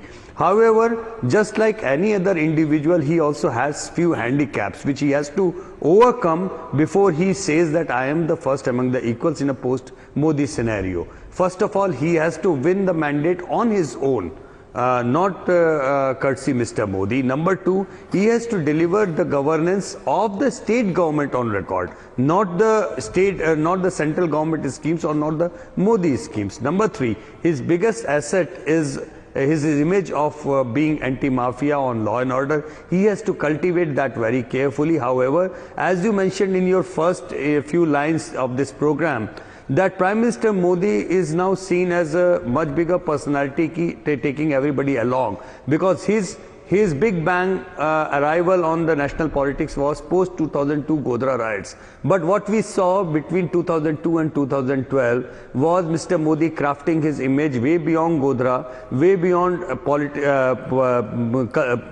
polarized politics, and taking it to the Gujarat model of governance. I think even the law and order agenda or law and order issue driven by the bulldozer Baba image had a lot of communal undertone to it. I think if Mr. Yogi wants to arrive as first among the equals, he has to charter the exact line, length and the path that Prime Minister Modi has taken himself, by taking everybody along, by picking up a world-class team, really team of smart people who can be his backbone, his second in command, third in command, and even taking everybody along who are not on his side of the table. Remember, even Sushma Swaraj ji was the prime contender against Mr. Modi, but Mr. Modi carried Mrs. Sushma Swaraj as one of the most trusted partners in government, and so did he carry Mr. Rajnath Singh, and is still carrying Mr. Nitin Gadkari along with him. So I think he has a great potential. But to say that he has arrived as the first among the equals, he still has to charter a long way, Navika, because we all know becoming a prime ministerial candidate or becoming a prime minister game is not that easy as we compare to Uttar Pradesh. Yes, Uttar Pradesh is critical. Yes, Uttar Pradesh is very important since 80 odd Lok Sabha seats. But at the same time, we know that 2017 and 2022 mandate primarily have been delivered on the basis of popularity of Prime Minister Modi, and the double engine where the popularity of Mr. Yogi has become supplementary and complementary to the popularity of the Prime Minister. That is what actually the success mantra in the UP has been. But anybody who is a well-wisher, Navika, of Mr. Yogi, anybody who is a well-wisher of Mr. Yogi would tell him very clearly he has still a long way to go if he wants to say that he is the first among the equals or he has arrived as the next Prime Minister. Well, then Yashwant all Deshmukh, the well-wishers of him. Then Yashwant Deshmukh, you take the honors of being very fond of Mr. Yogi, because you've stated the positives and you've stated the road that he still needs to travel. Let me get Mr. Hindol Sengupta. Yes, Yogi has become a very tall figure, but Yashwant Deshmukh points out to the facts that many of the schemes which were the Modi government schemes, Modi schemes that have actually helped Yogi Adityanath in Uttar Pradesh. Do you think the fact is that even 8% Muslims have voted for the BJP this time around in Uttar Pradesh? Do you think that is the Modi charisma? And therefore, what Yashwant Deshmukh says, big bang, second term, but miles to travel for Yogi Adityanath. Navika, I would like to focus, Navika, really on the development story that is building in Uttar Pradesh. Now, as far as Yashwant Deshmukh's comments on Prime Minister Modi's schemes reflecting on Chief Minister Yogi Adityanath, well, there are many chief ministers in India from the BJP who have won in so-called Modi waves. So that point, while valid, is rather, that point can be stretched to other states too. But there's something unique happening in Uttar Pradesh, and we should focus our attention to try and understanding what's happening there. Uttar Pradesh was always one of the laggard states. If you look at it economically, Uttar Pradesh and Bihar are two states which were really pulling India down in many ways. But Uttar Pradesh is effecting a turnaround. Somebody mentioned the women vote. The women vote is a particularly interesting phenomena that's developing. But where does that women vote come from? I recently did numbers with a colleague of mine across 9 charts. And if you look at all these parameters that we analyzed, whether it's menstrual health, whether it's cooking stoves away from wood fuel, whether it's toilets, whether it's availability of water, there's a whole range of things, including, by the way, financial inclusion during COVID using digital platforms, which of course we are discussing far more intensively now, even in the context of, digital sovereignty, against the backdrop of the Ukraine war. But all of this direct application of governance at the very grassroots is having a transformative effect. It is very tragic in India that we still consistently talk about, this subcaste or that subcaste, this religion or that religion as far as voting is concerned. But Indian voters in India's biggest state, remember, if Uttar Pradesh was an independent country, it would be the 4th or 5th largest democracy in the world. That's the size of Uttar Pradesh. Their voters are essentially telling us that they are going past these divisions. They are actually voting on the basis of a transformation, a developmental transformation that's happening on the ground, on actual lives being led. I want to mention one scheme that many people on this panel might know. There's something called ODOP, One District, One Product, which essentially talks about, and Uttar Pradesh is really a pioneering state in applying this scheme. it essentially champions for domestic consumption and for exports, in a sense, unique products from India's districts, right? Now, when you do that successfully across many districts, the money goes to the grassroots. Now, this money going to the grassroots has transformative impact. We have seen it again and again in developmental economics. Two things changes places: money in the hands of women, which men cannot access easily, and the education of girls, hygiene of girls. When you connect these dots together, transformation has happened in country after country. And indeed, Uttar Pradesh is large enough to be a country. You know, in Europe it would be an entirely separate country. But Uttar Pradesh is in a sense transforming itself, I would argue, if this is the path that continues, through its infrastructural change. You talk about the expressway, the highways. I mean, recently I went to Vrindavan, and from my home in East Delhi, it took 2 hours. I was astonished that I reached Vrindavan door to door in 2 hours. It's absolutely amazing, the world-class highways and expressways that the state has. This kind of transformation in a state that has always been considered a laggard is truly something remarkable. And if Uttar Pradesh truly continues down this path, then nothing can stop India from achieving double-digit growth for a long period of time, Navika. And the people at the grassroots, much more than people like you and me, who are the relative elites of this country, people at the grassroots understand this. And I feel very strongly they see real impact in their hand, in their wallet, in their pocket, and that's how their electoral behavior changes. That's very well put, Hindol Sengupta. Sanjay Jha, of course, has a smile. But Sanjay Jha, there's a point in what Mr. Sengupta says. The fact is that there will be Modi schemes, but the last mile matters. I mean, Rajiv Gandhi very famously said, we give 1 rupee, only 15 paisa reaches. Now, if it is reaching and changing people's behavior towards those who govern them, they're re-electing people, there is transformative change that has happened at the grassroots level. You can't take it away from Yogi Adityanath because he's done it in Uttar Pradesh. And while you look at the dark clouds, many people are looking at the ray of hope, as Shantanu Gupta also put out about the fact that see the change that's happened. It's a laggard. It will take time to come up. And this was said in an off-record meeting, which I today can make public, by Yogi Adityanath when we met him in Varanasi. He said Uttar Pradesh, with 26 crore people, has a budget of 2 lakh crores. We should have a budget of 20 lakh crores. Now, that's the vision that the man has, despite the saffron robes that he wears. So, Sanjay Jha, are you underestimating the power of brand Yogi? Navika, actually, I'm not. I'm actually arguing in a very bipartisan way, looking at hard data, because you have got enough people on your show today who believe that Uttar Pradesh is the next El Dorado. And I think they are misleading themselves and the viewers of your show. And I'll tell you why.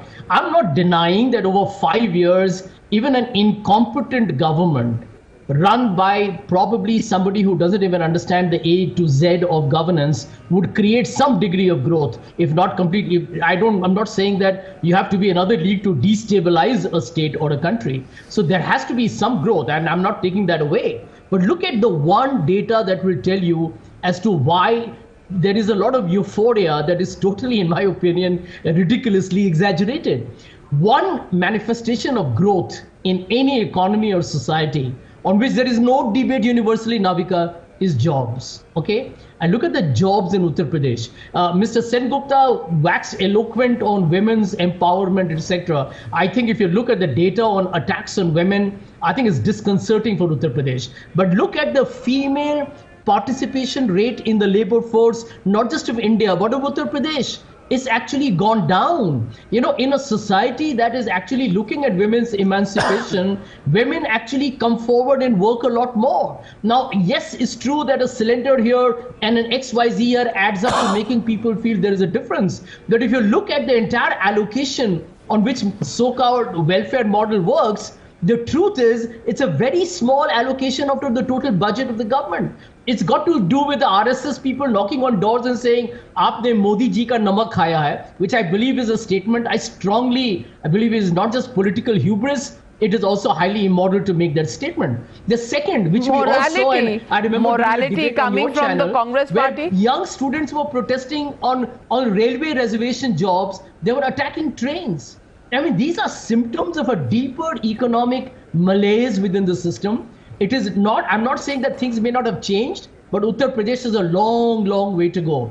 And the government is still doing communal polarization. Jay Panda, respond to Sanjay Jha. I think he's wearing sunglasses at night, so he's seeing everything in a dark shade of black.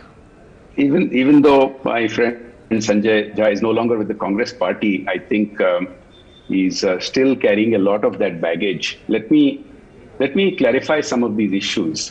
You know, when you talk about the development of a building, you don't talk about building the 5th floor first. You first talk about building the ground floor.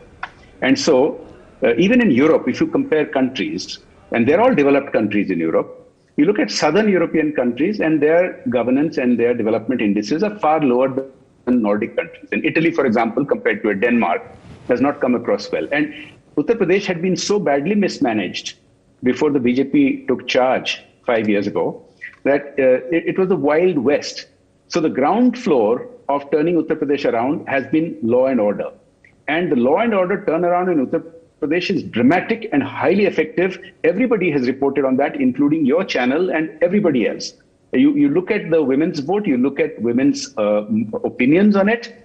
This is the ground floor. Law and order has to be turned around before you can have economic development, before you can have women's participation in the labor force, all these things that Sanjay Jha was talking about. The development thereafter doesn't happen on a linear basis. It happens in a very hockey stick curve. Once you get the ground ready, then development happens much faster. And all the other indices that some of the other panelists have talked about are testimony to that. Second, you know, the accusation that Yogi Adityanath is communal, this is a very typical left liberal accusation against anybody that comes out from the BJP. The same accusations have been made about Vajpayee ji, Advani ji, Modi ji, and they have all in the end prevailed. They've prevailed in the courts of law. They've prevailed in the courts of public opinion. And if it were true, what Sanjay Jha said, then it couldn't also be true, which you pointed out, that the BJP in Uttar Pradesh has got 8% of the Muslim vote. Now that is a very noticeable number, higher than what we used to get traditionally. So it's not just women's vote, it is also minority votes. And when we say, when he talks about this discrimination, the reality is our principle of sabka saath, sabka vikas, sabka vishwas is true, because you cannot point out a single instance where any government plan, any government scheme in Uttar Pradesh, whether it is central government or whether it is state government, has any discrimination based on caste or religion or gender or any such thing. So the fact is that there has been a noticeable uptick, not just in vote shares of those who traditionally didn't vote for us. This is an election that has broken many barriers of silos of caste, and many other regressive type of politics have been overcome by the aspirational politics that the BJP represents under the leadership of Prime Minister Modi, in which Yogi ji is a rising star. And ultimately, I would say that the proof of the pudding lies in the eating. All these arguments against what has happened in Uttar Pradesh just does not make sense in light of how the people of Uttar Pradesh have reacted to the leadership of Prime Minister Modi and Chief Minister Yogi Adityanath. That's exactly the point. And therefore, let's move from that question, because UP has been won and clearly people have voted more for the BJP than for the opposition. And that, to my mind, ends the debate on nobody can say everything is perfect. Even in the United States of America, the most developed country, everything is not okay. There are problems in every place. So this is work in progress. But at the moment, what people do is trust the BJP to get them there rather than trust anybody in the opposition. So on that, Yashwant Deshmukh, I want to ask you, from 2022 to 2024, how does the road look to you? What will be the role of Uttar Pradesh, Yogi Adityanath, and the road ahead for the BJP in 24?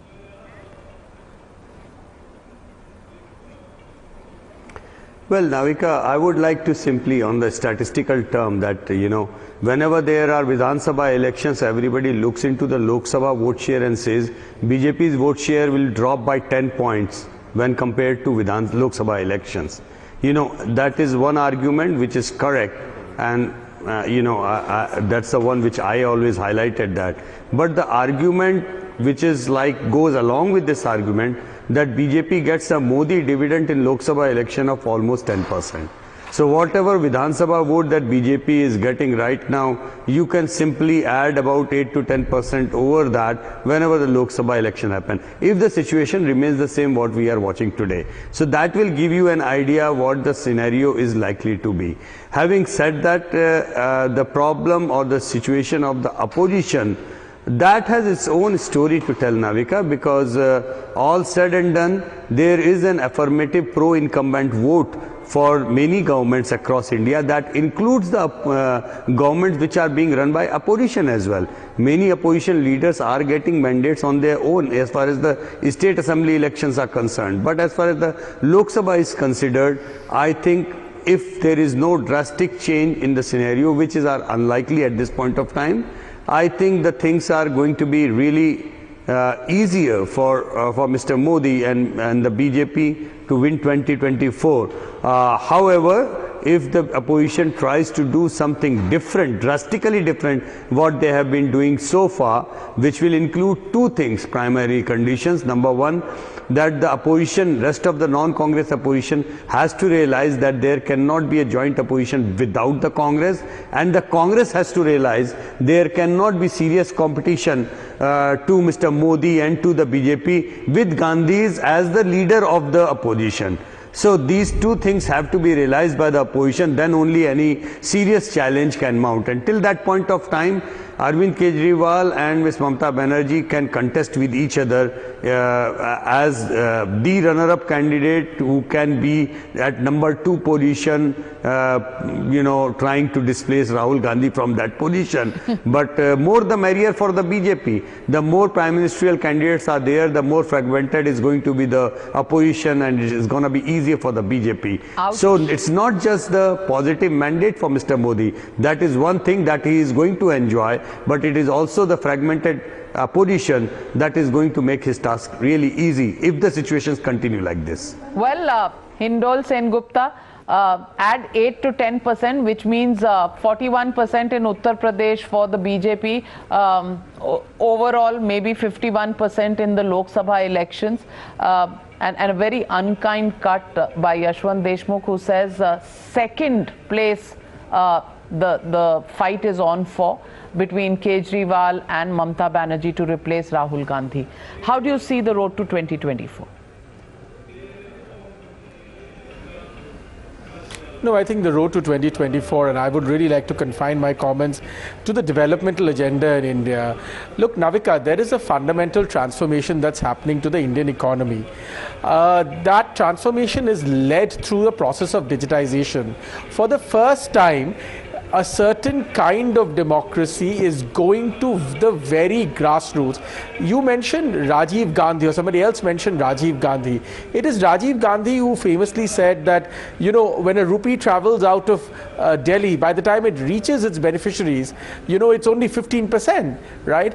Because, Delhi is very far away from everywhere, and that was obviously ironical. So wo paisa ghis jata hai, it gets corroded or eroded, right? Now that, of course, in economic parlance, is basically leakage. Now what is happening? What is happening is historic, Navika. For the first time, India's goods of governance are reaching many people. I would not argue nothing is 100% successful, but many people are actually getting goods of governance without any leakage. This is unprecedented. This is why how India staved off the worst crisis from the COVID crisis, because people received actual money on the ground. And the direct benefit transfer will give the dividend that is at least targeted for. So 2024, time for everybody to turn their attention to that, even as Yogi Adityanath and his cabinet sit firmly for a second term for the next 5 years to deliver Uttar Pradesh 2.0 under brand Yogi.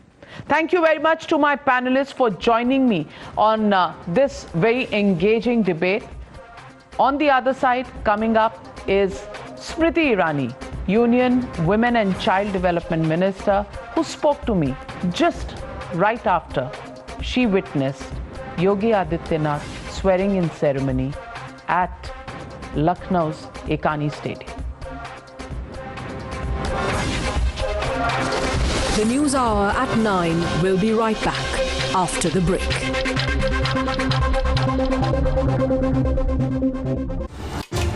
Millions of Indians watch me because I put the hard facts first. Because my viewers know the difference between raising the voice and raising the bar. They choose factual news that speaks for the nation. I am the voice of a nation where facts alone triumph. On India front, I lead with the hard facts because the nation trusts facts first. India Upfront, weeknights at 8 p.m. only on Times Now. For chai time charcha makers, for daily commuters, for high flyers, for 9 to 5 professionals, from metro stations to living rooms. We present the facts and help India make a judgment. From stories that shake the nation to opinions that shape them. I delve deep into the biggest news of the day and uncover every fact, every source, and every statement through debate and discussion. Get a 360-degree perspective on every story and get a conclusive closure. Join me, Navika Kumar, on the News Hour at 9, only on Times Now. What is on my agenda? Information, not unnecessary aggression. Persistence, not pandering. I keep my ears to the ground, eyes on issues that truly matter. Because getting the whole picture is my focus, not hostility. People, not propaganda, is my priority. No bluff, no bluster, no bias. Because your agenda is my single point agenda. Watch News Hour Agenda with me, Padmaja Joshi, weeknights at 10 p.m. She asks tough questions like no other journalist. Ayodhya और मथुरा की बातें हो रही थी तो गोरखपुर क्यों? Safe seat है इसीलिए. She takes on the masters of Indian politics like no one else can because she speaks for you the way no one else can. Kashi Vishwanath की झांकी हो गई, अब मथुरा बाकी है. तो ये क्या गवर्नेंस की बातचीत है? क्योंकि चुनाव है उत्तर प्रदेश में, इसलिए आपने कृषि कानून क्या चुनाव जीते तब नहीं गए थे जब कृषि कानून पास हो गया था? जीते गए थे. बंगाल में आप हार गए थे. Because your voice must be heard, your questions answered above all else. Frankly speaking, with Navika Kumar. In which country would a murder accused not even be arrested for 4 days? Patra, आप ऐसा करिए, अगर कोई इस देश में कोविड से ना मरे तो वो या तो जीएसटी से मर जाएगा या आपकी पेट्रोल प्राइस से तो मर ही जाएगा. Someone over whom the taint of a pre-planned murder conspiracy hangs is the ideal person, and I think the best judge, people you will go seeking a mandate from.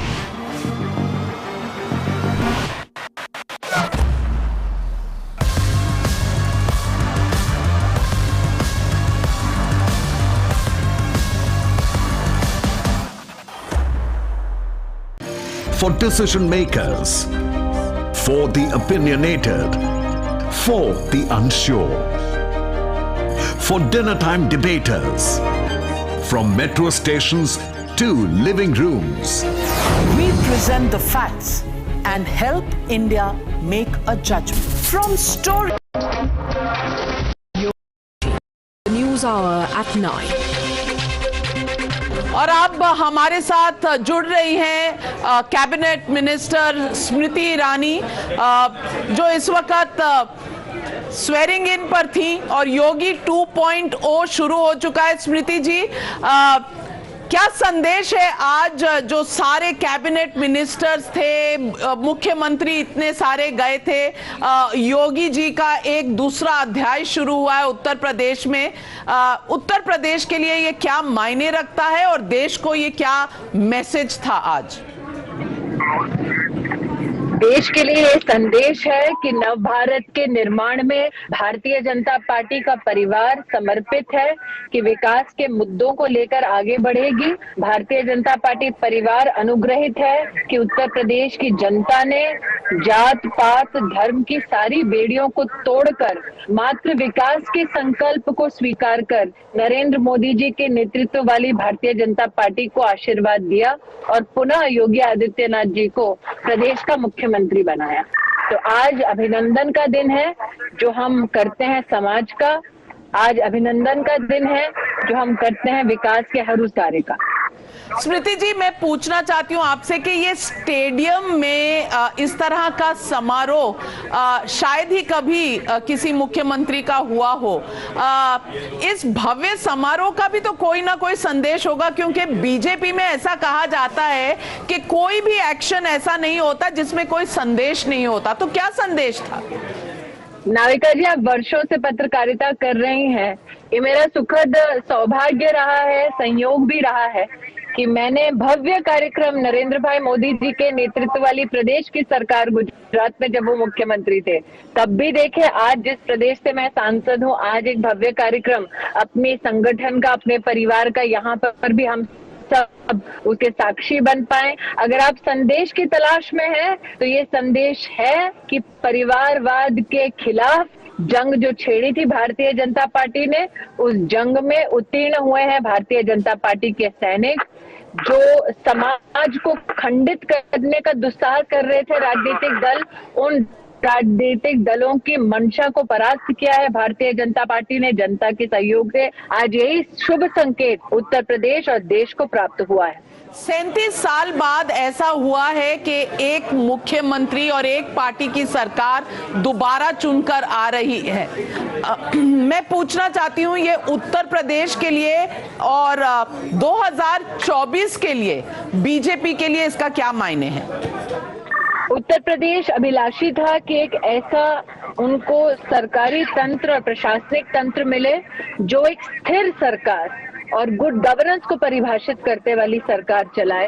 Uttar Pradesh की जनता अभिलाषी थी कि आपको एक ऐसी सरकार मिले जो लॉ एंड ऑर्डर को प्राथमिकता दे, एक ऐसी सरकार मिले जो भेदभाव में विश्वास न रखे, एक ऐसी सरकार मिले जो विकास को एक नए स्वरूप में परिभाषित करे, और विशेषता एक महिला होने के नाते एक ऐसी सरकार जो महिलाओं के संरक्षण के प्रति समर्पित हो।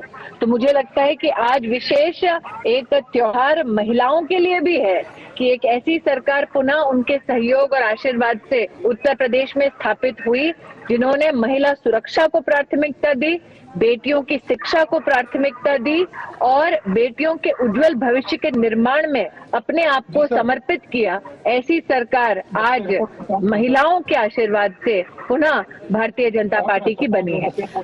अमेठी की शेरनी आपको कहा जाता है और 2019 में आपने अमेठी में जो करिश्मा की सरकार बनेगी, मैंने बाबा विश्वनाथ के चरणों में आपसे कहा था बड़ी विनम्रता के साथ कि पुनः देश के प्रधान सेवक नरेंद्र भाई मोदी बनेंगे।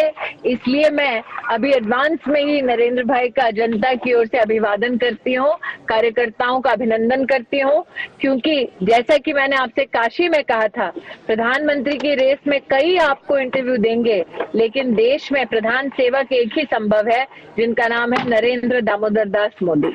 मैं आपसे कहना चाहती हूं, अखिलेश यादव जी ने अभी ट्वीट किया है नई सरकार को बधाई कि वो सपा के बनाए स्टेडियम में शपथ ले रही है। शपथ सिर्फ सरकार बनाने की ही नहीं, जनता की सच्ची सेवा की भी लेनी चाहिए, ये अखिलेश यादव ने कहा। हिंदी में एक कहावत है, अंगूर खट्टे हैं। तो मैं तो इतना ही कहूंगी कि अखिलेश जी अगर इस प्रकार की टिप्पणी कर रहे हैं, शायद ऐसे ही कटु शब्दों की वजह से जनता ने उन्हें परास्त किया है। उनके मुख से प्रदेश के लिए अच्छी कामना हो, ऐसा मैं प्रभु से प्रार्थना करती हूँ। आज विजय उत्सव है और शालीनता और संस्कार ये परिचय देते हैं कि हमें विजय में विनम्र रहना चाहिए। इसलिए मैं आज मुलायम सिंह यादव जी को नमस्कार करते हुए इतना ही कहूंगी कि जिस व्यक्ति ने अपने परिवार में अपनों को सम्मान नहीं दिया, उनसे मुझे अपनी पार्टी, अपने परिवार के लिए सम्मान की अपेक्षा नहीं है। Smriti ji, I want to also ask you, many people are today saying, I know आप एयरपोर्ट पहुंचने वाली हैं, पर लास्ट क्वेश्चन है, मैं सिर्फ इतना पूछना चाहती हूं कि Yogi Adityanath first among equals in the chief ministers of BJP in various states माने जा रहे हैं, इस पर आप क्या कहेंगे? I understand your desire to titillate for a political headline.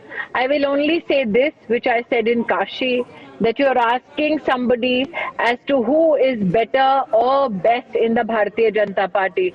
What is to be celebrated about my party is that my leadership, especially at the center, Shri Narendra Modi, recognizes the need to strengthen each state unit, recognizes the need to identify leadership skills not only in states but also up to district and booth level. And that is why anybody who is dedicated to the cause of nation building, anybody with a skill set of ensuring that the needs of the poor are met, this is the opportunity to serve the country through the Bharatiya Janata Party. That is why I'm extremely proud that my leader Narendra Modi today has ensured by only Uttar Pradesh, Uttarakhand, Goa, Manipur has seen exceptional leadership. That is only possible when you have a leadership which is confident about their own attributes and their service towards the country. Unlike the infamous Gandhi family, I am proud that my central leadership has given birth to so many leaders across the country so that together everybody can serve and build a resilient and an extremely strong nation.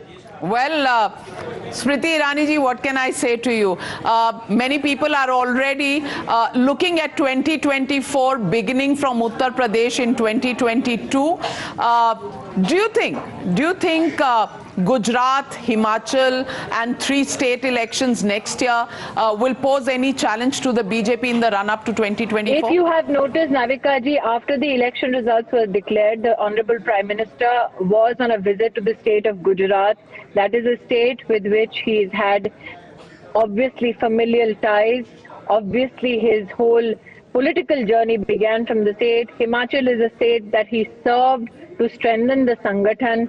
And for the Bharatiya Janata Party, if you ask any Karyakarta, every election for us matters, because that is an opportunity for us to go and tell the people of our country how much we have endeavored to ensure that the promises we made are promises that are kept, and we endeavor to ensure that we have their relentless support and their continued blessings.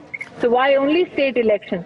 Every election that will happen henceforth, or for that matter has happened in the past, has seen resilient Bhajpais work from the ground up to ensure that we see a day that we see today in the state of Uttar Pradesh, a day of celebration, a day of resolve, a day of service. So, आपको लगता है कि election mode 2024 तक चलेगा या कुछ? हम सेवा के मोड में 24 घंटे हैं, इलेक्शन उसमें आप जोड़ सकती हैं, ये आपका अधिकार है. धन्यवाद नाविका जी.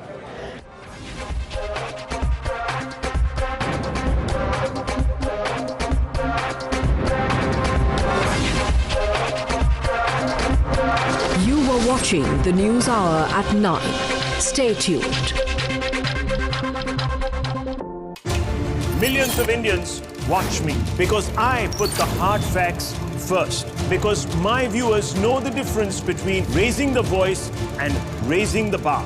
They choose factual news that speaks for the nation. I am the voice of a nation where facts alone triumph. On India front, I lead with the hard facts because the nation trusts facts first. India Upfront, weeknights at 8 p.m. only on Times Now.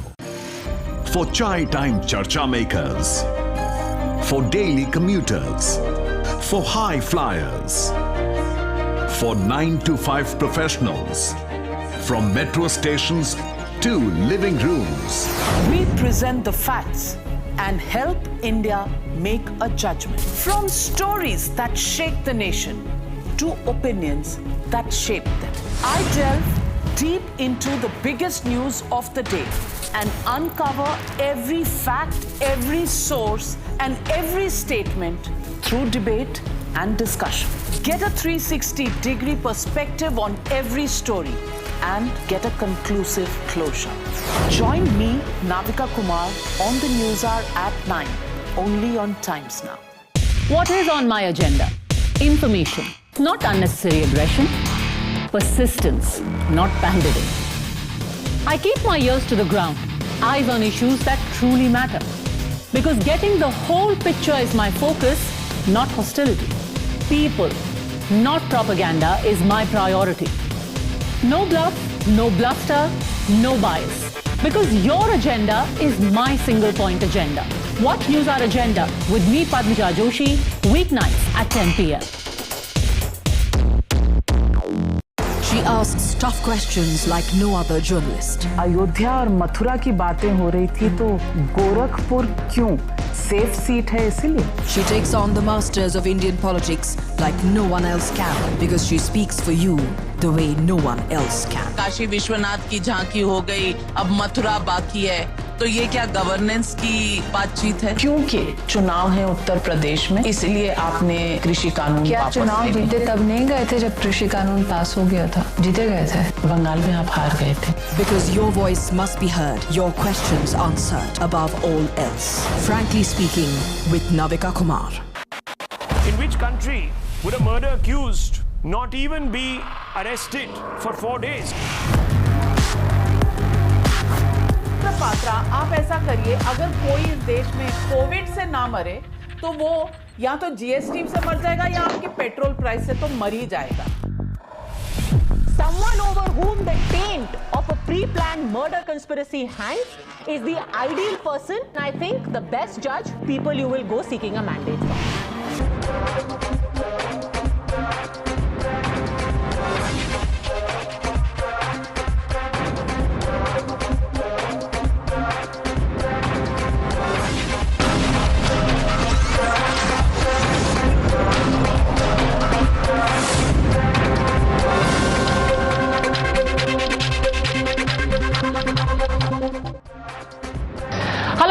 You're watching the News Hour Agenda. I'm Padmaja Joshi. Even as today in Lucknow, the government of Yogi Adityanath was sworn in, another government in another state was delivered a stinging indictment by the High Court of that state.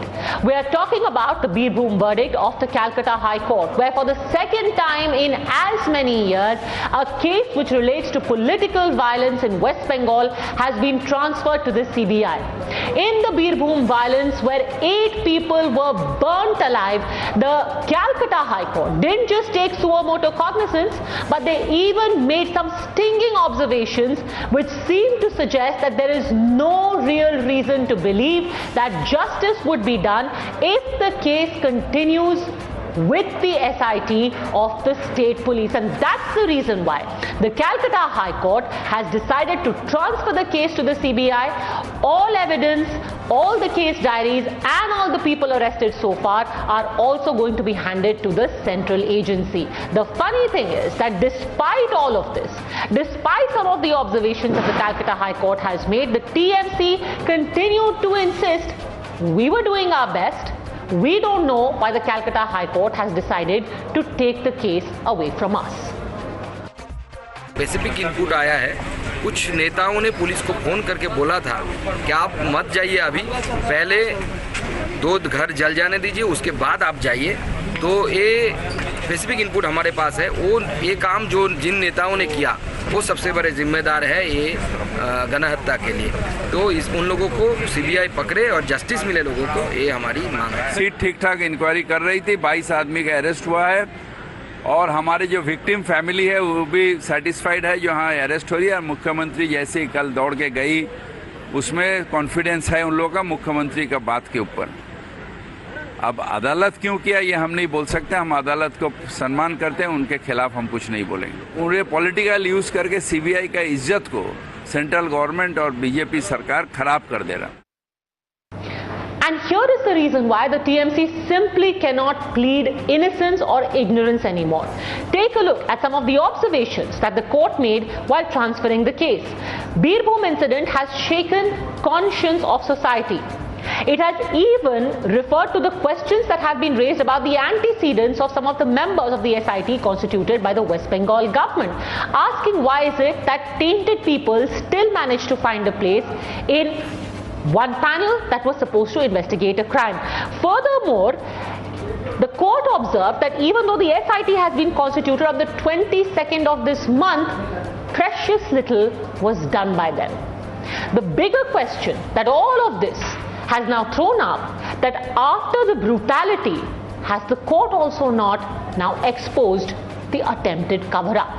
Can the Mamata government still plead innocence? You're watching the News Hour at 10, debate number 1 on Times Now, Super Prime Time.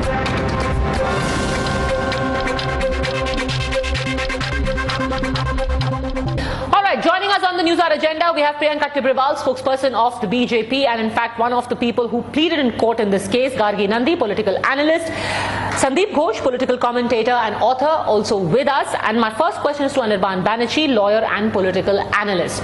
Let me just quote to you some of the things that have been said by the Calcutta High Court. Anirban Banerjee: need to expeditiously hand over case to independent agency because there is an allegation that there is an attempt to wipe off evidence.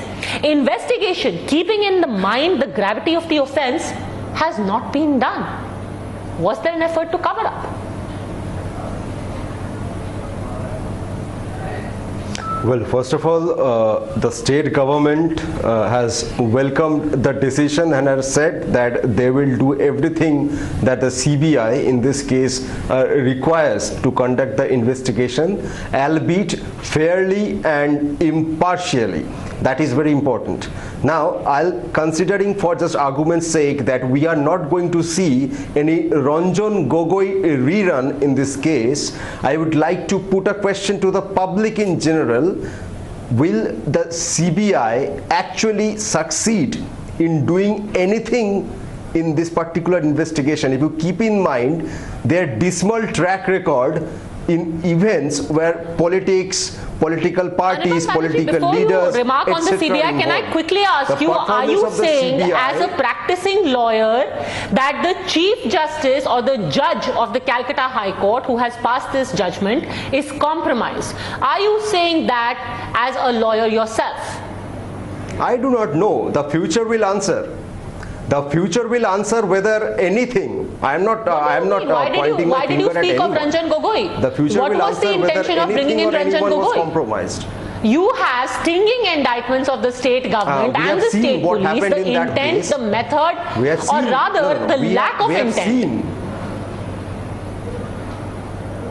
Yeah, that's fine. I simply don't if want everybody to see is compromised, then surely there has to be something very wrong in our country where the polity is compromised, the opposition is compromised, the judiciary is compromised, the CBI is compromised, everybody is out to get the West Bengal government, and yet it is in West Bengal that people continue to get killed. Who are the people who are coming and killing people in West Bengal?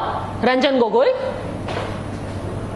First of all, if you are singling out West Bengal, then my condolences for your intellect, because killings or murders happen all over the country, rather it happens all over the world. Any government in its good sense would never want a single murder or a single incident of this kind of killings in their state. But things happen, bad things happen. Governments have to react. But West Bengal government in this case has reacted and has reacted promptly. But if the court thinks that it was not enough, it's within they're completely within their rights to transfer the case to the CBI. But the question will remain whether the efficacy of the CBI. Many thanks for your magnanimity for allowing the court to transfer the case. That being said, I also very respectfully reject your condolences. Quick first response from Priyanka Tibrewal first. Yes. Right. So Padmaja, this is the same person. Only yesterday he was telling you that the court has not given a CBI because the court didn't feel. So, and he was in favor of whatever was happening in the court. And today he questions the same bench. Now, my condolences to this person on the death of his conscience. Do not put words in my mouth. Now again he is speaking over me. Please ask him to keep quiet. I didn't You said exactly that. You said that, sir. Yes. I did not say anything. You said it's a vindication of the government's position because the court did not order a CBI. Do not quote me on things that I have not said. You can put your own statements. You can put Nobody is putting words in your mouth. But do not try to quote me on something that I did not say. My condolences to this person because their conscience is dead. completely dead. So my condolences on that. Now today, see, we just see that in a place like West Bengal, it has not been a year that this government has come back to power. In less than a year, Padmaja, in two of my matters, and both okay, silence, please, silence. Only Priyanka Tibrewal will speak for a bit, please.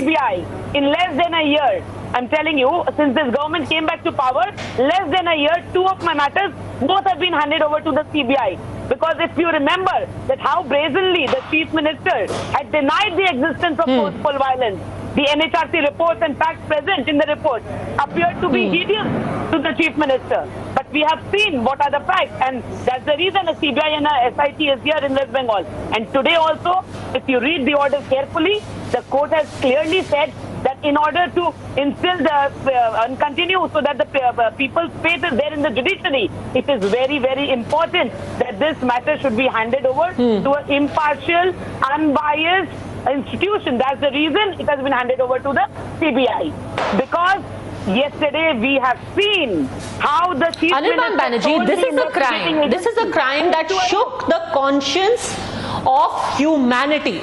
This is what the court has remarked, and even if it didn't, 8 people, including a newly wedded couple, 2 children, women, were beaten, then locked up. This wasn't some TV fat gaya or short circuit that Anubrata Mandal seemed to suggest in the beginning. They were beaten and then they were burnt alive. Despite that, you have the court today saying that and the manner in which it is done, here's what the order says. It has been submitted that in spite of the fact that the police station is very near to the spot of incident, the police did not reach on time and persons trapped inside the houses were kept burning. The people who were inside were kept burning. How can the person to whom the police reports shirk all responsibility?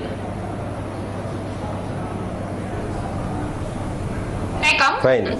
The person in this case, the police minister, the home minister of the state of West Bengal, she has not shunned her responsibility. That is why within hours of this gruesome incident coming to light, the IC of the concerned PS was closed and eventually suspended. The SDPO is still under suspension. The superintendent of police of the district has been suspended, and more than 12 police personnel of the lower ranks, they have been suspended as well. Therefore, this is not shunning responsibility. No one in the government or the higher administration has shied away from their duty or responsibility. But even after that, if the court has felt that there more needs to be done, they have handed it over to the CBI. That's fine. But the question will still remain whether the efficacy of the CBI is why was the case taken away from the state police? It's a very simple logic. If you, sir, as a lawyer, are doing your job so well, okay, I'm a client, I come to you, you are a lawyer, I say, please fight my case. If you are fighting my case so beautifully, why was my case taken away from you and given to somebody else? As I said, I hope there is not a rerun of the Ranjan Gogoi incident. I said it at the very beginning. But the question will still remain whether the CBI's efficacy is better than any state government police. This is ridiculous.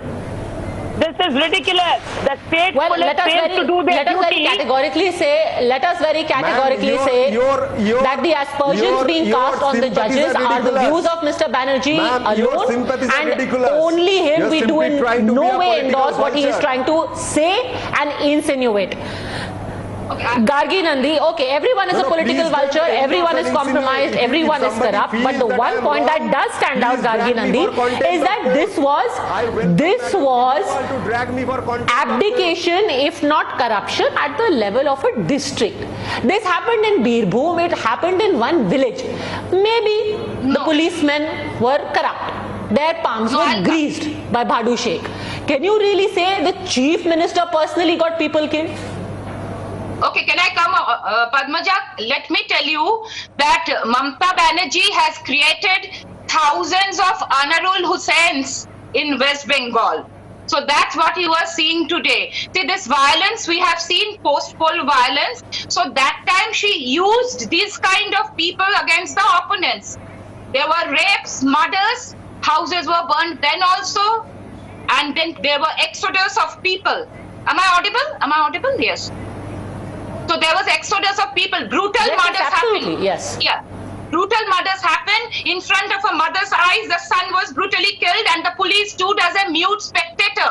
Avijit Sarkar, do we not remember that? So when you create this kind of Frankenstein in the state, so then they fight among themselves also. This was for the share of the booty. So then she has created Frankenstein. See, culture of violence has thrived in Bengal since the left rule. But under Mamata Banerjee, she has nurtured it so much, it has blossomed. So that's why I say Anubrata Mondal, why Anarul Hasan arresting is a space setting. Can Mamata Banerjee say from tomorrow in her party, there will be no one like Anarul Hasan or Bhadu Sheikh who were used in the election to not let the opponents vote, not let the point is not about what Bhadu Sheikh did, which eventually set in motion this cycle of grisly violence. The point is who created Bhadu Sheikh, who created Anwarul Hasan. Anwarul Hasan, of course, for the uninitiated, is the man who has been arrested for this crime right now. He is one among the many arrests that have taken place. Who created these monsters? And that is why questions are being raised about the Mamata Banerjee government. Sandeep Ghosh.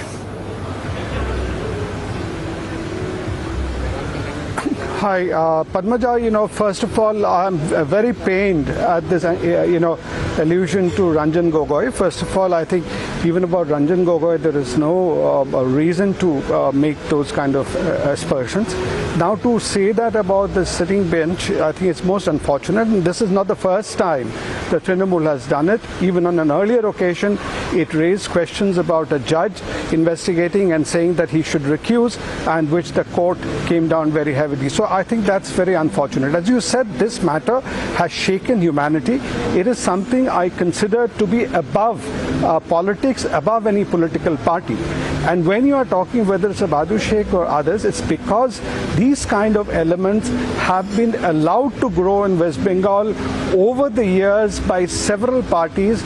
Today we have these Frankensteins ruling the show. And it's therefore high time people stop equivocating and, come down squarely on this kind of crime and say there is zero tolerance on such issues. And to that extent, I think the Chief Minister has done her bit by rushing there, by making, the kind of action in terms of suspending these people. That's a good beginning.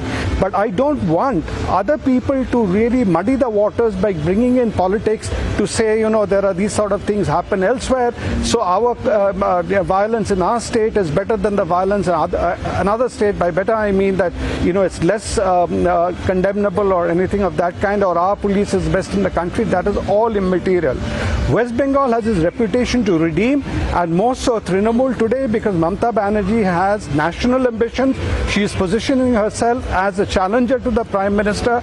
So her reputation is at stake, and her party members like Anirban Banerjee, who are representing here, they should make sure that, she is not seen to be shirking her responsibility. And they should support her rather than put forward these kind of arguments. It's like a culture of violence, so people should not be equivocating or pretending to be holier than thou. A lot of murmurs are there about the Adhikari family also, of the culture of violence. Culture of violence doesn't mean that we will not raise our voice. What has been the culture in the past will continue. Now that is the question where we are questioning that democracy is being murdered and killed in West Bengal. You see, this person, Anirul, who was arrested today, what was his statement? Shamelessly, he's saying that I have done Atma Samarpan just because Didi, Mamata Banerjee, has asked me to do. So this is my Atma Samarpan. Now, who instills this confidence in them? Because he knows that since the matter is heated at the moment, let me get arrested. This is the same Didi who will take me out after a few days. So they have that confidence on the system, on the government, on the police. Now that is the reason where this investigation we wanted a CBI, so that the real culprit could come out. Sandeep Ghosh. Priyanka ji, my only reservation is, Priyanka ji, my only reservation is, about the CBI's own track record, and that we all know has not been stellar. And I personally, therefore, would have preferred a supervised, court-monitored investigation rather than, because the CBI, if you see, even in the past cases, they have not really progressed anywhere.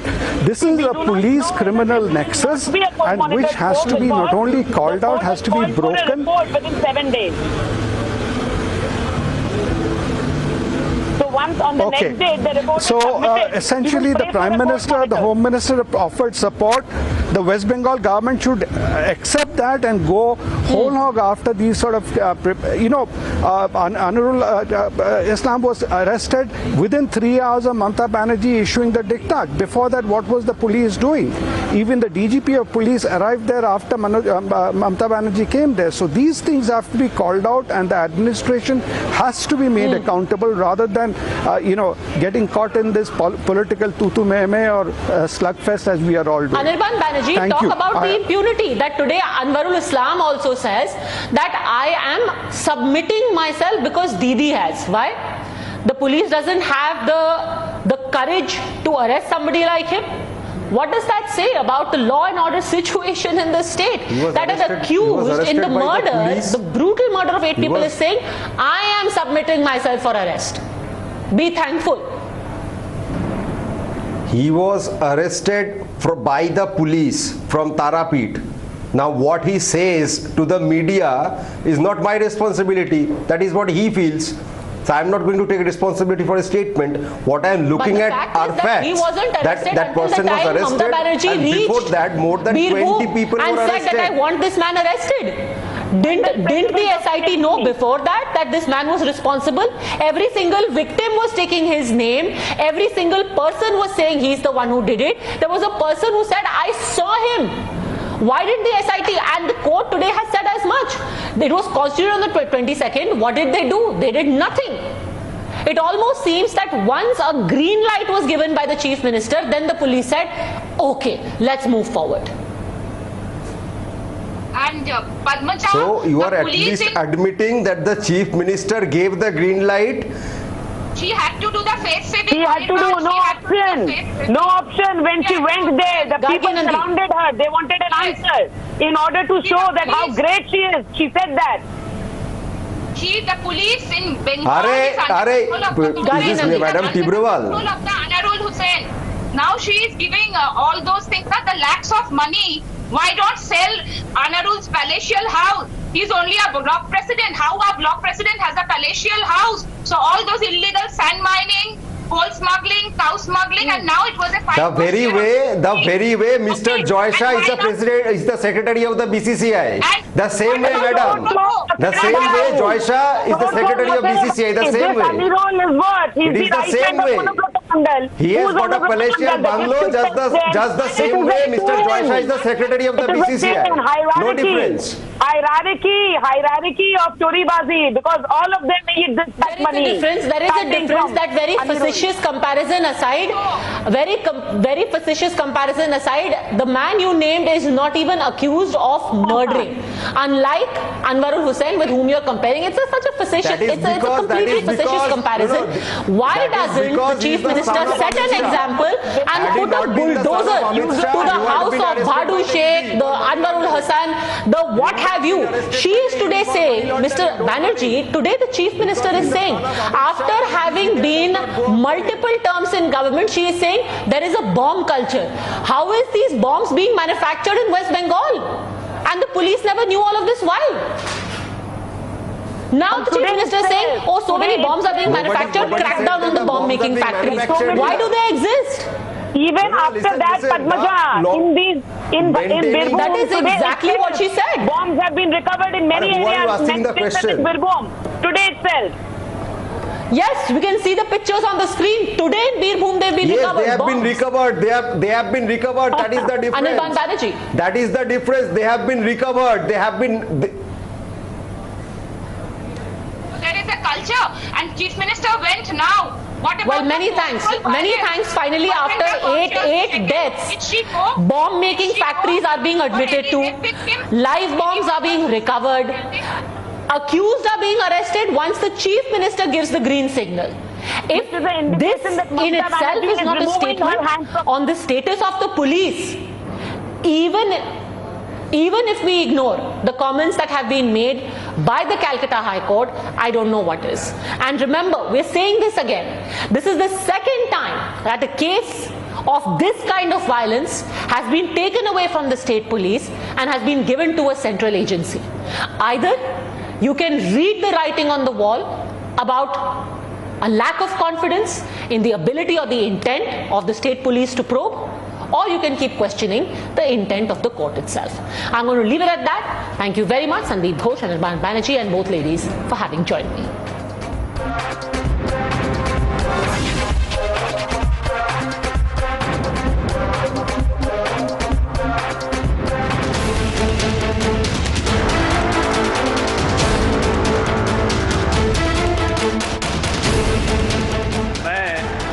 Adityanath Yogi ईश्वर की शपथ लेता हूं कि विधि द्वारा स्थापित भारत के संविधान के प्रति सच्ची श्रद्धा और निष्ठा रखूंगा।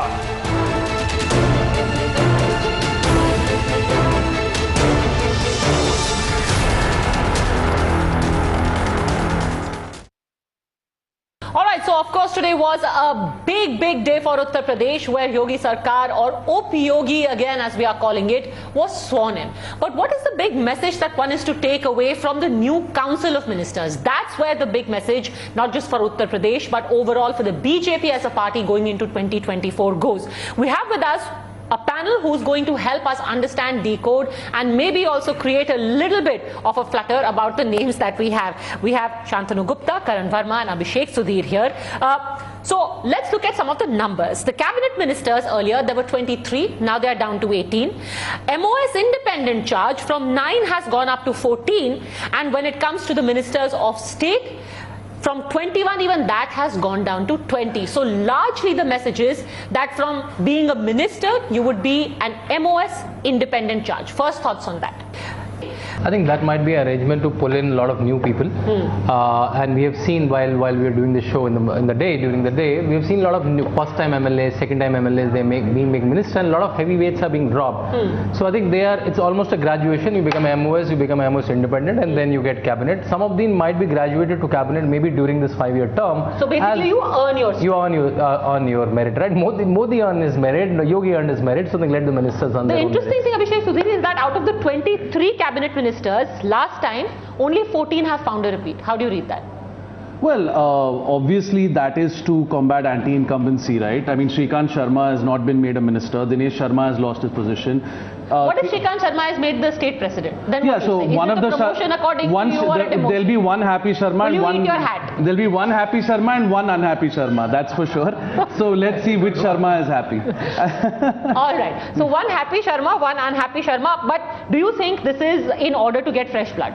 Look, honestly, as somebody who leans towards the Samajwadi Party, what I would say, the glaring omission is just one Muslim minister. 19% of the population gets one minister, and I would like to speak directly to Mr. Owaisi. आके आपको हिस्सेदारी लेने थे ना यहाँ से. But what is a Muslim minister? You are ministers for the state government. What is a Muslim minister? Come on, you just said like, look, a Rajbar community, Anil Rajbar has been accommodated. Every caste, every community has been accommodated. Mohsin Raza from Lucknow, Shia face prominent, done a fantastic job in the 5 years. But there's so many debates. Wait, did you just say Mohsin Raza has done a fabulous job? No, he's done a fabulous job as a pravakta of BJP. He has said, he has as a pravakta. As a pravakta. Okay. I will never concede that the BJP has done a good job. Okay, great. No, I just want to say about Mohsin Raza, he has been stripped of the ministry. Why? Make 2 Muslims. Now, why only 1 Muslim? ये क्या कोटा है कि एक ही मुसलमान को बनाएंगे हम minister? Okay, that is an interesting point. If when it comes to representation, you have OBC, Brahmin, Thakur, then why only 1 Muslim? My good friend Abhishek. It's a 20% population in Uttar Pradesh. Why just 1 Muslim? My good friend Abhishek is still stuck in the old world politics of caste. Ye Muslim hai, ye Baniya hai, ye Brahman hai. This was a mandate above castes, and he still doesn't get it. and it's high time the Samajwadi you can't Party. be serious about that. Let's face it, when it came to making the Council of Ministers, you factored in non-Jatav Dalit, OBC, Kurmi, Kori, Patel, all those calculations. I think there are considerations, but there is no quota that there has to be a Muslim face, there has to be this. There have been 21 people who have been dropped. So that is a huge number. 31 I think, in fact, fresh faces in the cabinet. So what that tells you is that perform or perish. Yes, caste and representation can be a factor, but it is not the de facto factor that this. You can't take your place for granted that just because you are a Shia leader or you are a Baniya leader, you will eventually find your place because there's no one else to fill in. Can I just say, Jitin Prasada is, I don't know, why has Jitin Prasada been made a minister again? Dinesh Sharma was mayor of Lucknow. He's a Zamini Neta. He's a fantastic organizer. You award merit. What is Jitin Prasada's qualification? You're taking all this useless deadwood like RPN Singh and Jitin Prasada. Congress Mukt Bharat se Congress Yukt BJP ban rahe ho aap log. How lovely. You know, considering that there were ministers, you didn't consider them deadwood at that time. You want to respond to that quickly? I think let's not discredit any politicians of birth. I think he is being won Lok Sabha elections. He being, to my understanding, minister in the cabinet of UPA won twice, and then he lost elections. And I think he represents a constituency. He is MLC now.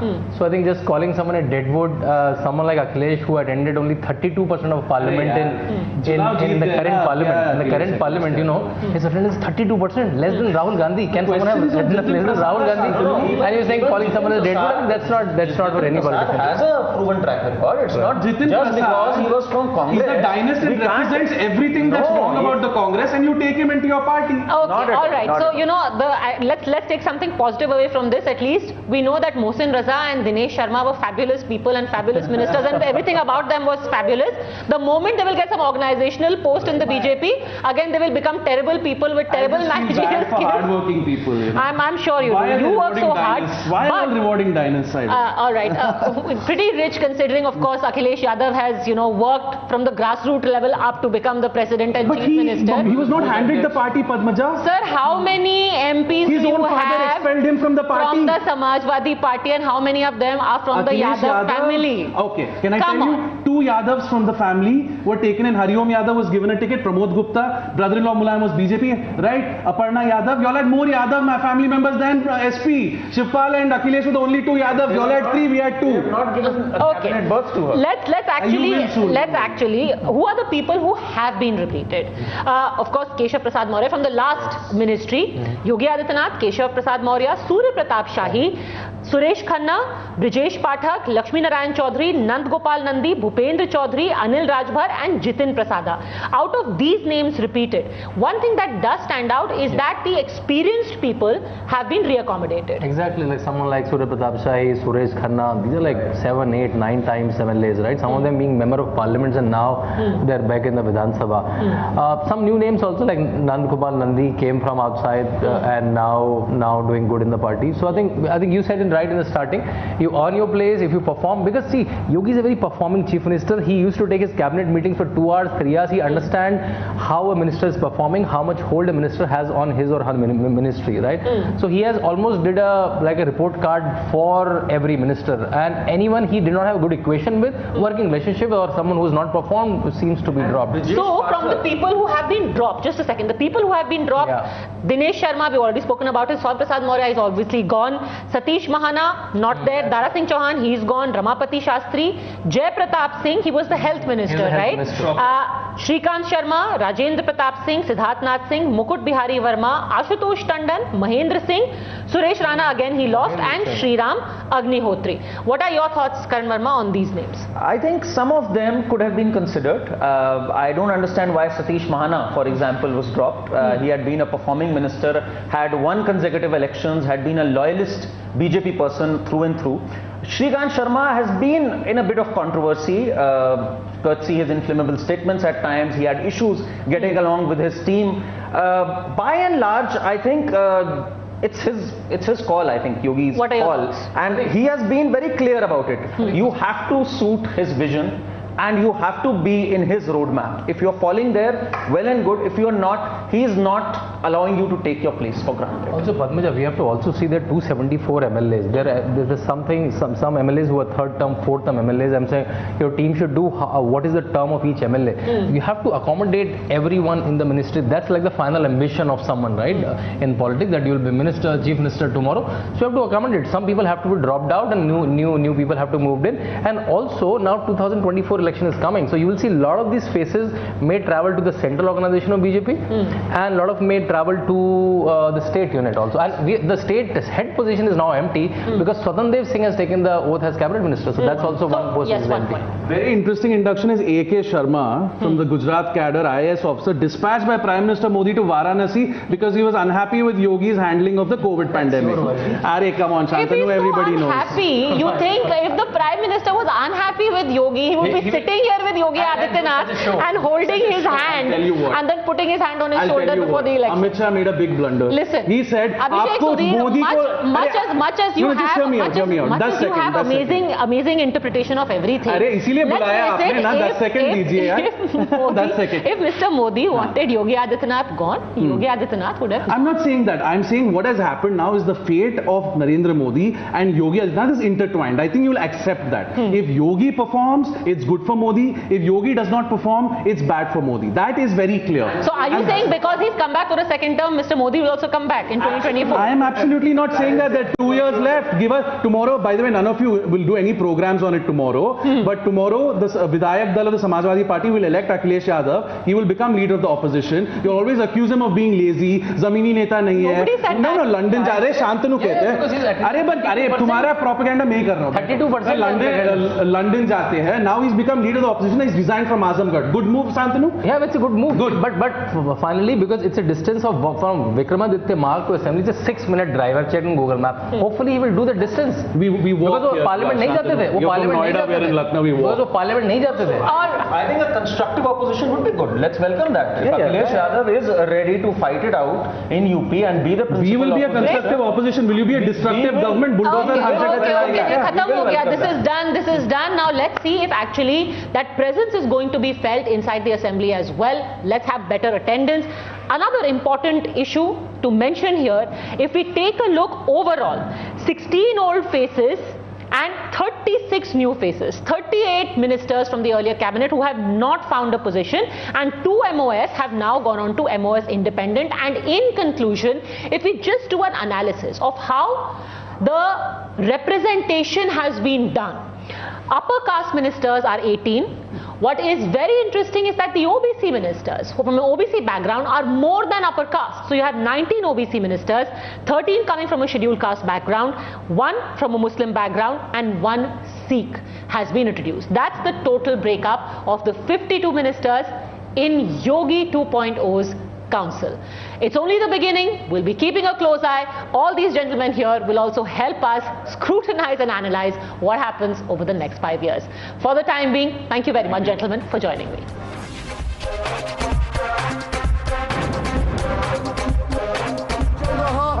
खुलेआम कश्मीरी हिंदुओं का कत्ले आम हो रहा है. YouTube पे डाल दो, फ्री हो जाएगी. टैक्स भी क्यों करा रहे हो? कश्मीर फाइल पे चोट कहीं लग रही है, चीख कहीं से निकल रही है.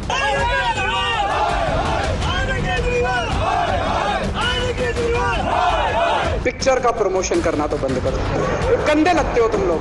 आतंकवादियों को बचाने की ऐसी बेशर्म कोशिश अरविंद केजरीवाल ने न केवल कश्मीरी हिंदुओं के नरसंहार का मजाक बनाया है, बल्कि देश के लिए शहीद हुए हर सेना के जवान का भी मजाक उड़ाया है. कश्मीरी पंडितों ने तो कभी कोई बंदूक नहीं उठाई. This is the time for justice. The history of Kashmir is a very fraught topic. It has again been brought into sharp focus, but there are several layers to it.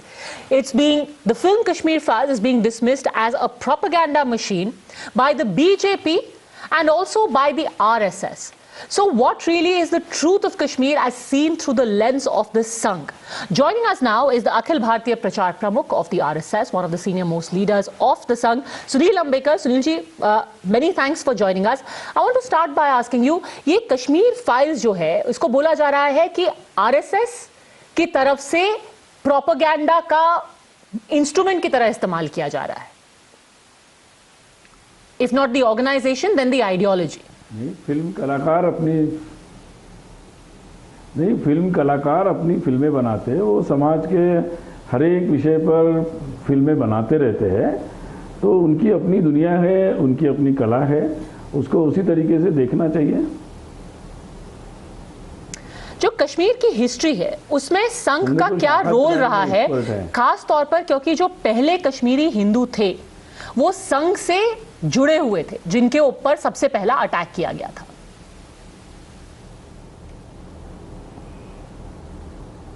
जी बिल्कुल ऐसा है कि संघ के कार्यकर्ता तो वहाँ पर जितना भी आतंक था या जितनी भी सेपरेटिस्ट घटनाएं हो रही थी उसका विरोध भी कर रहे थे और हिंदुओं की सुरक्षा की चिंता भी कर रहे थे। स्वाभाविक रूप से जब अटैक्स शुरू हुए तो उन पर अटैक्स हुए, और लेकिन लगातार वो बिल्कुल समाज की सुरक्षा कैसे हो इसमें लगे रहे, और इसीलिए शायद उनको टारगेट किया गया। ये बात सही है।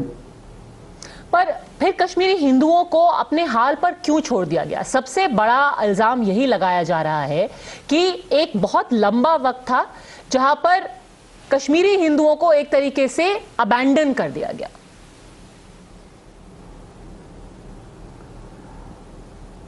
देखिए, मुझे जो लगता है संघ की जहां तक भूमिका है, संघ तो लगातार मतलब मुझे लगता है कि कश्मीर के जितने भी लोग थे और जितना भी उन पर अत्याचार हुआ, तो चाहे जम्मू में जब वो लोग आए कश्मीरी पंडित, तो उनके लिए जम्मू गीता भवन में जम्मू कश्मीर सहायता समिति की तरफ से व्यवस्था बनी थी, और लगातार मतलब डे 1 से जब भी लोग आते रहे और जब भी ये घटनाएं हो रही थी तब संघ के जितनी भी शक्ति थी और जितनी भी क्षमता थी उससे लोग खड़े रहे उनके साथ। और ये विषय केवल जम्मू कश्मीर का या कश्मीरी हिंदुओं का नहीं है, ये पूरे देश का विषय है। ये देश की एकात्मता, सुरक्षा, देश के लोगों के सुरक्षा का विषय है। तो इसको लेकर मुझे तो याद है कि मैं तो तब विद्यार्थी था और हम लोग पूरे देश भर में विद्यार्थियों को लेकर गए थे, कश्मीर के हर कैंपस में गए थे कि भाई ये विषय कश्मीर का नहीं है, ये विषय पूरे देश की सुरक्षा का है।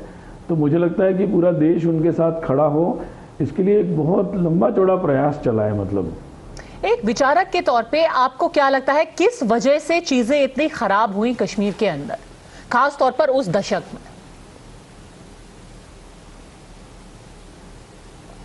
नहीं, जिस तरीके से मतलब आतंक फैलता चला गया और जिस तरीके से मतलब उसको एक आतंक की तरह ही देखना चाहिए था राजनीति से ऊपर उठकर, तो मुझे लगता है कि और बेहतर होती स्थितियां। इसलिए कुछ चीज़ें जो देश की सुरक्षा की, देश की एकात्मता की होती है, उनको हमेशा राजनीति से ऊपर उठकर देखना पड़ता है। मुझे लगता है कहीं ना कहीं इसमें हमारे देश में कुछ कमी हुई, इस कारण से ये परिस्थितियां बनी। कैसी कमियां? और जम्मू में जैसे जम्मू कश्मीर सहायता समिति के बारे में मैंने बताया, या फिर देश भर में जितनी भी लोग आते गए, तो लगातार उसके लिए संघ के कार्यकर्ता तो लगातार लगे रहे, चाहे जम्मू में या दिल्ली में या देश भर में।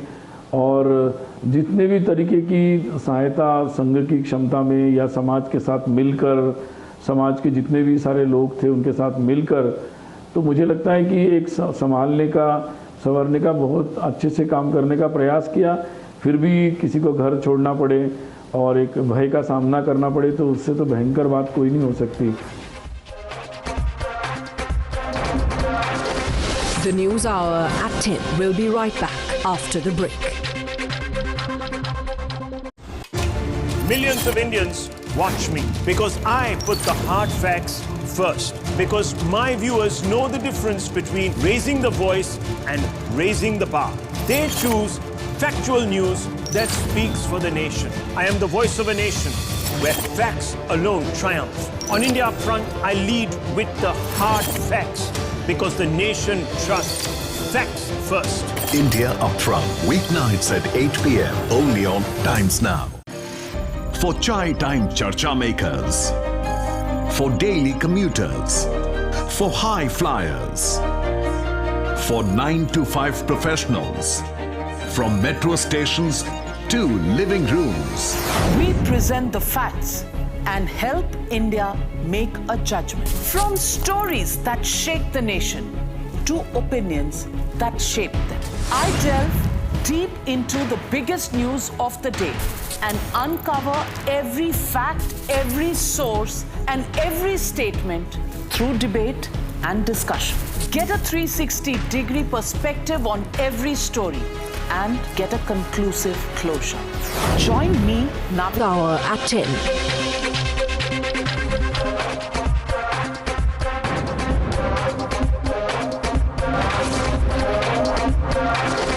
The News Hour at 10. We'll be right back after the break.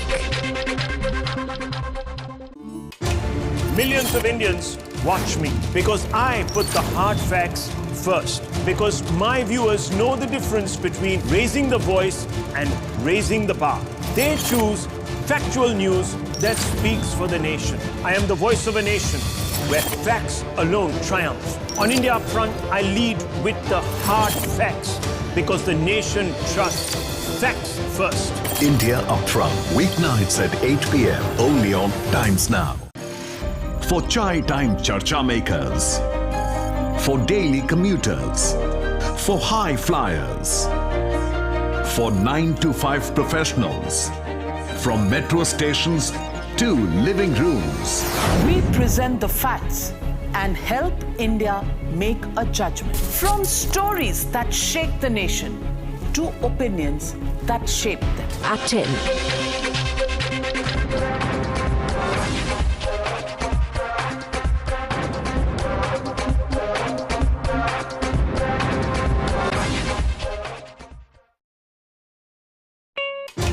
Millions of Indians watch me because I put the hard facts first. Because my viewers know the difference between raising the voice and raising the bar.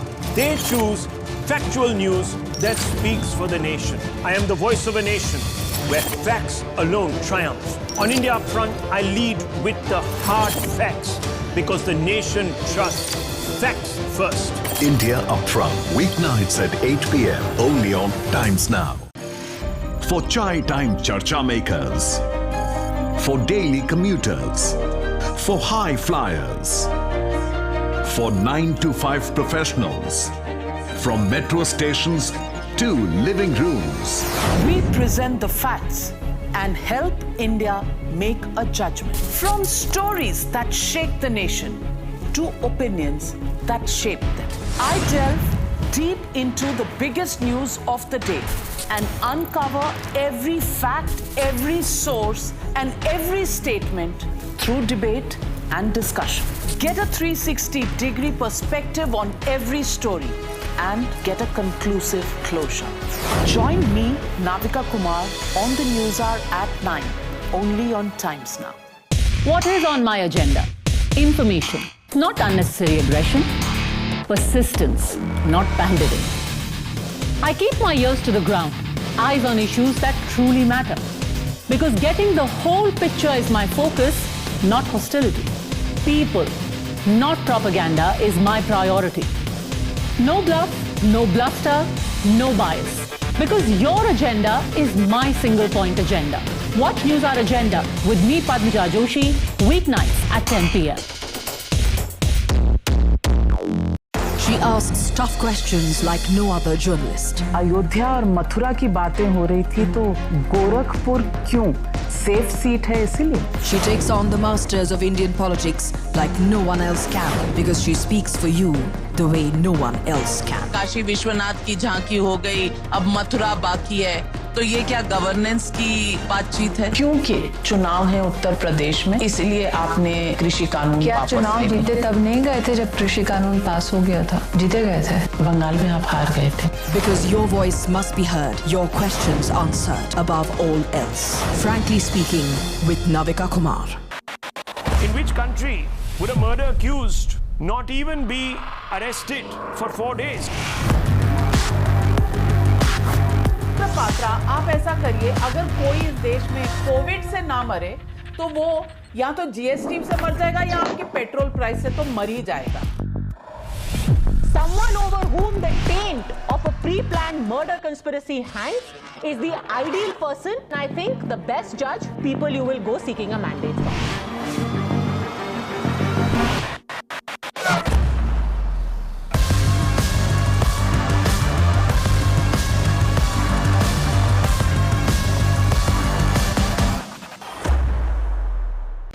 For decision makers, for the opinionated, for the unsure, for dinner time debaters, from metro stations to living rooms.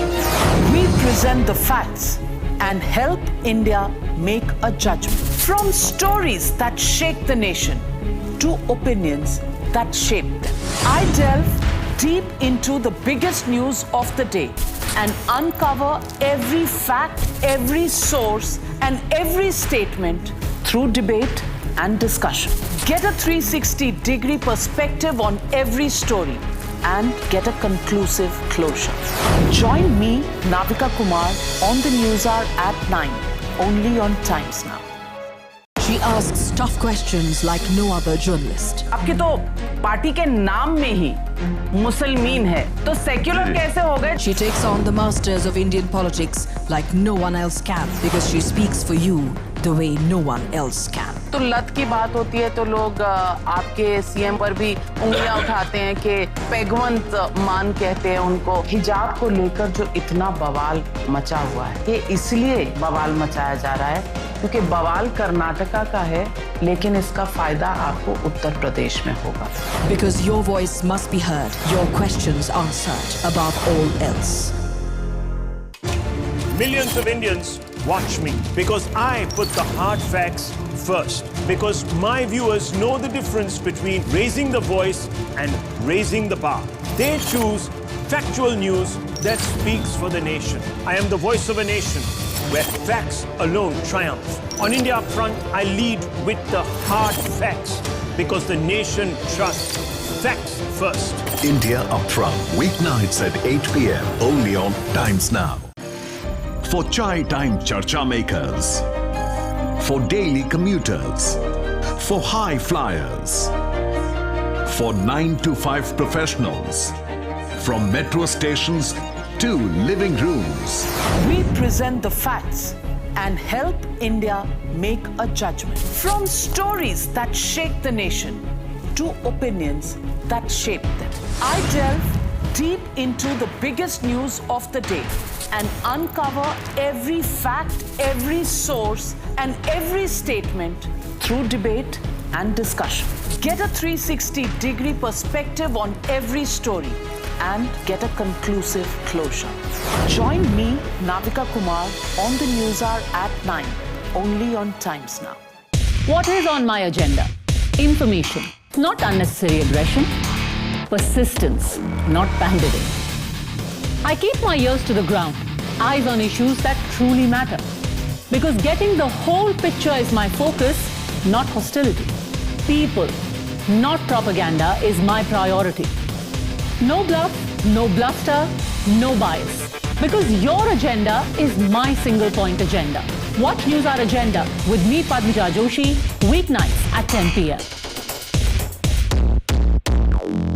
She asks tough questions like no other journalist. Ayodhya और मथुरा की बातें हो रही थी तो गोरखपुर क्यों?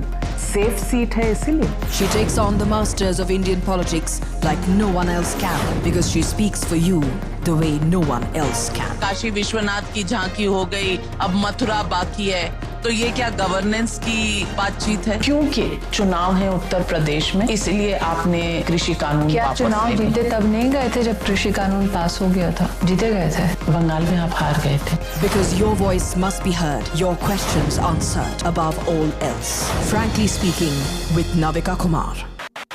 In which country would a murder accused not even be arrested for 4 days?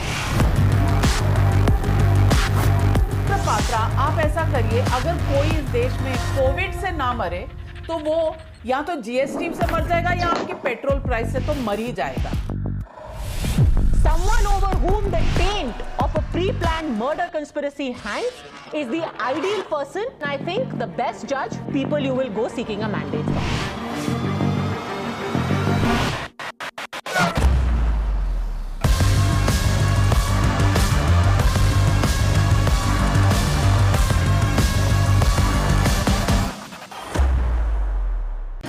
for decision makers, for the opinionated, for the unsure, for dinner time debaters, from metro stations to living rooms. We present the facts and help India make a judgment. From stories that shake the nation to opinions that shape them. I delve deep into the biggest news of the day and uncover every fact, every source, and every statement through debate and discussion. Get a 360-degree perspective on every story and get a conclusive closure. Join me, Navika Kumar, on the News Hour at 9, only on Times Now. She asks tough questions like no other journalist. आपकी तो party के नाम में ही मुसलमान है, तो secular कैसे हो गए? She takes on the masters of Indian politics like no one else can because she speaks for you the way no one else can. तो लत की बात होती है तो लोग आपके सीएम पर भी उंगलियां उठाते हैं कि पैगवंत मान कहते हैं उनको। हिजाब को लेकर जो इतना बवाल मचा हुआ है, ये इसलिए बवाल मचाया जा रहा है क्योंकि बवाल कर्नाटका का है, लेकिन इसका फायदा आपको उत्तर प्रदेश में होगा। Because your voice must be heard, your questions answered above all else.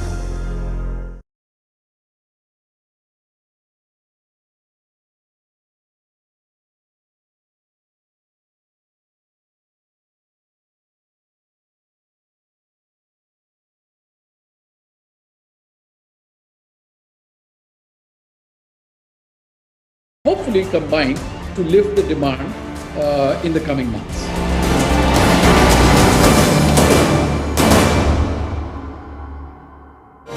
Presenting partner, Punjab National Bank. Millions of Indians watch me because I put the hard facts first. Because my viewers know the difference between raising the voice and raising the bar. They choose factual news that speaks for the nation. I am the voice of a nation where facts alone triumph. On India front, I lead with the hard facts because the nation trusts facts first. India Up Front, weeknights at 8 p.m. only on Times Now. For chai time charcha makers, for daily commuters, for high flyers, for 9 to 5 professionals, from metro stations to living rooms. We present the facts and help India make a judgment. From stories that shake the nation to opinions that shape them.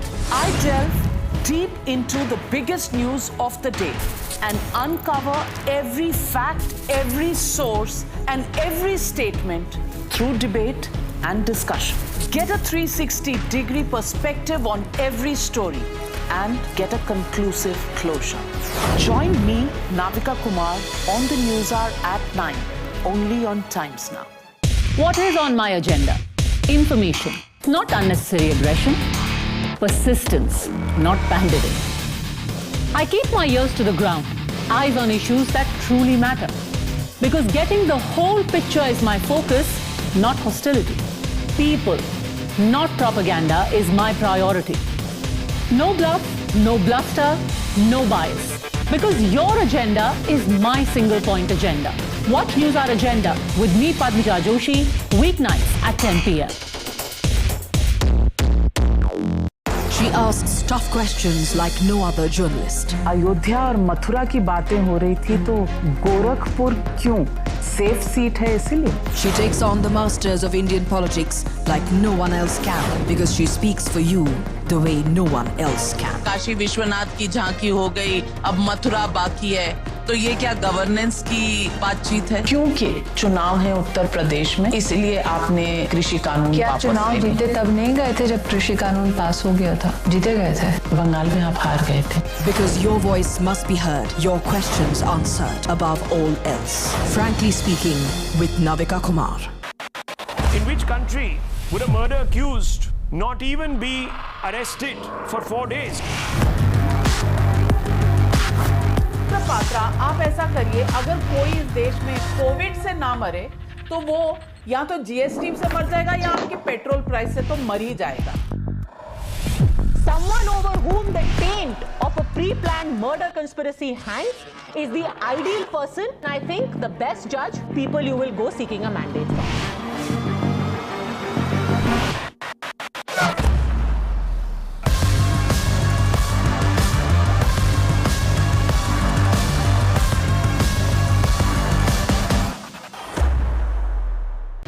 For decision makers, for the opinionated, for the unsure, for dinner time debaters, from metro stations to living rooms. We present the facts and help India make a judgment. From stories that shake the nation to opinions that shape them. I delve deep into the biggest news of the day and uncover every fact, every source, and every statement through debate and discussion. Get a 360-degree perspective on every story and get a conclusive closure. Join me, Navika Kumar, on the News Hour at 9, only on Times Now. She asks tough questions like...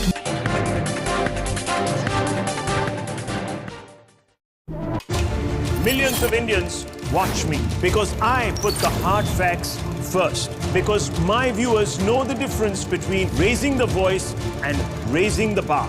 They choose factual news that speaks for the nation. I am the voice of a nation where facts alone triumph. On India front, I lead with the hard facts because the nation trusts facts first.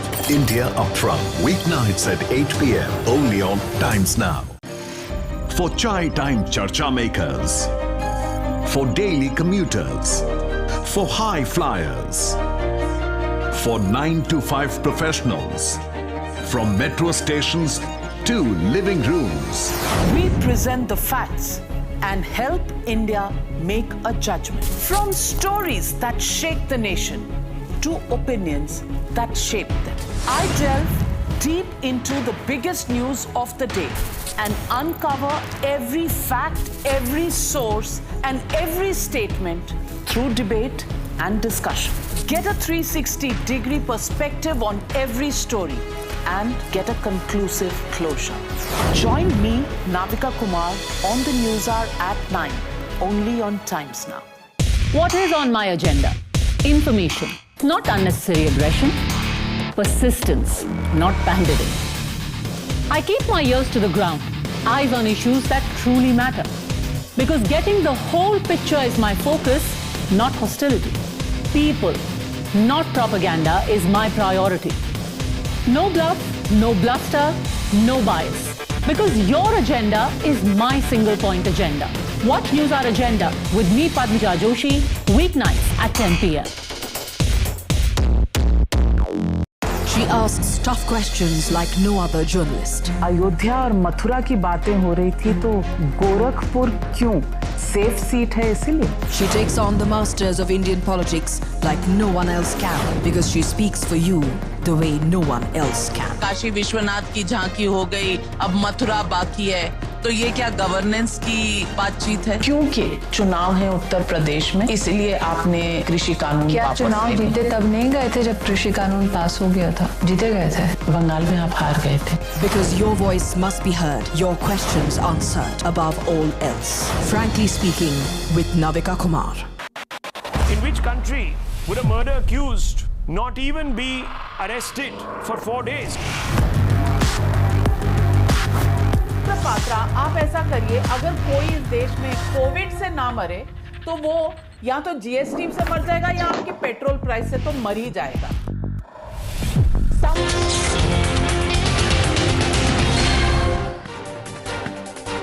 Good evening, ladies and gentlemen. You're watching Times Now. This is News Now Overnight, and I'm Poonam Burde. Lots lined up for you on this edition. But first up, a quick check of the headlines.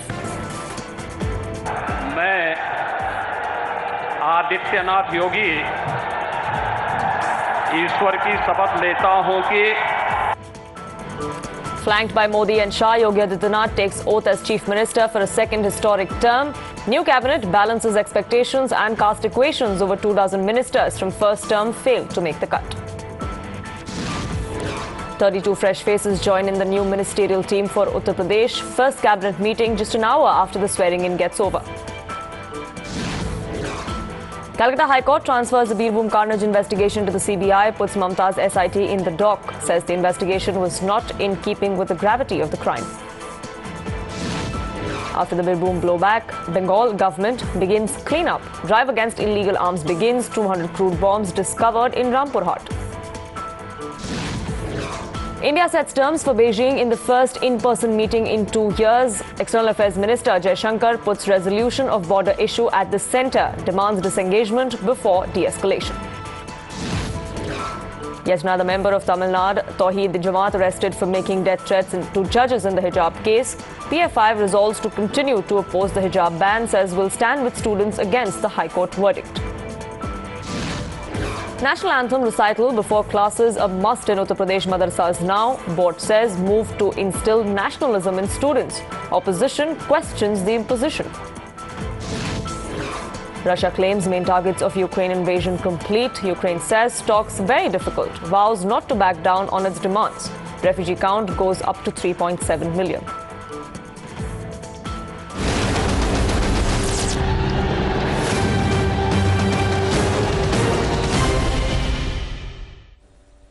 The top focus story, and the story that everyone was talking about all through the day, was about the gala event that was held for the swearing-in ceremony of Chief Minister of Uttar Pradesh, Yogi Adityanath. But today was not about one Chief Minister of any of the ministers taking oath. It was about a show that sets the tone for the upcoming general elections in 2024. Today, Uttar Pradesh celebrated a man who, from a surprise choice back in 2017, became the first Chief Minister in 37 years to return to power in the Hindi heartland state. It was a show of pomp and strength as BJP